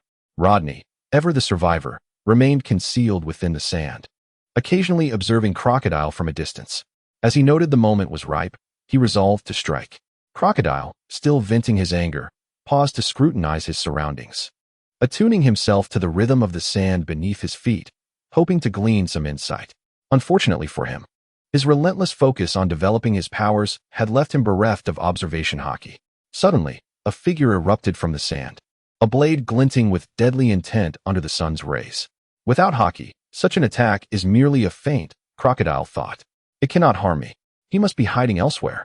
He chose not to defend against the incoming strike, for he understood that he must locate Rodney's true form. At that moment, that would be his undoing. Thud! He stared in disbelief at the blade that pierced his chest, the very weapon of his own subordinate, now turned against him. But he could not utilize haki. I could have elementalized. He pondered in shock. Rodney, standing before him, remarked, "Can't make sense of it? Look beneath your feet." Crocodile cast his gaze downwards, only to discover a pair of handcuffs ensnaring his neck. Rodney nonchalantly remarked, "See prism stone handcuffs, specifically designed to subdue those with abilities." As he spoke, another Rodney emerged from the shadows, a smile illuminating his face. "And what about you?" Crocodile inquired. "Not me," came the reply, delivered with an air of inevitability. "I am not one with abilities. My strength derives from elsewhere." "What a terrifying power!" he exclaimed, retreating a few steps, blood oozing from his wounds. "A monster! Are you trying to cloud my judgment with rage?" Losing oneself in anger diminishes cognitive clarity and increases the likelihood of a surprise attack. Truly insidious. Yet, one must admit, it was executed splendidly, even if it meant his own demise. A commendable effort. However, the flicker of survival shone brightly in his dilated eyes. With a fierce roar, he withdrew his weapon, the chakram, and shattered the sea prism stone handcuffs binding him. "I am Crocodile. I shall become the pirate king. How could I falter here?" Desert Greatsword. The blade of yellow sand erupted from the ground, piercing through the two Rodneys before him. Boom, boom. The two Rodneys dissolved into smoke, leaving Crocodile wide-eyed, with even the chakram vanishing from his grasp. Another illusion? Of course, it was a ruse. Aside from the genuine sea prism stone handcuffs, everything else was mere deception. At that moment, the authentic Rodney appeared, stating, "Crocodile, you have already lost. Even if you rise again fueled by dreams and fervor, how long can you sustain it? My blade has pierced your heart." Indeed, this was the world of pirates, where fervor resembled adrenaline, when on the brink of defeat. Shouting one's dreams could momentarily tilt the odds in one's favor, potentially leading to a miraculous comeback. Should there be witnesses, one might even find themselves revered, seeking to become a mere accessory to their prowess. Regrettably, Crocodile was not the protagonist. A few shouts might awaken latent potential, but they were ill-suited to confront a man like Rodney, who embodied survival at all costs. His body yearned to transform into sand swiftly, yet it proved futile. Looking down, he noticed the very sea prism stone handcuffs he had discarded now ensnared him once more, a hand emerging from the sand, giving a thumbs up. Crocodile let out a bitter laugh. "What exactly is your ability?" Ninjutsu, a power distinct from the devil fruits. Ah, I see, he replied, still unconvinced. But that matters little. After all, ninjas are primarily assassins. I am no berserker masquerading as an assassin. He bent down, grasping the hilt of the chakram. With a bounty of 70 million. I will accept it. In a swift motion, he executed a drawing slash. His blade glimmered, severing the throat of Crocodile, who collapsed. He wiped the blood from the blade with his arm, reflecting, truly insidious. The once great warlord, Crocodile, has fallen. Mission, defeat Crocodile mission level. B status, completed rewards. Bloodline limit boil release, fire release. Phoenix flower, fire release. Hard work, lightning release. False darkness, lightning release. Thunder Tiger. 5,000 mission points. Activation, bonus mode. Bonus mode? Upon opening the system panel, Rodney immediately grasped the situation. Now, aside from completing tasks, he could also earn task points by eliminating pirates. The conversion rate was rather modest. 100,000 berries equated to a single task point, while a bounty of 100 million berries yielded merely 1,000 points. This revelation filled Rodney with elation. It meant he could accumulate task points at a significantly higher rate. However, he recalled that Crocodile had a bounty of 70 million before becoming a warlord of the sea, which meant he could have earned 700 task points. System, you have deceived me, he lamented. The system suggested, produce a fruit. If Crocodile perishes, perhaps you might acquire his Sansan fruit. 1 second passed, then 2, then 3. Alas, the apple in his hand showed no signs of change, indicating it was futile. The Sansan fruit had likely manifested somewhere else in the world. With a sigh of dissatisfaction, he bit into the apple and dragged Crocodile's lifeless body back into the rain-soaked streets. 3 days later, the World Economic Journal reported that a newly emerged pirate hunter had slain one of the warlords of the sea, Crocodile, and had been thoroughly investigated. It was revealed that he had formed the Baroque Works assassin group, which secretly utilized dance powder to frame King Cobra, with recorded evidence to substantiate the claims. Indeed, Rodney had borrowed a recording snail from Princess Vivi, discreetly carrying it on the day he encountered Crocodile. In his confidence, he managed to extract the desired information from Crocodile. Though he meticulously edited the recording to omit certain sensitive terms, particularly Pluton, whose mere mention could provoke unforeseen consequences. The act of killing Crocodile catapulted Rodney to fame across the first half of the Grand Line. The warlords of the sea were recognized by the world government as formidable pirates, emblematic of a power unmatched by ordinary pirates. The notion that an obscure and relatively inexperienced pirate hunter could bring down such a figure was difficult for many to accept. However, the incident of a pirate undermining a nation sent shockwaves throughout the world. If Crocodile had succeeded, it would imply that a pirate could ascend to kingship. One couldn't help but wonder if another warlord, Don Quixote da Flamingo, had similarly risen to power. At Marine headquarters in Marineford, Fleet Admiral Sengoku, known for his strategic acumen, contemplated the report in his hands. Initially, he had opposed the concept of the warlords of the sea. Yet he found himself powerless against the higher-ups' decision to integrate pirates into the world government. These warlords joined for various motives, seeking to exploit the world government for their own ends. Should any of them reveal a flaw, the world government would not hesitate to eliminate them.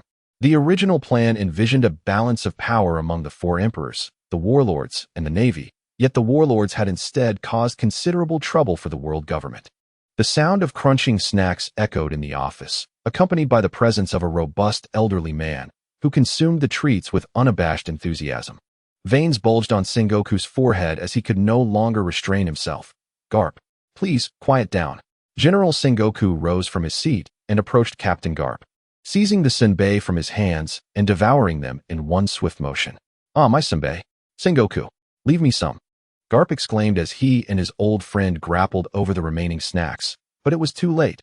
Sengoku had finished them all. Do not consume food in my office. Do you think this is a lounge? Sengoku admonished. Isn't it? Garp retorted, absent-mindedly picking his nose.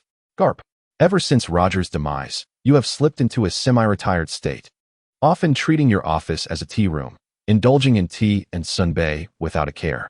But do not mistake me for one of your easygoing companions, you scoundrel. I am quite busy, and your frequent visits for senbei only heighten my cravings. Despite Sengoku's disciplined demeanor during his tenure as Fleet Admiral, he had completely liberated his true nature after stepping down. What drew him to engage with the comical Garp? Because they both possessed a shared sense of humor. Garp approached Sengoku's desk, opened a drawer, and expertly retrieved a bag of sunbae, tearing it open to snack. Garp, that was meant for my relaxation after work. Sengoku protested. Oh, come now, Sengoku. You consumed my sunbae. What is the harm in me taking a bag of yours? You rascal. The very bag you just devoured was mine. Go indulge in your donuts instead.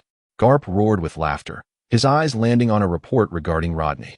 Wait, isn't this the lad Rodney? Has he truly grown strong to this extent? Do you know him? Indeed, he is quite impressive. He assisted me in retrieving my grandson, and in return, I taught him the 6 styles. What?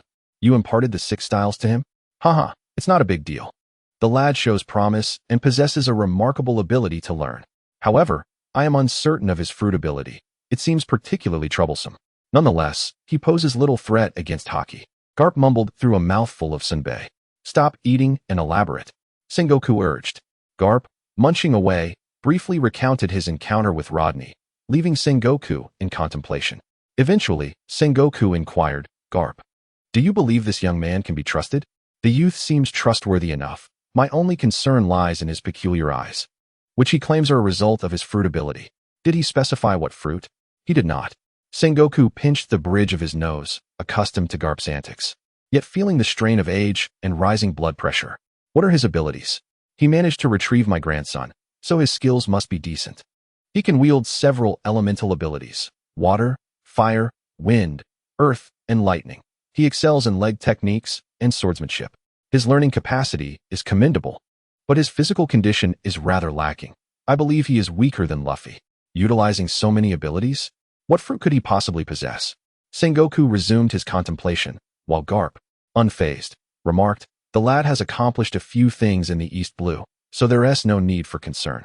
After all, he did defeat Crocodile. By the way, where is he now? Still in Alabasta. I hear he has been invited by the royal family. I see, Sengoku replied, scratching his head. Kapu, what do you think about making him a warlord of the sea to take Crocodile's place? Sengoku expressed his thoughts, suggesting that rather than allowing a pirate to become a warlord, it would be far more prudent to appoint a bounty hunter, as at least he would be an adversary to pirates. I disagree. That lad is rather avaricious and would find it difficult to allocate a share of the bounty to the world government. Haha.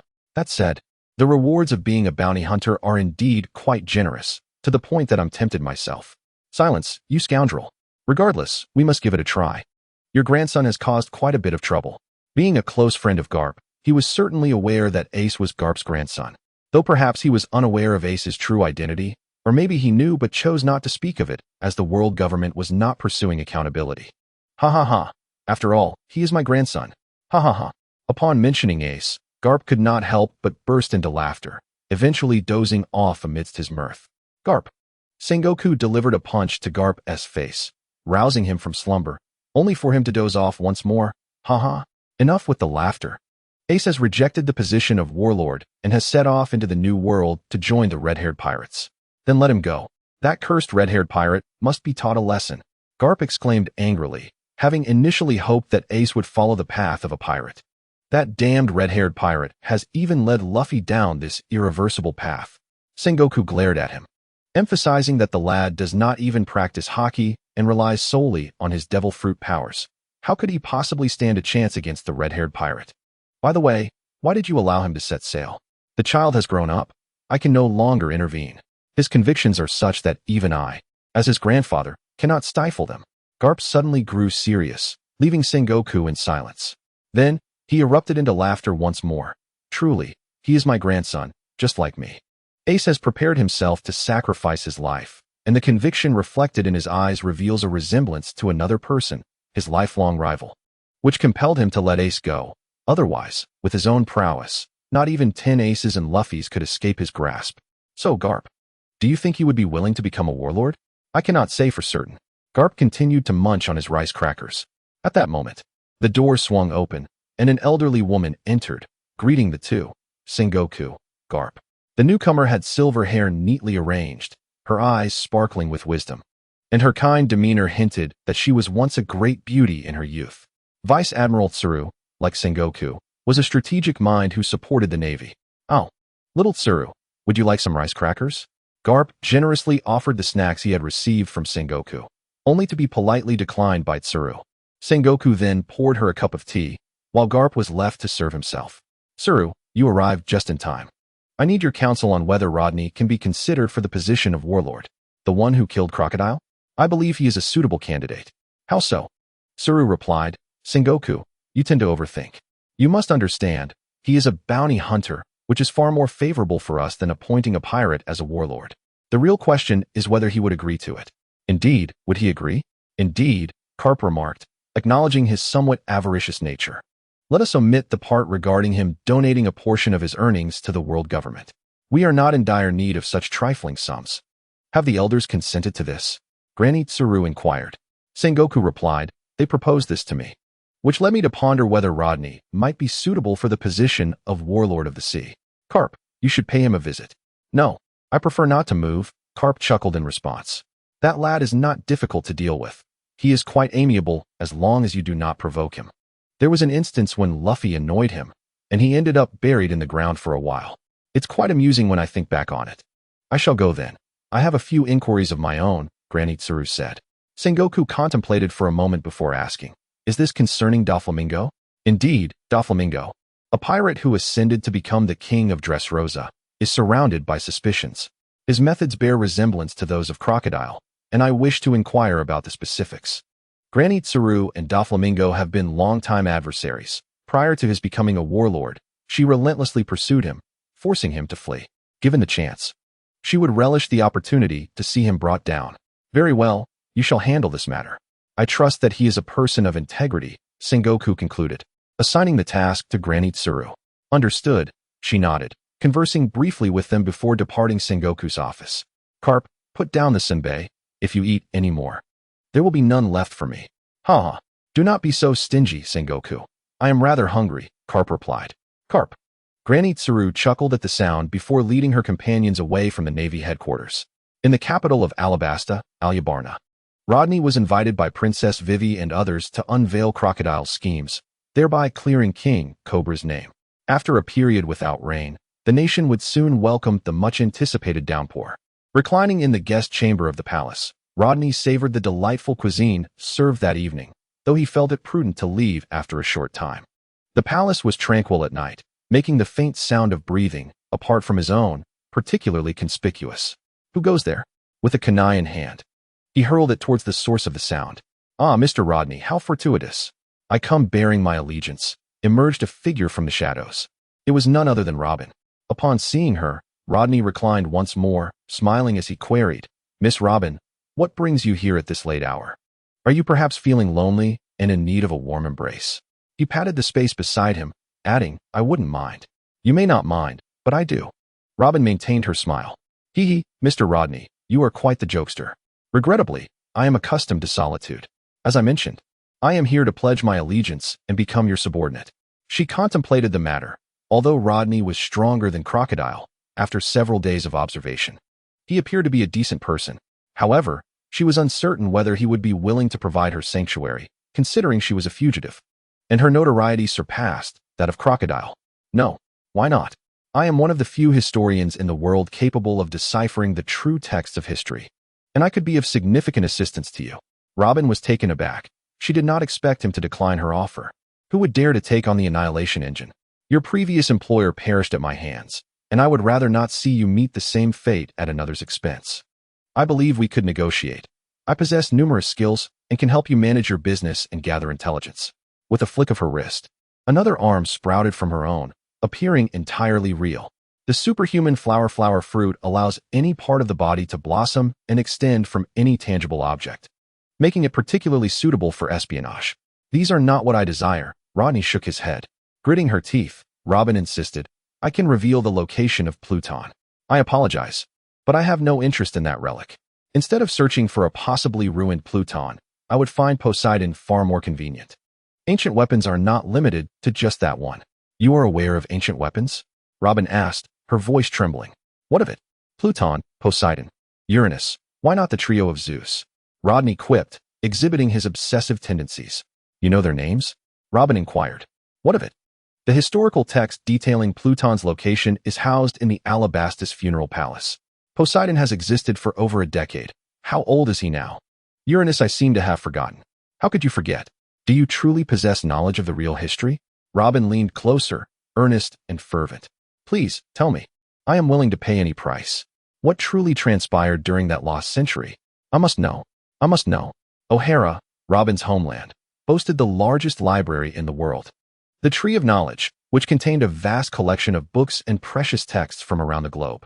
It served as a sacred archaeological site in the West Sea, where renowned scholars gathered to uncover the mystery of that blank century in history, including Robin's mother. Due to her devil fruit abilities, she was perceived as a monster by the local children. In a desperate bid for her mother's attention, Robin secretly mastered the historical texts and successfully passed the examination. Becoming the youngest historian, she undertook these endeavors merely to accompany her mother on her maritime adventures. However, ultimately, the world government enacted the Buster Call against O'Hara for their research into the blank century, leaving her as the sole survivor of the island. In her final moments there, she was able to see her mother just once before their heartbreaking farewell. Pursued by the world government, Robin began a life of wandering. But her identity and the exorbitant bounty on her head led to constant betrayals. Her life could be deemed a tragedy, as all she yearned for was to uncover the true history. Apologies, I was unaware. Rodney sat up, retracting his playful demeanor, sensing that the jest had perhaps gone too far. Nevertheless, he decided to confide in her, leaving the outcome to her own endeavors. You don't know? A flicker of disappointment crossed Robin's eyes, yet Rodney's subsequent words reignited her hope. But I am aware of the locations of those historical texts, Miss Robin. I can share them with you, but securing them is entirely up to you. Overwhelmed with gratitude, she urged, please, do tell. He mentioned the locations of several historical texts, including the funeral hall in Alabasta and the golden pedestal on Gaia Island. However, the revelation that some of these texts lay in the possession of the four emperors plunged Robin into despair. Those places were simply beyond her reach, at least for now. Rodney, who had anticipated a moment of respite, was greeted by Robin's cheerful proclamation. Captain, I look forward to your guidance from here on. Rodney was taken aback. Robin gazed at him with a smile, asserting, with the power to defeat Crocodile, surely you can provide me some temporary protection, right? Unlike Crocodile, you are not a villain. The moonlight poured in like water, illuminating the room where a man and a woman exchanged glances. In the intimate confines of the space, the tension was palpable. If the man took the initiative, who knows what might transpire? Don't mistake me for a leader. I've grown accustomed to going solo and have no need for an assistant. Robin, the annihilation engine, the bane of captains, beyond Luffy, who possessed protagonist's luck and exceptional resilience, few could withstand her wrath. He certainly did not wish for her demise on his account. No, no, no. Oh, come now, Captain, if you keep saying such things, you'll find yourself eternally solitary. Hey. I am single and proud. I can feed myself without burdening anyone. I absolutely won't take you in. Well then, I suppose I'll lay down here for the night, Captain. With a smile, Robin proceeded to spread the blankets from Rodney's bed onto the floor, retrieved a garment from her backpack to cover herself, and lay down, cheerfully bidding, good night, Captain. But I don't even have a ship. Rodney thought it was absurd. Watching Robin peacefully slumber beneath the bed, silence enveloped him. Is this some kind of sticky situation? He recalled how Robin had joined the Straw Hat crew on her own accord. Although they had not initially been on the same wavelength, they ultimately became allies. What does it mean to have her as a crew member? It had all started as a jest. Surely, she must see him as a protector. Miss Robin, are you not afraid that I might tie you up and hand you over to the world government? Huh, Captain, if that were your intention, you would have done it that day at the rain feast. Thus, I can be certain you harbor no malice towards me. You must be a good person, Captain. You will protect me, your crew member, right? But I don't even have a ship. And Miss Robin, refrain from handing me a good person card. That's enough. I'm going out to sleep. Saying this, he opened the window and jumped out, fearing that staying there might lead to unforeseen troubles. Oh, the captain is rather shy in certain respects.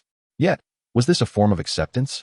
After some contemplation, she laid down on the bed, disregarding its scent, and quickly drifted off to sleep. The following day, Rodney returned to the palace for breakfast, where he was served by the wife of the chief guard, Icolum. The couple bore a striking resemblance to each other, even in their voices. The meal was quite delectable, and he packed some pastries to take back to his room. Robin had long been awake, seated by the window, perusing the books. This is for you. Enjoy it while it's warm. How considerate, Captain. I initially thought you were the kind of person destined for solitude, but it seems you are quite charming after all. Thank you. Please refrain from using that term. I am not that kind of person. So, are you truly prepared to become my crew member? Indeed.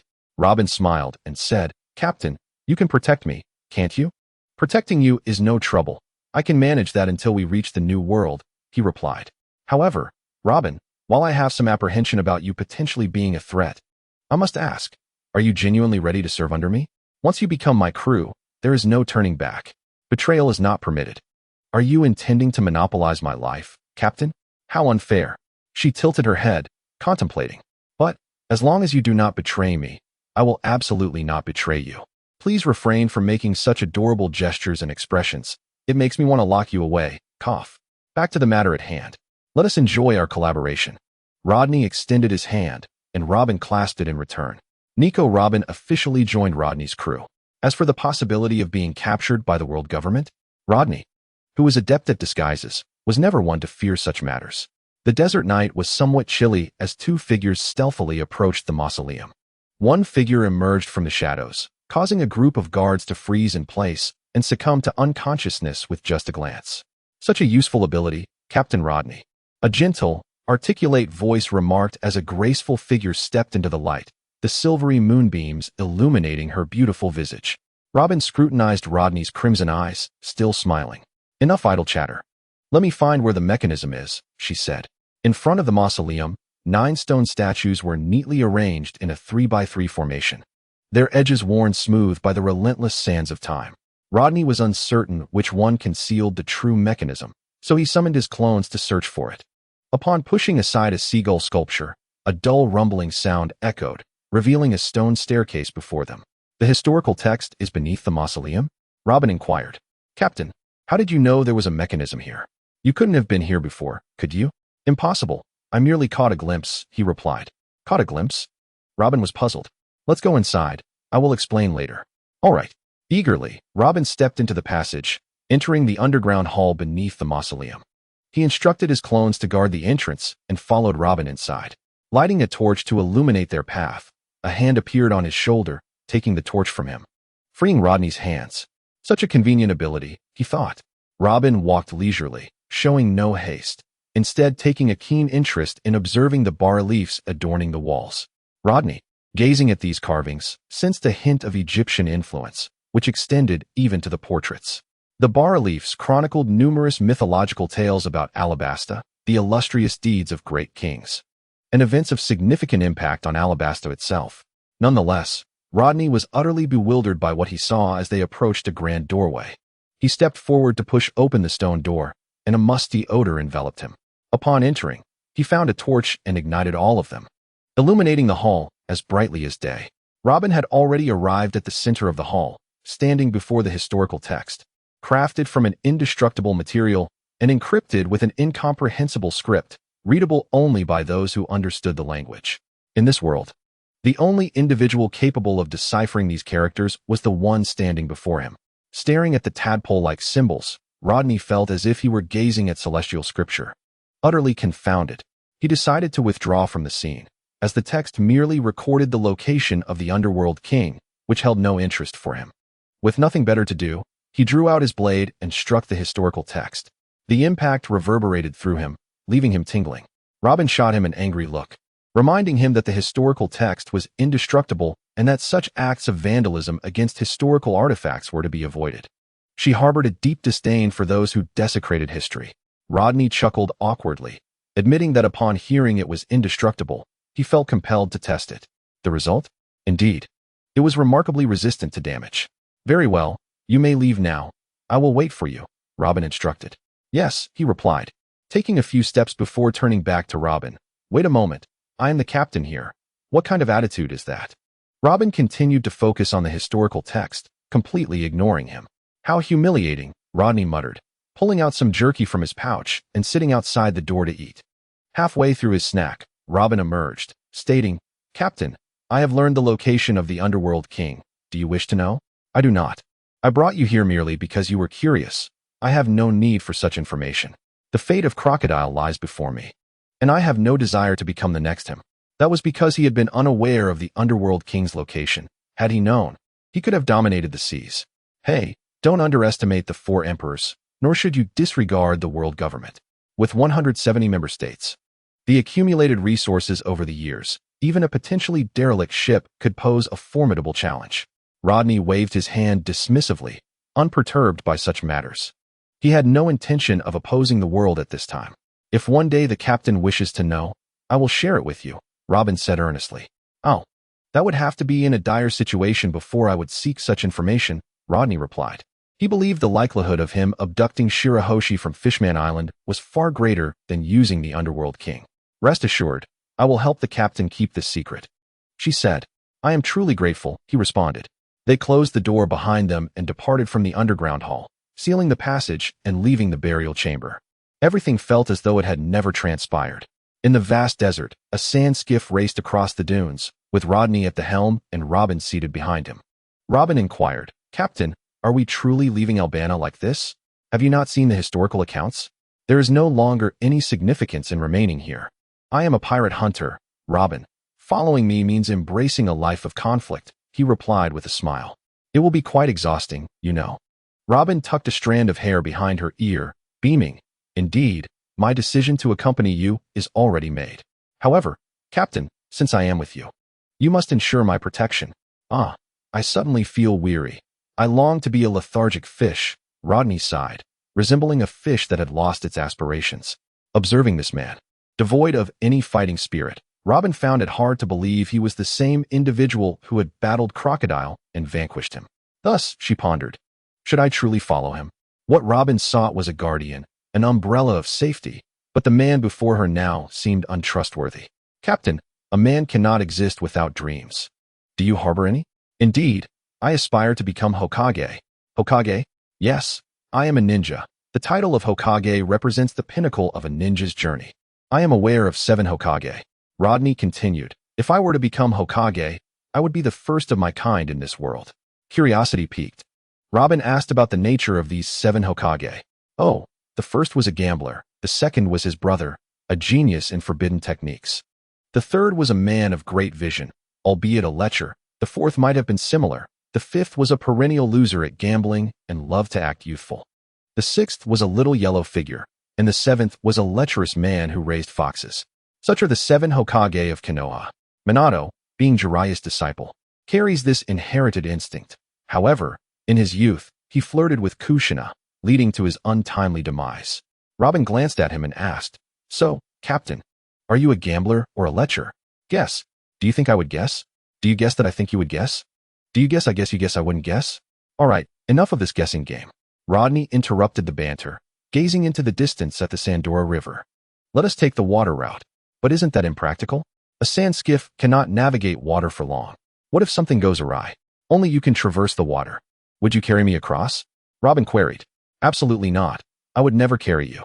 By the way, Robin, if you encounter a boy named Momonosuke, do not underestimate him just because he appears young. Eliminate him at once, decapitate him.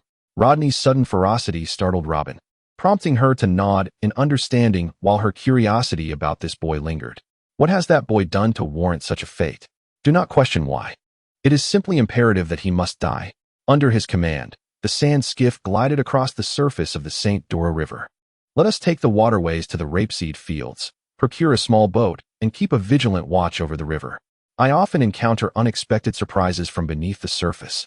Trust in my fortune, he instructed. Very well, he agreed, as the skiff surged forward, creating vast waves and etching a long trail upon the tranquil water. The speed at which the skiff traversed the water was significantly greater than on sand, especially with Rodney controlling a colossal St. Dora catfish as a propelling force, enhancing their velocity. Within a day's time, they arrived at the estuary. Wait, is that the captain? A vice admiral from the naval headquarters, aboard the Crane ship. Robin observed as a large vessel approached, its sails emblazoned with a prominent character for Crane. Rodney's lips twitched. It was no wonder they could not capture Mingu. Such large lettering was impossible to overlook. Forget him, let us proceed. He adorned Robin with a veil and steered the skiff nonchalantly past the Crane ship. At that moment, a woman on board, adorned with a long sword and a beauty mark on her chin, called out, "Excuse me, are you Mr. Rodney?" "I am," he replied, halting the skiff. What does the Navy require of me? Are they seeking vengeance for Crocodile? As he spoke, he adjusted the skiff's direction, furled the sails, and shielded Robin behind him. No, you've misunderstood. Please, come aboard. We have other pressing matters to discuss, the woman urged. You wait for me here, do not fear. He patted Robin's shoulder, advising her to conceal herself, and handed her a bundle of explosive tags. Detonate these if necessary. The provision of the explosives was primarily to reassure Robin. For the Crane was not an ordinary vice admiral. She was a strategic mind, contemporaneous with the fleet admiral, presenting a challenge not unlike that of an admiral.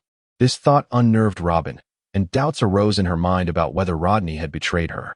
Yet, his actions subtly alleviated her concerns. Very well, I shall, she affirmed. But do not grip too tightly. It may detonate. With that caution, he leapt aboard the warship. As his eyes adjusted, he beheld a sea of female Navy personnel. And an elderly woman with a sprightly demeanor, hands clasped behind her back, greeted him with a smile. Greetings, Mr. Rodney. Greetings, Vice Admiral Crane. Oh, you are quite impressive at such a young age. The seas now belong to the youth, she remarked with a smile. Not at all. We juniors still have much to learn from esteemed predecessors like you. Vice Admiral Garp's fists indeed pack a painful punch. He shuddered at the memory. Vice Admiral Crane chuckled softly. I had intended to notify the Alabaster royal family, but upon discovering you had departed, I decided to take a chance and seek you out here. Fortune favors us today. By the way, I hear you have trained under that rascal Garp? Indeed. I have learned some of the 6 styles. Oh, how proficient are you? I have mastered them all. Well, I know them. Whether I can apply them is another matter, he replied, nodding in understanding. Vice Admiral Crane continued. Now that we have exchanged pleasantries, I have come specifically to find you. The world government wishes for you to assume Crocodile's position as one of the 7 warlords of the sea. Me? The 7 warlords? Rodney exclaimed in astonishment, pointing to himself. Indeed. Madam Crane nodded. You have unveiled Crocodile's conspiracy, vanquished, and slain him, thereby demonstrating your formidable strength. Now, Josta J. Rodney, are you willing to become one of the 7 warlords of the sea? Well, let me ponder this. Rodney began to weigh the pros and cons. Indeed, becoming one of the 7 warlords would confer numerous advantages, yet there were drawbacks as well, such as being subject to the world government's compulsory summons and the obligation to remit a portion of his earnings. The compulsory summons was not particularly daunting. It merely required the payment of a certain income tax. As Rodney found himself ensnared in contemplation, Madam Crane interjected, Your contract is unique. You need not remit your income tax to the world government. They are a vast entity and scarcely miss the trifling sum from you. Due to the distinct nature of his position, the world government had specifically granted him approval, requiring only that he persist in his duties of hunting pirates. The Navy would assuredly provide him with their utmost support. Unlike that band of traitors, Rodney was a pirate hunter, aligning him closer to the side of justice. Ascending to this position atop Crocodile's lifeless body, he had substantiated his prowess, making him well suited for the role. Understood, I find no reason to decline. He replied with a smile. What must I do? The appointment order has already arrived.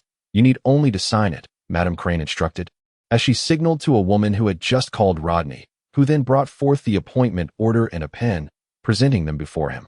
The document bore the world government's decree appointing Rodney as the new warlord of the sea, detailing the responsibilities and obligations that accompanied the title, as well as the benefits he would receive upon signing.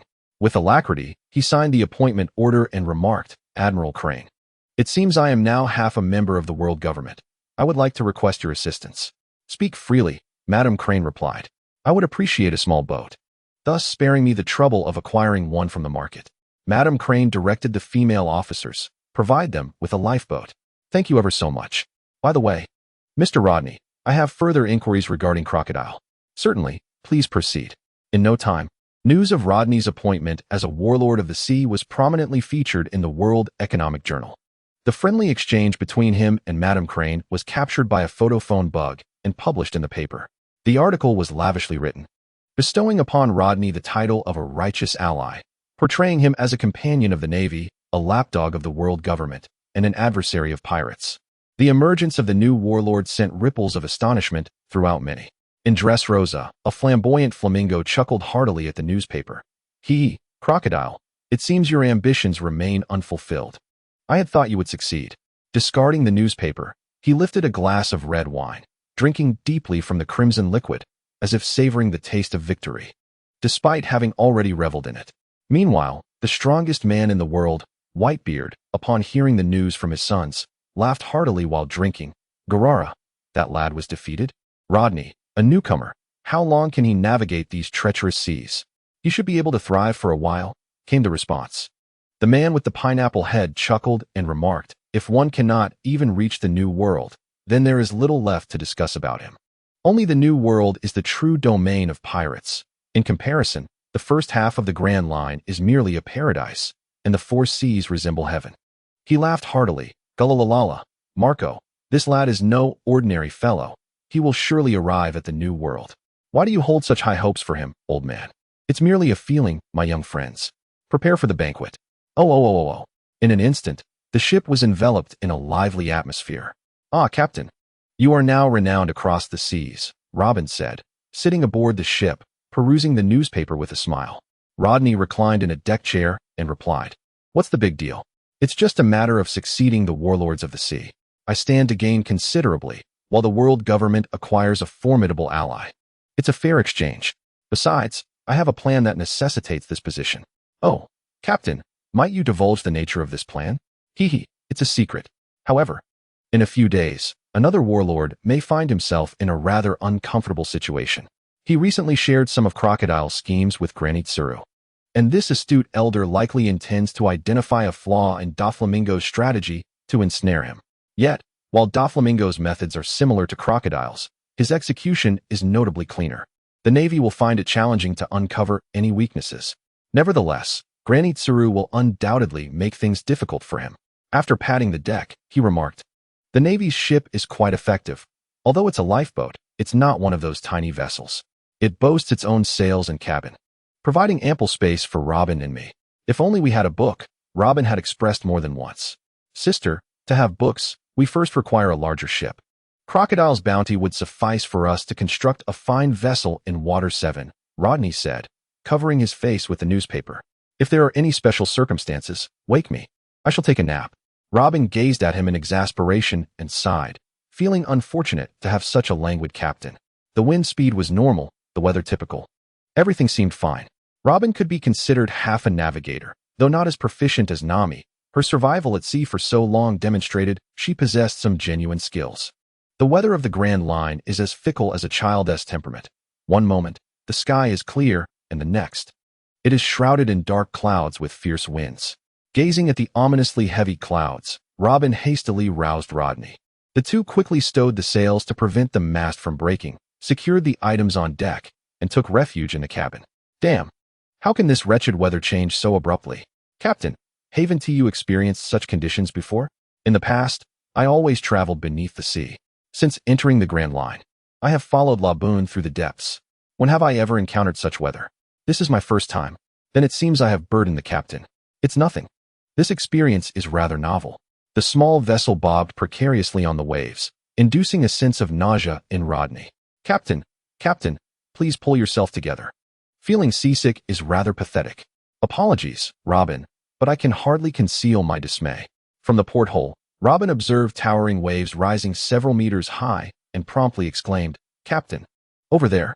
Rodney fell silent, abruptly dashing out of the cabin. Water release, water wall. A formidable barrier of water surged up beside the small vessel, shielding it from the onslaught of the waves and averting disaster. Captain, your presence is truly reassuring, Robin said with a smile. Of course. I was just about to lose my lunch over the side, Rodney replied. I retract my earlier statement. The rain ceased abruptly, the air grew colder, and the winds calmed. Yet pristine snowflakes began to fall upon Rodney's head. Snow? What dreadful weather! His body soon acclimated, and standing atop the mast, he utilized water release to wash away the seawater from the deck. Fresh water served a greater purpose in cleansing the deck, preventing the corrosive salt water from deteriorating it. The vessel's wooden structure was treated with a special coating to resist the salt's erosive effects. As the temperature continued to drop, Robin returned to the cabin to wrap himself in his clothing, while Rodney's skin reddened, steam rising from his body. Boil release. This bloodline limit, born from the fusion of fire and water chakra, was his first. It possessed amplifying effects, enhancing his physical prowess through the manipulation of steam, thereby augmenting his strength and speed. He could also unleash a potent corrosive mist, a technique previously employed by the 5th Mizukage, Meitarumi, to dissolve the Susanoo of a formidable adversary, although it required a confined, non-ventilated space for effectiveness. With arms crossed, the snowflakes around him melted within a meter of his warmth. Feeling the surge of power within, Rodney could not resist clenching his fists, without resorting to brute strength. In his boil-release state, he could rival his own might when using his monstrous strength. However, should the two states combine, his body might not withstand the strain. The synergy of monstrous strength and boil release could result in a backlash exceeding the damage inflicted by opening the 3rd or 4th gate of the 8 gates, potentially injuring him after a single strike. The snowfall soon ceased, the temperature rose, and he released the boil release. "Captain, we have strayed from our course." Robin noted that the compass needle deviated slightly due to the preceding storm. "Is that so?" "No matter, Robin. Prepare for battle. Our business is at hand." Rodney activated his Sharingan, gazing into the distance. "It seems we have an adversary not to be trifled with." "Captain, do you recognize them?" "In a sense, yes. They are notorious in the North Sea." He dispatched a shadow clone to scout ahead while he and Robin hoisted the sails to accelerate their voyage. The shadow clone skimmed swiftly across the waves before plunging into the depths, employing the water surface walking technique to approach the pirate ship. What was ostensibly a battle revealed itself to be merely a pirate vessel. Beside the ship, a colossal snail floated on the surface, resembling a quaint little abode. A cacophony of screams erupted from the pirate ship as a robust young man, exuding an aura of nature, engaged in senseless slaughter. No pirate could stand against him. His brutality was evident as he dispatched an adversary with a mere flick of his wrist, his iron fist sealing their fate. "Hello, this is rather dull. Quickly tell me, where's Wesk?" the young man, grasping a pirate, inquired. The pirate, half dead and unable to respond, met his fate with a single punch, leaving the remaining pirates trembling. The young man scoffed, "A bunch of cowards. Speak, where is that fellow Wesk? Do not waste my time. I have pressing matters to attend to." At that moment, the door to the cabin swung open, revealing a striking woman with pink hair. Her voluptuous figure and long legs accentuated by a pink combat suit exuded a unique allure as she dragged a gaunt middle-aged man clad in a white coat, declaring, "Yongji, we have located the target. The mission is accomplished. Humph, such useless fellows, I will dispose of them." She grinned maliciously, advancing towards the remaining pirates, only to be enveloped by a fiery sphere in the next instant. The fireball surged forth, hurling the youth named Yongji overboard and into the sea.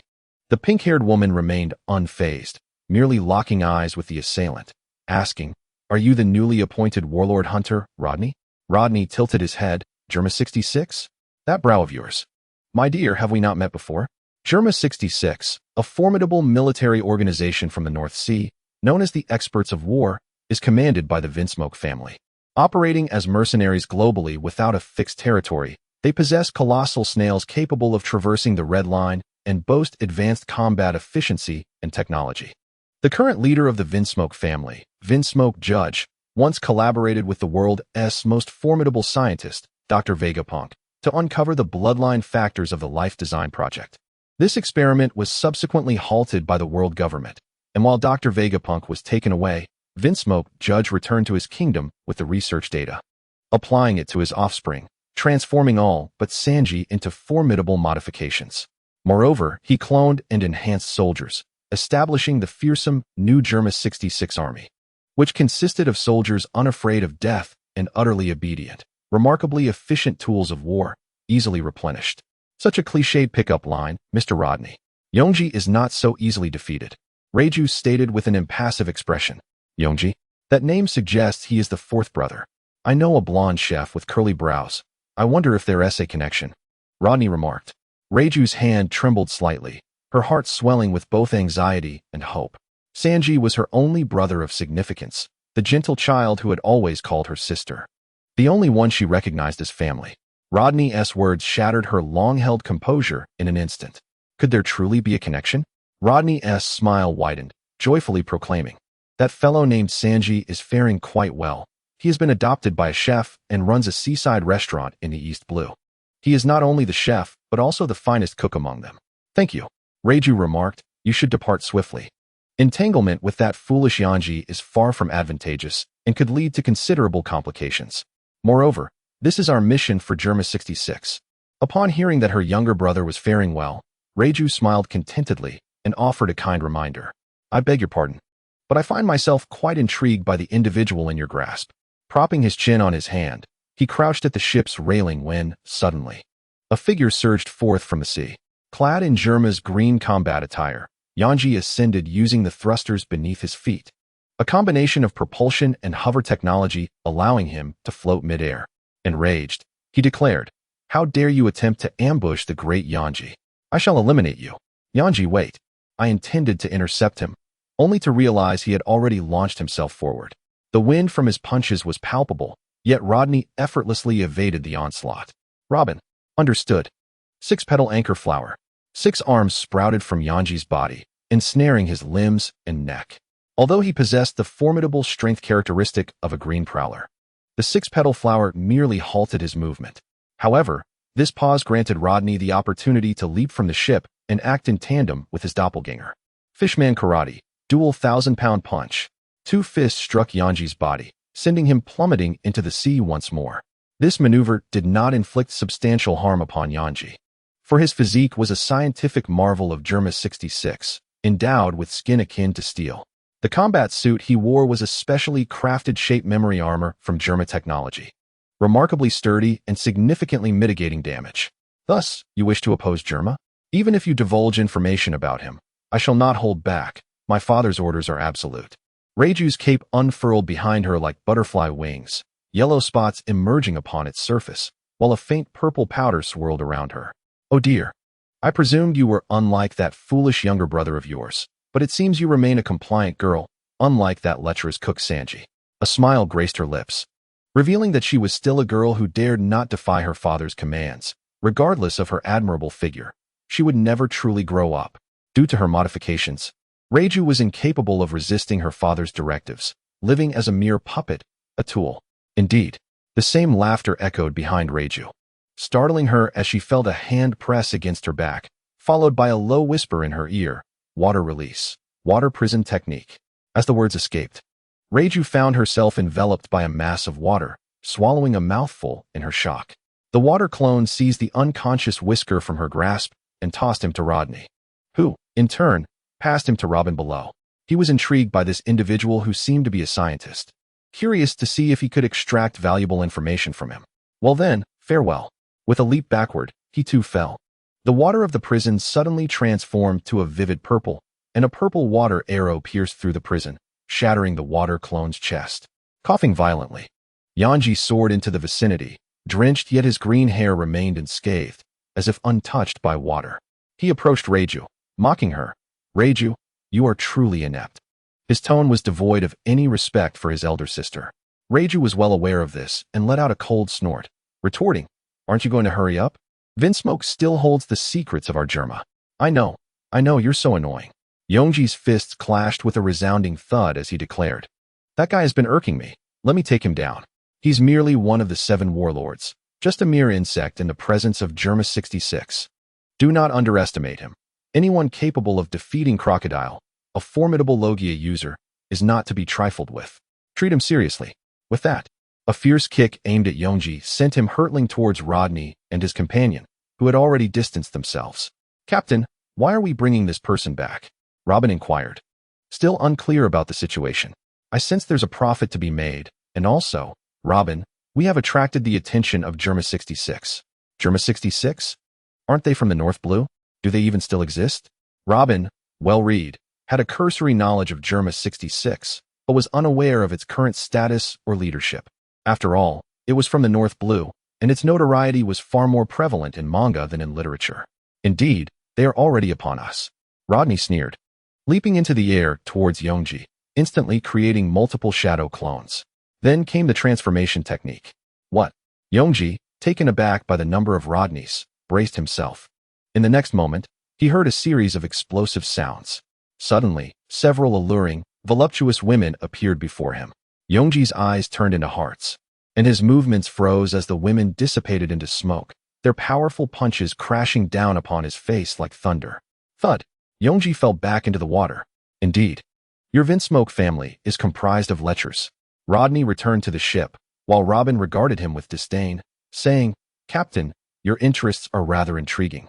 Could you refrain from mentioning that you know me?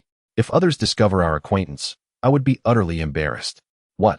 This is merely a tactic to lure the enemy. No, truly, you are a lecher. Do not slander me with such a calm demeanor. Heh, Yongji, the fool.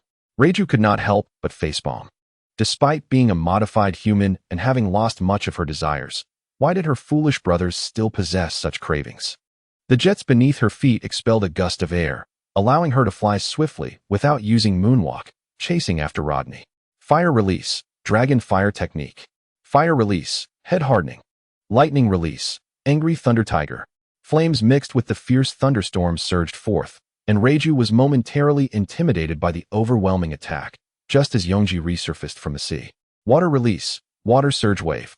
A colossal wave crashed down, submerging him once more. Yongji remarked, "Is this the fighting style of the new warlord? Quite troublesome." Reiju evaded the tumultuous waves, hovering in mid-air as she shouted, "Yongji, how long do you intend to play around? In the ocean?" With a burst of jets from his shoes, Yuzi propelled himself skyward, his voice brimming with fury. "I will dismantle him. When has he ever endured such humiliation? He is the pinnacle of Germa 66, a war machine, never before subjected to such treatment. Do you think such illusions can deceive me? That was merely an accident. I shall not be fooled by such tricks again. Just stay put, Lechio. I will kill this scoundrel." With that declaration, his jet shoes surged forward.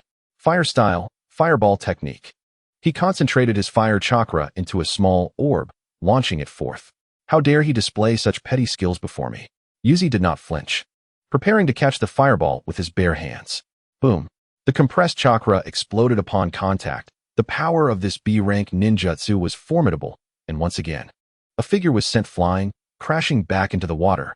Lechio remarked, "Didn't we agree to teach him a lesson?"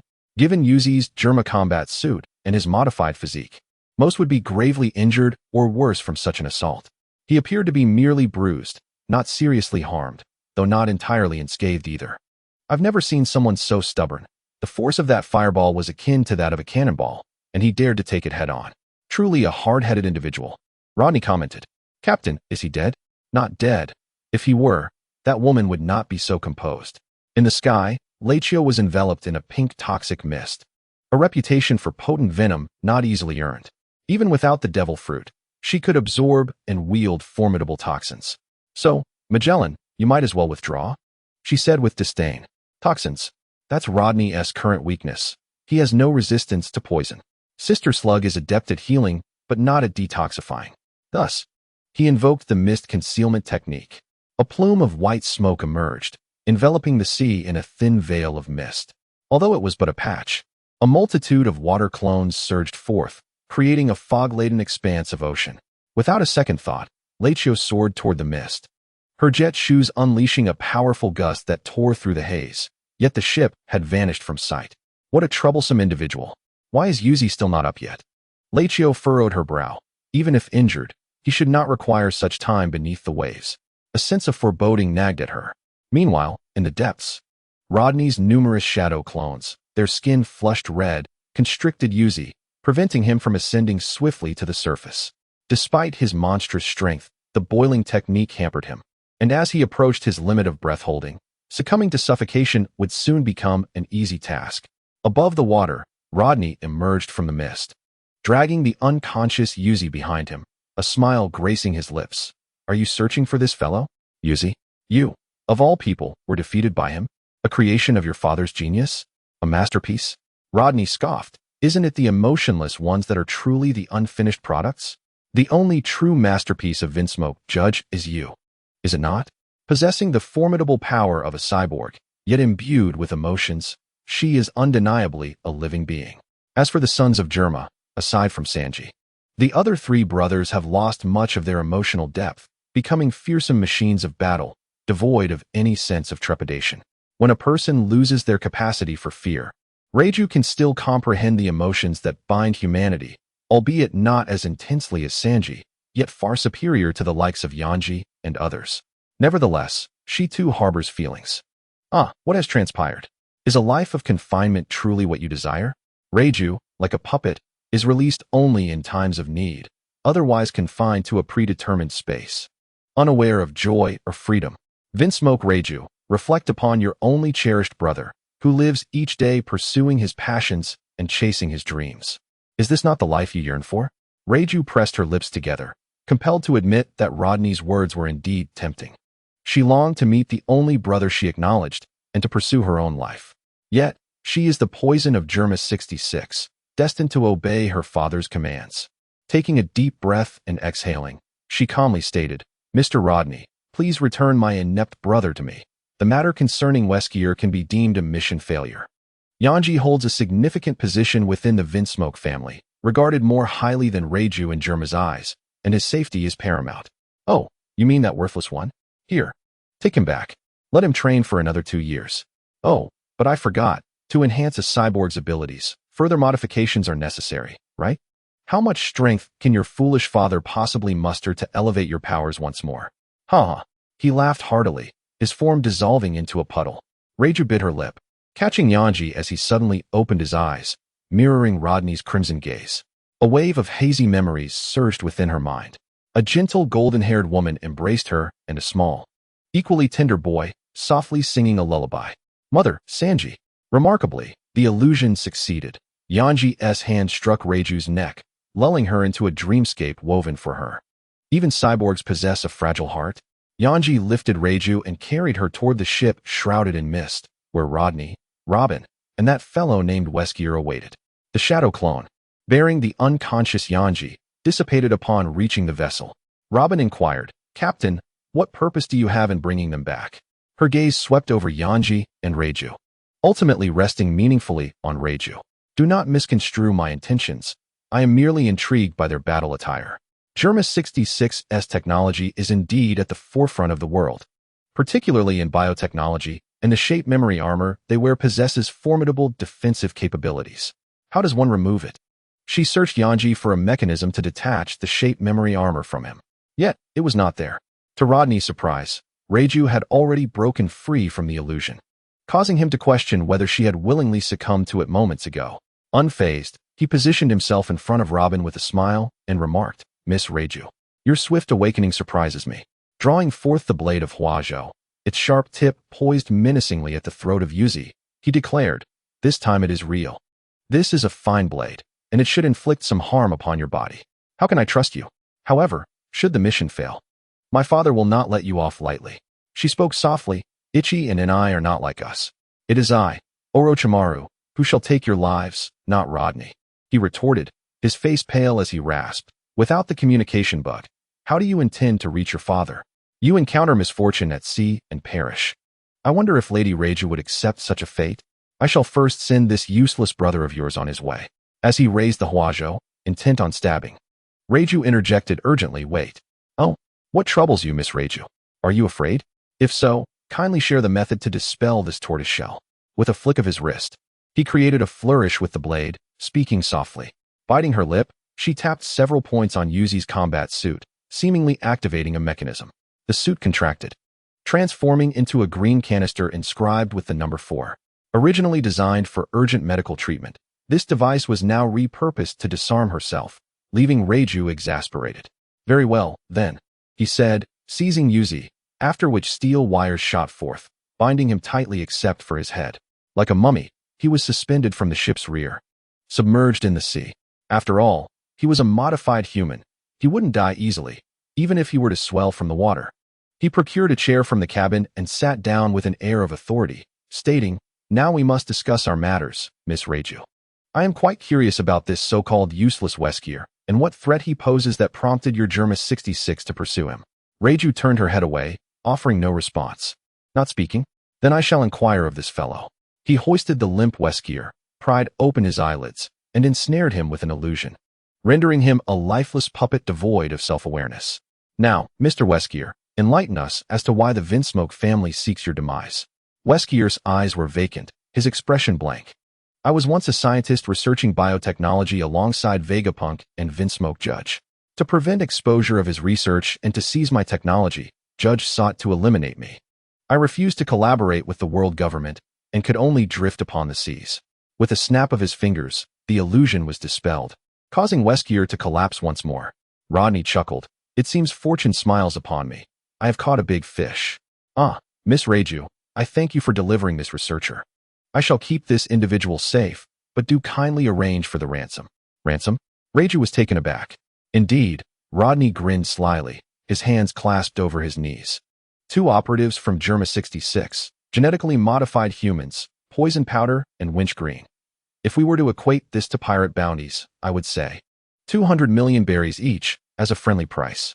This is robbery. I assure you, dear secretary, I am not engaged in any form of robbery. Ah, Captain. You are merely negotiating a business transaction.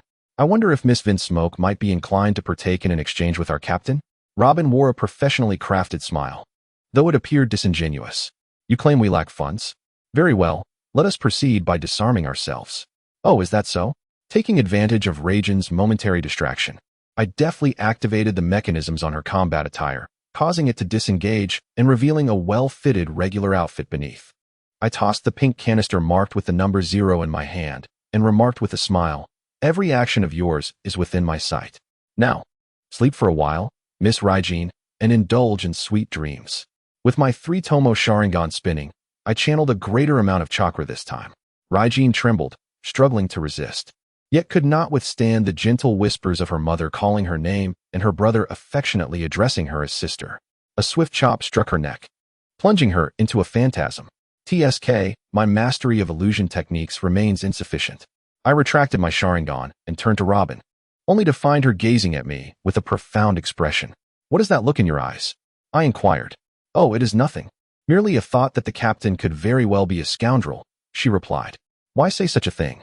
I am merely seeking some funds for our venture to Water 7 to construct a vessel. I fear I might deplete my resources. No, I refer to other matters. The captain's abilities are exceedingly perilous. It would be wise to avoid eye contact with him in the future. Perhaps it would be best if I refrain from appearing in his presence altogether. Hey, what do you take me for? I questioned. Robin pondered for a moment before responding. A peculiar pervert with unique proclivities? Rodney, this conversation has reached a dead end. Who possesses such eccentric desires? It is merely an art of seduction.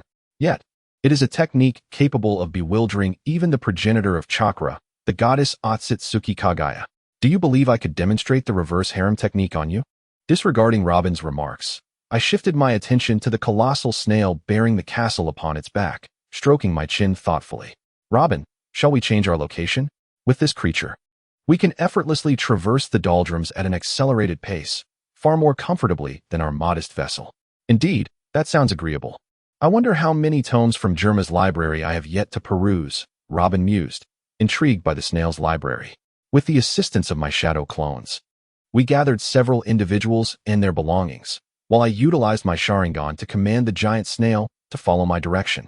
Yoji, due to his enhancements, regained consciousness swiftly, only to be ensnared once more by the shadow clones tasked with guarding him, plunging him into the depths of the sea, where he succumbed to suffocation once again, his face swelling from the water. Weskier, too, awakened, and upon sighting me, he appeared utterly despondent. However, he quickly erupted in fury, proclaiming, I shall never surrender my research findings to you Germa scoundrels. Damn that Vinsmoke judge. Do you truly believe your technology can compel my submission? Do not entertain such thoughts. No, ha ha ha, Katakuri, you shall never attain the fruits of my research. My dear, I have arrived. Drawing forth a vial of potion from my pocket, I was about to pour it into my mouth. Rodney hastily intervened, exclaiming, Goodness, sir, have you lost your mind? Look closely, I am not a member of the Germa. Merely a passing pirate hunter and a warlord of the sea. Do you truly expect me to believe your nonsense? Rodney continued, Do you scientists never heed the words of others? Feeling a headache, he fell under the piercing gaze of the Sharingan. Captain, have you gleaned any information? Robin inquired, reclining on a beach chair atop the castle's terrace, engrossed in her book. None, I replied, my expression darkening as I sat on a nearby beach chair. Do I truly resemble a villain? To be mistaken for a Germa member. Robin responded, Captain, can't your eyes compel him to speak the truth? No. Illusions have but fleeting utility. They cannot be relied upon indefinitely. After all, I lack the power of the divine eye, and even if I possessed it, I would not squander it on a scientist. That would be a waste. If one were to acquire such a power, It would be far better utilized on a vice admiral or an admiral rather than on a mere scientist. What is the divine eye? Robin asked, curiosity piqued. A formidable illusion technique. Though whether I can attain it remains uncertain, Rodney replied, shaking his head. He was still unaware of the evolution of the Sharingan. Whether it required emotion or a system exchange, none had been mentioned. If it were emotion-based, then the kaleidoscope form would be the pinnacle. Unless the system were to offer Hashirama's cells. Otherwise, excessive use of the kaleidoscope would lead to blindness. After all, he had no foolish companions or an overly attached older brother to swap his eyes for a new pair.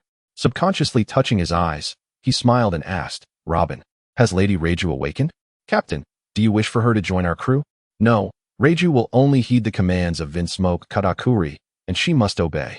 Our orders would hold no weight with her. Should she ever turn against us under Katakuri's directive, I would have no place to lament. It is far wiser to secure a ransom instead.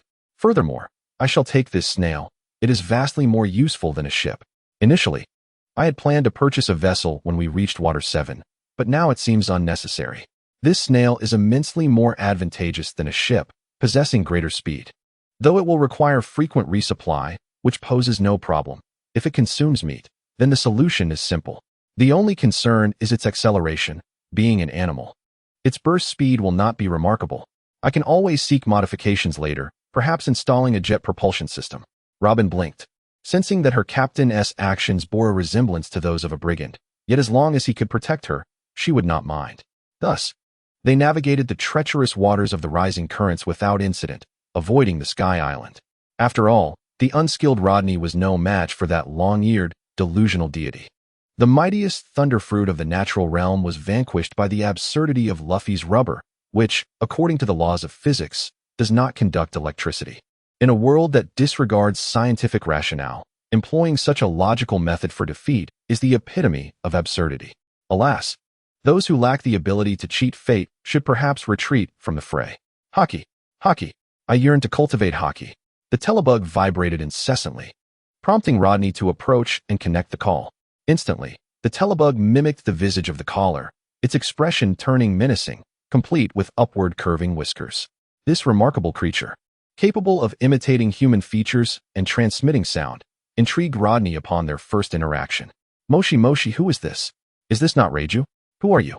A man's voice replied, unpleasant and imbued with an air of superiority. Vinsmoke Judge? I am. And you are? Judge inquired. Where is Reiju? They are my captives now. Lady Reiju and your worthless son. Impossible. They are my finest creations. How could anyone triumph over them in the first half of the Grand Line? Judge reasoned that only a formidable force like an emperor or their subordinate could contend with his offspring. How could a mere minor task lead to failure? Hey, don't take them too seriously. Now let us discuss terms. Your 2 children, each for 200 million berries, along with 2 devil fruits as a bonus. This is extortion. Oh, I thought the illustrious Vinsmoke family would not be bothered by such trifles. How disappointing it is to discover your lineage is waning. Oh, my apologies. It seems you are now akin to mercenaries without a homeland. Mere hounds for hire. Ha ha ha. Without hesitation, Rodney taunted, believing that mocking someone like Judge held little consequence. A father who views his children as mere instruments for reviving a family, and his wife as a vessel for procreation, casting aside offspring with naught but greed in his eyes, has long forfeited the right to be called a father. Rodney found a perverse pleasure in deriding such a man. Who are you to speak so boldly? The technological prowess of Germa 66 will surely make you regret such actions. Oh, come then. You dare threaten me? I am the warlord Rodney. If you dare approach me, I shall obliterate you. I will shatter your technological might, making you realize that in the face of absolute power, your innovations are but a jest. Provided you can even find me. Warlord, do not presume that just because you have recently attained that title, you can act with impunity. Judge bellowed. Apologies, but a warlord truly can act as they please. Ha ha ha, old man. Do not entertain notions of aligning with the world government. It is futile. I shall tend to my spoils. And they possess no justification to compel me to surrender your offspring. What manner of actions might they undertake if they were to discover your past collaboration with Dr. Vegapunk on the lineage factor? How amusing. From where did you glean this information? Was it Yoji? No, he would not betray me. Could it be Reiju? Gaji began to suspect his own children directly. Rodney's gaze grew increasingly frigid, A scoundrel who could not even trust his own progeny was indeed unworthy of fatherhood. TSK. The desire to strike him down is becoming overwhelming. Formulate your conditions, then. Oh, should you manage to find me, I shall present you with a grand gift. Ha ha ha. Wait, your call was abruptly terminated by Rodney. Turning back, he noticed Robin smiling at him and inquired, "Is there something on my face?" "Nothing. Our captain looks quite handsome today." "Indeed, when am I not handsome?" "Ha ha. It is only true for today. Do not indulge in too much self-admiration, Captain." "Captain, you seemed quite angered just now." "Yes, someone like Gaji is unworthy of being a parent." He shook his head and continued, "To be frank, I believe that Gaji's treatment of his children and wife disqualifies him from the very essence of humanity." He recounted Sanji's tragic past to Robin, revealing a childhood that hardly qualifies as such. This disheartening narrative rendered Robin silent, reminding her of her own childhood. In comparison to Sanji, she realized she was somewhat more fortunate. She then said, "Captain, I support your decision, and I have noticed that you can be rather awkward. Awkward yet gentle, I suppose." "What awkwardness? I simply find him displeasing. And do not misuse terminology around me. Otherwise, you shall accompany my doppelganger to watch over Yoji today. By the way, what shall we have for dinner?" "Who knows? All unrelated personnel aboard have been cleared out by the captain, even the chef." Robin replied with a smile. "Oh, why did that group of clones dare to attack me? How absurd, even the chef wielding weapons. Germa truly is a band of battle maniacs." He recalled the chaos that ensued when he entered the kitchen, confronted by a horde of chefs wielding knives. His mind was in disarray. "Are all Germa personnel combat ready?" "Captain, could you not control them with your eyes?" "No, that would be an extravagant waste of my chakra," Rodney replied. "Chakra should not be squandered on such trivialities. Besides, this is a war machine that can operate without clones, so it is better to eliminate them." This was the captain's choice, and thus, "Captain, the dinner for this evening rests upon your shoulders. Germa's collection of books is quite impressive. I have perused it. Please inform me when it is time to dine. And refrain from conjuring ramen with your abilities. I am becoming weary of it." Robin tossed this remark over her shoulder as she departed, leaving Rodney at a loss. "If I were to cook, would I still need to eat ramen?" He pondered as he entered the kitchen, gazing at the fresh and sumptuous dishes before him. Lost in contemplation, how can one avoid inadvertently concocting a culinary disaster? Had I known, I would have restrained those cooks. I must find one. In a fit of impotent rage, Rodney seized a kitchen knife and began to prepare a meal. Moments later, a loud explosion echoed through the air. Robin, drawn by the commotion, beheld Rodney, now covered in soot, with several dark streaks across his forehead. "Captain, are you attempting to create a bomb?" No. I merely endeavored to cook. Who could have foreseen that fish would explode?" Rodney vehemently protested. "Is it not true that your culinary skills are lacking?" Robin retorted. "Are you aware of this? Yet you still expect me to prepare your meals? Is it not the captain's duty to care for the crew?" I am the captain. It is customary for the crew to cook for the captain." "Captain, you are exploiting me. I am a historian. Did you not claim to possess numerous skills?" "It is merely cooking." "No, such tasks should be left to the captain." The two continued their quarrel until Leiju approached. Rodney, having no desire to restrict her freedom, knew she could not leave without Germa's combat attire. Upon hearing their dispute, she suggested, "Why not allow me to cook? You? Surely you would poison the food." "No. Or rather, the noble lady who has never lifted a finger to help would find cooking an insurmountable challenge. It would be far simpler for her to poison than to prepare a meal." Rodney and Robin exchanged glances, leading Rodney to declare, "Robin, let us have ramen." After a brief silence, Robin replied, "Very well, Captain, I desire tonkatsu." "Then I shall have miso," Rodney stated. With that, he exchanged some berries for 3 steaming bowls of ramen. Robin accepted her bowl with a word of thanks and departed. Rodney then handed the other bowl to Leiju. "Here, eat. Where did you procure this?" "That is of no concern. Just eat. After all, poisoning you would serve no purpose." "Thank you." As she accepted the ramen, its enticing aroma sparked a rare flicker of appetite within her. When she looked up, Rodney had already departed, his distant grumbles echoing. "Damn it. I'm about to vomit from this ramen. How can that Naruto fellow eat it for decades without growing tired? I must find a chef. This man, he seems to possess a good heart, albeit with a somewhat peculiar disposition." After savoring a bite of the perfectly textured ramen and sipping the broth, she was pleasantly surprised by its delightful flavor. The Germa Kingdom, the only nation in the world without a fixed territory, wanders across the globe, relying on advanced technology. A fearless army, and the formidable princes and princesses of the Vinsmoke family, they constitute the fearsome Germa 66. As a nation steeped in technological prowess for generations, Germa's advancements far exceed those of most countries, and in certain respects, they are at the forefront of global innovation. Acting as mercenaries, they traverse the world like hounds, swiftly tearing apart their adversaries for their employers. The rulers of the Germa kingdom, the Vinsmoke family, once conquered the entirety of the North Sea by force, a testament to the nation's former glory. However, the days of glory have long since vanished. The current head of the Vinsmoke family, Germa 60 SIXS Commander, Vinsmoke Judge, in his relentless pursuit to restore the former splendor of his nation, has resorted to scientific means to transform his children, endowing them with formidable strength at the cost of their emotions, rendering them mere machines of war that obey his every command. The Germa kingdom is a unique entity, consisting of numerous colossal snails that carry its territories, floating upon the surface of the sea, allowing for effortless disassembly and reassembly, facilitating swift movement and combat. These snails can traverse the red soil continent without the need to navigate the upside-down mountain or the calm belt, significantly reducing time expenditure, making them an exceedingly efficient mode of transport. In the royal palace's council chamber, a statue of a majestic eagle is depicted in mid-flight, inscribed with the number 66, symbolizing Germa 66. Beneath the eagle, a resplendent throne is occupied by a towering man adorned with a metallic helmet, golden locks cascading down, and a comically pointed mustache, Vinsmoke Judge, the father of Reiju and others, a man marked by selfishness and hypocrisy. With a thunderous crash, his fist slams onto the table before him, shattering it to pieces as he bellows in fury, "That damned scoundrel! Does he truly believe that becoming a warlord of the sea makes him invincible? I must eliminate him. After all, he is merely a pawn of the world government.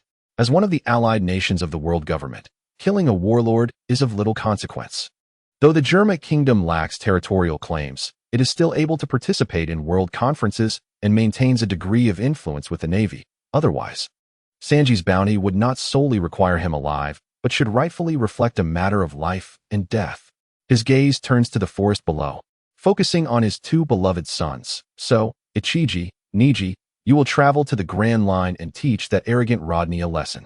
Make it clear to him that becoming a warlord does not grant him the liberty to act as he pleases." "Understood, father." Ichiji responds with a voice that is somewhat foolish yet belongs to the eldest of the four brothers. Unlike the haughty and arrogant Niji or the reckless Yanji, he possesses a calm and cautious demeanor, better suited to lead Germa 66. "Very well. I shall ensure that fellow meets his demise at my hands and witness the technological prowess of Germa." Niji retorts with a smirk, his hands crackling with electricity. Having acquired unique abilities through scientific enhancement, unlike the devil fruits, which render one powerless against sea prism stone or seawater. Speaking of which, Yanji and Reiju are truly worthless. Having been defeated by such a character, Niji scoffs. "That cannot be said lightly. Rodney is capable of defeating Crocodile. Capturing Reiju and Yanji is no small feat. Niji, do not underestimate him," Ichiji cautions. "Haha, Ichiji, you are too cautious. As long as we join forces, few can stand against us. Reiju and Yanji are merely useless. We are perfection incarnate." He furrows his brow at his brother's words, but refrains from arguing. Rising from the throne, Judge proclaims with pride, "Go forth, my proud sons. Use your strength to shatter that scoundrel's arrogance," making it clear that the dignity of Germa is not to be insulted, and let them recognize our might. This individual remains obstinately unchanged, intent on subjugating Rodney through violent means. "Yes, father." "Understood, father." The sea breeze flows gently, and due to the presence of snails, both Rodney and Robin need not worry about the weather affecting their voyage, thus finding themselves with ample leisure. Robin can sit in a chair and read, while Rodney engages in combat with Yuzi. Indeed, without the enhancement of his battle attire, Yuzi is merely a rugged brute proficient in strength, posing no significant threat and serving as an excellent practice partner. Curse it, another useless clone. If you have the capability, face me in a one-on-one duel. Let us see if you can withstand my strikes. The green-haired Yuzi's every attack is deftly evaded by the true Rodney, who skillfully employs techniques such as shave, moonwalk, and paper drawing to dodge. occasionally retaliating with finger guns and gust kicks, while the other shadow clones mount feigned assaults. His mastery of the 6 techniques, honed through the training with numerous shadow clones, is effectively utilized against Yuzi. As long as he doesn't end up dead, it's all fine. Mr. Rodney is indeed a fervent combat enthusiast. Beside Robin is Reiju, whose freedom may be constrained, yet her treatment is evidently far superior to that of Yuzi. She resides in her previous quarters, and as long as she refrains from misusing poison, Rodney will not harm her. Here, she finds herself enjoying a rare sense of ease, free from oppression, and rather amusing. No, the captain is merely striving to enhance his strength. He is quite lazy at times, Robin remarks softly as she turns a page. The captain employs numerous tactics, but as he says, the body is the foundation of revolution. Only with a robust physique can one unleash formidable power. Moreover, Miss Reiju, the captain possesses a wealth of intelligence. Reiju ponders, including my past, the secrets of Germa? Robin continues to read, a smile adorning her face, choosing not to respond. Once again, Reiju gazes at the intellectual beauty before her, wondering why she always speaks in half-truths. Is she not afraid of loose tongues? Plop. A sound akin to something falling into the water resonates. Reiju realizes her foolish brother has once again tumbled into the sea. Each time Yuzi and Rodney clash, he ends up in the water, apparently kicked in from the recent display of force. Assessing the situation, it seems he has merely sustained minor injuries. Let him find his own way back up. Bang, bang, bang.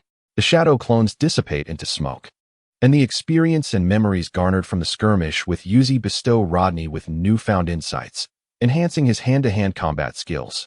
After exchanging many ninjutsu for his task points, he finds himself with 2,000 remaining. Stroking his chin, he contemplates. What he requires is not ninjutsu, but rather supplementary techniques or other tools. Narrowing his eyes, a plan begins to form. It seems Weskier's dossier is still being compiled. Upon discerning Weskier's identity, Rodney intends to employ genjutsu to compel him into documenting his research findings, after which he will release him. A feeble researcher bears no utility for him now, but that does not imply he will remain without value in the future. Rodney was in no hurry, having exchanged a few items when a small black insect flew out from his sleeve and entered the castle. Meanwhile, Yuzi crawled up from the sea, intent on causing trouble for Rodney once more. Unfortunately, as soon as he ascended the castle, he encountered a shadow clone smiling at him. In that moment, he realized that such a smile boded no good. What do you want, you bastard? Oh, nothing much, just asking you to take a little nap. Suddenly, several steel wires shot out, entangling him. Humph, do you think a few strands can bind me? Don't be ridiculous. Just as he prepared to exert his strength to break free, a large foot loomed before him. Yuzi, I plop. Once again, he plunged into the ocean, followed closely by several shadow clones, drowning him anew until he suffocated. Yuzi, can we do something more grounded? Art is an explosion indeed. Captain, your laughter is quite revolting. What do you know? This is called art, Robin. A certain blonde once said that art is Patrick Star, and I wish to emulate him. So, Captain, what do you plan to blow up? Germa. Their bodies and combat suits are resistant to explosions, right? They may not die, but it will surely annoy them. I take great delight in causing trouble for my enemies. Their unhappiness brings me joy. Captain, your character is not only twisted, but rather vile. What do you mean by that? I merely wish to celebrate. In the Water 7, 800 years ago, the world's notorious battleship, Pluto, was constructed here, in the strongest shipyard known to man, where a cadre of highly skilled shipwrights gathered. Among them, the most renowned was Tom, the fishman shipwright who crafted the Oro Jackson for the Pirate King, Roger, over 20 years ago. He received a suspended sentence for building pirate ships due to the sea train, and 14 years later, upon its completion, he was wrongfully accused and sentenced to death on Judicial Island. In his lifetime, he had 2 disciples. One was Isbagu, the current mayor of Water 7 and president of the Carer Company. The other was Frankie, who had since transformed into an eccentric. Captain, in the future, please refrain from discussing uncertain matters. You initially stated you would seize that snail, and now you speak of blowing it up. What a fickle man you are. On the streets of Water 7, Robin, made up by Rodney, walked alongside him, each carrying a black box. Robin's complexion had become fair, with a beauty mark added at the corner of her eye, altering her features enough that even the bounty notice would not reveal her true identity as the notorious child of the devil. One could only say that the art of makeup is indeed terrifying. After all, this island harbors CP9 agents. Should Robin be recognized, it would spell trouble. The 7 warlords might be tolerated by the world government, but Robin's case was different, as she was the only person capable of deciphering the true history. If she were to be discovered, it would lead to dire consequences. Thus, Rodney employed the art of disguise to transform Robin into another persona, codenamed Bateman. Do not say such things. After all, that snail was equipped with a tracking device, he remarked with a slight grimace. It is rather unfortunate that such a useful item would be embedded with something so cumbersome and irreparable. Rodney had learned this detail from Reiju, who disclosed that those snails emitted a biological signal, allowing similar snails to sense each other and locate their positions. Originally designed for the battlefield to facilitate the identification of allies amidst the chaos of combat, this technology was now being used to pinpoint their whereabouts. Being relentlessly pursued by Germa 66 was indeed a troublesome predicament.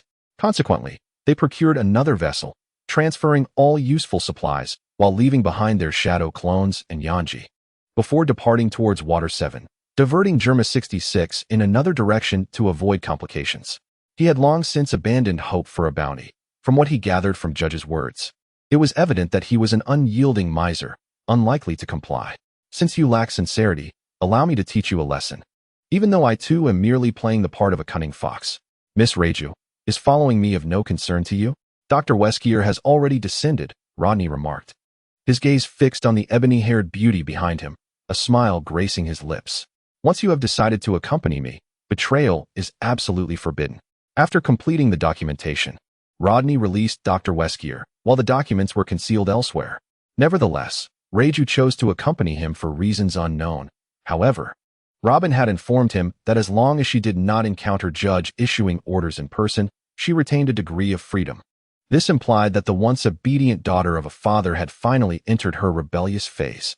As long as you are not defeated by Germa 66, I shall never betray you, Captain. Reiju, aside from her dyed hair, had undergone some facial adjustments, and the tattoo of 66 on her long legs was concealed beneath long trousers. Until now, she had never found the opportunity, even during missions, with Yanji by her side. She dared not harbor such intentions, opting instead for obedience, suppressing her modest desire for freedom deep within her heart. Truth be told, she envied Sanji, who pursued the life he desired, but now she too could, with Rodney providing cover, even if he were to fail. She could claim that she was coerced by special means, and her father would understand that she could not defy his wishes. Thus, she could still extricate herself. Returning to Germa 66 and the Vinsmoke family, becoming the unflinching assassin, the deadly poison. This was her contingency plan, a means to evade responsibility, yet also a form of rebellion against her destiny. She yearned to experience a life unlike her own past. Upon hearing Reiju's words, Rodney replied, "Oh, that shall not be the case. At least, I can effortlessly assist you in your escape." When it came to fleeing, there was perhaps no one more adept than he. With the combination of shadow clones, substitutes, and transformations, he could be described as virtually unstoppable. I possess unwavering confidence. Once I step into the Grand Line, my strength will undoubtedly escalate at an astonishing pace. At that juncture, you need not worry about your safety. The new world is teeming with pirates, and any pirate captain daring to declare themselves as such without a bounty exceeding 50 million is simply foolhardy. Thus, one can anticipate acquiring a plethora of task points, which can subsequently be exchanged for ninjutsu or bloodline limits. Envisioning such a splendid future brings a smile to my face. Beside me, Reiju inquired, "Has he always been like this?" "Occasionally, yes, I have grown accustomed to it." "Miss Reiju, with a captain like this, our future appears rather bleak." Indeed, indeed. "Hey, could you two show me some respect? I am the captain." "Captain, could you spare some funds? We need to purchase supplies." Robin extended her hand toward Rodney, requesting operational funds. "No rush. We'll discuss it after the ship is built. Furthermore, we plan to take the sea train to the culinary capital, where we can find a more reliable chef." "I see. Indeed, a chef is essential. Otherwise, consuming the captain's disastrous cuisine could lead to unfortunate consequences." Robin contemplated seriously and found it to be a valid point. After all, her cooking skills were merely average, not particularly delightful, yet not inedible either. Reiju, being a lady of stature, was not to be considered, and as for Rodney, well, after his last culinary attempt had resulted in an explosion in the kitchen. A chef was indeed necessary. Thus, embarking on the sea train to the culinary capital in search of a chef was of utmost importance, ideally one with combat capabilities. As they walked and conversed, the atmosphere was amicable until Rodney suddenly smiled and said, "It exploded." "What exploded?" "The Germa snail." "Oh." Time rewinds to moments earlier, where a snail marked with the Germa 66 insignia steadily approached the moving snail ahead, clad in Germa combat attire. Ichiji and Niji employed their jet shoes to depart the castle and catch up to the snail in front. "Be cautious. We are now in the territory of the 7 warlords. It is unreasonable to assume there are no defensive mechanisms." Ichiji, sporting a flamboyant red hairstyle, scanned the eerily silent castle from behind his sunglasses. "What is going on? Is there no one here?" "Of course not. This is our Germa territory. They would never submit to others. They must have been exterminated." Unlike his elder brother Ichiji, Niji boldly strode inside. Ichiji furrowed his brow as he followed closely behind. The castle's design was largely consistent, and they swiftly made their way to the hall, where they discovered the swollen-faced Yanji bound to a chair, unconscious, alongside Reiju, who lay sprawled nearby. "Yanji, Reiju." Just as Niji prepared to approach and awaken them, Ichiji held him back. "Step out." A shadow clone emerged from the darkness, grinning as it remarked, "Truly impressive. You, the second pillar. I never expected your instincts to be so keen. Have you detected me?" Ichiji retorted, "I do not know you." "Then, where's the ransom I seek?" Niji scoffed derisively. "You dare demand a ransom from us? Do you have any notion of who you are confronting?" The shadow clone casually cleaned its ears and blew on its fingernails, asking, "Who?" "You. You shall pay the price for this." Niji, accustomed to arrogance, could hardly endure such indignity. With a flicker of lightning, he instantaneously appeared behind the shadow clone, delivering a knee strike that met with an empty void. "Where are the people?" "That was an illusion. Just observe your legs." Another shadow clone emerged, wearing an insincere smile. "Niji, your legs." Upon glancing down, Niji discovered an explosive tag affixed to his limb. With a spark, the tag ignited, resulting in a thunderous explosion that sent Niji staggering back, his leg throbbing painfully. Though the pain was bearable, fury blazed within him. "I shall obliterate you." "Oh dear, is someone from Germa losing their composure?" The adversary feigned disappointment. "Since there's no ransom, I find myself quite saddened." "Without a ransom, it signifies a breakdown in negotiations, does it not?" He tossed Yuji to his companions. "What do you mean?" Iji grasped Yuji with one hand, perplexed. "It means we shall mutually activate the explosive tags." He formed a hand seal, and then, boom, a succession of explosions commenced, reducing the entire castle to ruins. "Damn it! Is this lunatic not concerned about the repercussions?" Iji and Niji dashed out of the explosive radius. The blasts posed no threat to them. However, they soon realized the explosions relentlessly pursued them. "What is happening? Why are the explosions following us?" Niji inquired. Uncertain, split up. Iji seized Yuji and soared in a different direction, yet the explosions abruptly altered course, trailing them closely. Niji suddenly comprehended. "Iji, it is Yuji. The explosions are homing in on him. I understand now." He tore open Yuji's shirt, revealing his upper body plastered with explosive tags. "Is this it?" Iji grunted, witnessing the tags manifesting out of thin air, following in their wake, leading to further explosions. Realizing the purpose of those tags was to serve as a beacon, Iji conceived a plan and hurled Yuji away, colliding him against a summoned explosive tag. Boom! An explosion erupted, and a dark silhouette was propelled forth, none other than Iji himself. Caught amidst the explosive chaos without his battle attire, sustaining injuries was inevitable. Niji caught the injured Yuji, recognizing that Iji's actions were merely pragmatic. They shared no fraternal bond. Having grown up devoid of emotional ties or fear of death, they were merely fulfilling their father's directives, obedient to his commands. What a waste. To think we were outsmarted by that fool. He is only marginally better than Sanji. Speaking of which, Sanji's demise evokes a twinge of regret, Niji remarked. Iji, however, gazed out at the ocean, where a solitary figure stood, rising and falling with the waves, wearing a joyful smile. "So how do you like this grand gift, Germa?" "I invested quite a sum to prepare it." "Yes, I wasted a fair number of explosive tags, but the thrill was worth it." "You scoundrel."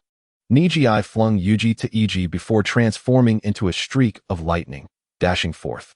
"Shave." The technique of body flicker combined with shave resulted in an astonishing acceleration. However, even with the Sharingan, Niji found it challenging to track the movements. He narrowly evaded the impending strike. What happened to the earlier exuberance? Niji scoffed. To provoke Germa comes at a price. Do not rush, young one. By our next encounter, I shall likely have you pinned to the ground, he challenged. So, what is the price? Your life. The punch crackled with electricity, drawing closer. 6 styles, iron block. His body, as solid as steel, was still sent flying by the blow. Mid-air, he twisted, pressing his chest while gasping. Fortunately, I still have ample chakra left from my original body. Otherwise, that strike might have been fatal. Shadow clones are quite fragile. Ordinary attacks can dispel them. To bolster their resilience, Rodney intentionally distributed additional chakra to enhance their strength. However, should they be struck again, their existence would surely cease. His body remained intact. However, Niji was about to make his move when he was intercepted by Itachi. Wait, Niji. What? Why are you stopping me, Itachi? I am close to finishing him off. Silence. Itachi, embodying a more commanding presence than Niji, inquired, Rodney, where is Reiju? Where has she gone? Ah, her? Who knows? Perhaps on some distant island, where she may have already met her demise, he replied nonchalantly. His skin flushed with vigor. And he assumed a stance, declaring, experience my latest invention in ninjutsu, boil release, steam fist. With a stance reminiscent of the initial movement of the Wazai punch. He thrust his fist forward, unleashing scalding steam compressed within, resulting in a formidable steam punch capable of inflicting secondary burns on the target. Itachi pulled his cloak to shield himself from the steam punch, irritation evident in his voice. Boring attack, Niji. Finish him off. We can search for Reiju later. I have been waiting impatiently. Niji transformed into a bolt of lightning, leaving a trail of electricity in midair, and lunged at the shadow clone, delivering a punch that pierced through its chest. The clone raised a middle finger before vanishing with a resounding pop. Where did he go? Niji was taken aback, feeling as if his strike had connected with air, a sensation most surreal. Itachi remarked, he fled, likely a user of a devil fruit. Let us return and report to father. At least we have recovered Yoji. Indeed, assuming his injuries are not severe, recovery is certain. Yoji is also a modified human. Such wounds merely require a few days of rest. Merely a cowardly runner. I shall ensure his demise upon our next encounter. Niji seethed with frustration. Returning to the Germa castle alongside Itachi to report their mission's outcome to Gajeel. Gajeel was livid. Not only was Yoji injured, but Reiju was also missing. And they had lost a snail. More importantly, Yoji's battle suit had vanished, an embodiment of Germa 66's technological prowess. How could it have been lost? Where is the green battle suit? From the very beginning, we had never encountered one another. Shortly after meeting, Rodney detonated a type of explosive paper, causing the castle to be obliterated and sink into the sea. We have already dispatched personnel for recovery, E.G. remarked. Forget it. It is likely that Rodney took it. Our technological marvel, Germa 66, must be coveted by many. You must bring Yuzi back and attend to his treatment. I am poised to launch an offensive against several kingdoms of the North Sea. Concerning the matter of the winch green combat suit, Gaji deemed it utterly impossible for Rodney to devise a means of analysis, so there was no cause for concern. Sooner or later, he would retrieve it, yes, from Rodney's corpse. However, he had greatly overestimated Rodney's principles. E.G. and Niji executed Gaji's orders with meticulous precision. The castle resumed its journey, propelling itself straight towards the North Sea. In the city of Water 7, Rodney received and organized the memories of his shadow clones, breaking into a grin as he shared his joy with Robin and Reiju. Reiju chuckled lightly, saying, So, they are unaware of my whereabouts now. I remarked, doesn't your old man have some sort of tracking device installed on you? Even snails have them. Logically, Germa's most vital combat force would not lack such a feature. Reiju replied, that is impossible. He believes we are perfect modifications and would never betray him, thus rendering such devices unnecessary. This was Gaji's arrogance, believing his experiments to be flawless, disregarding the emotions of his children and underestimating Reiju's intelligence. He was outwitted by a mere child, mistakenly assuming that Reiju and E.G. were devoid of feelings. Mere combat machines incapable of betrayal, and therefore did not require tracking devices. Regrettably, after their mother's demise, in order to avoid being bullied by E.G. and the others, Reiju chose to suppress her emotions, only allowing her tenderness to bloom in the presence of Sanji, her sole acknowledged brother and the only family she had aside from their mother. Gaji, oblivious to the fact that his daughter was a budding actress, remained unaware that she still harbored emotions. Although Reiju complied with Gaji's commands, she possessed a rebellious spirit, which was awakened under Rodney's persuasion and illusion, igniting her desire for freedom. How splendid! At present, I truly cannot contend with your two brothers, Rodney remarked. However, in due time, once I have grown stronger, defeating them will pose no challenge. Indeed, this was the case, barring the consideration of employing the 8 gates technique. Thus, he required other forms of ninjutsu. The Carrera Company, a shipbuilding enterprise, encompasses hull manufacturing, maintenance, and upgrades, ranking among the world's top shipbuilders, vying for the foremost position. The president of this company is a disciple of the legendary shipwright Tom, who established Carrera after Tom's death. After 8 years, he successfully merged with 7 other shipbuilding companies, rendering Carrera the shipbuilding contractor for the world government, thereby protecting himself from overt actions against it. The man's capabilities are formidable, and his shipbuilding craftsmanship is unparalleled in this era. Few can surpass him except for Frankie. Rodney would never consider entrusting the construction of a vessel to that eccentric Frankie, as he felt that associating with such a character would lead him to drift away from something of great significance. Upon Rodney's arrival, Eisbach promptly came forth to greet him, recognizing that he was not only a major client, but also one of the 7 warlords, thus necessitating exceptional hospitality. Greetings, Mr. Eisbach. I am Rodney, and I have long admired your esteemed reputation. Hello, Mr. Rodney. I am unworthy of such praise. We are merely craftsmen relying on our skills. After exchanging a few casual pleasantries, they proceeded to dock number 1, the finest dock belonging to the Carrera Company, where many exceptional vessels were constructed. Despite the orders from the world government, military ships were not produced here. Such strategic resources could hardly be entrusted to Eisbach's company. What if a daring pirate came to plunder? Therefore, the dock primarily provided merchant and civilian ships for the world government. May I inquire what type of vessel Mr. Rodney requires? Please articulate your specifications, and I shall do my utmost to accommodate you. Although Eisbach was a skilled shipwright, he felt it necessary to temper his words. What if this individual had some eccentric demands that he could not fulfill? That would be quite awkward. Rodney replied. The size should be akin to that of a standard military vessel. You may exercise your creativity regarding the exterior, as long as it is not too unsightly. Use the most robust materials available to you. As for the interior, the basic facilities will suffice, but I would like a training room with sufficiently sturdy walls. That will be all. Is that truly all? No further specifications?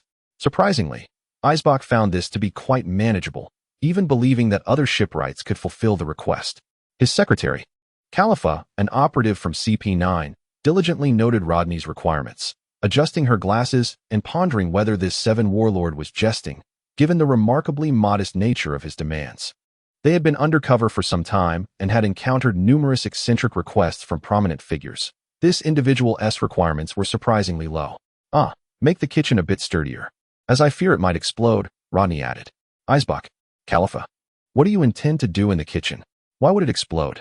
Robin and Reiju struggled to contain their laughter, with Reiju softly suggesting, Captain, perhaps we can forego that request? After all, we shall ensure you never enter the kitchen again. Robin interjected, a library must be included, with ample bookshelves, preferably in a location near the window for optimal lighting. Very well, Eisbach replied. The bedroom should also have good lighting, Reiju added.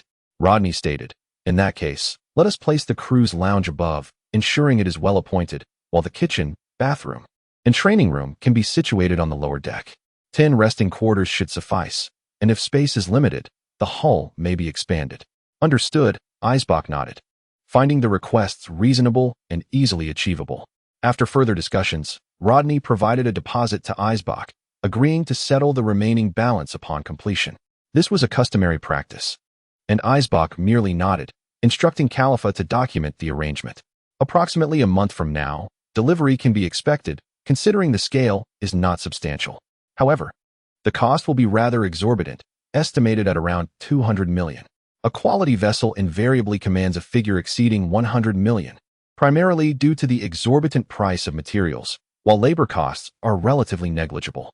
Esbagu and his crew are not the type to skimp on expenses or resort to inferior materials, as such practices would be an affront to their craftsmanship. There is no rush on my part. I happen to be heading to the culinary capital. 200 million, you say? I am still short by 50 million. Espagu. It seems the payment may need to be postponed as I must first seek out a few pirates. That is perfectly acceptable. After all, Rodney is one of the 7 warlords and will certainly honor his debts. Well then, I entrust this matter to you, Mr. Espagu, and we shall take our leave. Farewell. Exhaling deeply, I turned to my secretary, Khalifa, and remarked, it seems an overtime shift awaits me this evening. The shipwrights nearby, upon catching sight of the long-legged Khalifa, whistled. Boss, it appears you will be working late with Khalifa tonight. Be sure to enjoy yourself. Espaga shared a good rapport with the shipwrights, engaging in playful banter without any reservations. However, President, isn't that harassment? Khalifa retorted, delivering a swift kick. You lot, Khalifa, wait. I merely intended to discuss design. Thud. Espago fell to the ground with a thump, contemplating that it was a minor setback, having gained something in the exchange. As the trio departed, Khalifa exchanged subtle glances with a few of the shipwrights, and then a man with a pigeon perched on his shoulder feigned a stomachache to discreetly follow them. Captain, we are being followed, Robin suddenly remarked as they walked along the path. Utilizing the power of the hana fruit, an eye and an ear emerged in the blind spot of their pursuer, surveilling the one who was spying on them. I am aware, Rodney nodded. Several members of CP9 were among those we just encountered. It is likely one of them. There is no cause for concern. After all, he is skilled in stealth. How could he not be aware of someone tailing him? CP9. Robin fell silent, knowing they were the most formidable agents aside from CP0, capable of infiltrating any situation.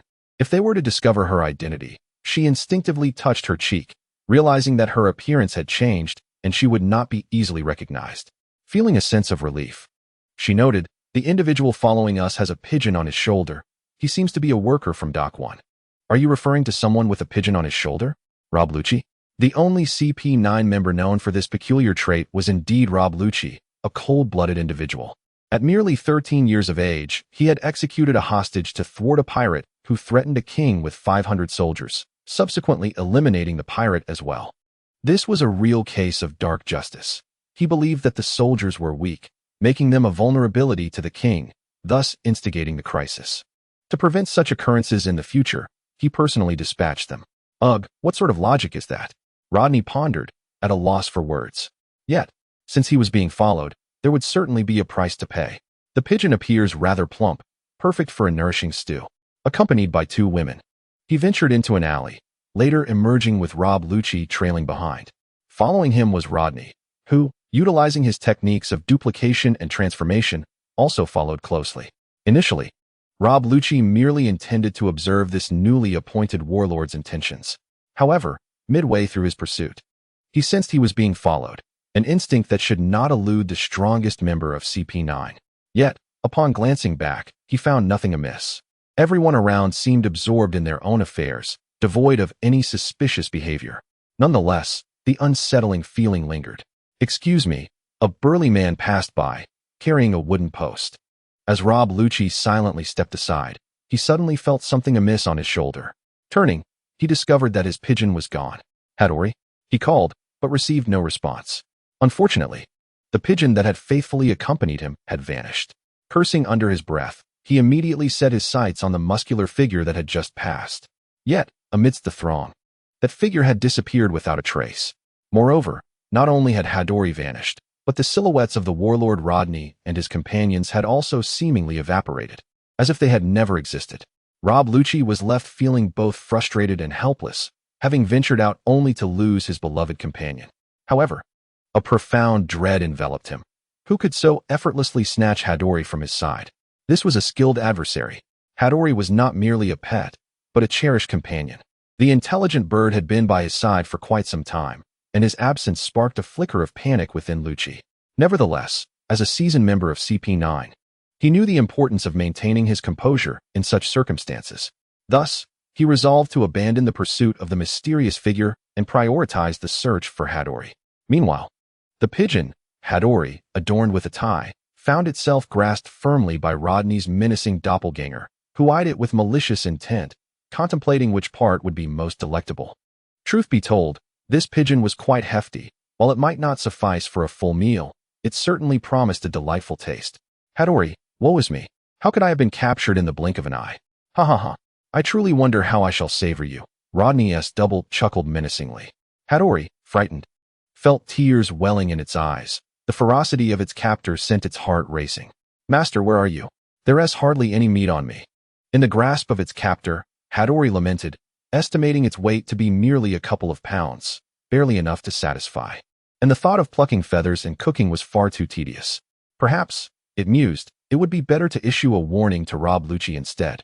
Ultimately, Rob Lucci did manage to locate his beloved Hattori, only to find it bound with steel wire to a wooden post, its feathers significantly plucked, bearing a woeful expression, tears glistening in its eyes as it looked upon its master. Having suffered greatly from bullying and facing unjust treatment, I have decided to let it go. The trio on the journey seemed solely preoccupied with shopping, leaving me without any valuable intelligence. Nevertheless, could it be that Hattori was offering me a warning? Despite my disdain for pirates, I cannot ignore the unsettling realization of being stealthily taken by someone with such formidable strength. I chose to return and relay the news of the warlord Rodney constructing a ship in Water 7 to the world government, though I received no response. The CP9 will continue to remain in the shadows until they acquire the design of the Pluto, unaware that Acebug had already entrusted the blueprints to an eccentric individual. Meanwhile, Rodney, accompanied by Reiju and Robin, set out to procure necessary items. Although the Coretta Company would handle the larger furniture, everyday essentials still required personal attention. They would later inform the Coretta Company to ship everything back, allowing them to depart as soon as the ship was completed. In the meantime, they could explore this aquatic metropolis. The towering structure at the heart of Water 7 resembled a fountain, with currents surging into it and cascading down the sloped waterways of the city. The intricate network of canals formed a sophisticated transportation system, where the primary mode of transit was by boat. With land routes being far less common, the local populace had adapted to this lifestyle, even domesticated a fish species known as blue, which served as a means of transportation in the absence of boats. This fish bore resemblance to a horse, adorned with pale yellow scales and equipped with fins for limbs. Gentle and hardworking, it formed a close bond with humans and possessed remarkable strength, often used for carrying people and transporting goods for a mere 1,000 berries. With 3 individuals in their party, they rented a 4-seater blue, allowing Rodney and the 2 ladies to enjoy the splendid sights of Water 7, though he occupied 2 seats himself. With a rich historical legacy and a unique Water City culture, this fountain city is a gem along the Grand Line. As for the items they had purchased, they had already been delivered to the Coretta Company, alleviating any concerns, especially given their plentiful funds. Captain, where shall we head next? The culinary capital? Robin inquired. Indeed, I seek to find a chef, while also dealing with a few pirates, as our funds for shipbuilding are insufficient and our operational budget is dwindling. I must also acquire more resources, he stated, casting a sorrowful glare at the 2 ladies. Do you have any idea how much you just spent on clothing? Come now. Captain, do not be so stingy. Those were merely daily necessities, Reiju replied. We merely added a few garments to our collection, she continued. And Captain, did you not purchase several outfits yourself? Perhaps it is time for you to replace your shoes. I have yet to see you change them. These are my stealthy ninja shoes, capable of silent movement, and I have changed them, just not in your presence, he retorted. Captain, do you not rely on those shoes to walk on water? Robin had always believed that Rodney refrained from changing his shoes because they enabled him to walk on water. Of course, that was not the case. It was my ability. As I spoke, I removed my ninja footwear and stepped barefoot onto the water's surface, then leapt onto Blue's back. This was not technology. Only the affluent could afford such advancements, understood? Undoubtedly, Germa was wealthy, exceedingly so otherwise. They could not sustain the costs of research and the production and operation of clone soldiers. The profits from a single war contract far surpassed what Rodney could earn from hunting pirates. Reiju inquired, so, is this the captain's ability? What kind of devil fruit have you consumed, Captain? Such a diverse array of powers is unheard of upon the seas. Why couldn't it be self-taught? There are more paths than merely consuming a devil fruit. While ingesting a superior fruit can elevate one's power dramatically, it does not guarantee invincibility. If one is unaware of the various types of devil fruits, consuming one truly relies on sheer luck. Strength or weakness hinges upon fortune. Otherwise, should one consume a worthless fruit, not only could they become a landlubber, but they might also find their own ability leading to misfortune, as some fruits are indeed useless. So, the captain is not an ability user after all. Reiju pondered and chose not to press further. I've heard of a meat called water meat here. I wish to try it. Would you care to join? I think I'll pass. I still wish to explore a bit. Robin, do you want to come? Reiju asked. I also wish to buy some books. Captain, you may venture alone. Just remember to return by nightfall. All right. The trio parted ways, with Rodney swaggering towards the locale selling water meat, a specialty of Water 7 that even Luffy praised, despite his tendency to eat nearly anything. Yet, one must certainly try it, right?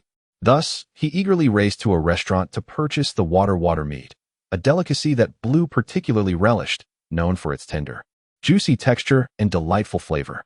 As a globally renowned tourist destination, the scenery here was indeed splendid. He bought a large bag of jerky and savored it while admiring the beautiful sights. However, he was soon obstructed by a group of peculiar individuals. How shall I put it? In broad daylight, they wore only undergarments, their attire far from normal, and their behavior bizarre, striking odd poses before him.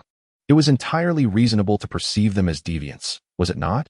Before him stood several stout legs clad in stockings, truly an eyesore.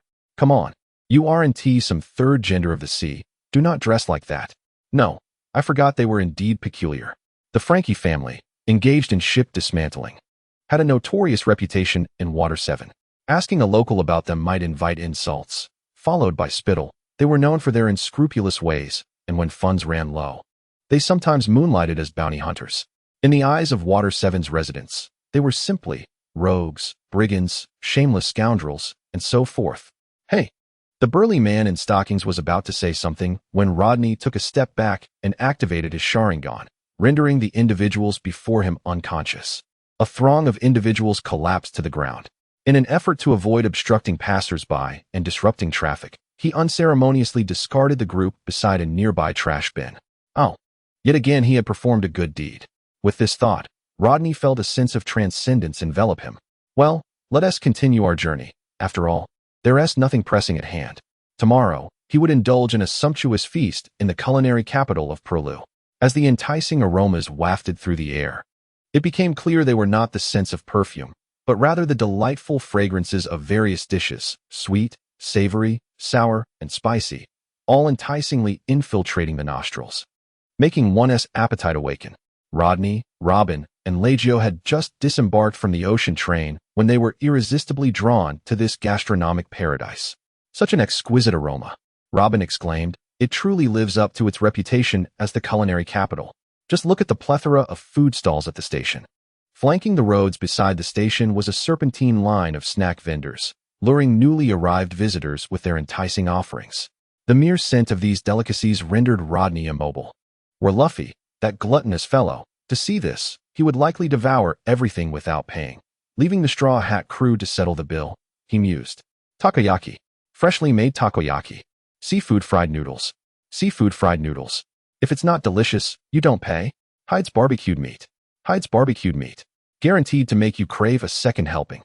The air was filled with the cacophony of vendors shouting their wares, creating a vibrant atmosphere.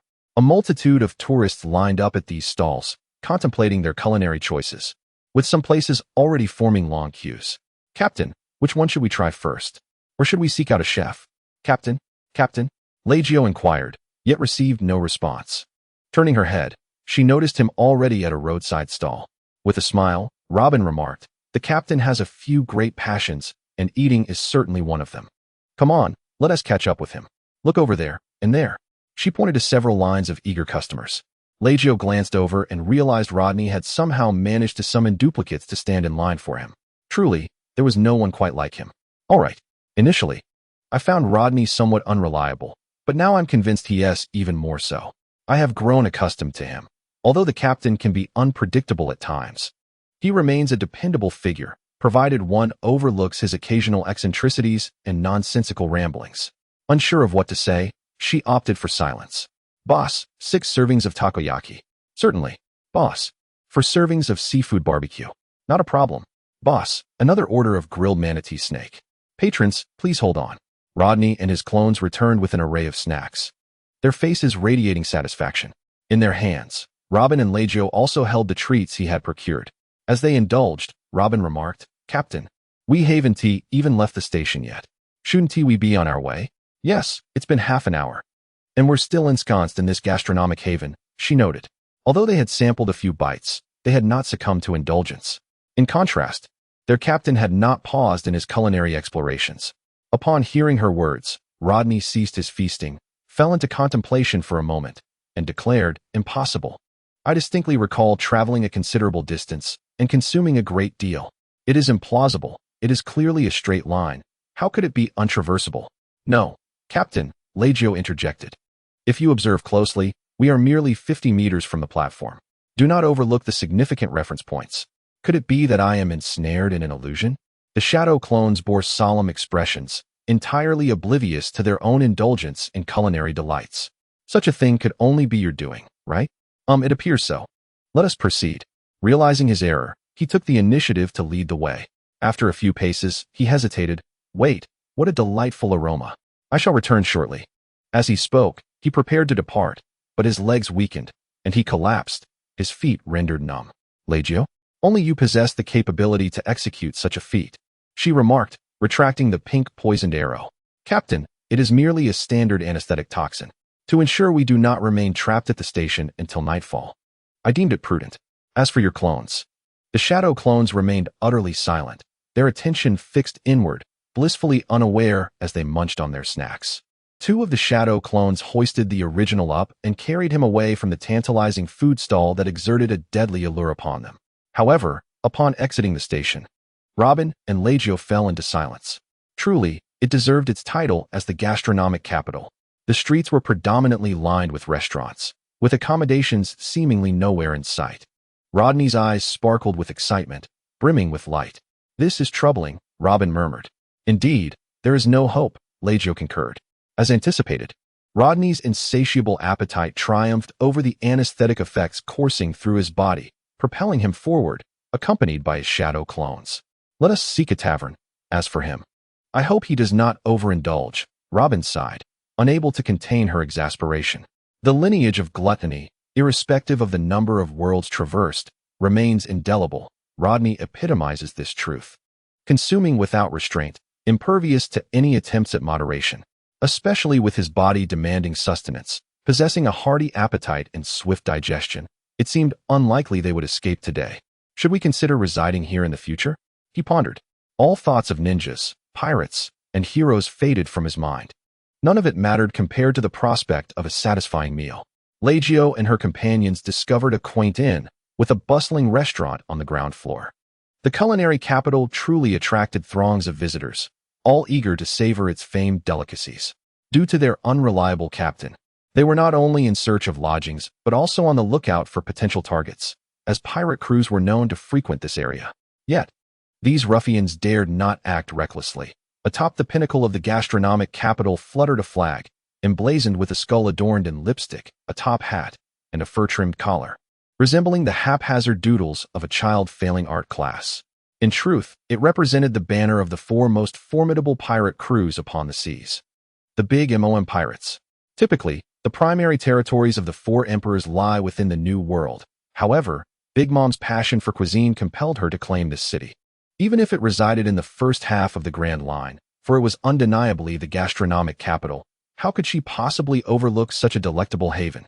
Every year, the culinary capital is required to offer a multitude of delicacies to the New World, all while under the protection of Big Mom's pirate flag. Anyone daring to challenge the culinary capital must first seek the approval of the Big Mom Pirates. The Navy, wary of the Big Mom Pirates, deems it unnecessary to provoke one of the four emperors over a mere food island. Thus, they turn a blind eye to the situation. While they are somewhat resigned to the reach of the four emperors into the first half of the Grand Line, they prefer to avoid conflict whenever possible. Among the notorious figures is Black Gun Moros of the Black Gun Pirates, with a bounty of 13 million berries, the beautiful sword-wielding Lofi of the Ghost Blade Pirates, boasting a bounty of 10,040,000 berries, and Blood Sword Yodel of the Tequila Pirates, with a bounty of 27 million berries. Utilizing the bounty notices acquired from Baroque works, Robin identified several targets amidst the crowd, remarking, "Just a few more, and we should have enough. However, we must first locate the captain, or perhaps his doppelganger. Let us proceed." I hope the captain hasn't been overwhelmed by the food. The two women wandered about, hoping to encounter their captain or his alternate self. After searching in vain, they eventually halted in front of a restaurant hosting a competitive eating contest. Rodney had already advanced to the finals, having transformed into a rather portly figure, indulging in a feast that had rendered him somewhat rotund. Delicious. I simply cannot stop, Robin exclaimed. Reiju, I think I'll linger here a few more days before returning to Germa. It seems prudent to seek a more reliable ally. Both women felt uncertain about their current situation. Meanwhile, the competitive eating contest concluded, with Rodney emerging victorious, earning him 100,000 berries and a week's worth of free Uncle Burgers. With a satisfied burp and a protruding belly, the now chubby Rodney stepped forward to claim his bounty, exchanging the free meal voucher for 10,000 berries, totaling 111,000 berries. Ah, ladies. Burp, I've eaten too much. I feel a bit unwell. Captain, it's time to work. We found our targets. Oh, where are they? When it came to work, he was considerably reliable. Follow us, then. All right, I should also engage in some exercise. I've indulged a bit too much. It wasn't gluttony, but rather the irresistible aroma of the food that had captivated him. Ah, it smells divine.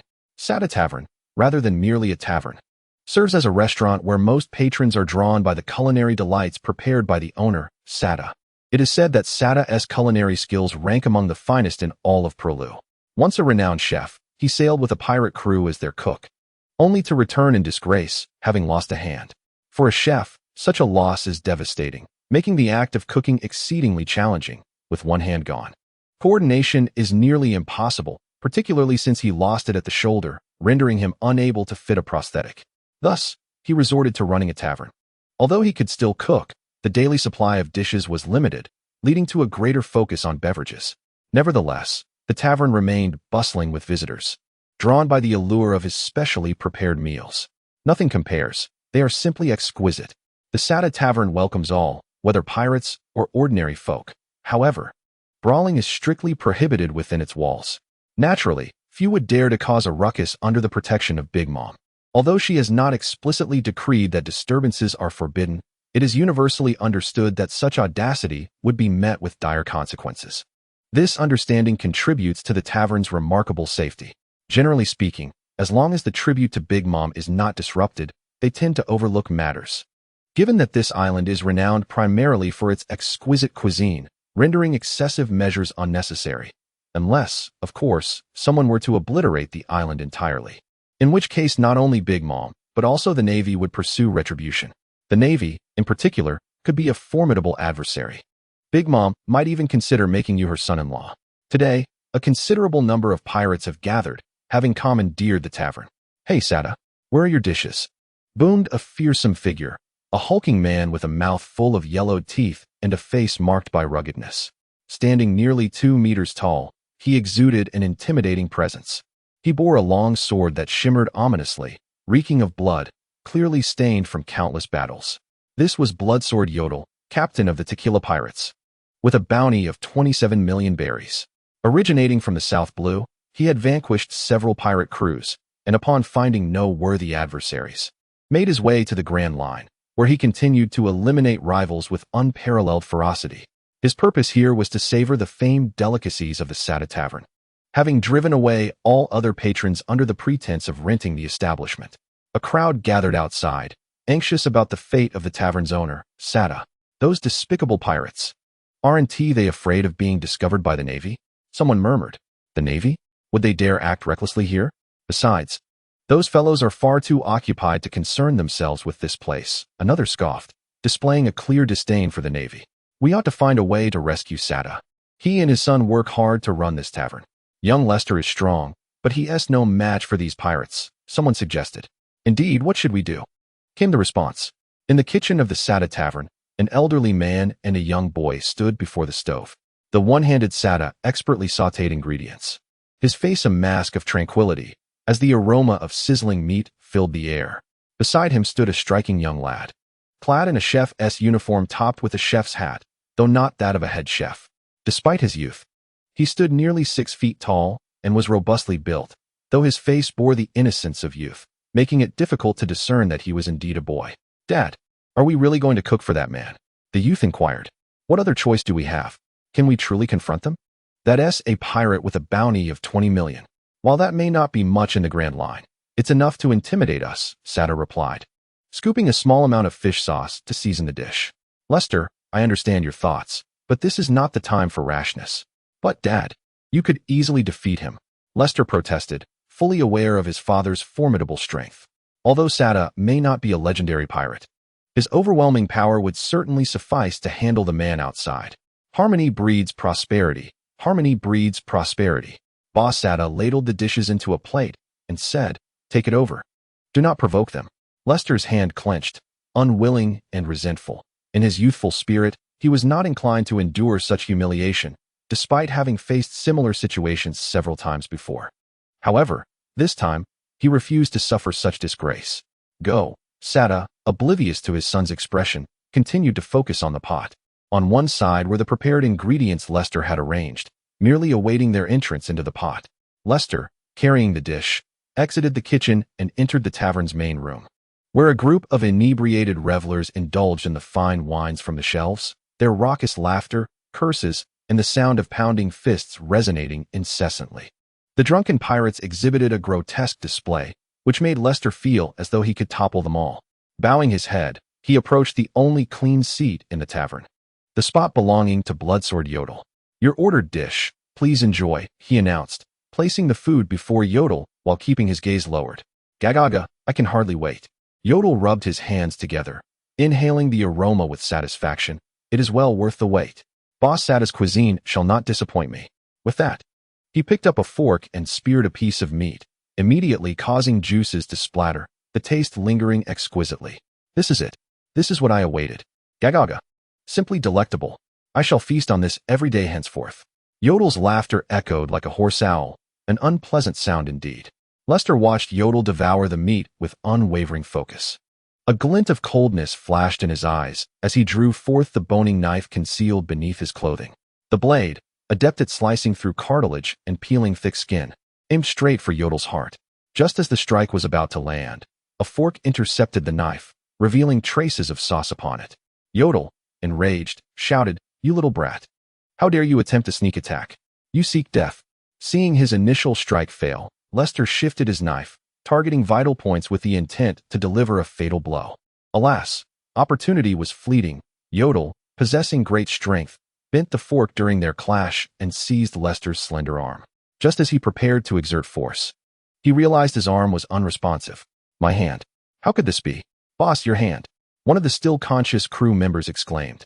Yodel, belatedly realizing, lifted his hand to find his forearm had vanished, the incision precise and smooth, the swift cut causing blood to pour forth uncontrollably. "Ship's doctor. Frank, where are you?" Yodel called out urgently, his voice tense. One pirate replied, "Boss, Frank is drunk. FCK." Yodel cursed vehemently in the local dialect, pressing down on the wound. Though it pained him, what infuriated him more was the boy who had just ambushed him, now nowhere to be seen.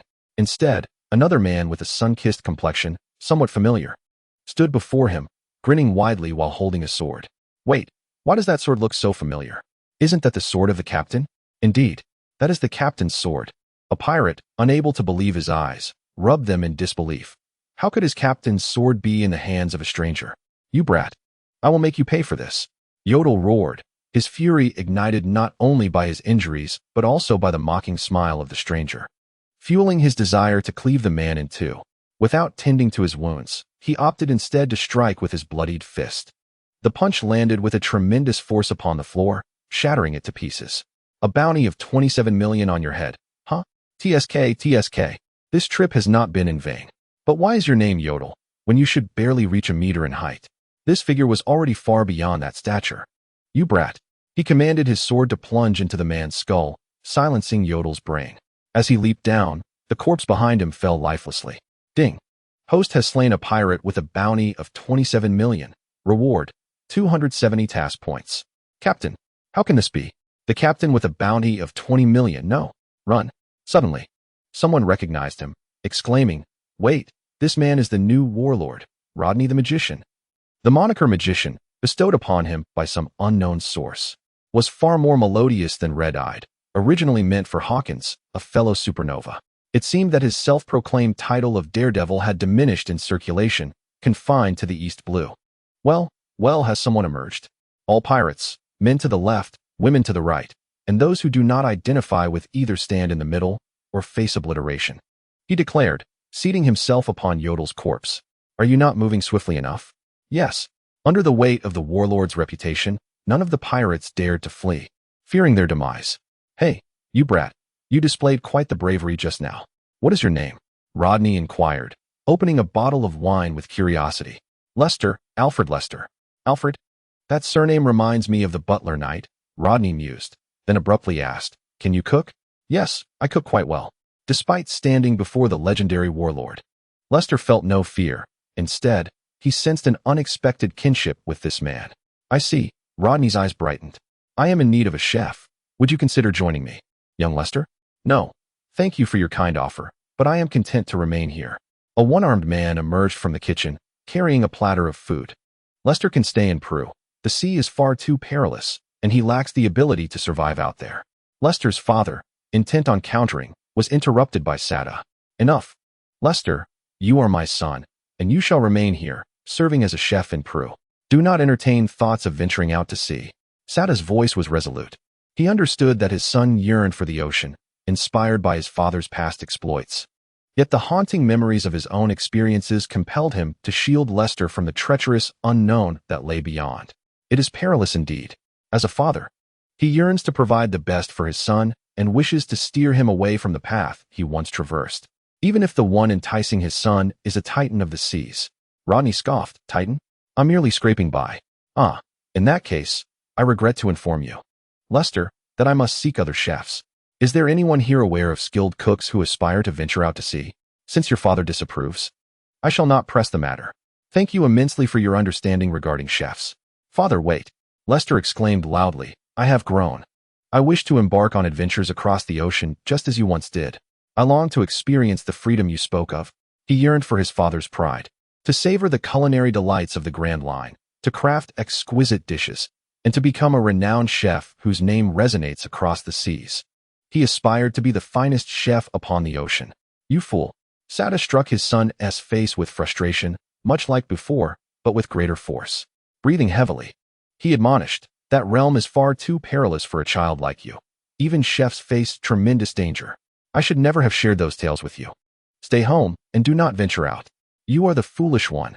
Lester wept, tears streaming down his face as he nearly shouted, Didn't we already make a pact? Mom and I want to be the world's greatest chef. How can I remain stagnant here? Peru is a culinary capital. I've tasted all its renowned dishes. How can I grow without experiencing more? How can I fulfill my promise to Mom? Sada fell silent. Rodney handed Lester a piece of paper to wipe his tears and nose, saying, Well, how should I put this? I shouldn't have interjected. But, you see, Lester, I was too hasty. I must clarify, the ocean is perilous. My ship requires capable hands. Even chefs must possess self-defense skills. After all, we are not a pirate crew but a hunting team, one that hunts pirates, necessitating every member to be combat ready. In certain respects, Lester, you remain too weak. I can, Lester declared, his face flushed. Even if I am not strong enough, I can train. Father is strong. I have yet to fully grasp my father's strength. My physical power is inadequate. As he spoke, his voice dwindled, filled with embarrassment. In the presence of this individual, he felt far from strong, perhaps even excessively weak. Sada was rendered silent by his son's words. Rodney extended a hand, saying, Come, let us test your physical abilities. Lester, uncertain of what to expect, extended his hand, which was firmly grasped. Release me, he exclaimed, exerting all his strength. Lester's strength was considerable. Although not on par with Rodney, it surpassed that of many, even outshining some adults. Yet, in comparison to those with remarkable physical prowess or evident training, he fell short, landing somewhere in the realm of mediocrity. Your strength is decent. How old are you? 17. 17? You still have room for improvement. Your physical condition is satisfactory. Not bad. The youth before me holds promise and is worthy of cultivation. However, his father vehemently opposed his aspirations. Father, I wish to set sail. No. Sada firmly declined. Why not? You are not yet strong enough. How strong must one be? Defeat them. Sada gestured toward the group of pirates bound by Rodney. The pirates exchanged confused glances. Lord Rodney, Lester must defeat at least 10 pirates. Otherwise, I will not allow him to venture out to sea. In the vast ocean, weakness is a sin. Lester must be sufficiently formidable, for to permit him to sail otherwise would be akin to sending him to his demise. Rather than risk such a fate, it would be preferable for him to remain within this town of Pulu. Although he may not become the world's greatest chef, he could still achieve the status of the finest culinary artist in the gastronomic capital. I have no objections, Rodney stated, shaking his head. I can do it. Lester declared resolutely. Then go forth and fight.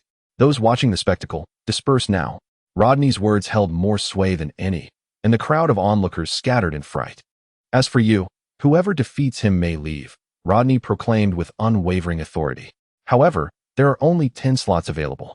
The eyes of the pirates gleamed with newfound hope. If the illustrious magician Rodney could not prevail, surely a mere chef could be bested? They clamored to enlist, and Sada personally selected 10 pirates to challenge his son, Lester. Standing outside Sada's tavern, Lester wielded a boning knife in one hand and a cleaver in the other, one sharp, the other heavy. Is this standard for a chef? Is it truly wise to employ culinary tools in combat? What are the dishes to be prepared later? It seems the lad must blame his foolish father for his predicament. One pirate, with a sinister grin, swung his blade in a chaotic manner, devoid of rhythm, relying solely on brute strength, diminishing as his energy waned. Lester, having sparred frequently with Sada, recognized the pitfalls of such an opponent and effortlessly evaded the attacks. In the moment of the pirate's fatigue, he seized the opportunity, delivering a fatal blow. Rodney observed with astonishment. This lad has certainly taken a life before, has he not? He remains remarkably composed. Sada silently watched as Lester dispatched one pirate after another. He knew his son's capabilities, having personally trained him in the art of the blade. How could he not be a match for this rabble? He merely sought to provide himself with a reason, an excuse to let his son depart. The child had grown. To confine him here would stifle his development. Yet, he feared the perils that awaited his son on the open sea. The emotions of a father witnessing his child's growth are indeed complex. Father, was this how you felt when you sent me to sea all those years ago?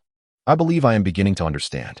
Having vanquished the last pirate, battered and bruised, Lester stood before his father and proclaimed, Father, I have earned the right to set sail. Indeed, you have earned that right. You truly resemble me. Mary, our child mirrors my essence. A smile graced his lips. You have matured, Lester. Allow me to introduce you all to our new chef, Lester Alfred. He shall henceforth serve as our ship's cook. Rodney introduced the injured Lester to Leggio and Robin. Greetings to you all. Lester bowed deeply to the two women and said, I am Lester. From this day forth, I shall be responsible for everyone's daily meals. I humbly ask for your guidance. Greetings, Lester. I am Robin. I look forward to your culinary skills. Oh, and please, do not allow the captain to cook, or you shall surely regret it, Robin replied with a smile. Why is that? Leggio inquired. Just remember this. I am Leggio. This is our hard-earned advice. Absolutely, unequivocally, do not let the captain cook. We wish to avoid an untimely demise, she cautioned. Hey. Could you refrain from making such remarks in my presence? Rodney interjected, visibly displeased. That was merely an accident. I can cook, you know. I once made a splendid braised sea king dish. Captain, that was merely a matter of grilling it, and you always burned it, Robin retorted sharply. Rodney clutched his chest, lamenting, why did I bring you aboard? Is it just to endure your incessant jabs? Wiping the sweat from his forehead, Lester suddenly realized that his status alongside the captain aboard the ship was rather low. By the way, Lester, what happened to all those injuries? Leggio asked. This is a testament to a man's growth. Rodney seized the opportunity to speak. Lester is already a man, well, in a spiritual sense. Lester felt a strange sense of agreement. Yet something seemed amiss, though he could not quite place it. Speaking of which, where's our ship? He asked curiously. It's still under construction, Robin replied. Our journey is not solely to find a chef. We are also here to collect pirate bounties. Captain, what is your target? Oh, here it is. He produced a blood-stained bundle wrapped in burlap from his pocket. A bounty of 27 million berries. True to the captain's style, it seemed he opted to avoid complications by bringing back the heads of his quarry. Robin then brought forth a woman with a broken neck, a victim of joint manipulation, Lofi. The demon blade beauty, with a bounty of 10,040,000 berries. Indeed, this aligns with your usual methods, Rodney remarked. Using the powers of the flower fruit. Robin had sprouted arms from Luffy's back and executed her with ease. Her abilities made her exceptionally skilled in assassination, and eliminating Luffy while she was alone in the restroom was a trivial task. Lucio then presented a corpse, its skin a deep purple-black, blood oozing from its orifices. Eyes wide open in death. 13 million berries. Quite simple, really. I expected a more formidable challenge.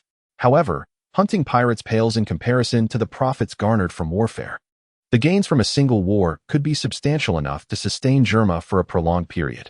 Although the profits from pirates were considerable, their unpredictable nature and formidable strength rendered them troublesome adversaries.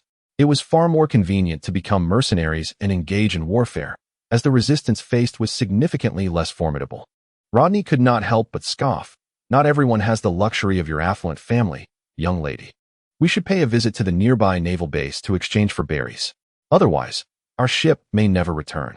Oh, and we might need to take down a few more for our future operational funds. Very well, I shall conduct reconnaissance, Lester agreed. Robin should take charge of this matter. Although Rodney possesses considerable skills, they do not match her subtlety. Moreover, even if he were to pursue this task, he would remain oblivious to the bounties of this group of pirates. What if he ended up finding a few of lesser value? After amassing a substantial bounty and indulging in the delights of the culinary capital, Peru, for half a month, they boarded the sea train back to Water 7. Their vessel was more than halfway completed, and there was no need to elaborate on Acebug's craftsmanship. His design was acknowledged by Rodney and the others as exceptional. Meticulously adhering to Rodney's specifications while incorporating his own innovative touches, the trio was thoroughly satisfied, and Lester found it particularly functional, especially after seeing the kitchen layout, which delighted him further. By the way, I still need to purchase some knives, Lester remarked. Didn't you bring kitchenware from home? Rodney inquired. Those are for chopping vegetables and cooking. The new ones are meant for combat, Lester replied matter-of-factly. Why not switch to a different weapon? Why use a chef's knife? I am a chef. My expertise lies solely with the chef's knife. My father only taught me how to wield it. He always said, a chef's knife is still a weapon. Why can't it be used in battle? What exactly did your father teach you? Sanji interjected, stating that a chef's hands are meant for cooking. Although he conceded there was some truth in Lester's words, no matter how skilled one is, one must still fear the chef's knife. Although Rodney found the chef's demeanor somewhat unconventional, he refrained from commenting and provided him with a budget to acquire the knives he desired: bone cleavers, meat cleavers, and slicing knives. After another fortnight, their ship was finally completed.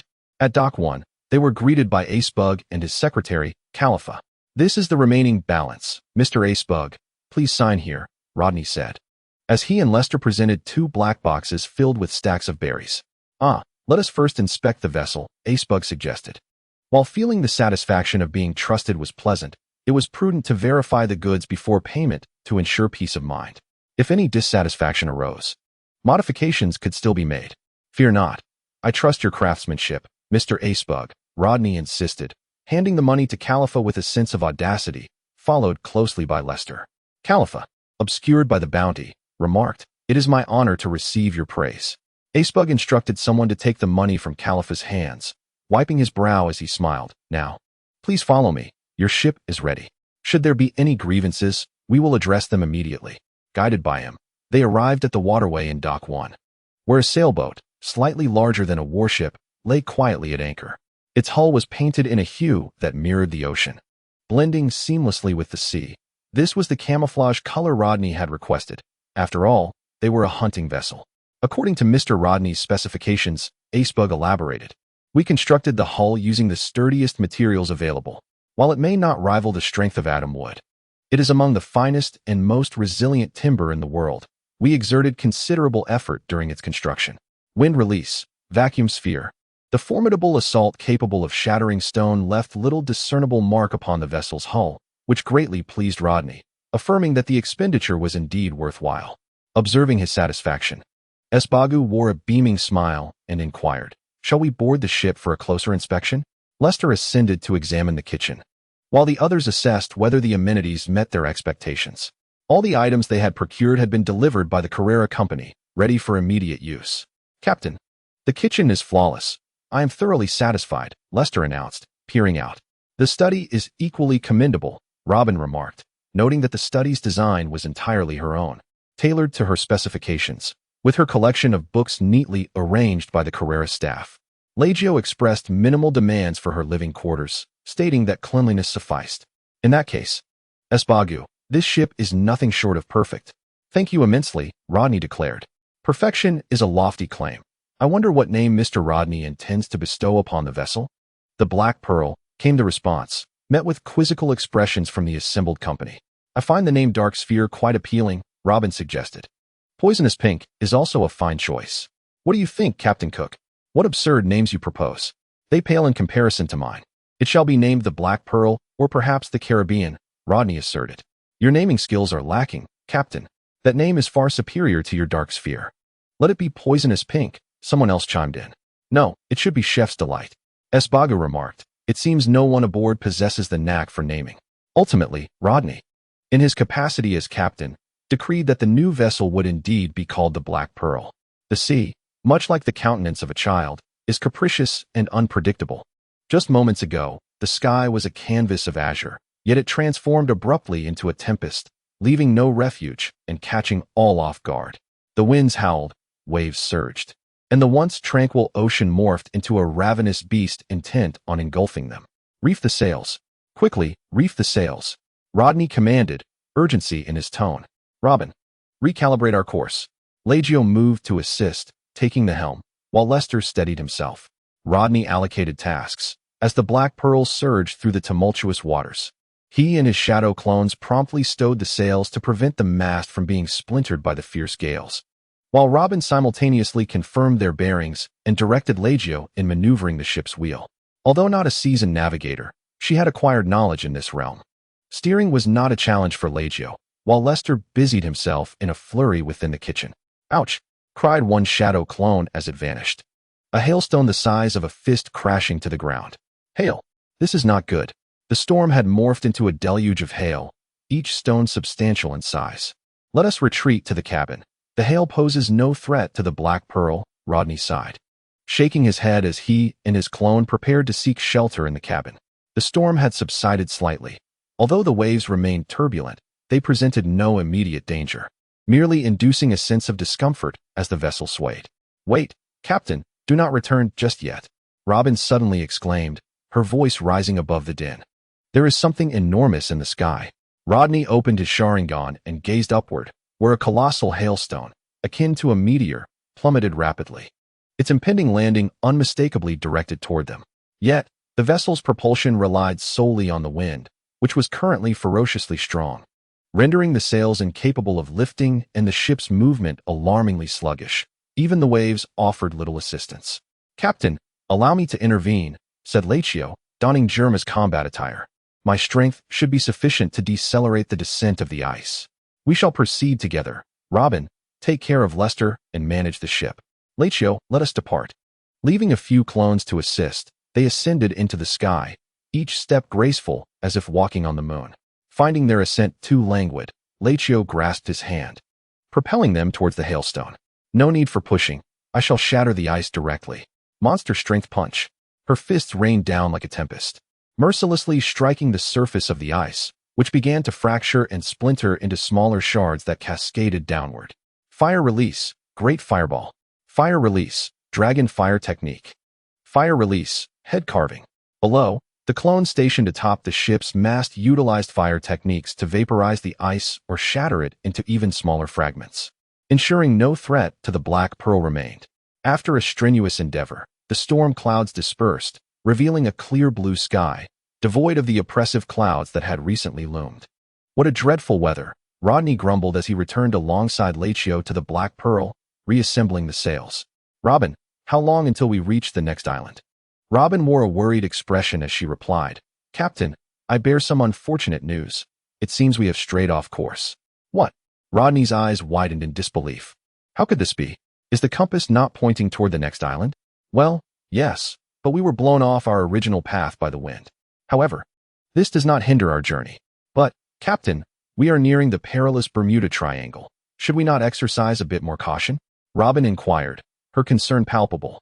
The Bermuda Triangle was an unavoidable route for them, and also the lair of the warlord of the sea, Gecko Moria.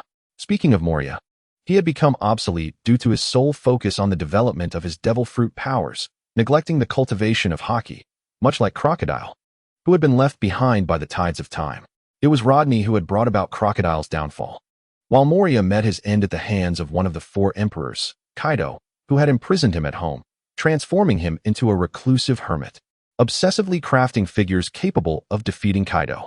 In his prime, Moria had been an ambitious youth, rallying a group of comrades to venture into the new world, seeking to make a name for himself, only to encounter the self-destructive Kaido.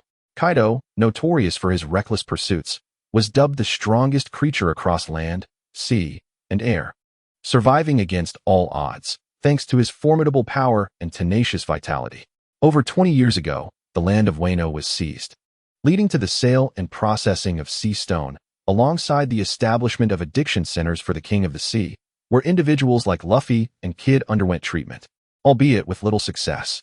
During that time, Moria encountered Kaido, and unfortunately, faced utter annihilation, barely escaping back to the Grand Line in disarray. Once brimming with ambition, he was deeply affected, having believed that the title of Pirate King was within his grasp, only to find himself ensnared by the very addiction he sought to escape. Upon his return to the Grand Line, Moria did not prepare to cultivate Hokage. Instead, he began crafting zombie figurines. Having heard a rumor that Kaido possessed the bloodline of the Oni clan, he commenced collecting their corpses. His sedentary lifestyle led to a gradual increase in his bulk, transforming him into an unrecognizable figure. Had he devoted himself to physical training and the mastery of Hokage, coupled with the powers of the Shadow Fruit, he could have achieved remarkable feats on the high seas. Luffy's physique could accommodate 100 shadows, proving formidable. Moria, who had once battled Kaido and survived, was undeniably capable, yet he chose a misguided path, resulting in his current state of lethargy. Rodney remarked that Moria's situation need not invoke much concern. He had imprisoned a friend of an elderly gentleman, prompting that elder to rally other old friends for a rescue mission, ensuring that Moria would face dire consequences. The strength of Rayleigh, the Dark King, is undisputed, who among the remnants of the old era is not a formidable figure. Whitebeard, Garp, Rayleigh, Sengoku, each one is powerful in their own right. Moria would find little favor in Rayleigh's presence, especially considering that the corpse of Ryuma, the famed swordsman of Wano, was animated using Brook's shadow. A confrontation between them is likely, though Rayleigh should emerge victorious with relative ease. After all, he is merely a corpulent man preoccupied with exploiting his devil fruit abilities. Despite Rayleigh's age, he was once the right hand of Roger, and it is improbable that he possesses merely the strength of a vice-admiral. He must have reached the level of an emperor, making the defeat of Moria a straightforward task. Rodney, however, was not troubled. He merely pondered when they would arrive at Sabaody Archipelago to acquire that fabled sword, Koshu. Captain, are you so confident? That man is a warlord of the sea, just like you. What if that elder fails? Reiju inquired curiously. Rodney's expression turned incredulous. What? You believe Rayleigh could be bested by Moria? How could that be? If Moria were capable of defeating Rayleigh, he would have long since ventured to the New World to battle Kaido, rather than remain here crafting zombies. Am I mistaken? Is that elder not formidable? It's not a question of strength, but rather how long it would take to defeat Moria. Reiju, that man is the Dark King Rayleigh. As those words echoed, an eerie silence enveloped the cabin. Lester gaped in astonishment. Captain, you know the legendary pirate? Do not look at me with such incredulity. I do not know the Dark King Rayleigh. I merely know the ship's doctor of the Pirate King, having spent some time alongside him in a whale, Rodney replied. Perhaps the information from the Devil's Triangle is scarce, but they should have already departed. The Devil's Triangle is a passageway that one must traverse. It is difficult to fathom how Lab managed to refrain from seeking out Brook at that time. Surely, the interference from Coloca's must have posed considerable challenges. Captain, what exactly is your path? Robin could not help but inquire. With such an abundance of knowledge, enigmatic abilities, and an origin shrouded in mystery, it is plausible that this individual could be a celestial dragon. The mere thought sent Robin's imagination spiraling. Rodney gazed at her in bemusement and remarked, If I were a celestial dragon, I would undoubtedly indulge in a life of luxury, surrounded by beautiful wives and lavish feasts, idling away my days. Who would still toil upon the sea? There was a semblance of truth in his words. Given the captain's disposition, such a life would indeed be fitting. The Devil's Triangle is a mysterious domain where inexplicable disappearances occur. It is said that over 100 ships vanish here annually. and tales of ghostly vessels carrying the souls of the deceased abound. As Rodney and his crew ventured into the Devil's Triangle, the surrounding fog thickened ominously, obscuring the sun and casting a gloomy pall over the area, rendering visibility exceedingly poor. Even the Sharingan could scarcely pierce the murkiness. Apart from the sound of crashing waves, silence reigned. The absence of direct sunlight resulted in a chilling atmosphere, prompting the friliest among them, Lester, to rub his hands together and inquire, "Captain, my father mentioned that this place is haunted? Hunted? Perhaps. I cannot say for certain, but there are zombies, talking ones." "Z-zombies." Lester's face drained of color. Terror etched across his features. "Come now, your stature and physique do not lend themselves to such a fearful expression," Robin said with a smile. "It is said that many have disappeared here. Captain, do you have a plan to escape?" "Uncertain," Rodney replied, his gaze fixed on Robin, the cunning historian, who seemed intent on frightening Lester further. Lester, being timid, likely had not encountered much of the world beyond his sheltered existence. "Captain, we can indeed leave, right?" Lester tugged at Rodney's sleeve, his eyes shimmering with hope. "Perhaps, but you and Reiju may need to stay behind. I am uncertain how toxins will affect the zombies. And you could serve as backup." Rodney contemplated creating a clone specifically tasked with relaying messages. "Captain, are you planning to confront the warlord, Gekko Moria?" Reiju asked. "Of course. The Navy has not prohibited my actions against the warlords, has it?" He replied with a smile. "Let me assist in removing that thorn in their side." The Navy would only act to eliminate the warlords when the opportunity arose. Thus, it was more prudent for him to intervene. Furthermore, he had a mission to fulfill. Mission: eliminate Gekko Moria. Mission level: B rewards: Chidori, Lion's Barrage, 5 elements Sealing, Shadow Snake Hands, Water Release, Water Dragon Bullet, Simplified version 2, Water Release, 5 Fish Shark, Silent Killing Technique of Mist, Permanent Chakra Fruit X2, Explosive Chakra Fruit, 3,000 mission points. Chidori. That could indeed be useful, as it would synergize with his Sharingan. However, its loud nature rendered it unsuitable for stealthy assassination tactics. The abilities of the lecherous Immortal and Snake Uncle, along with the simplified version of the Water Dragon Jutsu from the 2nd generation, are indeed intriguing. One must recognize that the Water Dragon Jutsu consists of over 30 hand seals, and merely witnessing the complexity of these seals can be disheartening. Thus, one might ponder Kakashi's rationale behind his decision to utilize the Sharingan to replicate the Water Dragon Jutsu. Why not simply employ another ninjutsu to dispose of Zabuza? Such an arduous effort seemed unnecessary, especially considering the potential for failure. "Captain, look at the surface of the sea." Lester's words abruptly pulled Rodney from his reverie. As he gazed out, he beheld an array of debris floating on the water, among which lay several desiccated corpses. Could that be Moria's zombie army? Curiosity piqued. He cast a kunai with a wire attached, ensnaring one of the bodies and drawing it closer. The corpse appeared emaciated and tattered, yet its overall appearance retained an air of grandeur. Numerous areas showed signs of decay, and the surface was marred by patches indicative of decomposition. The body was stiff, and remnants of stitching were visible, suggesting it had been deceased for a considerable time. Robin examined the adornments on the corpse's garments and remarked, "This individual dons attire characteristic of the kingdom of Kuroya from the West Sea. Such garments are typically reserved for burial. It is inconceivable that this person would possess such clothing here, unless they had commissioned it from a professional shortly before their demise." Presuming they were aware of their imminent fate, Rodney interjected, "This corpse was stolen." "Stolen?" The trio looked at him in confusion. Rodney elaborated, "Moria possesses the ability to infuse the shadows of others into corpses, transforming them into zombies endowed with the abilities of their shadow masters. To assemble his army of immortal zombies, Moria sends his subordinates to pilfer corpses from around the world and seize the shadows of others, thereby creating formidable zombies." He continued, "One of Moria's subordinates, the surgeon Hogback, scavenges graves worldwide, modifying and preserving the bodies before Moria injects them with shadows. Initially, these zombies retain the personalities of their original selves, but eventually, they become obedient to Moria. These resurrected corpses gain the abilities of their shadow masters. However, if the original was a devil fruit user, their shadow cannot replicate the powers. Otherwise, if it were possible to steal abilities, the world government would never permit the existence of such a perilous devil fruit as the shadow fruit. Naturally, Moria's powers will eventually draw the ire of the world government." Rodney added, Furthermore, those from whom shadows have been taken cannot venture into sunlight. Exposure will incinerate them to ashes. Is that so? Captain, do you have a plan to counter him? Robin inquired with a smile. Indeed, zombies are vulnerable to fire and cannot withstand salt. Contact with salt will revert them to mere corpses, restoring the shadow to its original body. I can utilize my fire release techniques, and with the addition of water release, it should suffice. However, the water release must be executed while standing on the surface of the sea. Otherwise, only fresh water will emerge. This place resembles a refused dump, he noted. Reiju gazed at the debris and the few bodies adrift upon the sea, her brow furrowed in contemplation. Could it be that king of the underworld, Rayleigh, and the Moonlight Moria have engaged in battle? The occurrence of a confrontation was certain.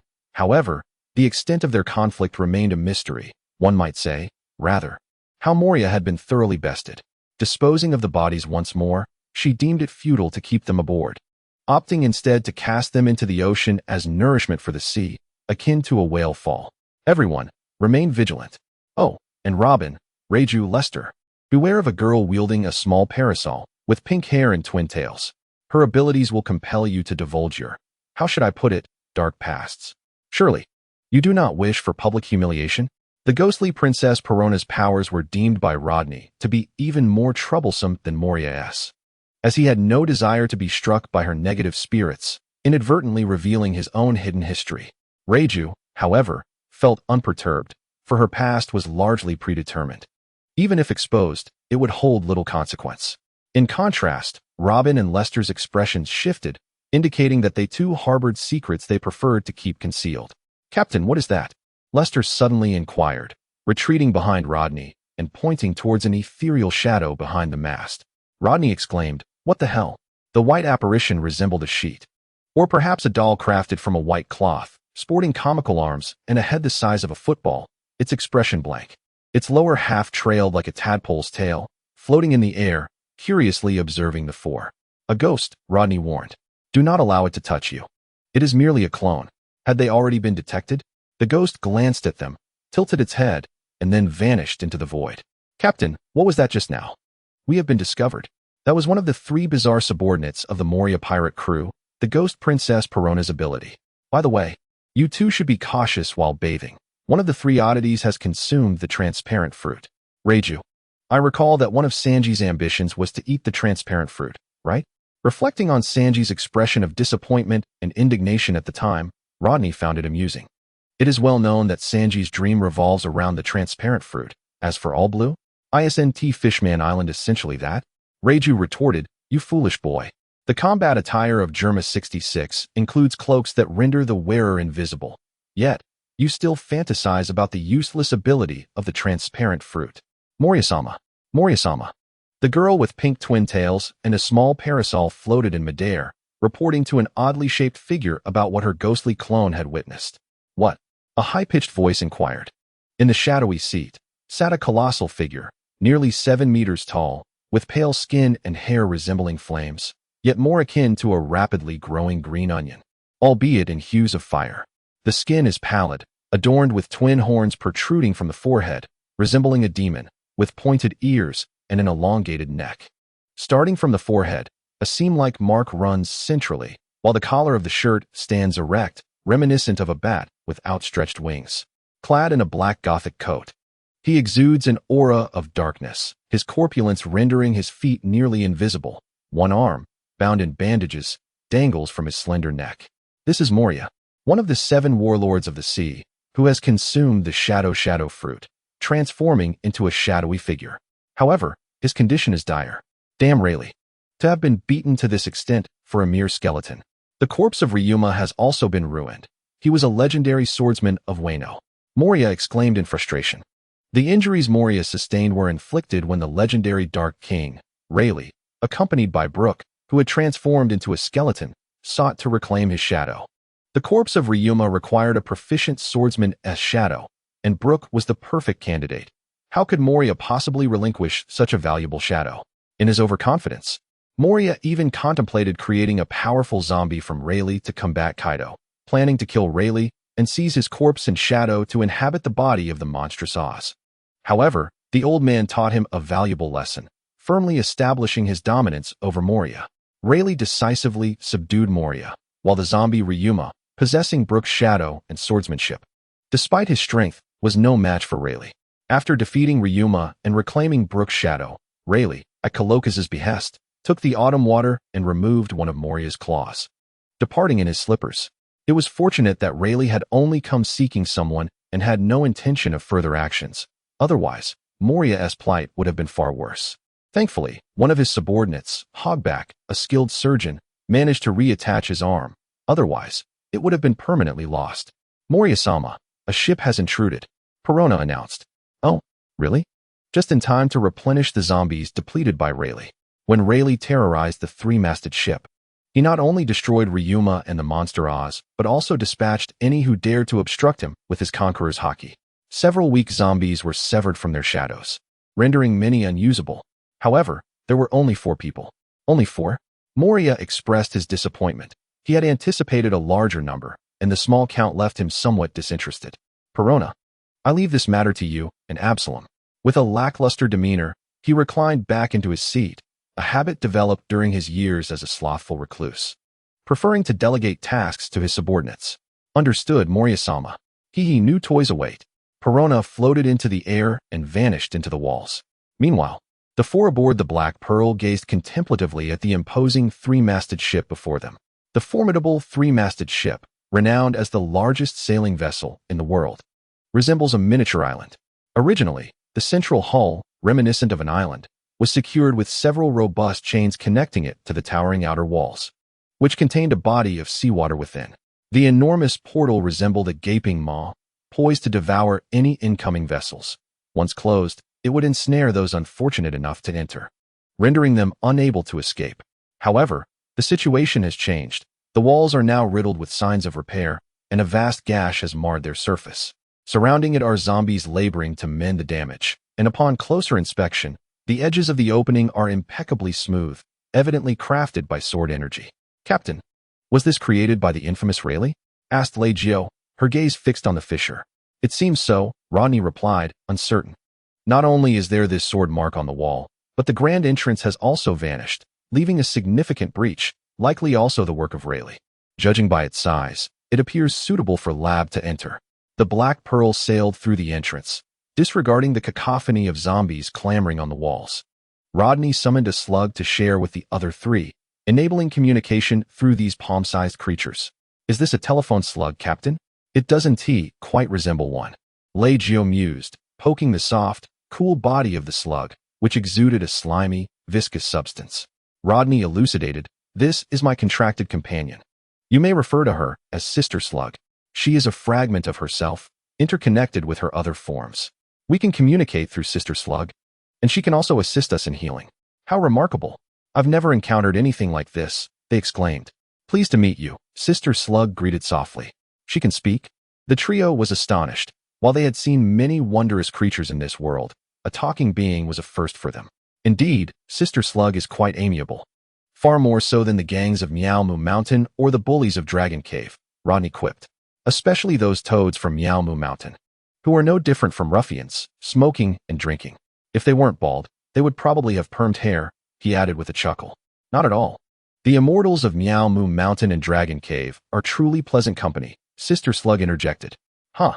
An elderly, forgetful toad and a white snake who hides in its hole, smoking and watching the commotion. Are those 2 really considered immortals?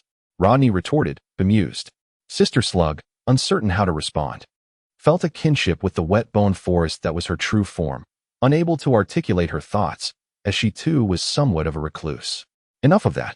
Sister Slug, these are my companions, Robin, Lei Jio, and Lester, Rodney introduced.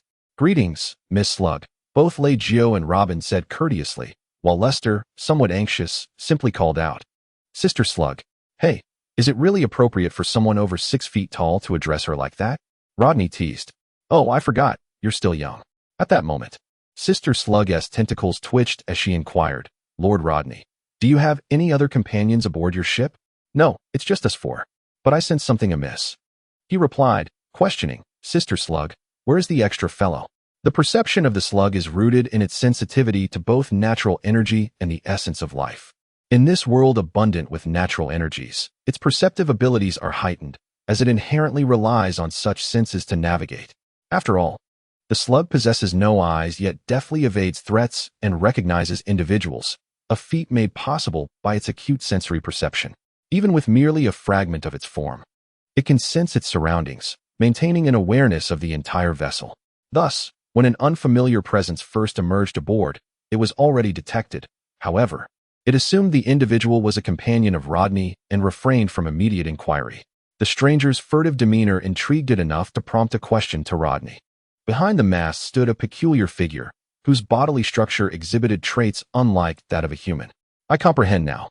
With a swift motion, a shuriken was wedged between my fingers, clashing in the air as the connected wire was yanked back by Rodney. With a graceful spin around the mast, the wire seemed to ensnare something invisible. Robin, I understood. The six-pronged anchor flower. Delicate arms sprouted from the mast, intertwining as Robin declared, "Captain, there is indeed something here, and it possesses considerable strength." I had sensed it when the slug's sister mentioned the presence of another, an invisibility fruit. What? How can you see me?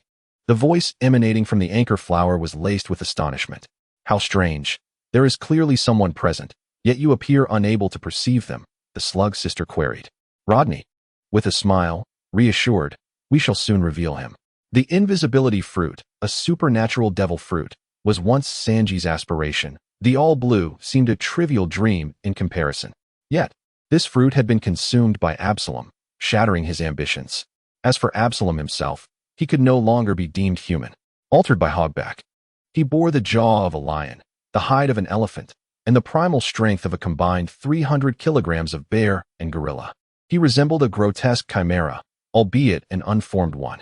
Before Rodney and his companions, Absalom's true self was unveiled. Donning a white round hat that resembled a blue-patterned jar atop his head, with long golden hair and a lanky physique marked by an abruptly pronounced lion's maw. All clad in a black suit. Though he could break free from the wires binding him, Robin's grasp held him firm. The slug's sister, sensing the peculiar composition of Absalom's body, remarked, "How odd. Though he possesses animal tissue, his form is not human, yet there is no rejection. This surpasses medical possibility. Does it not? Ha ha. This is the masterpiece of Dr. Hogback. Why can't I escape?" he exclaimed. "Woman, release me." Oh, how beautiful. Upon seeing Robin and Nami, Absalom's eyes sparkled with hearts. This lecherous fellow would have surely attempted to kiss Robin's cheek, and upon witnessing Nami bathe, dread filled Rodney as he thought, igniting his ire. I've yet to encounter such a creature. He is as repulsive as that brat Momonosuke. In this world, there exists a plethora of abnormal occurrences, and anything may transpire. Rodney stepped forward, wielding two shurikens that he deftly embedded into Absalom's shoulders, rendering his arms useless. Oh! Absalom shrieked in agony as the shurikens penetrated the crevices of his bones, the pain too unbearable to endure.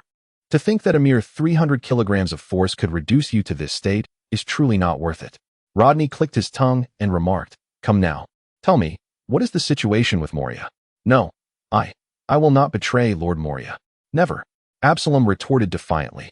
Moria was known to treat his subordinates well, and their loyalty and respect for him were evident in how Absalom, Perona, and the others willingly referred to him as their master.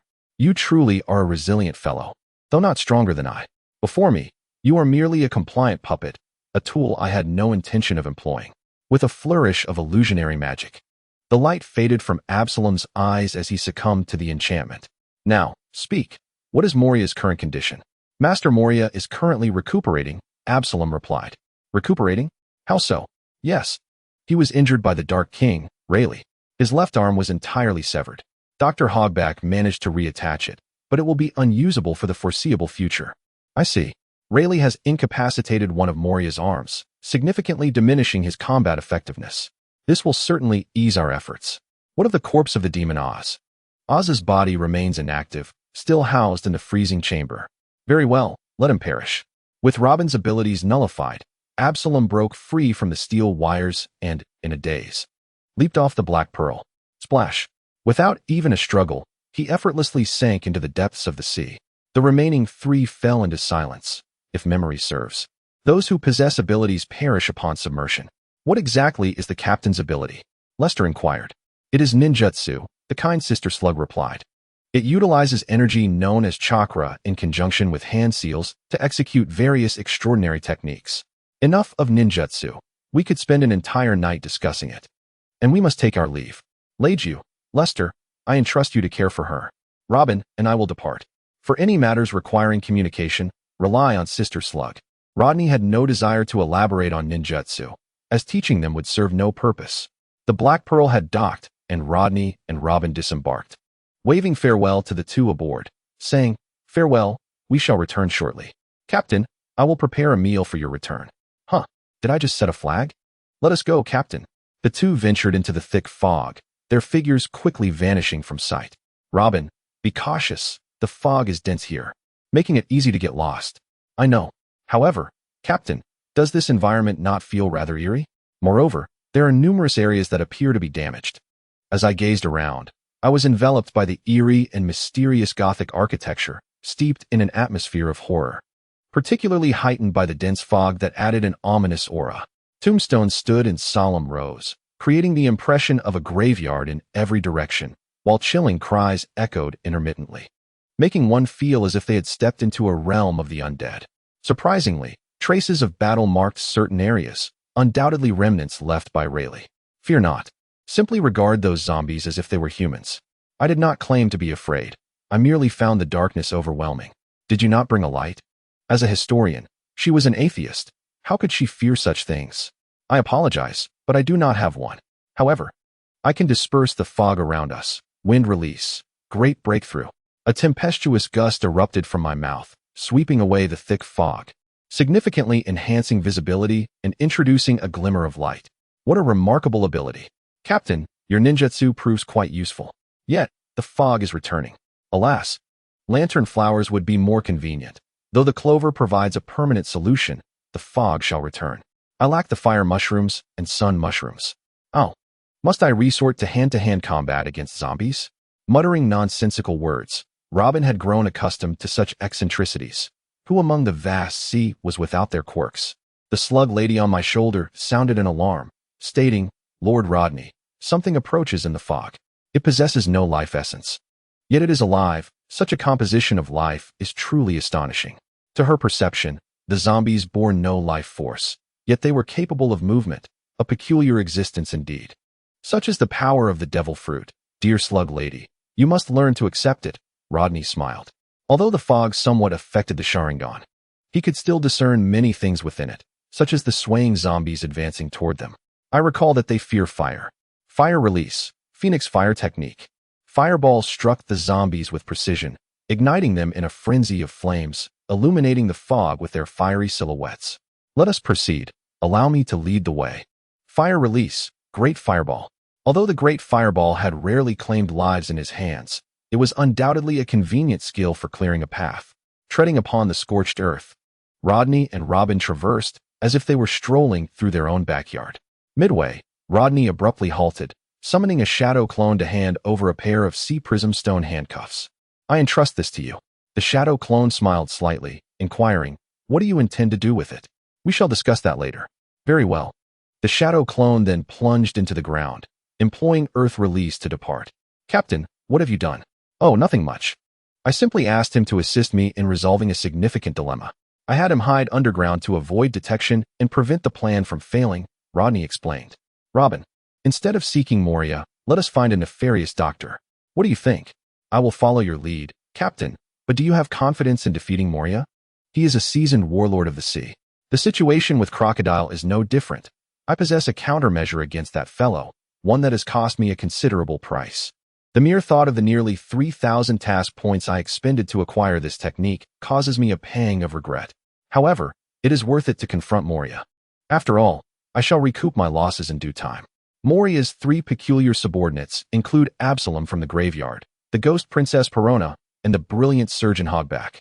Among them, Hogback holds the most significant position, for although his combat prowess pales in comparison to Absalom and Perona, his abilities empower Moria's legion of zombies. Once celebrated as a genius surgeon, he miraculously saved countless lives, becoming renowned across the seas. Yet, he is a selfish individual, prioritizing wealth over the sanctity of life, a doctor from Chaling County. A few years ago, he began working for Moria, utilizing his surgical skills to create an array of stitched zombies and monsters, augmenting their strength.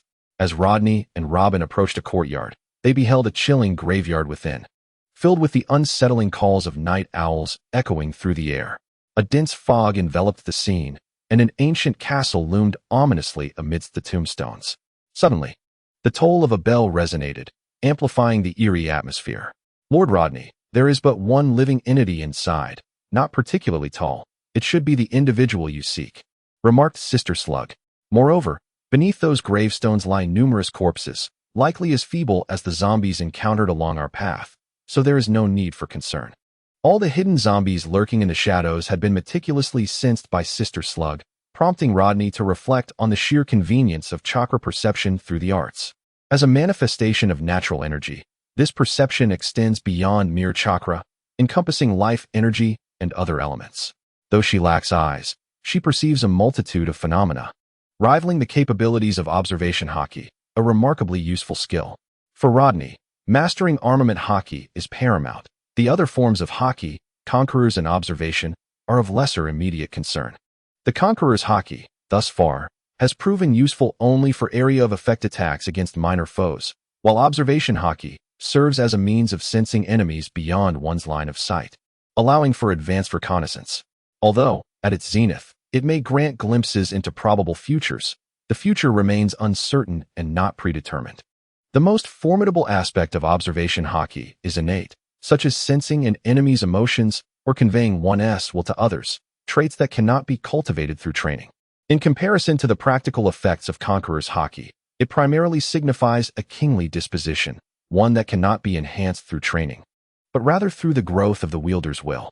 For Rodney, the mastery of armament haki is of the utmost importance. Considerations of the others lie beyond his current scope. "Shall we proceed inside, Robin?" "Certainly." Rodney pushed open the iron gate of the courtyard, creaking with rust. The gate emitted a sound that grated on the teeth as the two walked side by side, the rustling sounds of the surroundings echoing in their ears. Beneath the somber gravestones, hands of a pallid hue emerged, reminiscent of those ghastly figures craving your brain. Indeed, they were zombies, yet this time devoid of any protective flora, and certainly lacking their customary suits. One by one, the decaying, emaciated forms, or those shrouded in bandages like mummies, crawled forth from the earth, their throats emitting raspy, wheezing sounds akin to a tattered bellows. They moved with sluggishness, their motions stiff and jerky. "Hey, that fellow over there, your hand has fallen off." Did these zombies possess any semblance of aggression? No. The pertinent question should be whether these wretches could ever stand as adversaries to the formidable Kaido. Were they merely sent to deliver vegetables? Rodney silently mourned for Moria. After all, even the freshly embarked Luffy couldn't contend with Kaido, let alone these wretched beings. It is crucial to note that even Luffy in his Gear 4th form was no match for Kaido, having succumbed to the addiction of the Beast King. Although Kaido's addiction center proved ineffective against Luffy, who had traded both intellect and emotional acuity for combat prowess, had Luffy possessed a modicum of sense, the thieves in the Pirate King saga could have been easily eliminated. The sedentary lifestyle of the overweight hermit and the overexploitation of the fruit have widened the chasm between Moria and Kaido, rendering revenge an ever-elusive dream amidst the myriad of monsters in the new world. "Captain, we are relying on you," someone murmured. "Understood. Fire style, Phoenix Fire." Fireballs erupted among the zombies, scattering them in terror. Fire, fire. Run. "Hey, this is perilous. What if someone gets burned?" A zombie cried out, accusing Rodney of cruelty. Rodney, speechless, retorted, "Don't forget, you are already a zombie." "Indeed, we are zombies," they lamented, a sudden wave of despondency washing over them. The two observed as a group of zombies squatted by the gravestones, drawing circles, momentarily feeling as if they had stumbled into the wrong place. "Captain, they are rather amusing." Where's the amusement in that?"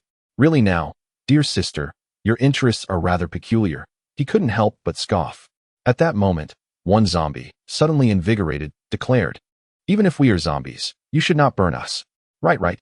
"Captain, let us wash them away with water." "If that is your request, then so be it." Water style, water surge. A deluge of water unexpectedly swept away the horde of zombies, leaving puddles everywhere, gravestones askew, and not a single zombie in sight. Cleanup complete. Let us proceed. They ventured into the ancient castle. Under the guidance of the slug lady, they arrived at a grand door, before which stood an ancient well. The well's wheel, seemingly untouched by human hands, began to turn on its own, revealing a slender woman with iron-gray skin and stitched seams, curiously holding a stack of plates. Upon their arrival, she stiffly greeted, "Welcome," and proceeded to hurl the plates one after another. Swish, swish, swish. The plates soared through the air, accurately and silently hurtling towards them as Rodney's hand twitched, causing the plates to shatter midair. On the wooden wheel, there were handcrafted shurikens, equal in number to the flying discs that had just been launched. "Is it Sindori? Captain, do you know her?" Robin inquired. "I suppose so. She was a pitiable soul." Sindori was once a celebrated stage actress. During a visit to the doctor, she sewed a button for Hokage, which led to his infatuation with her. However, as she was already engaged, she chose to withdraw from this nascent romance, only to tragically fall from the stage and meet her demise. Hokage aligned himself with Moria, hoping that Moria could resurrect Sindori. After enhancing her corpse through combat modifications, Moria succeeded in reviving her, turning her into Hogage's mate. Unfortunately, as her past memories remained intact, she developed a profound aversion to the very discs that had once entranced her. Yet, her new form seemed to retain a fragment of her original memories. Then, "Let me grant you liberation." He retrieved a cubic grain of salt from his pouch, which he had taken from the kitchen before departing. Salt possesses the ability to purify these zombies, allowing them to find freedom. With a flick of his finger, the grain found its way into Sindori's slightly parted lips. Landing precisely within, the salt collided with the zombie's body, and a dark shadow erupted from her mouth. Sindori's lifeless form collapsed, caught by Rodney, cold and devoid of warmth. He carried her beneath a tree, burrowing a hole with earth manipulation, and laid her to rest within. "Captain, do you care for this person?" Along the journey, Rodney had incinerated or struck down the hordes of zombies without hesitation. Yet, before this beautiful zombie, he chose purification and burial, which surprised Robin. "I do not concern myself deeply. I merely know a bit of her story and feel pity. It is simply compassion. She existed as a mere ornament beside Hokage, mocking him while internally revering him as her master, living like a marionette. Many zombies share this fate. But who could blame Rodney for his understanding of this particularly unique zombie? He afforded her a more dignified conclusion. Let us proceed and meet the ingenious doctor who has strayed from the path since the beginning. He pushed open the heavy door, and Robin followed closely behind. The sounds of their footsteps echoed through the dim corridor, even as the candelabras flickered weakly, failing to illuminate the entire passage. Upon entering the ancient castle, the temperature dropped further, and combined with the shadowy atmosphere and the bizarre paintings adorning the walls, an unsettling chill enveloped them. The artwork depicted grotesque figures, stitched together in a surreal manner, evoking an absurd sensation. Rodney scrutinized these murals, while Robin inquired, "What troubles you, Captain? Is there something amiss with these paintings?" The slug lady remarked, "It is peculiar. They resemble the things outside, yet are distinctly different, as if they inhabit the very canvas itself." Since her arrival in this world, she sensed that the worldview she had previously constructed was subtly fracturing. For this was a realm devoid of logic and imbued with wonder. "Indeed, these are all zombies." After a moment's contemplation, I struck with a punch, shattering the wall. How perilous! The figure within the painting miraculously evaded my blow, screaming in terror. "Oh, is that also a zombie?" Robin expressed mild astonishment. Indeed, Rodney retracted his fist, remarking, "It's merely frightening. Pay it no heed. The combat prowess is minimal." He gestured with his pinky finger, adding, "This is the case among zombies as well." Moria's legion of zombies is categorized into animal zombies, terrifying zombies, soldier zombies, general zombies, and special zombies. Animal zombies are a collection of grotesque creatures, reassembled through Hogage's modifications. The terrifying zombies reside within this castle, and there are indeed a few with some combat capability from the outside, interspersed with soldier zombies.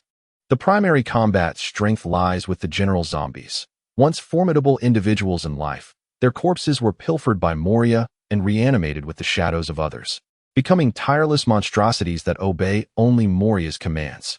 "Hey, we deserve some dignity," one zombie protested. "Silence, or I'll feed you a bag of salt," came the retort, as salt grains were tossed menacingly, prompting the zombie to promptly cease its complaints. If this indeed constitutes a zombie, then those portraits upon the wall, Robin gazed upward. Could they also be zombies? Absolutely, they are, Sister Slug affirmed. Not only the paintings, but those seemingly decorative animal artifacts are also zombies. Upon her declaration, the eyes of the portraits flickered, and some animal-headed decorations mirrored the eerie phenomenon. Many of the adornments within this castle are zombies. No need for further inspection, just exercise caution. Captain, do you not find the path here rather long? Indeed, it is somewhat tedious. Navigating without a guide is troublesome. Then let us proceed in a straight line. Another punch was delivered, enlarging the hole just enough for a person to pass through. In a fleeting moment, Rodney perceived a white shadow dart past with remarkable speed. Does this mean the shadow clone has yet to succeed? Meanwhile, a zombie swaggered into the castle, chuckling. Ah, the transformation technique is quite convenient. By the way, where is Perona's room? This zombie was a shadow clone, tasked with restraining the ghost princess Perona using sea stone handcuffs. Her abilities are quite troublesome. If he could wield Hokage, it would be a different matter. However, he currently lacks that skill, feeling as though something is obstructing him, though he cannot articulate what it is. He simply needed to pierce the membrane separating him from armed Hokage, but the challenge lay in the inability to breach it, a rather awkward predicament. Forget it. I shall first accomplish the mission assigned by the original. Am I merely a tool? He shook his head, spotting something approaching that resembled a sausage and wore a mask. That appeared to be Perona's pet. Her aesthetic and values differ markedly from those of ordinary people. The creature, resembling a sausage, is adorned in a triadic melons of blue, white, and brown hues. Its combination of bandages and sutures is a quintessential hallmark of the undead, complemented by a mask and a spherical hat. While most would find this sight rather unappealing, Perona perceives it as endearing, provided it remains silent. Pondering as she strokes her chin, she declares, "Let's follow this fellow." Concealed in the darkness, she stealthily trails behind the so-called teddy bear, effortlessly eluding detection. Stealth, stealth, stealth. A matter of utmost importance to be reiterated thrice. She senses an unsettling presence behind her. However, the teddy bear lacks a neck, indicating that any movement would necessitate the entire body shifting. Thus, her shadow clone follows closely, mirroring every movement of the bear, akin to a scene from a classic cartoon. Is there truly nothing there? She taps her head thoughtfully and proceeds onward, ascending the staircase and passing by the eerie portraits. Given its zombie-like appearance, the onlookers fail to perceive anything amiss, merely assuming it to be another zombie trailing behind the teddy bear, nothing particularly extraordinary. Upon arriving at the door, she pushes it open to reveal a room illuminated by flickering candles. In front of an oversized pink bed, a girl with dual pink pigtails and a crown lies peacefully, embodying the ghost princess Perona. Having consumed the supernatural ghost fruit, Perona possesses the ability to detach her soul and even manifest smaller specters. As her original form loses its soul, it succumbs to slumber, rendering it but an empty vessel. In this state, the body becomes exceedingly vulnerable, making the act of thievery a mere formality. Otherwise, given the overwhelming prowess of the ghost fruit, the unfortunate Rodney would face an inevitable demise.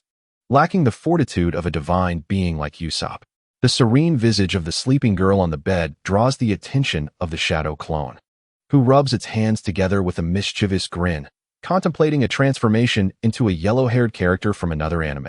Alas, Rodney is a man of integrity, and one cannot force sweetness from a bitter fruit. With a clatter, the sea stone handcuffs acquired from Smoker materialize in his grasp. He bypasses the teddy bear to approach the girl's bedside. With a couple of clicks, her arms are secured, and a flurry of translucent specters uncontrollably surge from the haunted, three-masted ship, converging into Perona's form. The sea stone effectively suppresses the abilities of those bound by it. Thus, once shackled, her powers are sealed, prompting the souls she had released to return to her body, as the essence of life is inherently tethered to the corporeal form. As long as the primary organs remain intact, the body continues to exist, albeit in a state of decay and deterioration without its soul. It experiences no pain, for consciousness has fled, rendering it worse off than a mere vegetable, with no hope of revival, as the absence of a soul precludes any possibility of recovery. Brook, having consumed the Yomi Yomi Nomi, must first perish for its power to manifest. This fruit allows the eater's soul to return from the realm of the dead, enabling resurrection upon re-entering the body.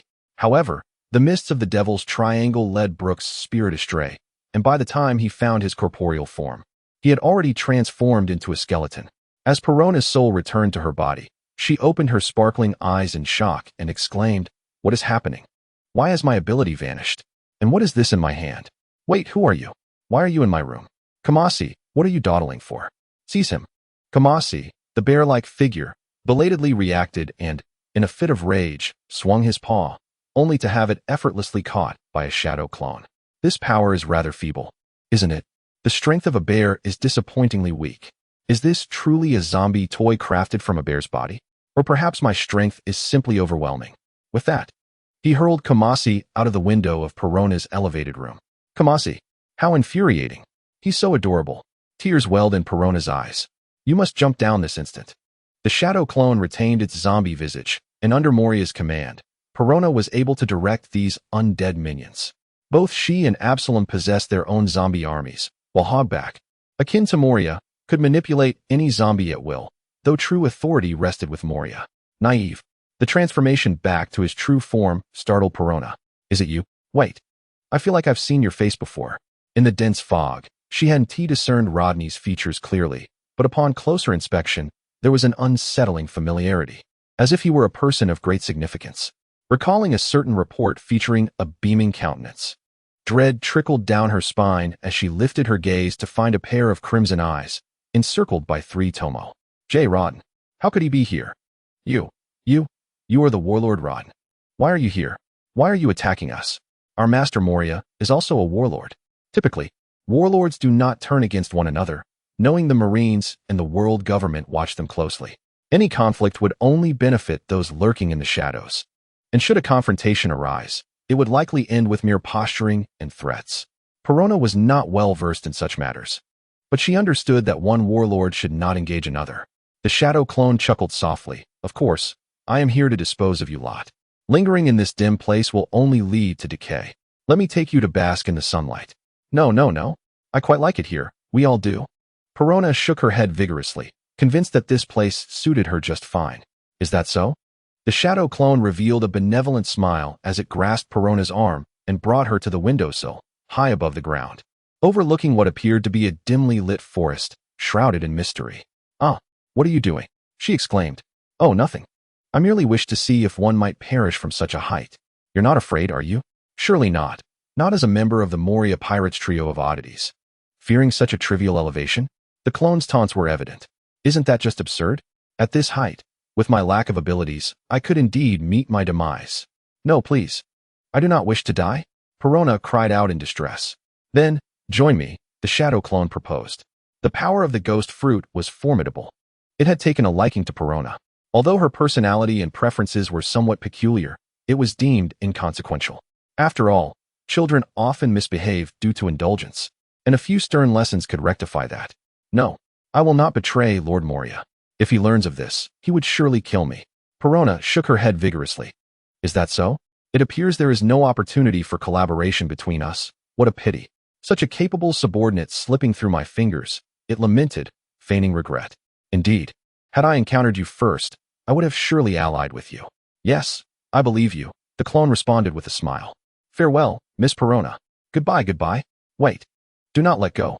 She hurriedly grasped the clone's arm, her strength diminished by the seastone restraints.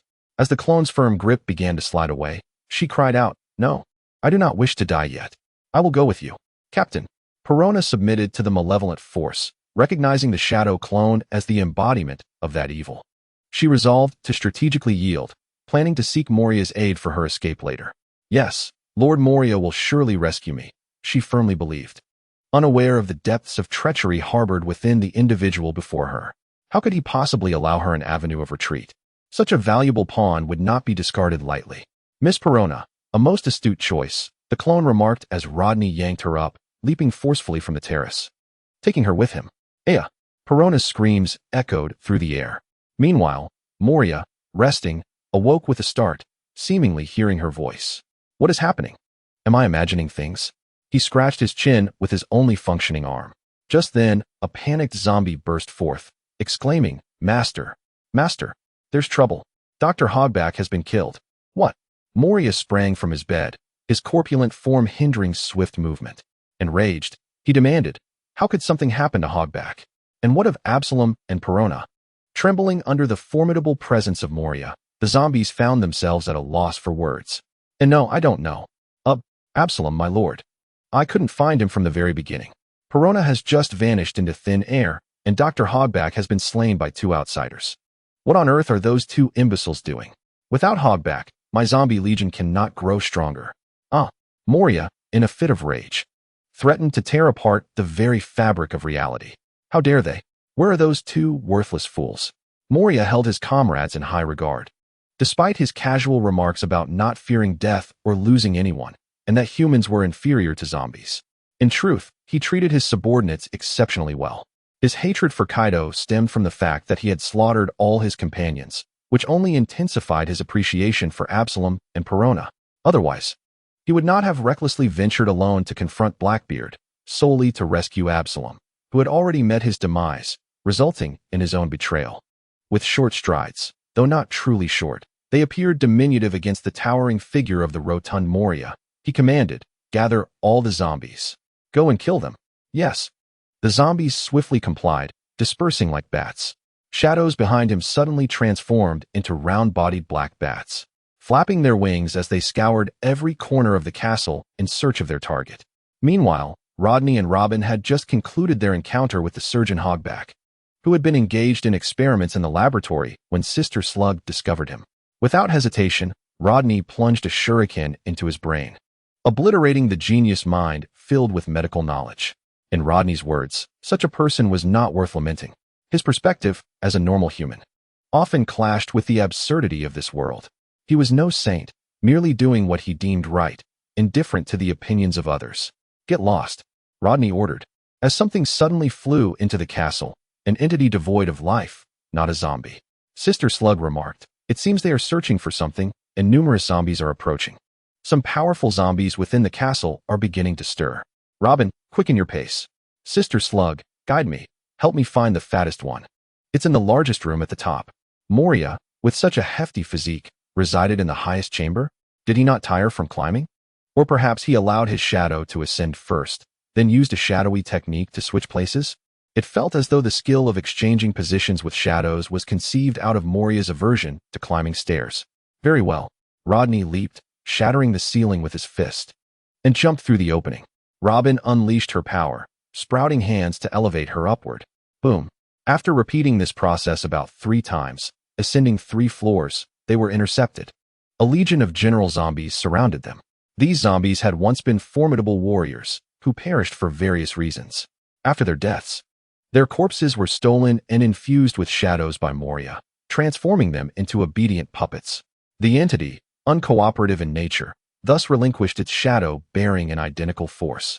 Even devoid of capability, the shadow mirrored the strength and swiftness of its original, unafraid of death, unyielding to fatigue, and impervious to pain. Thus, an immortal legion was born, one that obeyed. The prowess of the general zombies far exceeded that of their lesser counterparts, for before them stood formidable warriors, reanimated post-mortem as zombies. Their bodies, honed through the crucible of battle, were transformed into the undead, augmented by the shadows of those with considerable might, yielding a power that was truly formidable. Robin, restrain them. Understood. 30 petals binding. From the bodies of the general zombies sprouted numerous arms, temporarily binding them and rendering them immobile. To break free would require considerable effort. At that moment, Rodney made his move. Shuriken flew forth, each laced with explosive tags, embedding themselves into their legs or midsections.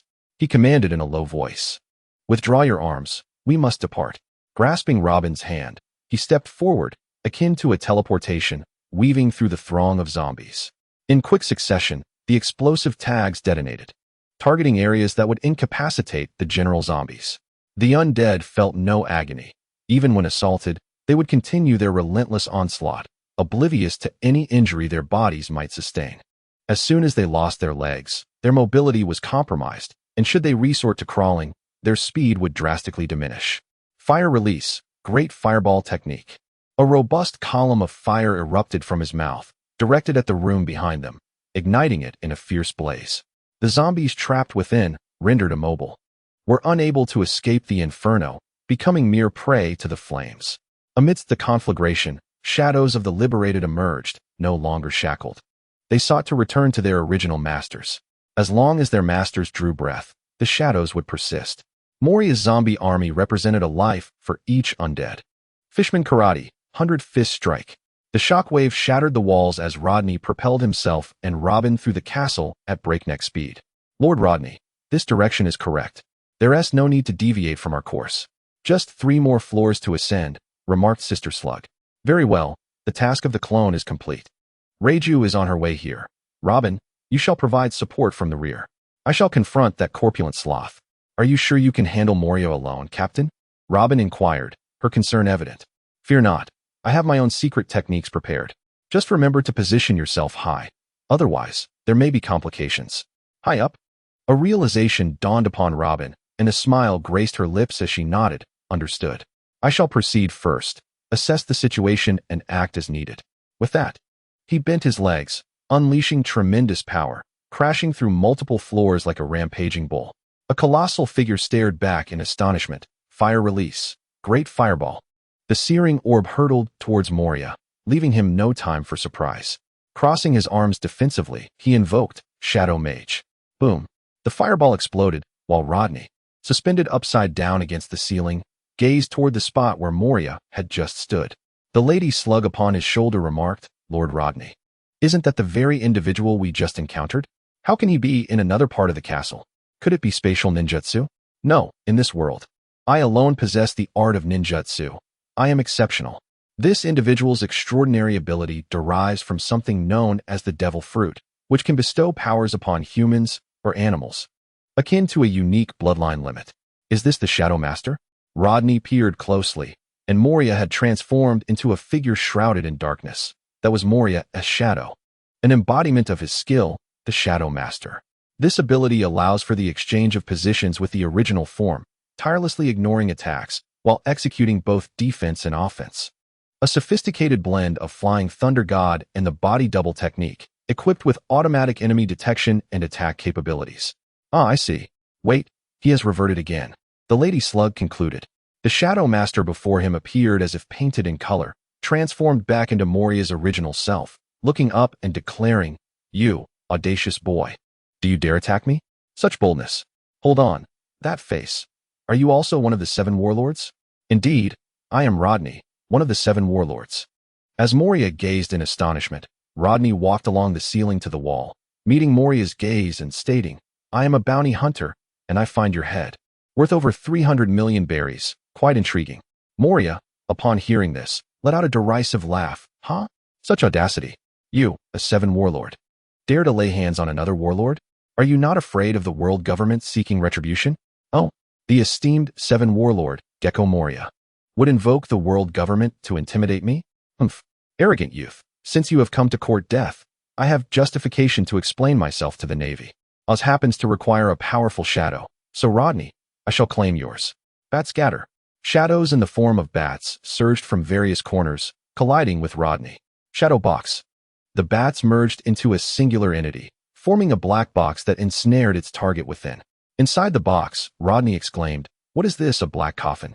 Are you trying to emulate the likes of the hair gel sorcerer? What a strange fellow. Perish. Moriya's hand gripped the air, then clenched tightly, causing the shadow box to constrict, intending to crush its occupant. However, the occupant was not so easily subdued. Spirit summoning technique. Bang. A massive blue and white striped slug burst through the shadow box, landing in the corridor and unleashing a sticky, acidic attack towards Moriya. 6-petal anchor flower. Robin delivered a basic attack, ensnaring Moriya's body with her arms, rendering him immobile. Do not underestimate me, Shadow Master. The shadow once again shielded him, blocking the slug's acidic assault, and dispelled Robin's constraints. The shadow darted outward, with his body vanishing in pursuit. Rodney emerged from the Lady Slug's form, inquiring, Has he gone below? Yes, he descended swiftly, but thanks to the shadow shielding him from the impact, he remains unharmed. I understand, Lady Slug. Please escort Robin as we move. Understood. With the giant slug sisters splitting through the wall, heedlessly trampling down, Moriya had vanished, leaving behind only a horde of snarling zombies. There was no time to waste. Fire style, dragon fire technique. Flames erupted in a fan shape, pushing back the throng of zombies. Suddenly, the slug sister warned, "Rodney, dodge." Shadow horn gun. A pitch-black shadow slithered toward him from the ground like a venomous snake, and in an instant, the shadow detached from the earth, transforming into a grotesque spike aimed at Rodney's back. Boom. A wooden plank shattered into splinters under the impact of Moriya's shadow horn gun. The dark shadow melded almost seamlessly with the dim surroundings. Although it was a paramecia type, Moriya had developed it into a skill reminiscent of a nature type. His shadow manipulation bore similarities to nature type abilities, a rather peculiar feat. This individual had mastered the fruit's potential well, yet regrettably lacked the ability to utilize Hokage, treading a path akin to crocodiles. Both sought to exploit their respective powers to achieve their aims, one aiming to seize the title of the world's ruler through the acquisition of the legendary Pluton, while Moriya sought to usurp the shadow of a formidable opponent to resurrect the corpse of the Great Oz, thereby creating a powerful zombie to vanquish Kaido and avenge past grievances. Alas, against Kaido, even the mighty Oz would likely meet a swift end. It is crucial to note that the shadows Moriya sought to capture typically required his personal intervention, implying they must be weaker than him. Otherwise, defeating them to claim their shadows would be nearly impossible. Given his robust physique, the likelihood of stealthily stealing a shadow was minuscule. Thus, to seize an enemy's shadow, one could only bind the opponent, a feat that invariably involved adversaries weaker than him. If he could not overpower Kaido, he would fare even worse against those beneath him. No matter how many he found, a single breath of Kaido's dragon fire would likely obliterate them. Furthermore, locating zombies capable of wielding those shadow abilities would be an even greater challenge. Surrounded by a shroud of mist, Moriya lurked in the shadows. As the two old coins began their silent duel, both concealed and wary of the other's treachery.